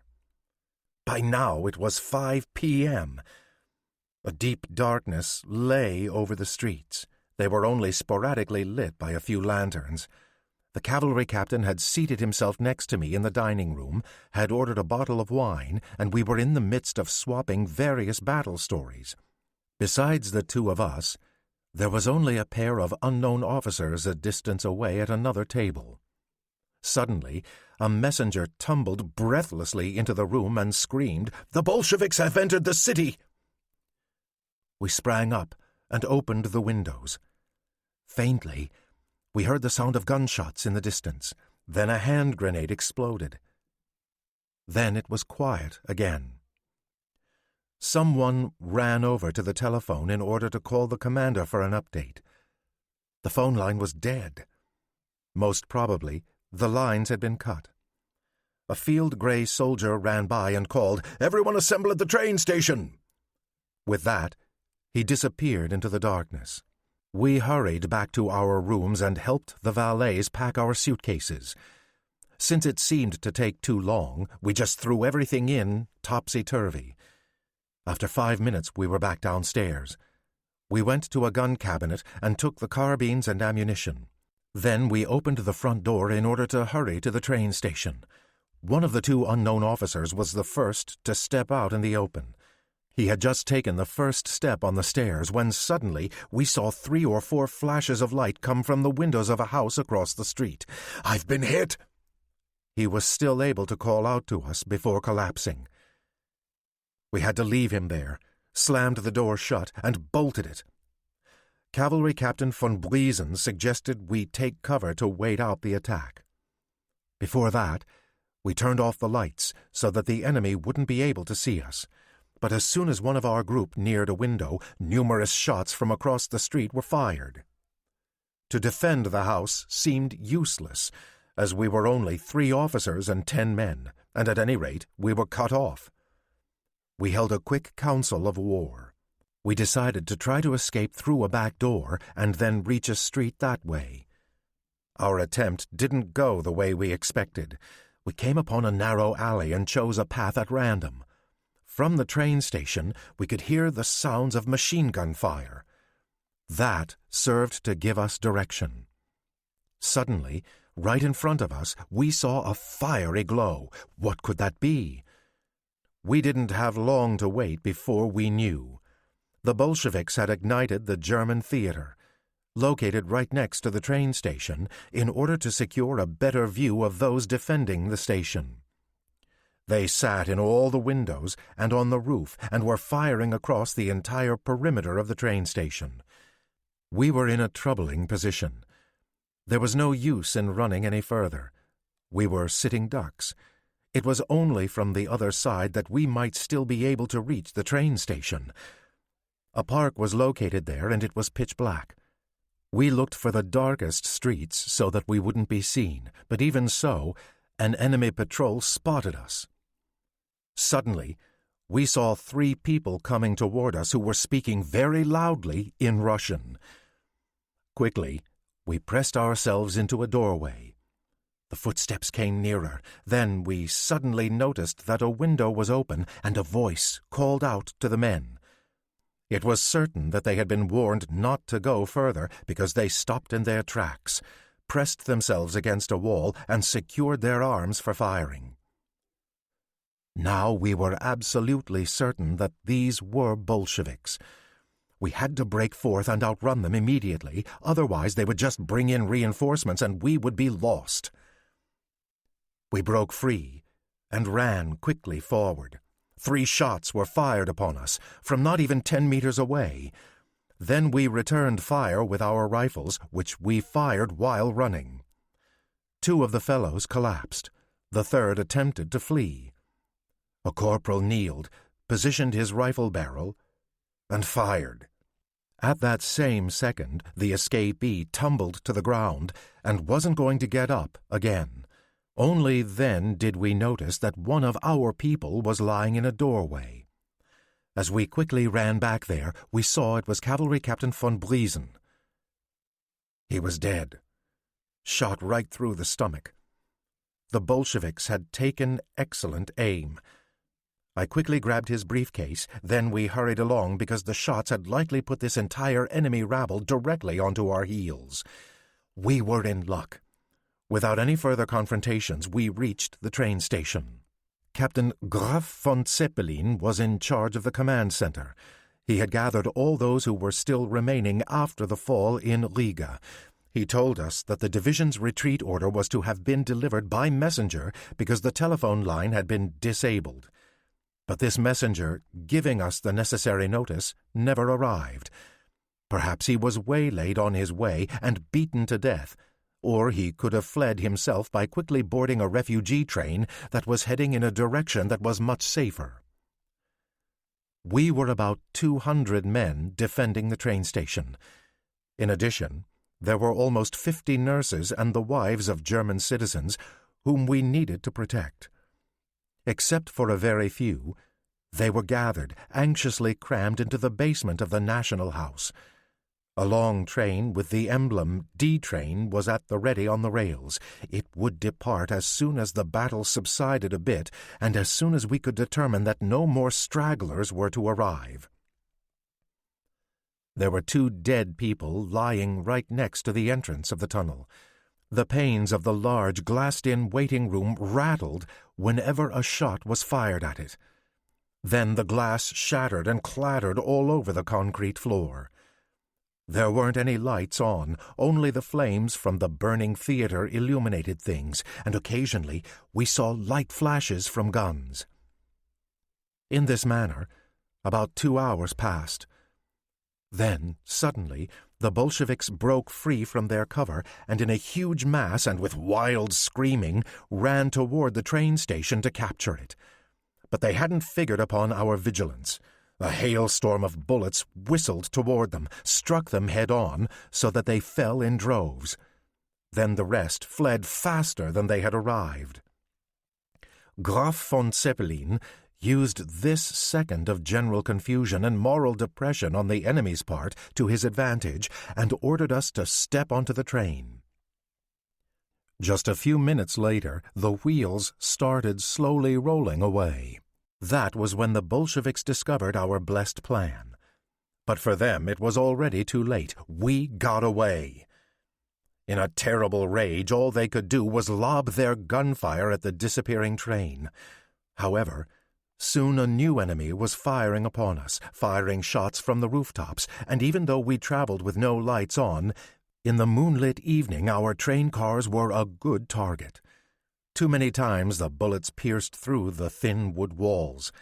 It was very bad luck that we had to go so slowly. However, along the way we had to collect the station's sentrymen who had been protecting the rails. We were completely jammed together in the hallways and compartments of the long carriages and kept firing back at the Bolsheviks just to scare them, since we couldn't make out any targets in the pitch-black darkness. Finally, we passed the last houses of the city. In front of us lay the 2-kilometer Duna Bridge. If we could get across it, then we had saved ourselves, because according to the news we obtained, no enemy had yet tried to fight past the bridge. Then, all of a sudden, we heard loud calls from outside in broken German. "The bridge is set to blow up as soon as you reach the middle." Breathless anticipation followed. I felt the shivers go down my back. Could it be that death was going to catch us after all? Were we few people worth so much to the Bolsheviks that they would destroy something worth millions just on our account? The next few minutes would tell the tale. Far below us, the fearsome currents rushed by. You could hear the breaking of the mighty ice floes beneath us that were being shattered by the pilings. The thought of finding your own grave down there was a decidedly unpleasant one. At a snail's pace, the train crawled along. 2 nurses in my compartment were praying softly while holding their crucifixes. The seconds seemed like a lifetime. We calculated we might have made it to the middle of the bridge but couldn't reach a consensus. Finally, we no longer heard the rushing of the big ice floes, and then even the little ones, and soon we felt we were back on firm ground. We had made it. In the early morning hours, we arrived at Mitau. Despite the early hour, everyone was moving about. I saw the same street scene as in Riga. Everywhere, furniture was being loaded into wagons in order to travel backward into security. It was already well known that in the next few days even this city would be surrendered, as it wasn't easy to protect. The streets and squares were full of baggage carts that didn't look as though they had any destination. A few officers were swearing that nothing had been organized. Numerous field gray soldiers were lounging about as if they were waiting to see just how things would pan out. They didn't seem to belong to any particular unit. Their character was insolent and arrogant, and their facial expressions made them look like professional criminals. I announced myself once again to Colonel Kumar and informed him that Cavalry Captain von Briesen had fallen yesterday. At the same time, I handed him his briefcase so that it could be delivered to the proper authorities.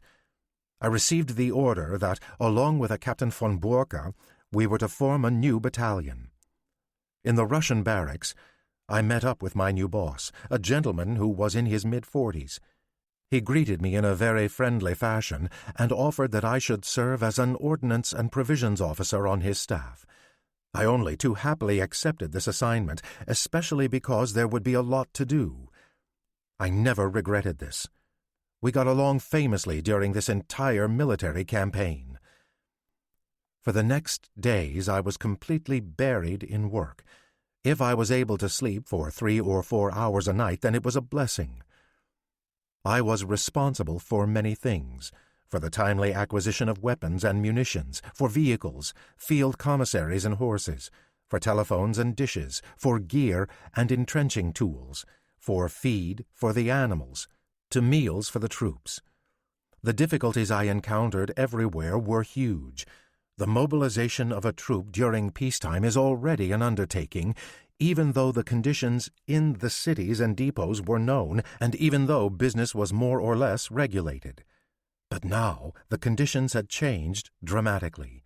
There were no telephone communications, so I had to personally ride over to every person's duty station. When I finally arrived, I discovered they were in the midst of packing and balked at giving anything up that had already been put away. Either that happened, or I had just missed the bureaucratic official in charge. One order chased another. I must arrive here. Now I needed to go back and settle something else there. It all seemed to be in a complete panic wherever one looked. I quickly learned that long negotiations were useless.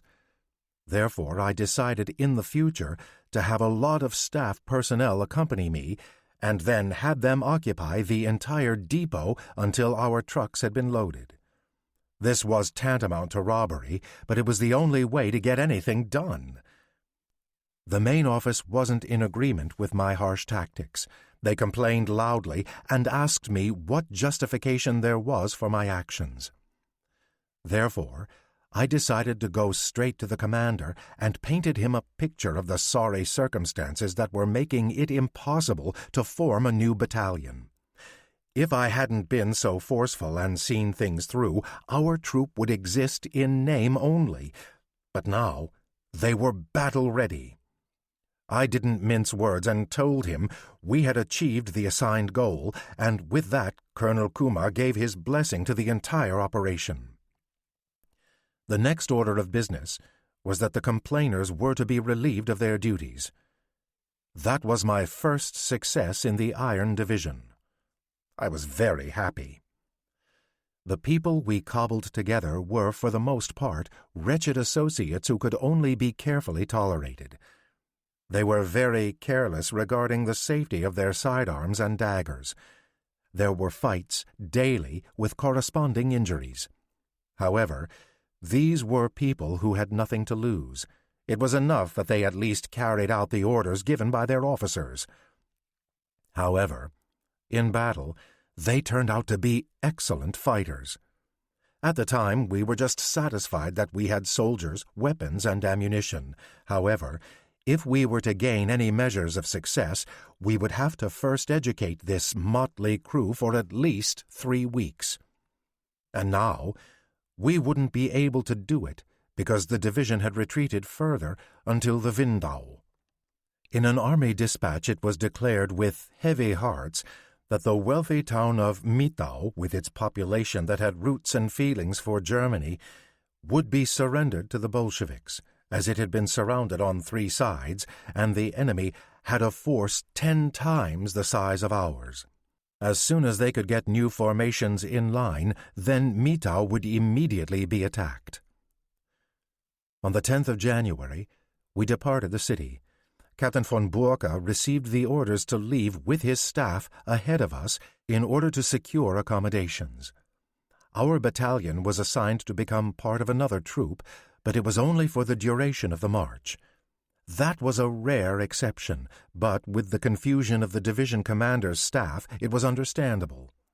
We traveled by train to Morejowa, let the Polish vacate our quarters, and waited for the rest.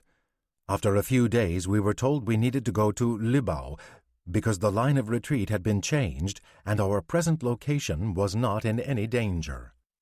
Now, Liepaja, in Latvia, on the Baltic coast. In Libau, we were greeted by disappointment. Our carefully cobbled-together battalion had been divided, and most of the comrades were in another Free Corps. Complex tactical reasons were given at this critical moment for taking this measure. In taking into account all that had been demonstratively proven in the formations of our battalion, this division was especially recognized. In Libau, we were now to become a new troop. Even though these words were nicely said to appease us, we still couldn't get over our resentment, especially when we thought about our comrades who had been taken from us as soon as the majority of the work had been successfully completed. We wanted to throw down the gauntlet and just return home. However, we were mercenaries, and we had signed a bond that was effective until January 31st, 1919. Until then, we had to follow orders. So now we had to start fresh and canvass for supplies. Once again, the grueling activity of a newly organized unit set in. At least now we had had some practice at it. That worked. In very little time we managed to get 300 men, whom we divided into 2 field companies and the command staff. The leaders were Captain Voorkampf-Lauer and First Lieutenant Lütgenhaus, as well as a second lieutenant. Lütgenhaus took over the second company, and he was an extremely competent and considerate officer who had been recognized for leading large-scale battles on the Western Front.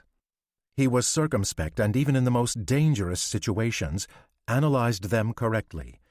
Because of his admirable personal bravery, he was always someone we could all count on. Although a very strict disciplinarian, he had the full confidence of his people, about whom he cared deeply. He was a natural-born leader. Unfortunately, though, he was forced to deal with a lot of egotistical personalities who caused significant friction within the command staff. The staff consisted of Captain von Borka, myself, the aide-de-camp, Lieutenant Krause, who was an unapproachable and withdrawn character, and Lieutenant Vogel, who, through his sense of humor, gave us many happy hours. It was during this time that I engaged a new valet, a growing boy from Saxony by the name of Römer, who epitomized all the strengths and weaknesses of his tribe. He was as loyal as could be, and stayed with me until my service in the military ended. It was hard to look at him, at first, because he was so terribly cross-eyed, but after a while I even got used to that. We were given 3 weeks' time for training here, and then we were to be embedded at the Windau line. This sort of reprieve was made good use of. The men we assembled at Libau soon learned that, in this new battalion, good character and sharp discipline reigned. Most notably, the second company often had many onlookers as they marched through the streets. They marched in strict formation, led by drums and whistles through the streets to our parade ground. We could be well satisfied with the fruits of our training. We were quartered in a villa, and after a hard day's work brought many a bottle back there. Afterward, we played poker games that started with a bid of 4 marks and ended with bids of up to 20 marks. We went through hefty sums, but were being paid very well and didn't really know what to do with it anyway. We were a party of 5, consisting of the captains Borka and Voorkampf, the first lieutenant Lütgenhaus, the second lieutenant Krause, and myself. That was a good consolation in case of any losses. In the meantime, an important change of command occurred in the Iron Division. The commander, Colonel Kumar, resigned from his post, and Major Bischoff, just arrived from Germany, took over. We looked at him quite skeptically at first. A major and a division commander? That was quite unusual. Usually such an important position would only be filled by a general. But soon it was shown that the change had been worth it. Now we had a man who was going to restore order. He was an older general command officer, and his first order of business was to assess the troops and make a real fighting machine out of them. With unabashed zeal and ardor he went forth. All of those who had no appetite for battle, those who couldn't take orders, or who had made themselves unpopular, were placed into custody and transported back to Germany under watchful eyes. All the various disposable units were dissolved and transferred to the infantry. It didn't fare any better for the many little outpost commanders. The strength of the staff needed to be reduced by half, and even the train station positions needed to be redirected to the front. It only took 3 weeks to conclude this vast undertaking. It was true that the division was by numbers much smaller, but at the same time we were no longer carrying any slackers with us. We now consisted of people who were at the ready and competent to take up the battle with the enemy. One by one, the new commander now replaced the leadership positions. He didn't take into account an officer's rank, but rather his level of service. Many older majors and captains suddenly lost their battalions and free corps. They were replaced by younger and stronger leaders. It was only as soon as all of that was completed that the division was worthy of attention and assault ready. Our preparedness for battle had been severely weakened. The Bolsheviks had dared to approach until they were at the Vindau River, but despite their overwhelming numbers, were still too cowardly to attack our front line. The little river, with its steep embankments, offered very good defenses. We took this time of ceasefire to better our defenses and restock our supplies and munitions, as well as regulate the flow of replacements. There wasn't really a clear line of battle, as we had previously laid in the east and west. We didn't have enough personnel to stretch that far. The distance between the individual battalions was, in some parts, 30 kilometers or more, and was only secured through the use of small cavalry regiment patrols. For the time being, this was enough, though, as long as the enemy didn't launch an offensive. It didn't seem as though they had that intention, because it seemed as though they had overrated our strength. Little ventures in moving forward by the enemy only served to reinforce the idea that it would be a long haul for them. By the end of January, we were transferred, rode until the station at Weinodden, and then we marched until we reached the village of Niedergranden, where we were quartered.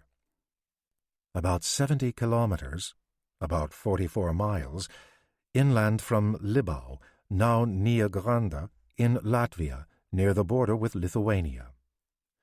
The command staff and the 1st Company stayed in the manor house.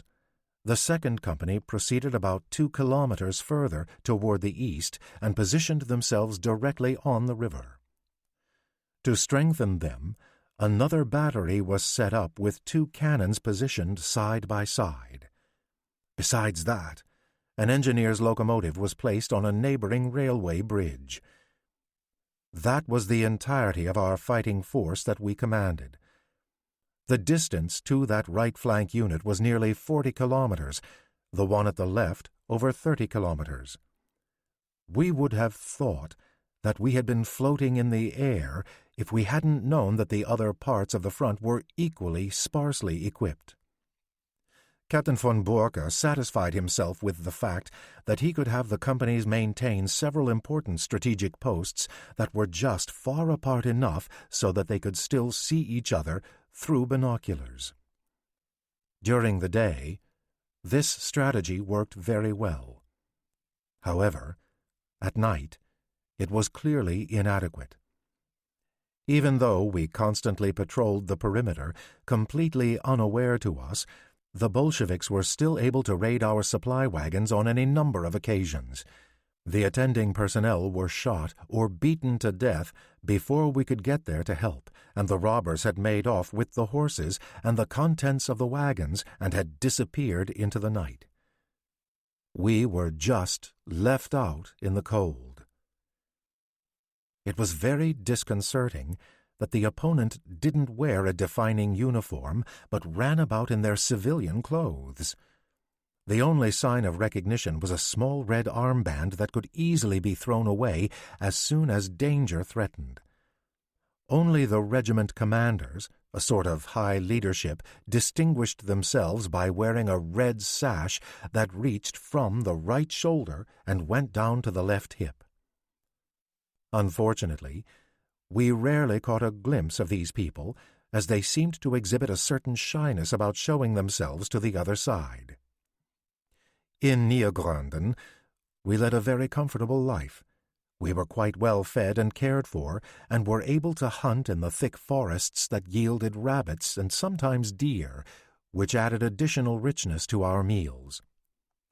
In the evening, the mandatory card games were played in the dining room, since the commander was very fond of these. A few times we were needlessly disturbed by gunshots, so we grabbed our rifles and ran out in the darkness, only to return and immediately resume our interrupted game. Incredible amounts of grog were consumed, as this stuff was easily procured, and it was bitterly cold. We weren't in need of anything, and we were satisfied, as were our men. However, After we had led this kind of life for 5 weeks, it began to become monotonous and boring. People started voicing their opinion that we should think about moving ahead, and we felt strong enough to take on the battle in grand style. Through our patrols, we discovered that the enemy had nestled itself in small forest villages that were approximately 15 to 20 kilometers from our position.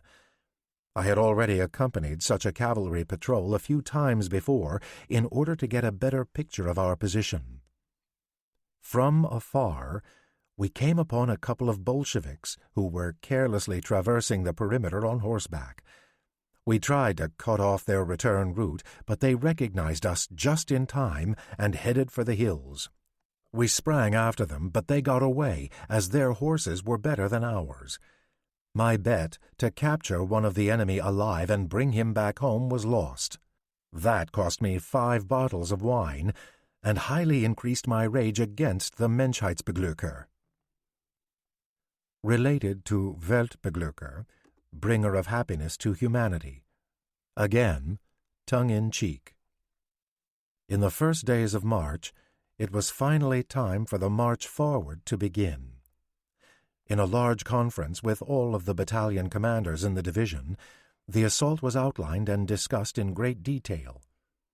The end result was that we were going to liberate the city of Mitau and take it back. At 6 a.m. we were to get started. The 2 days we still had left were used to prepare for the assault. An appeal to the troops showed that personnel, horses, and vehicles were in good order. Captain von Borke himself promptly led the battalion forward. I was ordered to stay behind, and then in 2 hours follow with the supply units. A bitterly cold wind swept over the bare snowfields as I stood at the head of my convoy of 32 wagons and field commissaries and started moving out. In thick furs and coats, the personnel sat, huddled in their seats. I didn't think I was going to have any encounters with the enemy, but nonetheless I sent 3 people out ahead who were to serve as lookouts. This precaution was well worth it. We followed our companies in pretty much a carefree mood. They should be arriving shortly at their appointed location, the knight's estate at Pampeln, and appeared until now not to have encountered any opposition, because we had not heard any thundering cannons or small infantry fire. Pampeln is now Pampelí, around 15 kilometers, about 9.3 miles, northeast of Niedergranden. Perhaps the Bolsheviks had the intention to retreat into the dust without initiating battle. I was comfortably smoking my cigar and, out of habit, had put the reins on the neck of my mount in order to bury my hands in my pockets. The unobstructed tract of land was ending, and a pine-tree forest was coming into view. The lead riders had just disappeared between the first thicket. Suddenly, a shot rang out. A second later, the entire forest's edge had lit up. An ear-deafening crackling set in. Shots by the dozen whistled by. Within a moment, we were covered by fire. Right at the first shot, my horse spooked and with one leap sprang over to the side and threw me off. That saved my life. One glance backwards convinced me of the fact. The personnel had jumped off their wagons and were seeking cover. 2 or 3 shapes broke through and ran toward the rear. I crawled back and ordered that a defensive line be established and had the wagons seek cover behind a bank in a field. A number of vehicles had to be abandoned, where horses had broken down, wounded, and we had to leave them where they fell. While we were still developing our defenses, the Bolsheviks broke free. I estimated at least 200 men. They didn't get far, though. Our rapid-firing weapons chased them back. A group threw themselves forward and fell, but the rest hid anew back in the forest. I allowed us to move forward in fits and starts. A number of people were screaming, but we didn't have any time to attend to them. After the third jumped forward, I realized it was useless to wage any kind of assault here. The enemy had too much protection and outnumbered us. The only solution for us was to find a way to bypass their flank. I commanded a sergeant to select from the horse handlers a group, and with these launched a surprise break. As soon as I heard him shout, "Hurrah!" I then would commence my own assault. I was hoping that the opponent wouldn't engage in any hand-to-hand combat. Until now, he had always tried to avoid it. I was not wrong in my assumption as to the courage of the Bolsheviks, nor to the bravery of my sergeant. He was able to move undetected with his group until he was very close to the left flank. With his bayonet readied and with hand grenades, he now started to roll up the flank of our adversaries. We heard screaming and increased gunfire. Then, individual enemy combatants sprang forth and ran to the aid of their fallen comrades. This unrest and commotion on the other side we quickly used to our advantage. I ordered sidearms to be loaded, and a moment later I called, "Spring forward! March! March!" So we rushed forward as quickly as we could. Individual shots hit our lines, but we didn't allow this to hinder us. By the time we had advanced to 50 meters, we suddenly discovered that the Bolsheviks had hurriedly disappeared into the undergrowth. We immediately followed. It took a lot of effort. The undergrowth was thick and obscured vision. Therefore, I was only able to establish a few security posts and searched the battlefield. The enemy had left behind 12 dead and 10 wounded. Of my men, we lost 3 lead riders and another man. 5 were wounded. We couldn't afford a time-robbing burial as we had to reach the battalion. We carried the dead and piled them up and covered them with foliage. The wounded we loaded onto the wagons.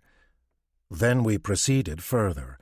Around noon we arrived at the Pampeln Manor, where our company had already taken up quarters.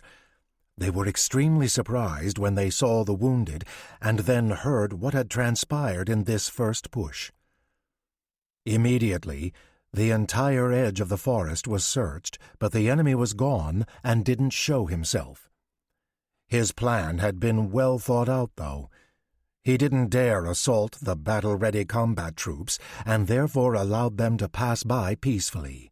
With the hapless supply convoy, he believed that he had an easier target, and besides, the enemy was lured by the spoils of war. But this time, we were able to thwart their plans. That evening, the forest cavalry arrived to let us know that we had been ordered to remain here for the next few days, so we settled in and did housekeeping chores and would have been very happy if we could have discovered the hiding place of the opponent. But it appeared he had just vanished into thin air. However, it was evident that even though not seen, he was stationed all around us in this forest, and at any time was prepared to engage in battle. We established lookout positions everywhere and constantly roamed around the entire area. 2 days later, Captain von Borka sent an officer along with 20 men with the order that we were to start searching neighboring areas. As soon as this was finalized, the lieutenant was to present himself back at headquarters. When he hadn't arrived by late evening, we began to get worried. However, by the next morning, still with no news, we knew for certain that he and his troop had encountered a serious misfortune. That's when the commander decided, along with both his companies, to conduct a full-fledged search for the missing. It took a long time, but he found them. They lay in a ravine, dead. The bodies were badly mutilated. The ears and noses were cut off. Their eyes were gouged out, and the officer had both of his arms cut off. Maybe some of them had even still been alive as this savagery was inflicted upon them. It appeared as if the troop had made a rest stop here and then was raided by complete surprise. No one survived.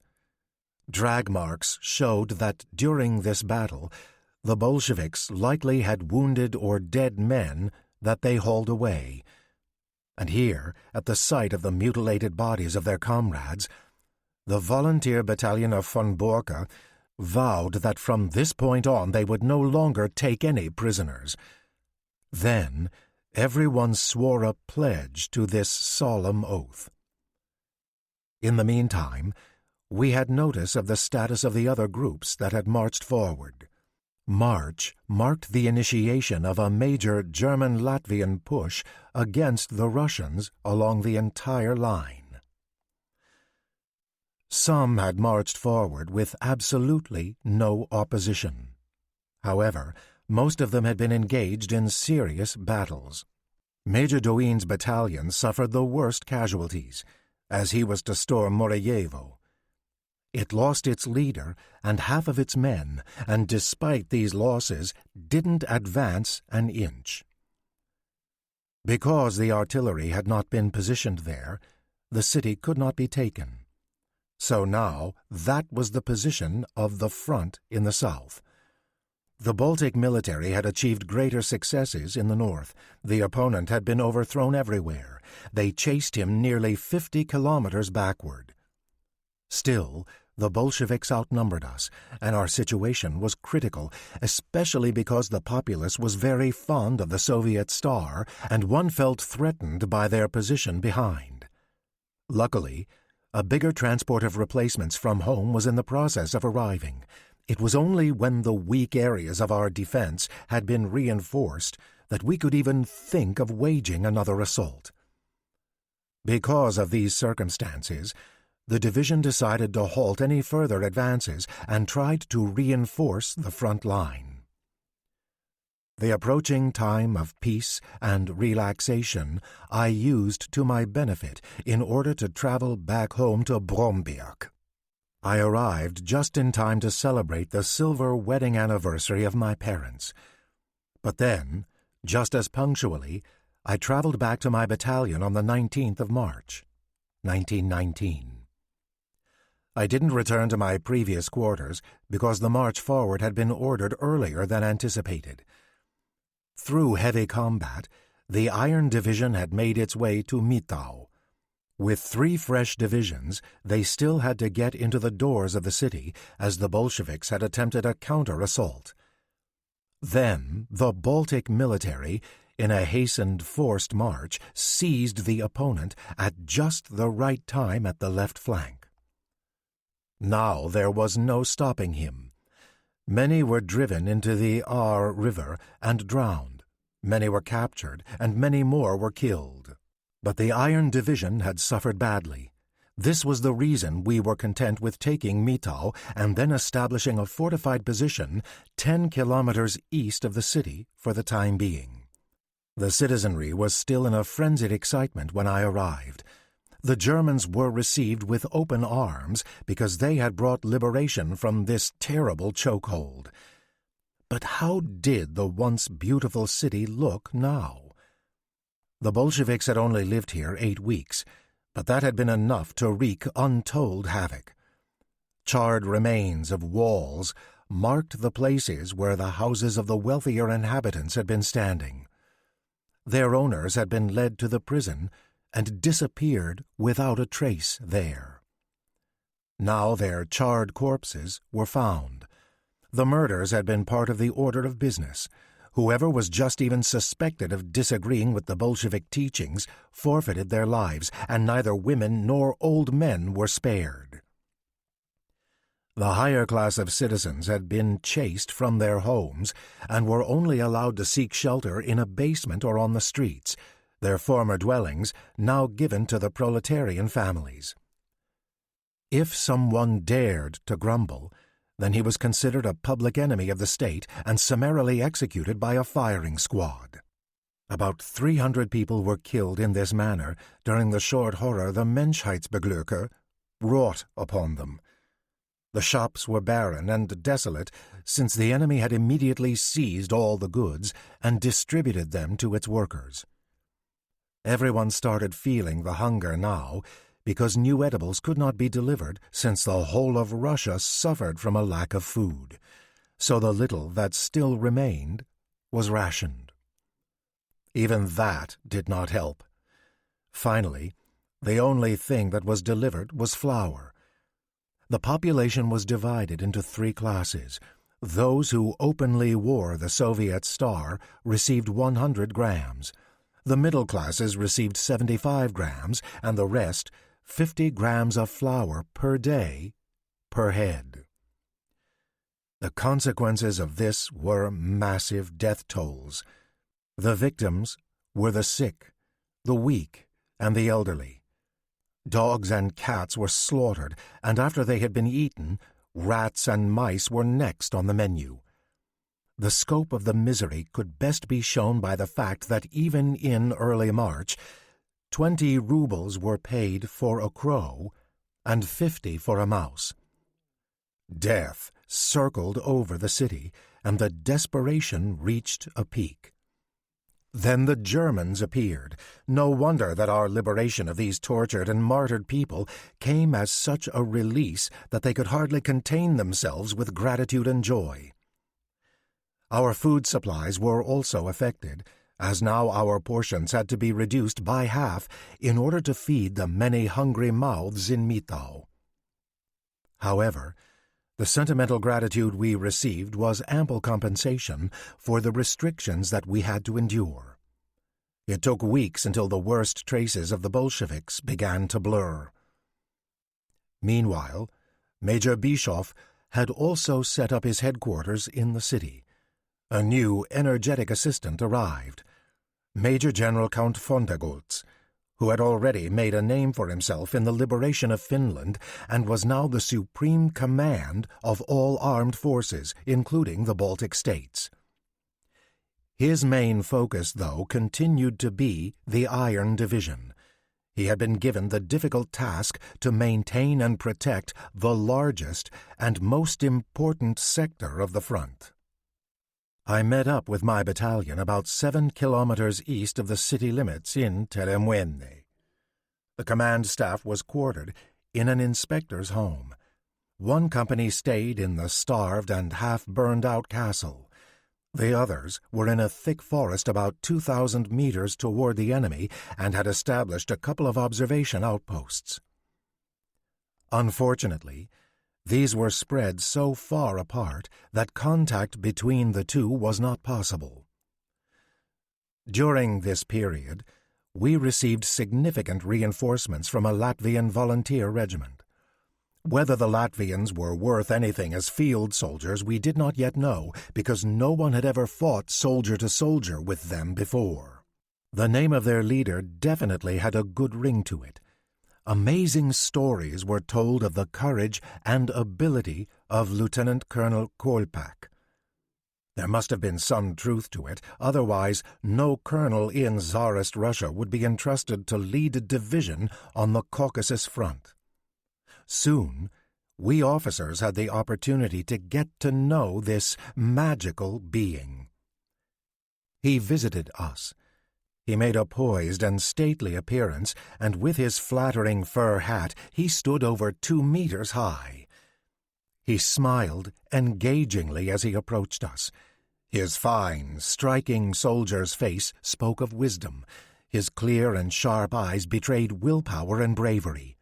He carried his left arm in a sling because recently he had received his 7th wound.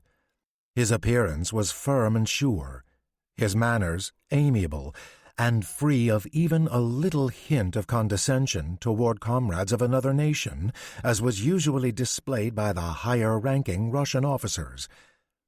He might have been between 48 and 50 years old.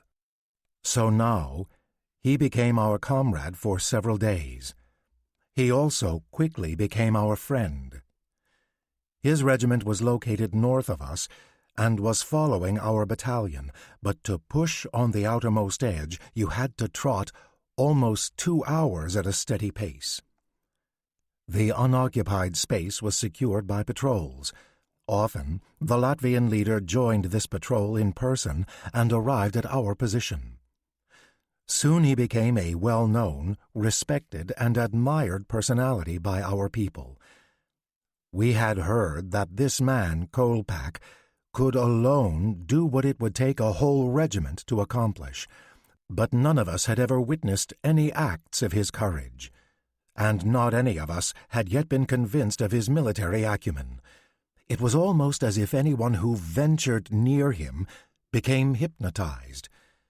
The only thing we knew was that his people idolized him down to his bootstraps, even though he maintained iron discipline. After having heard these tales, it was clear we were in great anticipation and looking forward with excitement to his first acts. This opportunity was not long in coming.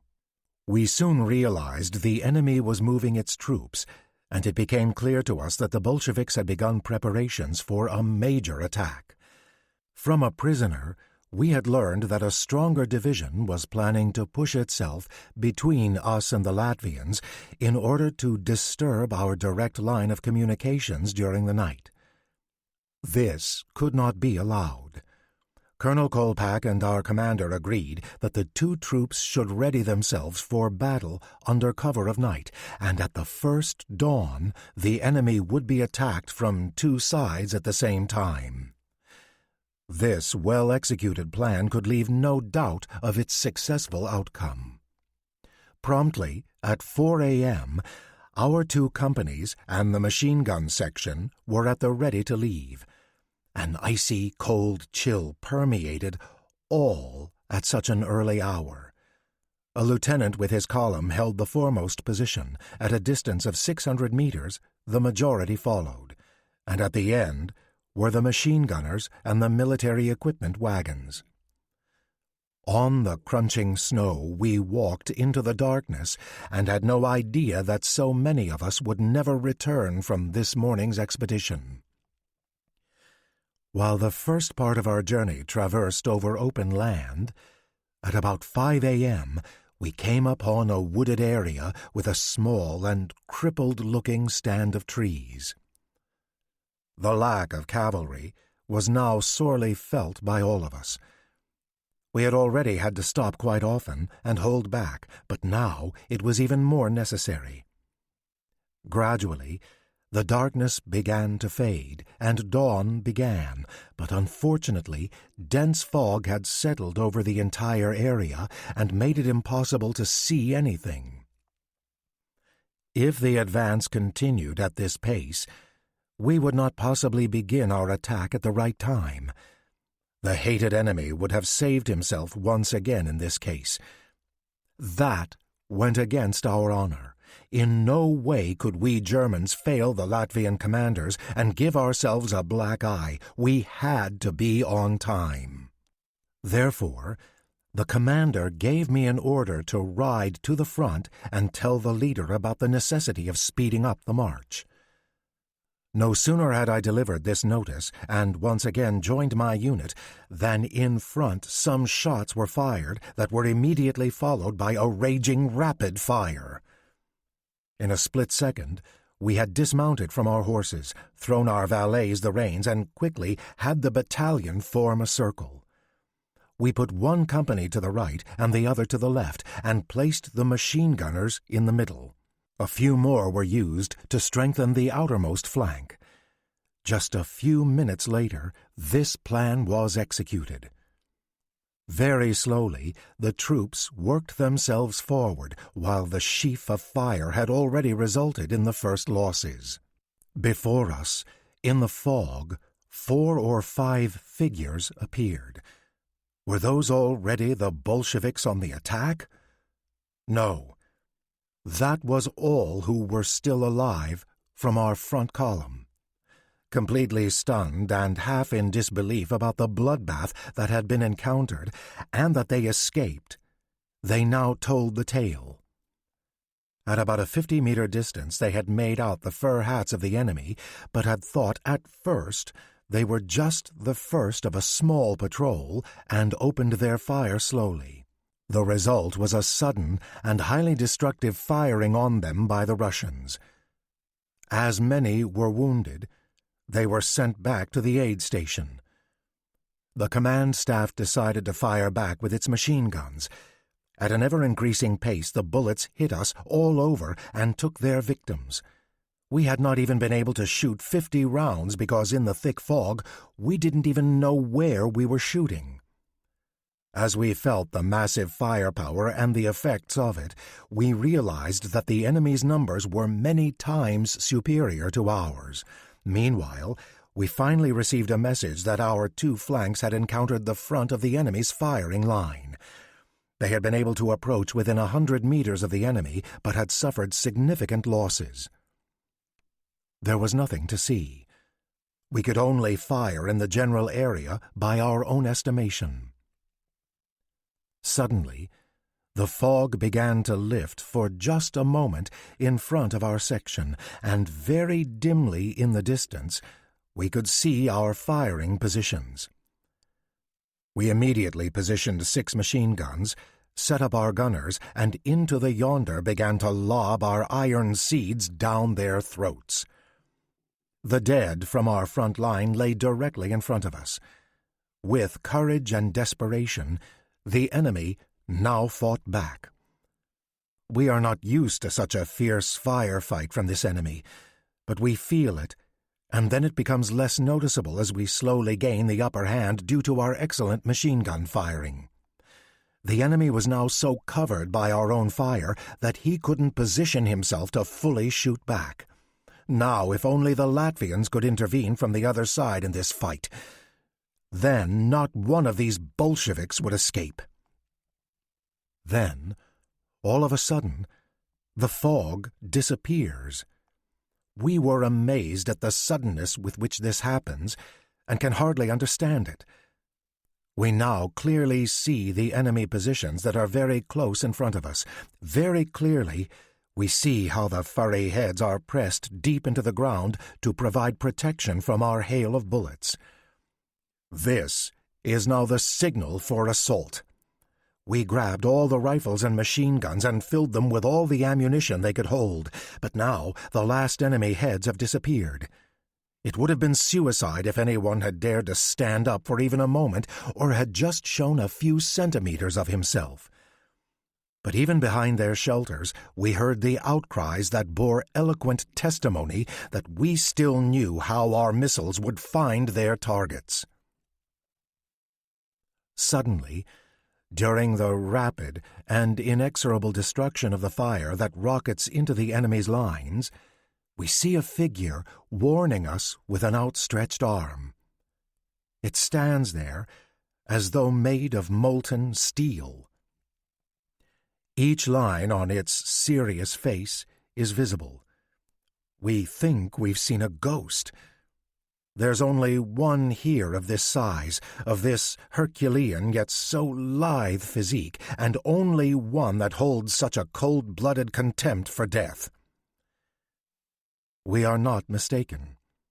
It's Colonel Kolpak in person, the high, white-gray fur hat with the silver crest of Latvia he is holding up high in his right hand. A few seconds, maybe even less, he stands there.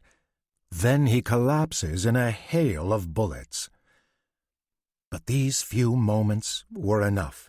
Every one of our people immediately recognized that this hero was our ally. As if each individual shooter's hands suddenly freeze, as if the mind is paralyzed, all stops at one communal stroke without any command to cease this insane fire. It is as quiet as the grave. And while we stare at each other in complete disbelief, still in shock and dismay, the rest of the alleged enemies jump up and make themselves known. They are indeed our allies from the Latvian regiment. Just a few steps, and we arrive at the point where the blood of the brave colonel already has stained the snow a bright red. At once, we see that all hope is fruitless. The person we are facing has already passed over to the other side and joined the many of his comrades who had already died that day. 10 bullets had given him death, and one of them had pierced his George's cross and embedded it deep into his chest. It was as if fate wanted to imply that this highest Russian bravery medal was never worn by one worthier of it. His fine face was destroyed almost beyond recognition. Both Germans and Latvians together carried this corpse to a combat supply wagon and placed him there upon a bier. We all stood around this bed for the last time as a Latvian and a German officer spoke a short prayer, offered a farewell and thanks. Only very seldom have I seen seasoned field soldiers get teary-eyed when they attended a poignant scene. But here it was the case. During this service, an aide tenderly placed a coat over Colonel Kolpak's human remains, and many were likely thinking about how this incomprehensible tragedy could have occurred. Was it at all possible that the man who had been so highly revered and admired above all else by our people was shot dead following a fatal misunderstanding between ourselves? And of how many other comrades on both sides uselessly lost their lives today? How many would now have to run around as cripples in the future? How was it possible that a friend had stood against a friend today? A perfect storm of events was to blame. The Bolsheviks' west flank, which had gone out in the morning to annihilate, had, during the night, changed to a new position between us and the Latvians in the immediate vicinity of the future battlefield. Based on their excellent intelligence gathering, the Soviets had been warned in time of our nocturnal march and of their danger of encirclement.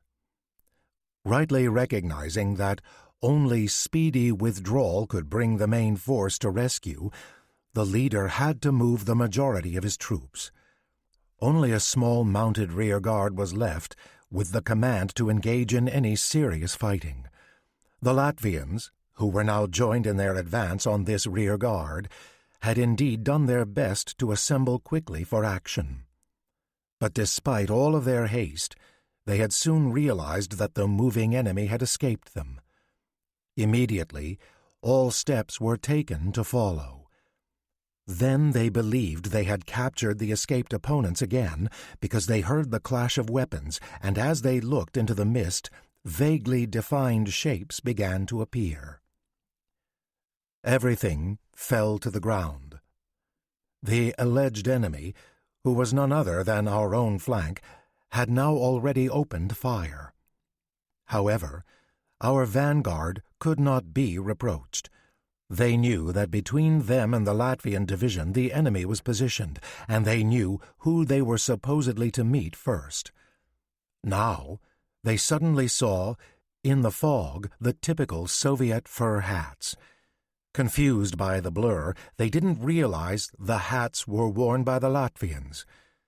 They also saw how these wearers of fur hats immediately threw themselves to the ground and formed a skirmish line. This could, therefore, only be the sought-after opponents. And so the battle began against nearly invisible, blurred objectives. When the fog had lifted so surprisingly and quickly, Colonel Kolpak was the first to recognize this terrible mistake. He saw his own people lying pressed deeply into the earth. He saw the devastating effect of our machine guns on their own ranks. Every second meant more death among the soldiers entrusted to him. How should you make your presence known to the friends firing from over there? He felt that this duty was his alone because only he could be recognized. Then the error would be corrected, the fire would be silent, and many of his followers saved. So then he jumped up, and then so did he fall, giving new legend to himself, true to his oath, sacrificing himself for the sake of his comrades. He who had been chosen as the creator of the young army of the new state of Latvia was buried in the state capital with full honors. In the tomb of the great cathedral, He rests from his deeds. He has become immortal. His zinc coffin is embellished with a gold medallion and the inscription, "For you, our great role model, from the Army of Latvia." The 2nd Latvian Infantry Regiment was then named in his honor. Still considered a national Latvian hero, Oskars Kalpaks was born in 1882 and was a highly decorated Russian soldier during the Great War. He shifted allegiance to Latvia, or remained loyal depending on your viewpoint, after it declared independence in November 1918 and was put in charge of the new Latvian military. His death, in the incident described, took place on March 6, 1919. This account is one of the few extant. Something is amiss in Schiller's timeline, however, since he claims before this to have returned to the field on March 19th. He may be telling this tale slightly out of order. He does begin with the entire Kolpak episode with "during this period." With more than 50 dead and wounded and substantially weakened, we moved back into our old position. We urgently asked for reinforcements now that the one company only had 60, the other only contained 70 heads. And with only these weak forces at hand, we were tasked to hold a section of over 40 kilometers, and most of this section was located over difficult forest terrain. Quite rightly, the commander rejected all responsibility, as the Bolsheviks could easily overrun us at any opportune moment. The unfortunate circumstances of our battle and the great losses had now become public knowledge, and because of the countless spies swarming about, it was obvious the enemy was also informed about our present lack of strength. Nonetheless, the division always had boots on the ground, and even with no reserves, still staffed other parts of the front weekly. They failed to see that all the enemy would primarily have an interest in was the recovery of the great city of Mitau, so that our battalion, which was the only defense of this city, would have to be exposed to the first line of attack. To make the 2nd Company as strong as possible under the leadership of Lieutenant Lütgenhaus, who had spent most of his time occupying the outposts, Captain von Borka ordered that the machine gun division be dispatched and likewise sent them forward. What remained of the 1st Company supported the castle and at the same time also secured the neighboring farmhouse. That was all we could do for the immediate future. But then the inevitable happened. In the early morning hours of April 6th, our outposts were surprise attacked at the same time on all sides by a 10-fold superiority. Of the 5 guard posts, the 2 outermost could only hold the stampede back for a short time and were killed. 2 others fought with prolonged resistance and retreated only when half of its people had been taken out due to death or injury. Still, they did not get far. The attempted escape to the rear failed. Soon they were surrounded. They all died, but they fought mightily to the death, and the battle cost the enemy dearly, as later on we found 3 times the number of Bolsheviks lying next to them. Only 1 post did not fall, and that was commanded by Lütgenhaus himself. He only had 10 men and 1 machine gun available, but he managed to get as far as a small forest and then proceeded to set up a defensive line. 4 times the enemy attempted an assault by a massive onslaught, and 4 times were thrown back in retreat. The enemy's dead lay in heaps in front of the fences. Lütgenhaus himself was everywhere. As a flaming arrow hit a roof, he himself put out the flames, and while doing so was shot in the shoulder. As a machine gunner was hit and collapsed, he then took over himself on the weapon. A new hit in the left arm was the result. From then on, he took out his Mauser pistol. He had only 4 men left, but he held out until help could reach him. Thanks to him for holding the first line of defense, the day was not a catastrophe for us, and hence for Mitau. What was happening to us at the staff level in the meantime? Unwittingly, we had laid ourselves to sleep the night before. As the sun rose in the east, with the dawn of a new day, we suddenly heard a few alarm shots fired from our outposts. We jumped up, seized our rifles, and rushed into the yard. We were greeted by a hail of bullets that surrounded us and came from the direction of the forest. I looked at Lieutenant Krause's valet, who held his arms high and then toppled down. We ran back into the house and positioned ourselves by the windows. We saw the first company quickly and safely exit from the castle. We supported them as we swept the forest with our fire. Then I heard the commander call for me. I found him in a skylight, just as a machine gun was brought into firing position. From here, you had a good view of the whole farm. He said, "The telephone line to the division naturally was cut by the bandits, so I cannot make any announcement that we are surrounded here, and the outposts apparently are lost, but I must have help. Otherwise we're finished here.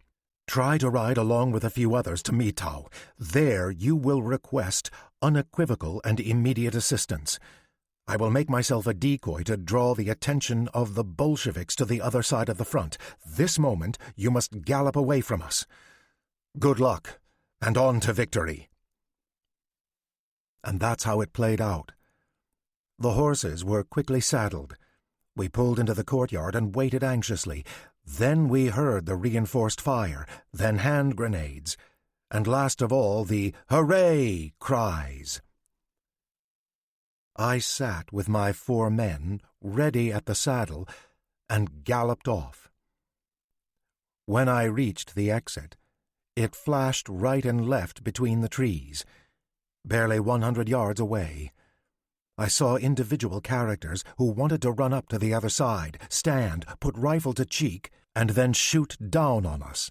At the whistle of bullets, I realized that they would largely pass over us. Behind me, a horse fell which had to have been hit. The rider was a dead man lying on the ground, sure to be massacred because he who lay here would be killed by the Bolsheviks. We could not help him. Here it was life and death for all of us. These moments were among the worst I had been through during the war. But after 2 minutes we had managed to penetrate the circle of the enemy and break it. Bathed in sweat, I arrived at division headquarters. He was sitting at the coffee table. My message was received like a bomb blast. Major Bischoff realized that immediate assistance was the only possibility of salvation for our battalion.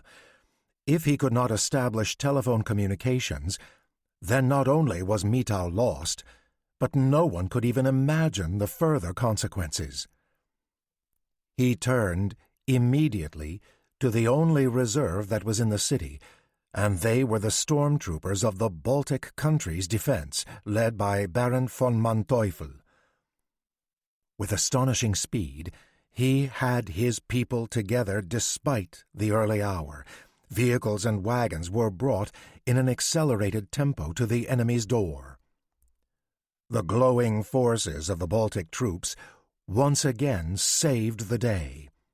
Not only did they liberate Captain von Borka from his dangerous position, but they chased the stronger opponents back past the Forester's Lodge, which Lieutenant Lütgenhaus still held. A counterattack by the Bolsheviks failed in a bloody attempt and robbed them of the rest of their fighting spirit. In the evening, all the outpost positions could once again be manned. The sacrifices on April 6th were costly. Our already very weakened battalion had to sustain a loss of 32 dead and almost as many wounded.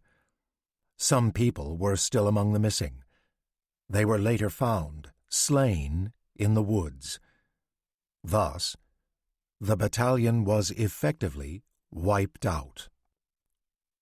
We were subsequently moved out of the front and were to be provided with replenishment of forces by, once again, advertising for new replacements. It did not succeed. The flow of volunteers had stopped because in Germany a newly guarded border had been erected against the Poles, and that took away a lot of available manpower. So now, there was nothing left for us here except for a losing battle. Therefore, the division broke up our unit and distributed the rest of the remaining men to the other units. I was offered the position of supply officer on the staff of the 2nd Infantry Regiment of Kurland. The place certainly called to me and promised some nice perks that so far I had never before experienced. I was just about to accept when Captain von Borka asked if I wanted to set up a new command force at home together with him. I could not decline this offer, which spoke of a lot of confidence in me, and accepted. 2 days later, the train carried 3 members of the Iron Division back to the German border.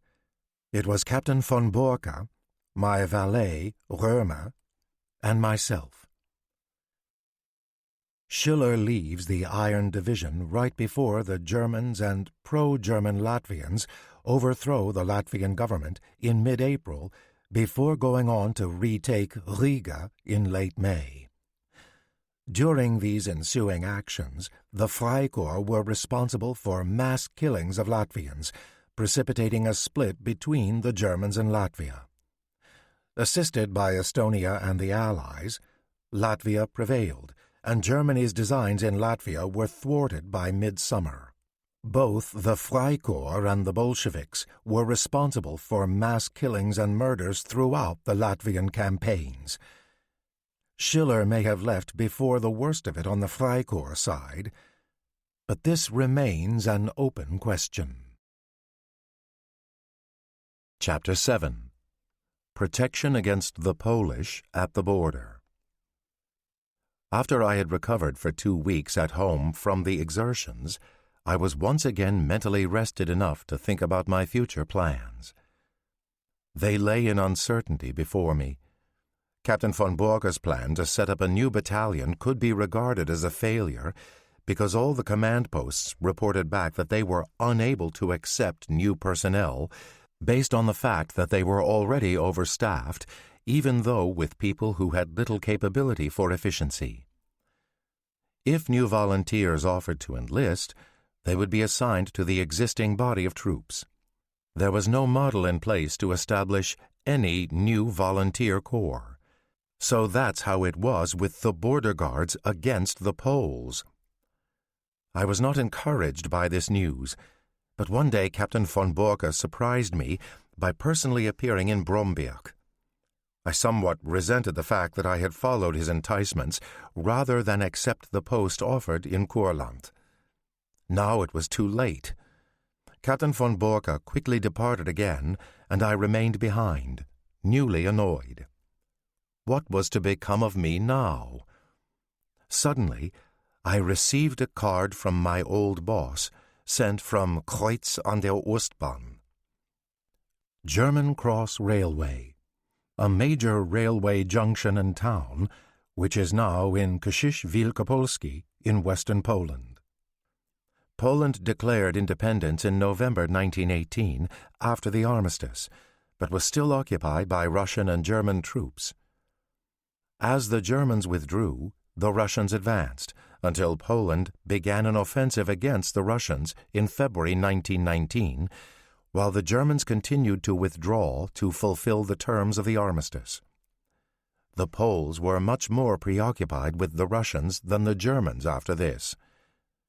Though there is some ambiguity here, Schiller's role in this new posting was much more connected to the official duties of the German military than his role in Kurland.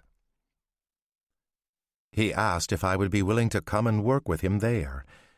He had established a new command unit and urgently needed an officer to become his aide.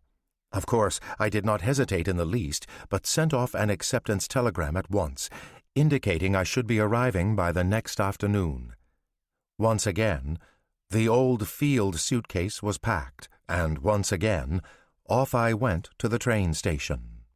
The train carrying me to my destination had now reached Nakel. It showed clear signs of a violent struggle during the nation-building that had just recently raged around its perimeter. We closely hugged the right bank of the Netza River, which also formed the border between the German and the Polish line. The railway junction at Kreuz offered an impressive sight with its many large and small houses, numerous workshops, locomotive, freight sheds, and countless bars. You would have thought you had arrived at a big city, and yet this village was comprised of just barely 4,000 inhabitants. At the exit, 2 border guard soldiers stood with rifles slung over their shoulders, and on the platform itself another dozen were running up and down, holding all disembarking passengers to a rigorous screening. Due to the military presence everywhere, you could tell the importance of the place and of its proximity to the front. Anyone who wanted to leave the station first had to get permission to do so from the headquarters. I was about to go there myself and was looking toward a path completely congested with people when I caught the portly presence of Captain von Borke. He was followed by a gray-haired civilian on foot. On his arm, he wore a white band with the inscription Burgwehr Kreuz A.O., Kreuz Civilian Militiaman. Thus, my field suitcase was handed over for further transport. I asked who this man was and received a smile for an answer. "This is the orderly of my present military unit. Why does this man wear no uniform?" Because the vigilante home guard, whose command he had taken, generally performed their service in civilian clothes. These were the people, he added, who would have the task of relieving the troops stationed at the front line so they could set the stage for peace and order. They were here primarily to serve and protect the city of Kreuz. Although they were equipped with rifles and stood sentry, they would be considered as only a last resort to be called into combat service. Since they were several hundred men strong, guidance among them would be very difficult. Therefore, I was to support Captain von Borke most strenuously. I cannot say that I was uplifted by this introduction. In my eyes, this strange military apparatus comprised a kind of factional troops for which I have never had any confidence. I shared this view with the captain, but he dismissed my concerns. I later came to find that I had unjustly condemned the members of Kreuz's vigilante corps by thinking so badly of them. They turned out to be harmless, good-natured fellows who wanted to protect their land, but did not want to be excessively militarily coached. They also took in a nice side income because the state paid them like real soldiers, recognized them as a military auxiliary formation, and demanded absolute obedience. Meanwhile, we had reached our future quarters. It was a villa that was located in a large park on the exit of the town on the Kreuz-Dratzig road. The garden was well maintained. A lot of ornamental plants, flower beds, garden benches, and tables gave it a distinctive look, which was further accentuated by arbors and birch trees. The villa itself was built in the Swiss chalet style, decorated and renovated with all the advantages of modern times. Balconies, electric light, steam heating. In short, everything that was near and dear to a person's heart was available. I jumped with delight that I should have such lavish quarters as well as an aristocratic landlord. That would be ample compensation for the disappointment I had just experienced due to the fact that I was now forced to take a hybrid position in between a soldier and a civilian. Soon, though, I received a shock. Although my room upstairs had a fantastic porch, it was otherwise barren. An iron cot with 2 blankets, a chair, and a table were the sum of its furnishings. When I saw this chamber set up like this in the house, I had to look at the chief questioningly. He guessed my thoughts and told me gently that the villa had been uninhabited, and that the necessary furniture, therefore, could only gradually be obtained in order to live in comfort. He himself had also fared no better. I was crestfallen. Farewell comfortably furnished lodging, farewell to homemade stews by the old friendly landlord, farewell to sweet notions of living well, luxury, and comfort. I only found words again when the chief summoned me to his adjoining rooms and set before me coffee and fresh butter rolls, which were very rare at that time. I then ordered my valet, Römer, to immediately procure and then set up, within 24 hours, a comfortable room, or I would need to go elsewhere. And he did just that. The local commander, Lieutenant Beok, proved to be a friend in need. He delivered what he had available in stock. Although it was not much, it was enough to satisfy my modest demands. Then I oriented myself concerning the general situation and layout in this section. The northern front lay exactly east to west, its left flank on the Weichsel River. The right we built here at Kreutz. At this point, our line turned sharply to the south and reached the Silesian border. The front was divided into individual sections, which had an area of 20 to 30 kilometers and were usually occupied by 3 to 5 companies of infantry, a battery, and a squadron.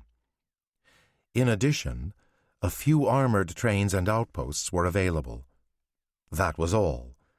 The total number of border guards ranged between 40 and 50,000 men. The Poles were superior to that number by 5 times, but had little artillery and lacked suitable leaders. That gave us a very small measure of confidence.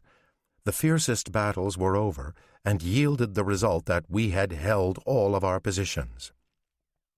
At the same time, we were experiencing a skirmish détente that was broken only by individual local incursions from both sides on just a few occasions.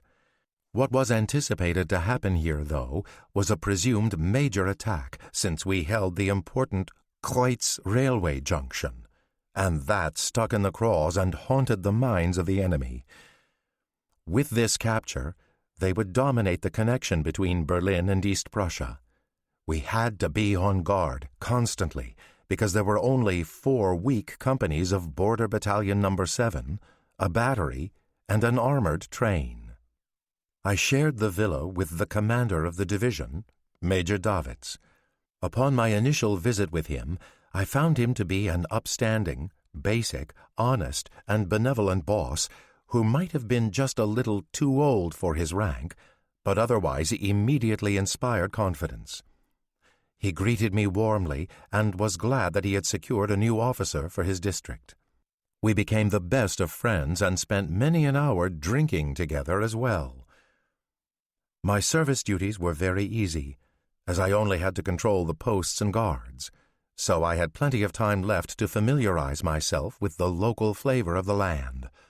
After I had satisfied myself of that, the job became a bit boring. I complained to the captain of my plight.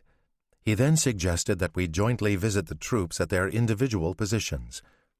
We made a pilgrimage to the village of Dratzig. That was 3 kilometers away and lay directly on the river Netza. Similar to the Iron Division, they also had no continuous and connected line, and the companies were widely dispersed without any real communication. I saw nothing of a firmly developed and gigantic front-line position. Very near to the enemy and in front of the village, a few security guards were stationed. The rest were embedded in the farmsteads and only came forward if sounding the alarm. I thought that this strategy was very reckless and emphasized it, and said as much to the young company commander. However, he laughed this off and replied that the Polish were 5 or 6 kilometers away and were doing exactly the same thing. In a way, they both seemed to be acting according to the same sort of tacit agreement. However, that didn't mean that they weren't surprised occasionally by random acts of an unpleasant nature. Nowadays, of primary importance was to keep the team in a good mood, and this mood was present as long as they were left alone as much as possible. Therefore, even the building of any trenches had been excluded. He then recommended it would be best for us to drown all sorrows in alcohol. So, that being said, shouldn't we accompany him on a visit to his favorite pub? Of course we wanted that. We drank until darkness set in. One day, Major Davids sent for me and told me that I should become both his orderly and court officer. The aide-de-camp had so much work to do that the job had outgrown him. He needed a second in command. My service with the civilian guards would probably not be necessary. The latter I could affirm with a clear conscience, so I transferred to headquarters. It felt very right to me because now I felt I had become a real soldier once again. For the time being, I had a real job in front of me. Left there, lying unattended, were mountains of files and paperwork. I had to work both day and night just to sift through everything. Only when that was completed was I able to start the real job. Mostly it consisted of court hearings and matters of discipline. Then came a slew of crimes and misdemeanors: assault, theft, rebellion, insubordination. Everything you could possibly think of was well represented. This gave me pause for thought that we really were not a peacetime army, because such acts would have been unthinkable on such a large scale otherwise. I also got an overview of the human element that comprised the border patrol. One part consisted of the dark men of honor whose previous life, for the most part, had to be covered with the cloak of love. On the other hand, there were those who had taken up weapons in the true German nationalistic attitude to protect their homeland. Cloak of love, Mantel der Liebe, is a German idiom, here meaning that these men were trying to either redeem themselves for or cover over past deeds. They were in it, both in heart and soul, and would have preferred if the High Command had ordered them to stage a major attack immediately. With such unevenly inclined journeymen, friction inside of the divisions was inevitable. That was the reason why I could not get out from under the most basic part of my job, because as soon as one thing was done, then promptly I had another new task that soon became more interesting than the last. For the day's pleasures and annoyances, I was then well compensated by the cozy evenings that I could spend with Major Davids. He loved socializing, light entertainment, and a good drop. It was always the same core group that gathered together. The Major, with his inseparable pipe in his mouth, sitting on the sofa beside him, the portly Captain von Borka with a real Havana cigar. In a cane chair, the eternally tipsy leader of the Border Battalion No. 7, Captain Gurka. Next to him, the Section Adjutant Lieutenant Bunk, who was my work colleague, and whose companionship soon united us in friendship. Besides these, I was also included in this group.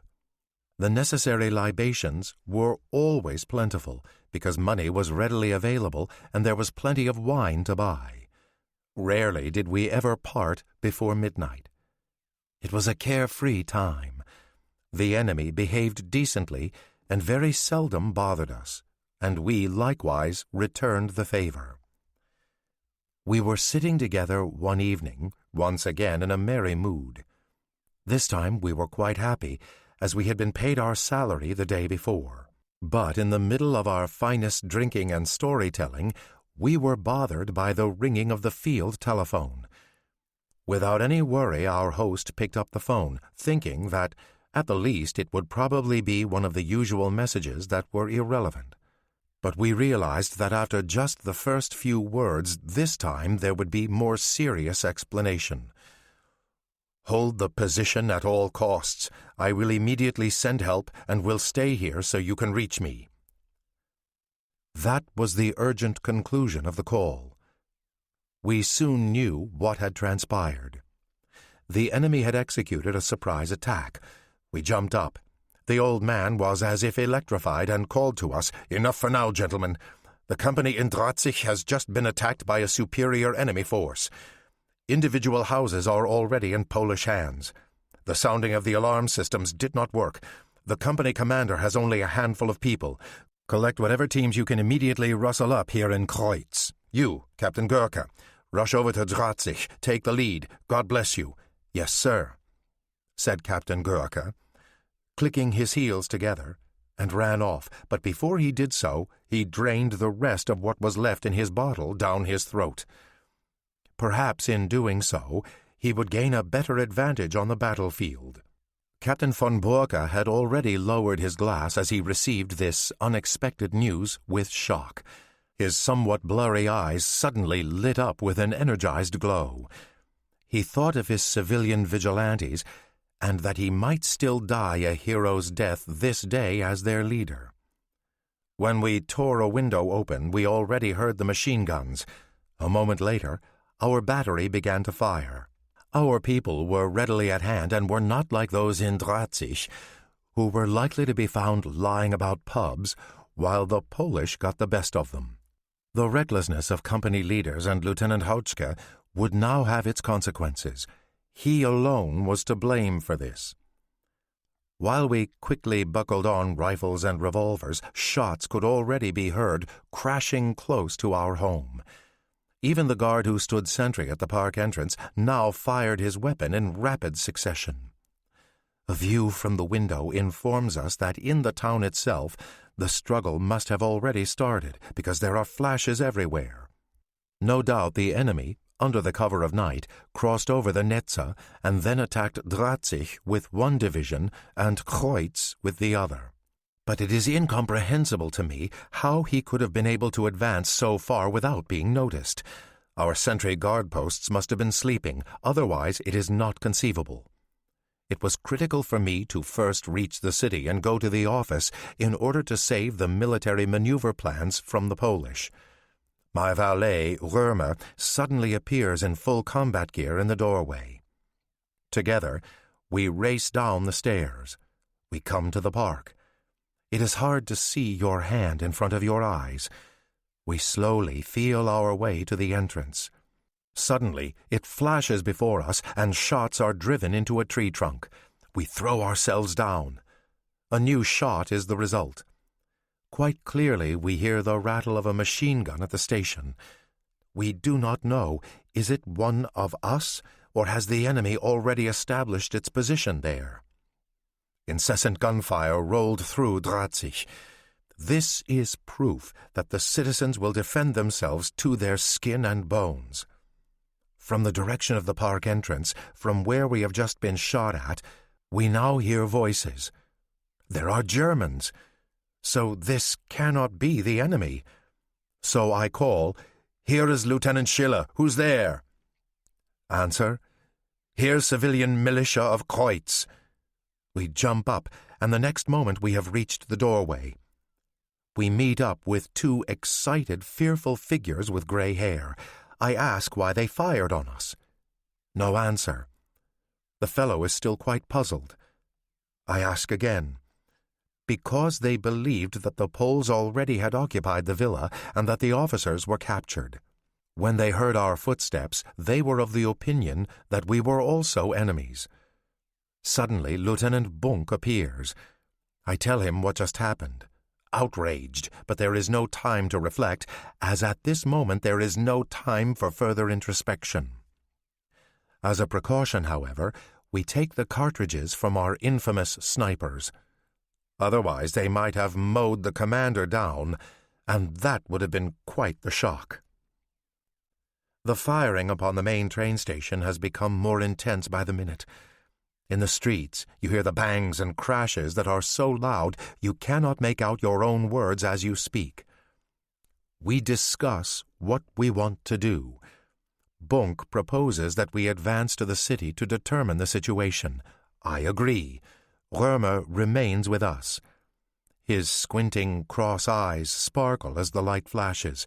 He is fully aware of the scope and severity of the moment. We first run to the Einsiedler Bridge that is by the National Building. When we come within 100 yards of it, a deep voice shouts from above, "Who goes there?" Before we can answer, we hear the command, "Fire!" Once again the bullets are whizzing around our ears, and once again we are being bombarded by our own people. This time they have blessed us with a full volley. The deep bass voice belongs to the master tailor, Kreilich. We know him. It drives us to distraction. We immediately jump from the road and into a ditch, and then roar as loudly as we can, "Do not shoot! We are German border guards!"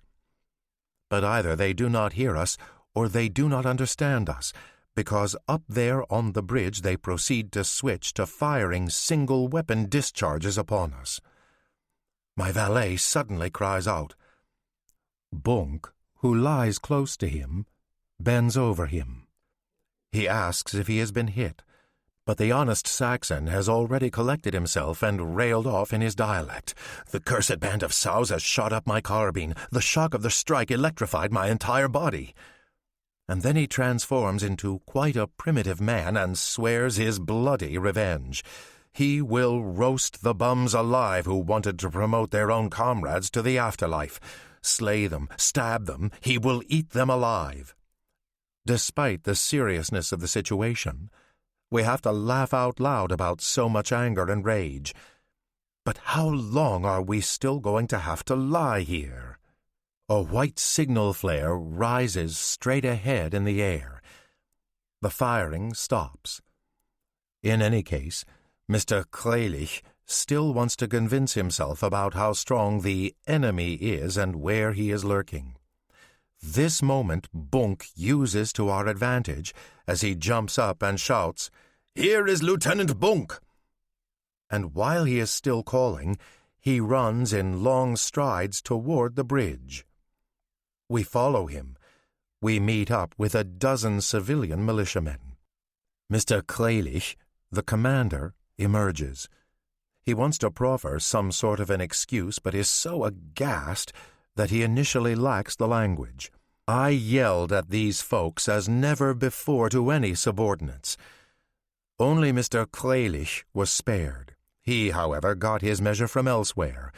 We left him in the hands of Römer to berate him. Although he broke his vow and did not roast or eat him, nonetheless, the conversation he had with him was anything but polite, and was teeming with zoological terms, among which donkeys and livestock were the more delicate. I quickly discussed our other plan with Bunk. I wanted to walk into town and there put an end to further shooting, and we would try to reach the train station.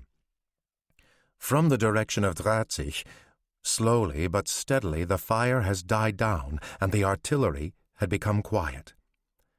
It had long been clear to me that not a single Pole may have been in Kreutz or even its vicinity, but that our hard-working defenders of the civil militia had been shooting at each other. So I walk through the streets and grab a couple of real soldiers who have just crawled out, sleepy-eyed, from under their covers. Therefore, they do not know what is really going on and are at a loss, but are at the ready with carbines in front of their quarters. They are quickly oriented on the situation and given orders that also provide for the termination of this battle. They spring apart quickly and are off in all directions. As I near the marketplace, an honest citizen is holding his firearm at me from his window. I hiss at him and advise him to hang his weapon back behind the mirror as soon as possible. Otherwise, failing to do so, he would make acquaintance with my revolver. Wherever I asked why they were shooting, I would always get the same answer. The Pole has invaded the city. But then no one had actually seen him. That I can well imagine.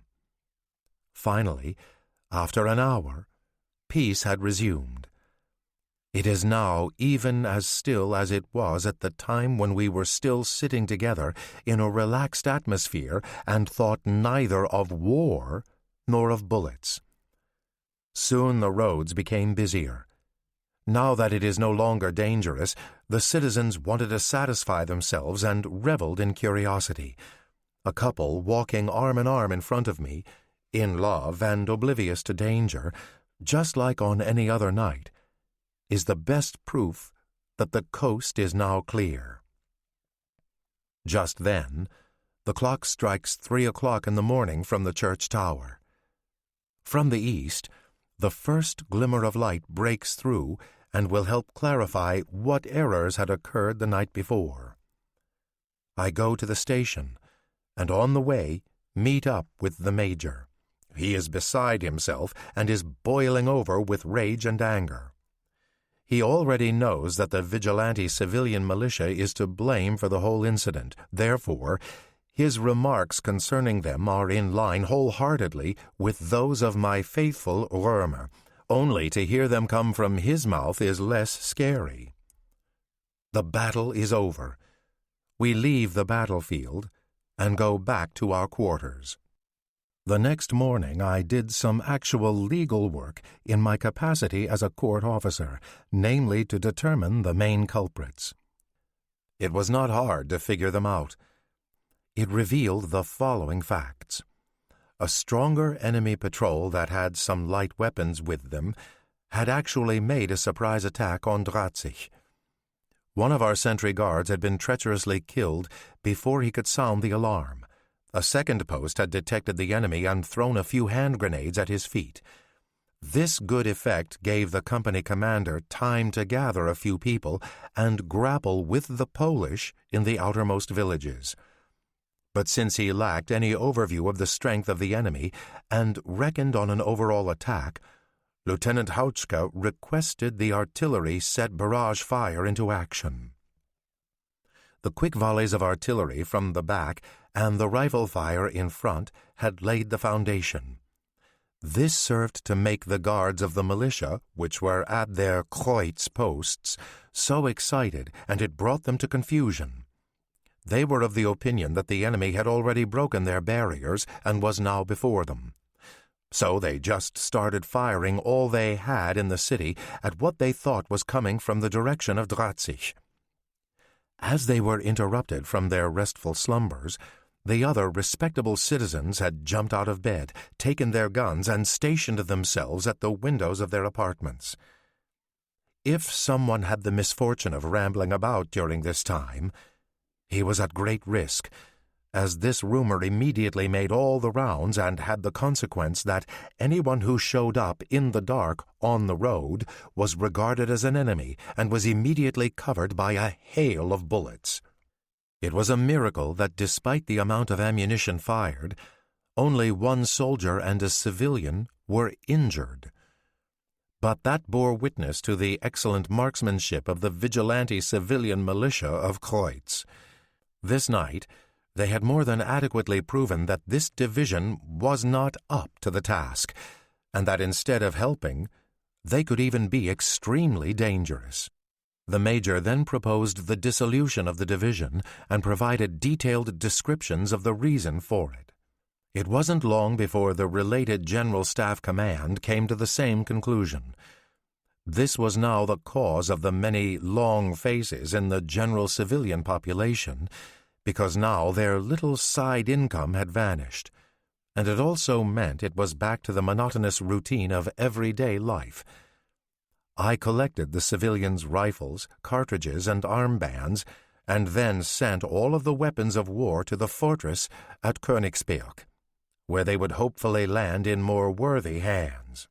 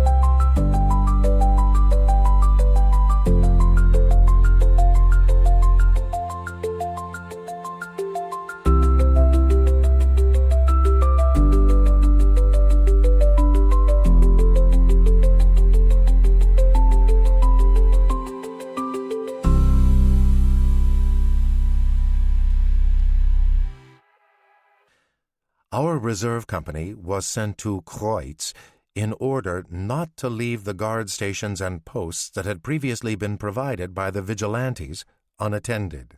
It was only when a regular military had taken control that we could be reassured. Certainly, the Polish had been fully informed and knew about the idiotic episode. What we render here as idiotic episode is Schildbürgerstreich, a German idiom based on a collection of folk tales from the 16th century, referring to idiotic actions by government bureaucracies. A loose parallel in English might be snafu. This time, they truly had a right to relish this fact. However, for them there was a drop of melancholy in it, as not a single man had returned from their patrol stations after Drahtzig. Captain Goerke had formed a perimeter around the area immediately after his arrival, and fortified by the last great gulp from the wine bottle, that also helped him to determine a good take on the situation. Unfortunately, we were now going to lose one of our regular customers, Captain von Borke. He had become redundant after the dissolution of his troops. He was discharged from the army and went back to his family in Berlin. The rest of us had to go on celebrating without him. He had left a big hole in our group. The amiable sociability in its old form was now gone. And again, the days and weeks went by without anything special occurring. A couple of times I went riding out with the Major to the individual companies to visit them, and several times smaller skirmishes were reported. But a serious struggle had not presented itself. The peace treaty of Versailles had been adopted and co-signed by Scheidemann, without whose hand it might have withered. Philipp Heinrich Scheidemann of the German Social Democratic Party, SDP, made the official proclamation in 1918 that Germany was now a republic. The Treaty of Versailles was signed on June 28, 1919, and went into effect on January 10, 1920. At this point in the narrative, Schiller is referring to the earlier date. The Entente now was the supreme word in Germany, and we only had to obey. It was ordered that the Polish institute a ceasefire, and there was also a neutral zone created within which no soldier was allowed to show himself. And yet, one day, some of our hotheads invaded the neutral zone anyway. They were immediately dismissed and later even judicially held accountable. This example alone served to work better and was clearer than any instruction or explanations for the people. The peace treaty also forced us to terminate the border guard. In order that the officers and men were not immediately put out of work, the division took on the title of the Defense Ministry before reclassifying all the troops of the Eastern Front.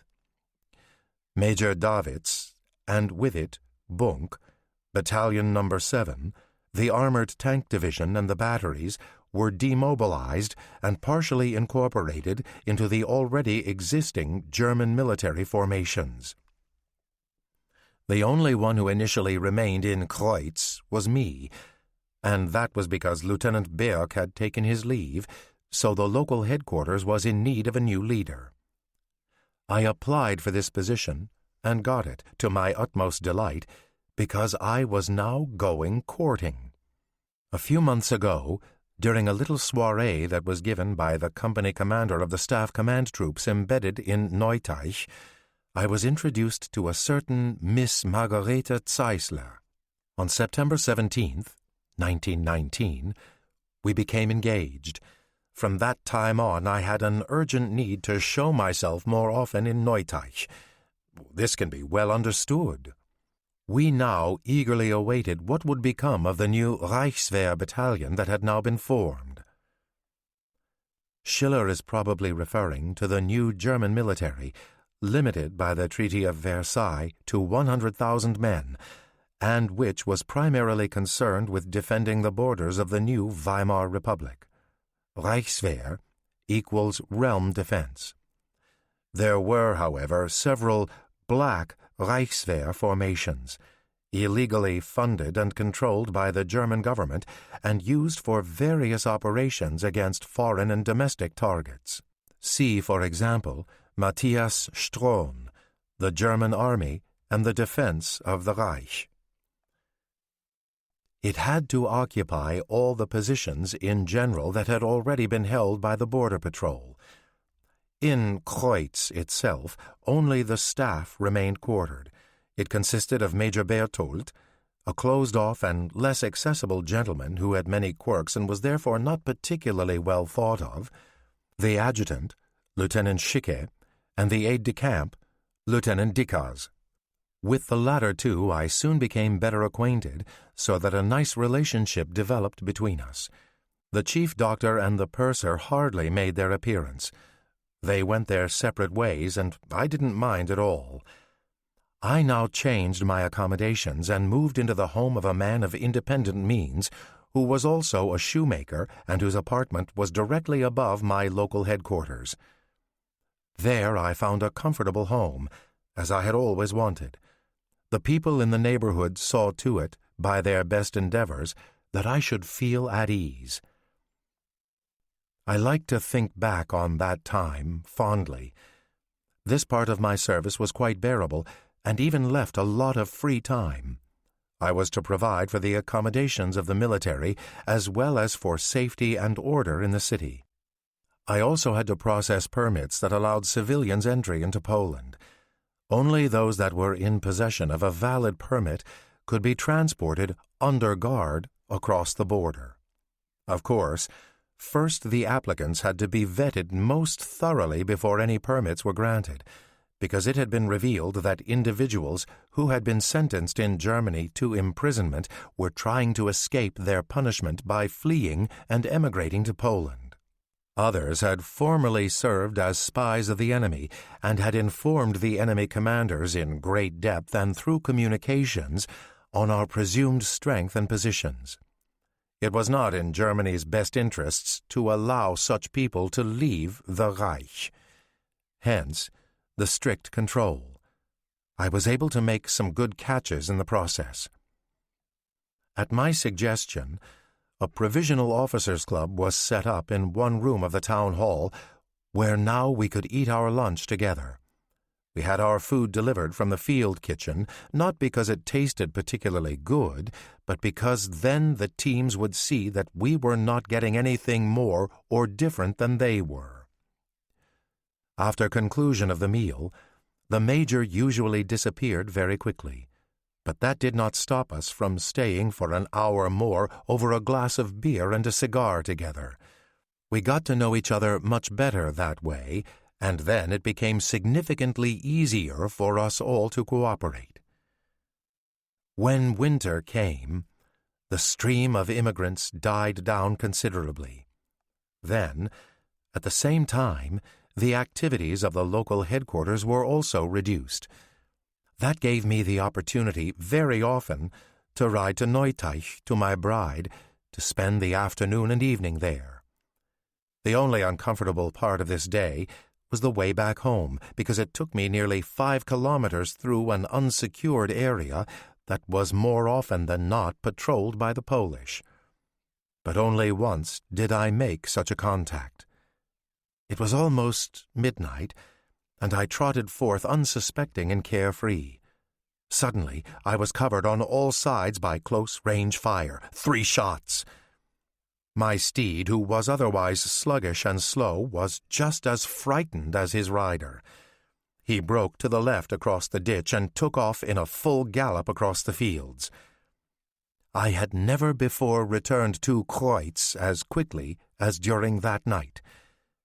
It was fortunate that the moon had not seemed particularly bright, otherwise a bullet between the ribs would certainly have taken me down, and then the state would have owed me no further compensation. I immediately reported the incident, and a troop went to sniff them out.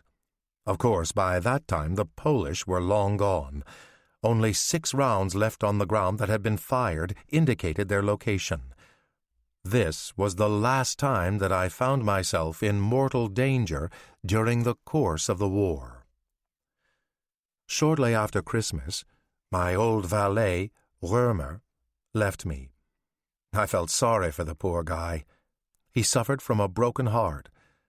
When I had first told him of my engagement, he grinned and had shaken his head disapprovingly, raised a greasy forefinger, and said, "Now, now, sir, that's asking for trouble. These broads are all good for nothing." All of his attempts at courtship had thus far been unsuccessful, and he claimed that he possessed enough experience in it. However, that had not prevented him from pursuing a local Kreuz girl, and then a few months later also making a marriage proposal.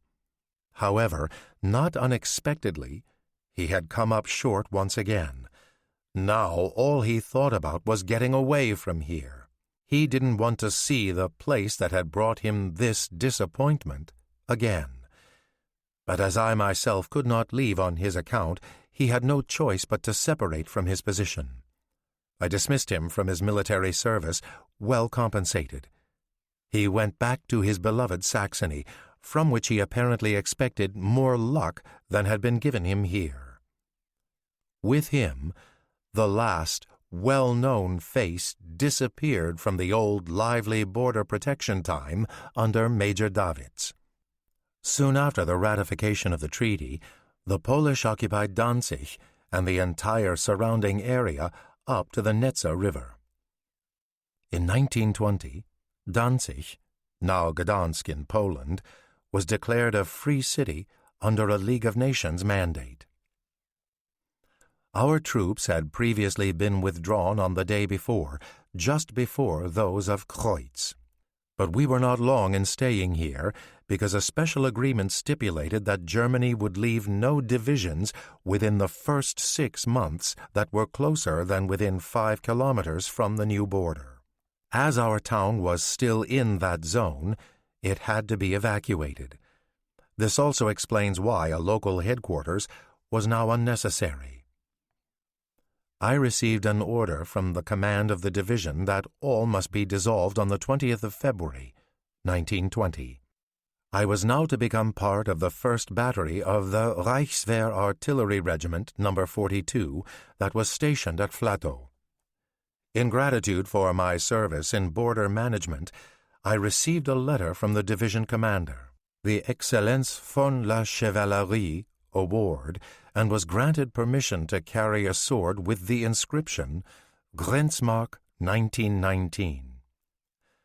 Grenzmark 1919 was likely an indication of his service on the border.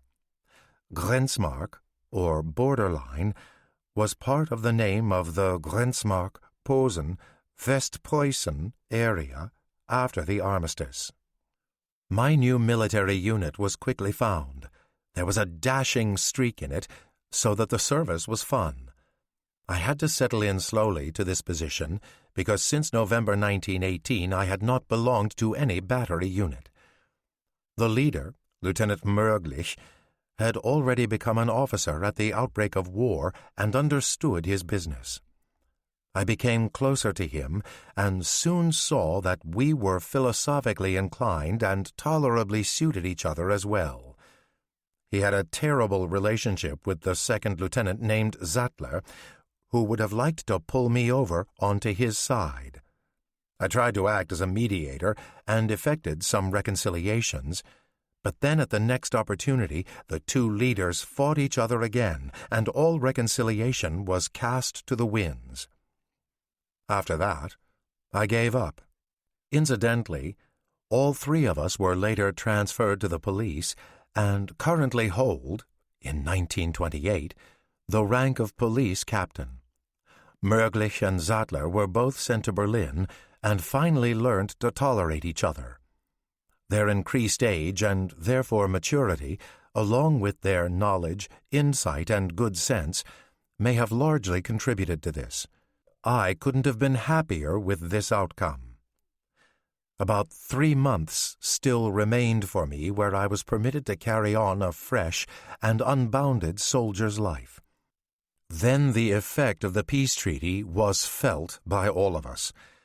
Our regiment had to be demobilized earlier than planned. It was a painful feeling, as we had to return guns, horses, and other military equipment to the military training area in Grago, near Stettin, now Grabovo and Szczecin in western Poland, respectively. The majority of the officers and men and all the reserve officers were relieved, and we received our farewells on May 31st, 1920. From that day on, there was only the very numerically limited Reichswehr, with a recognition and letter of thanks from the Defense Ministry in my pocket, and with resentment against the dictates of Versailles in my heart, I went to Neuteich. Thus, my military service had ended.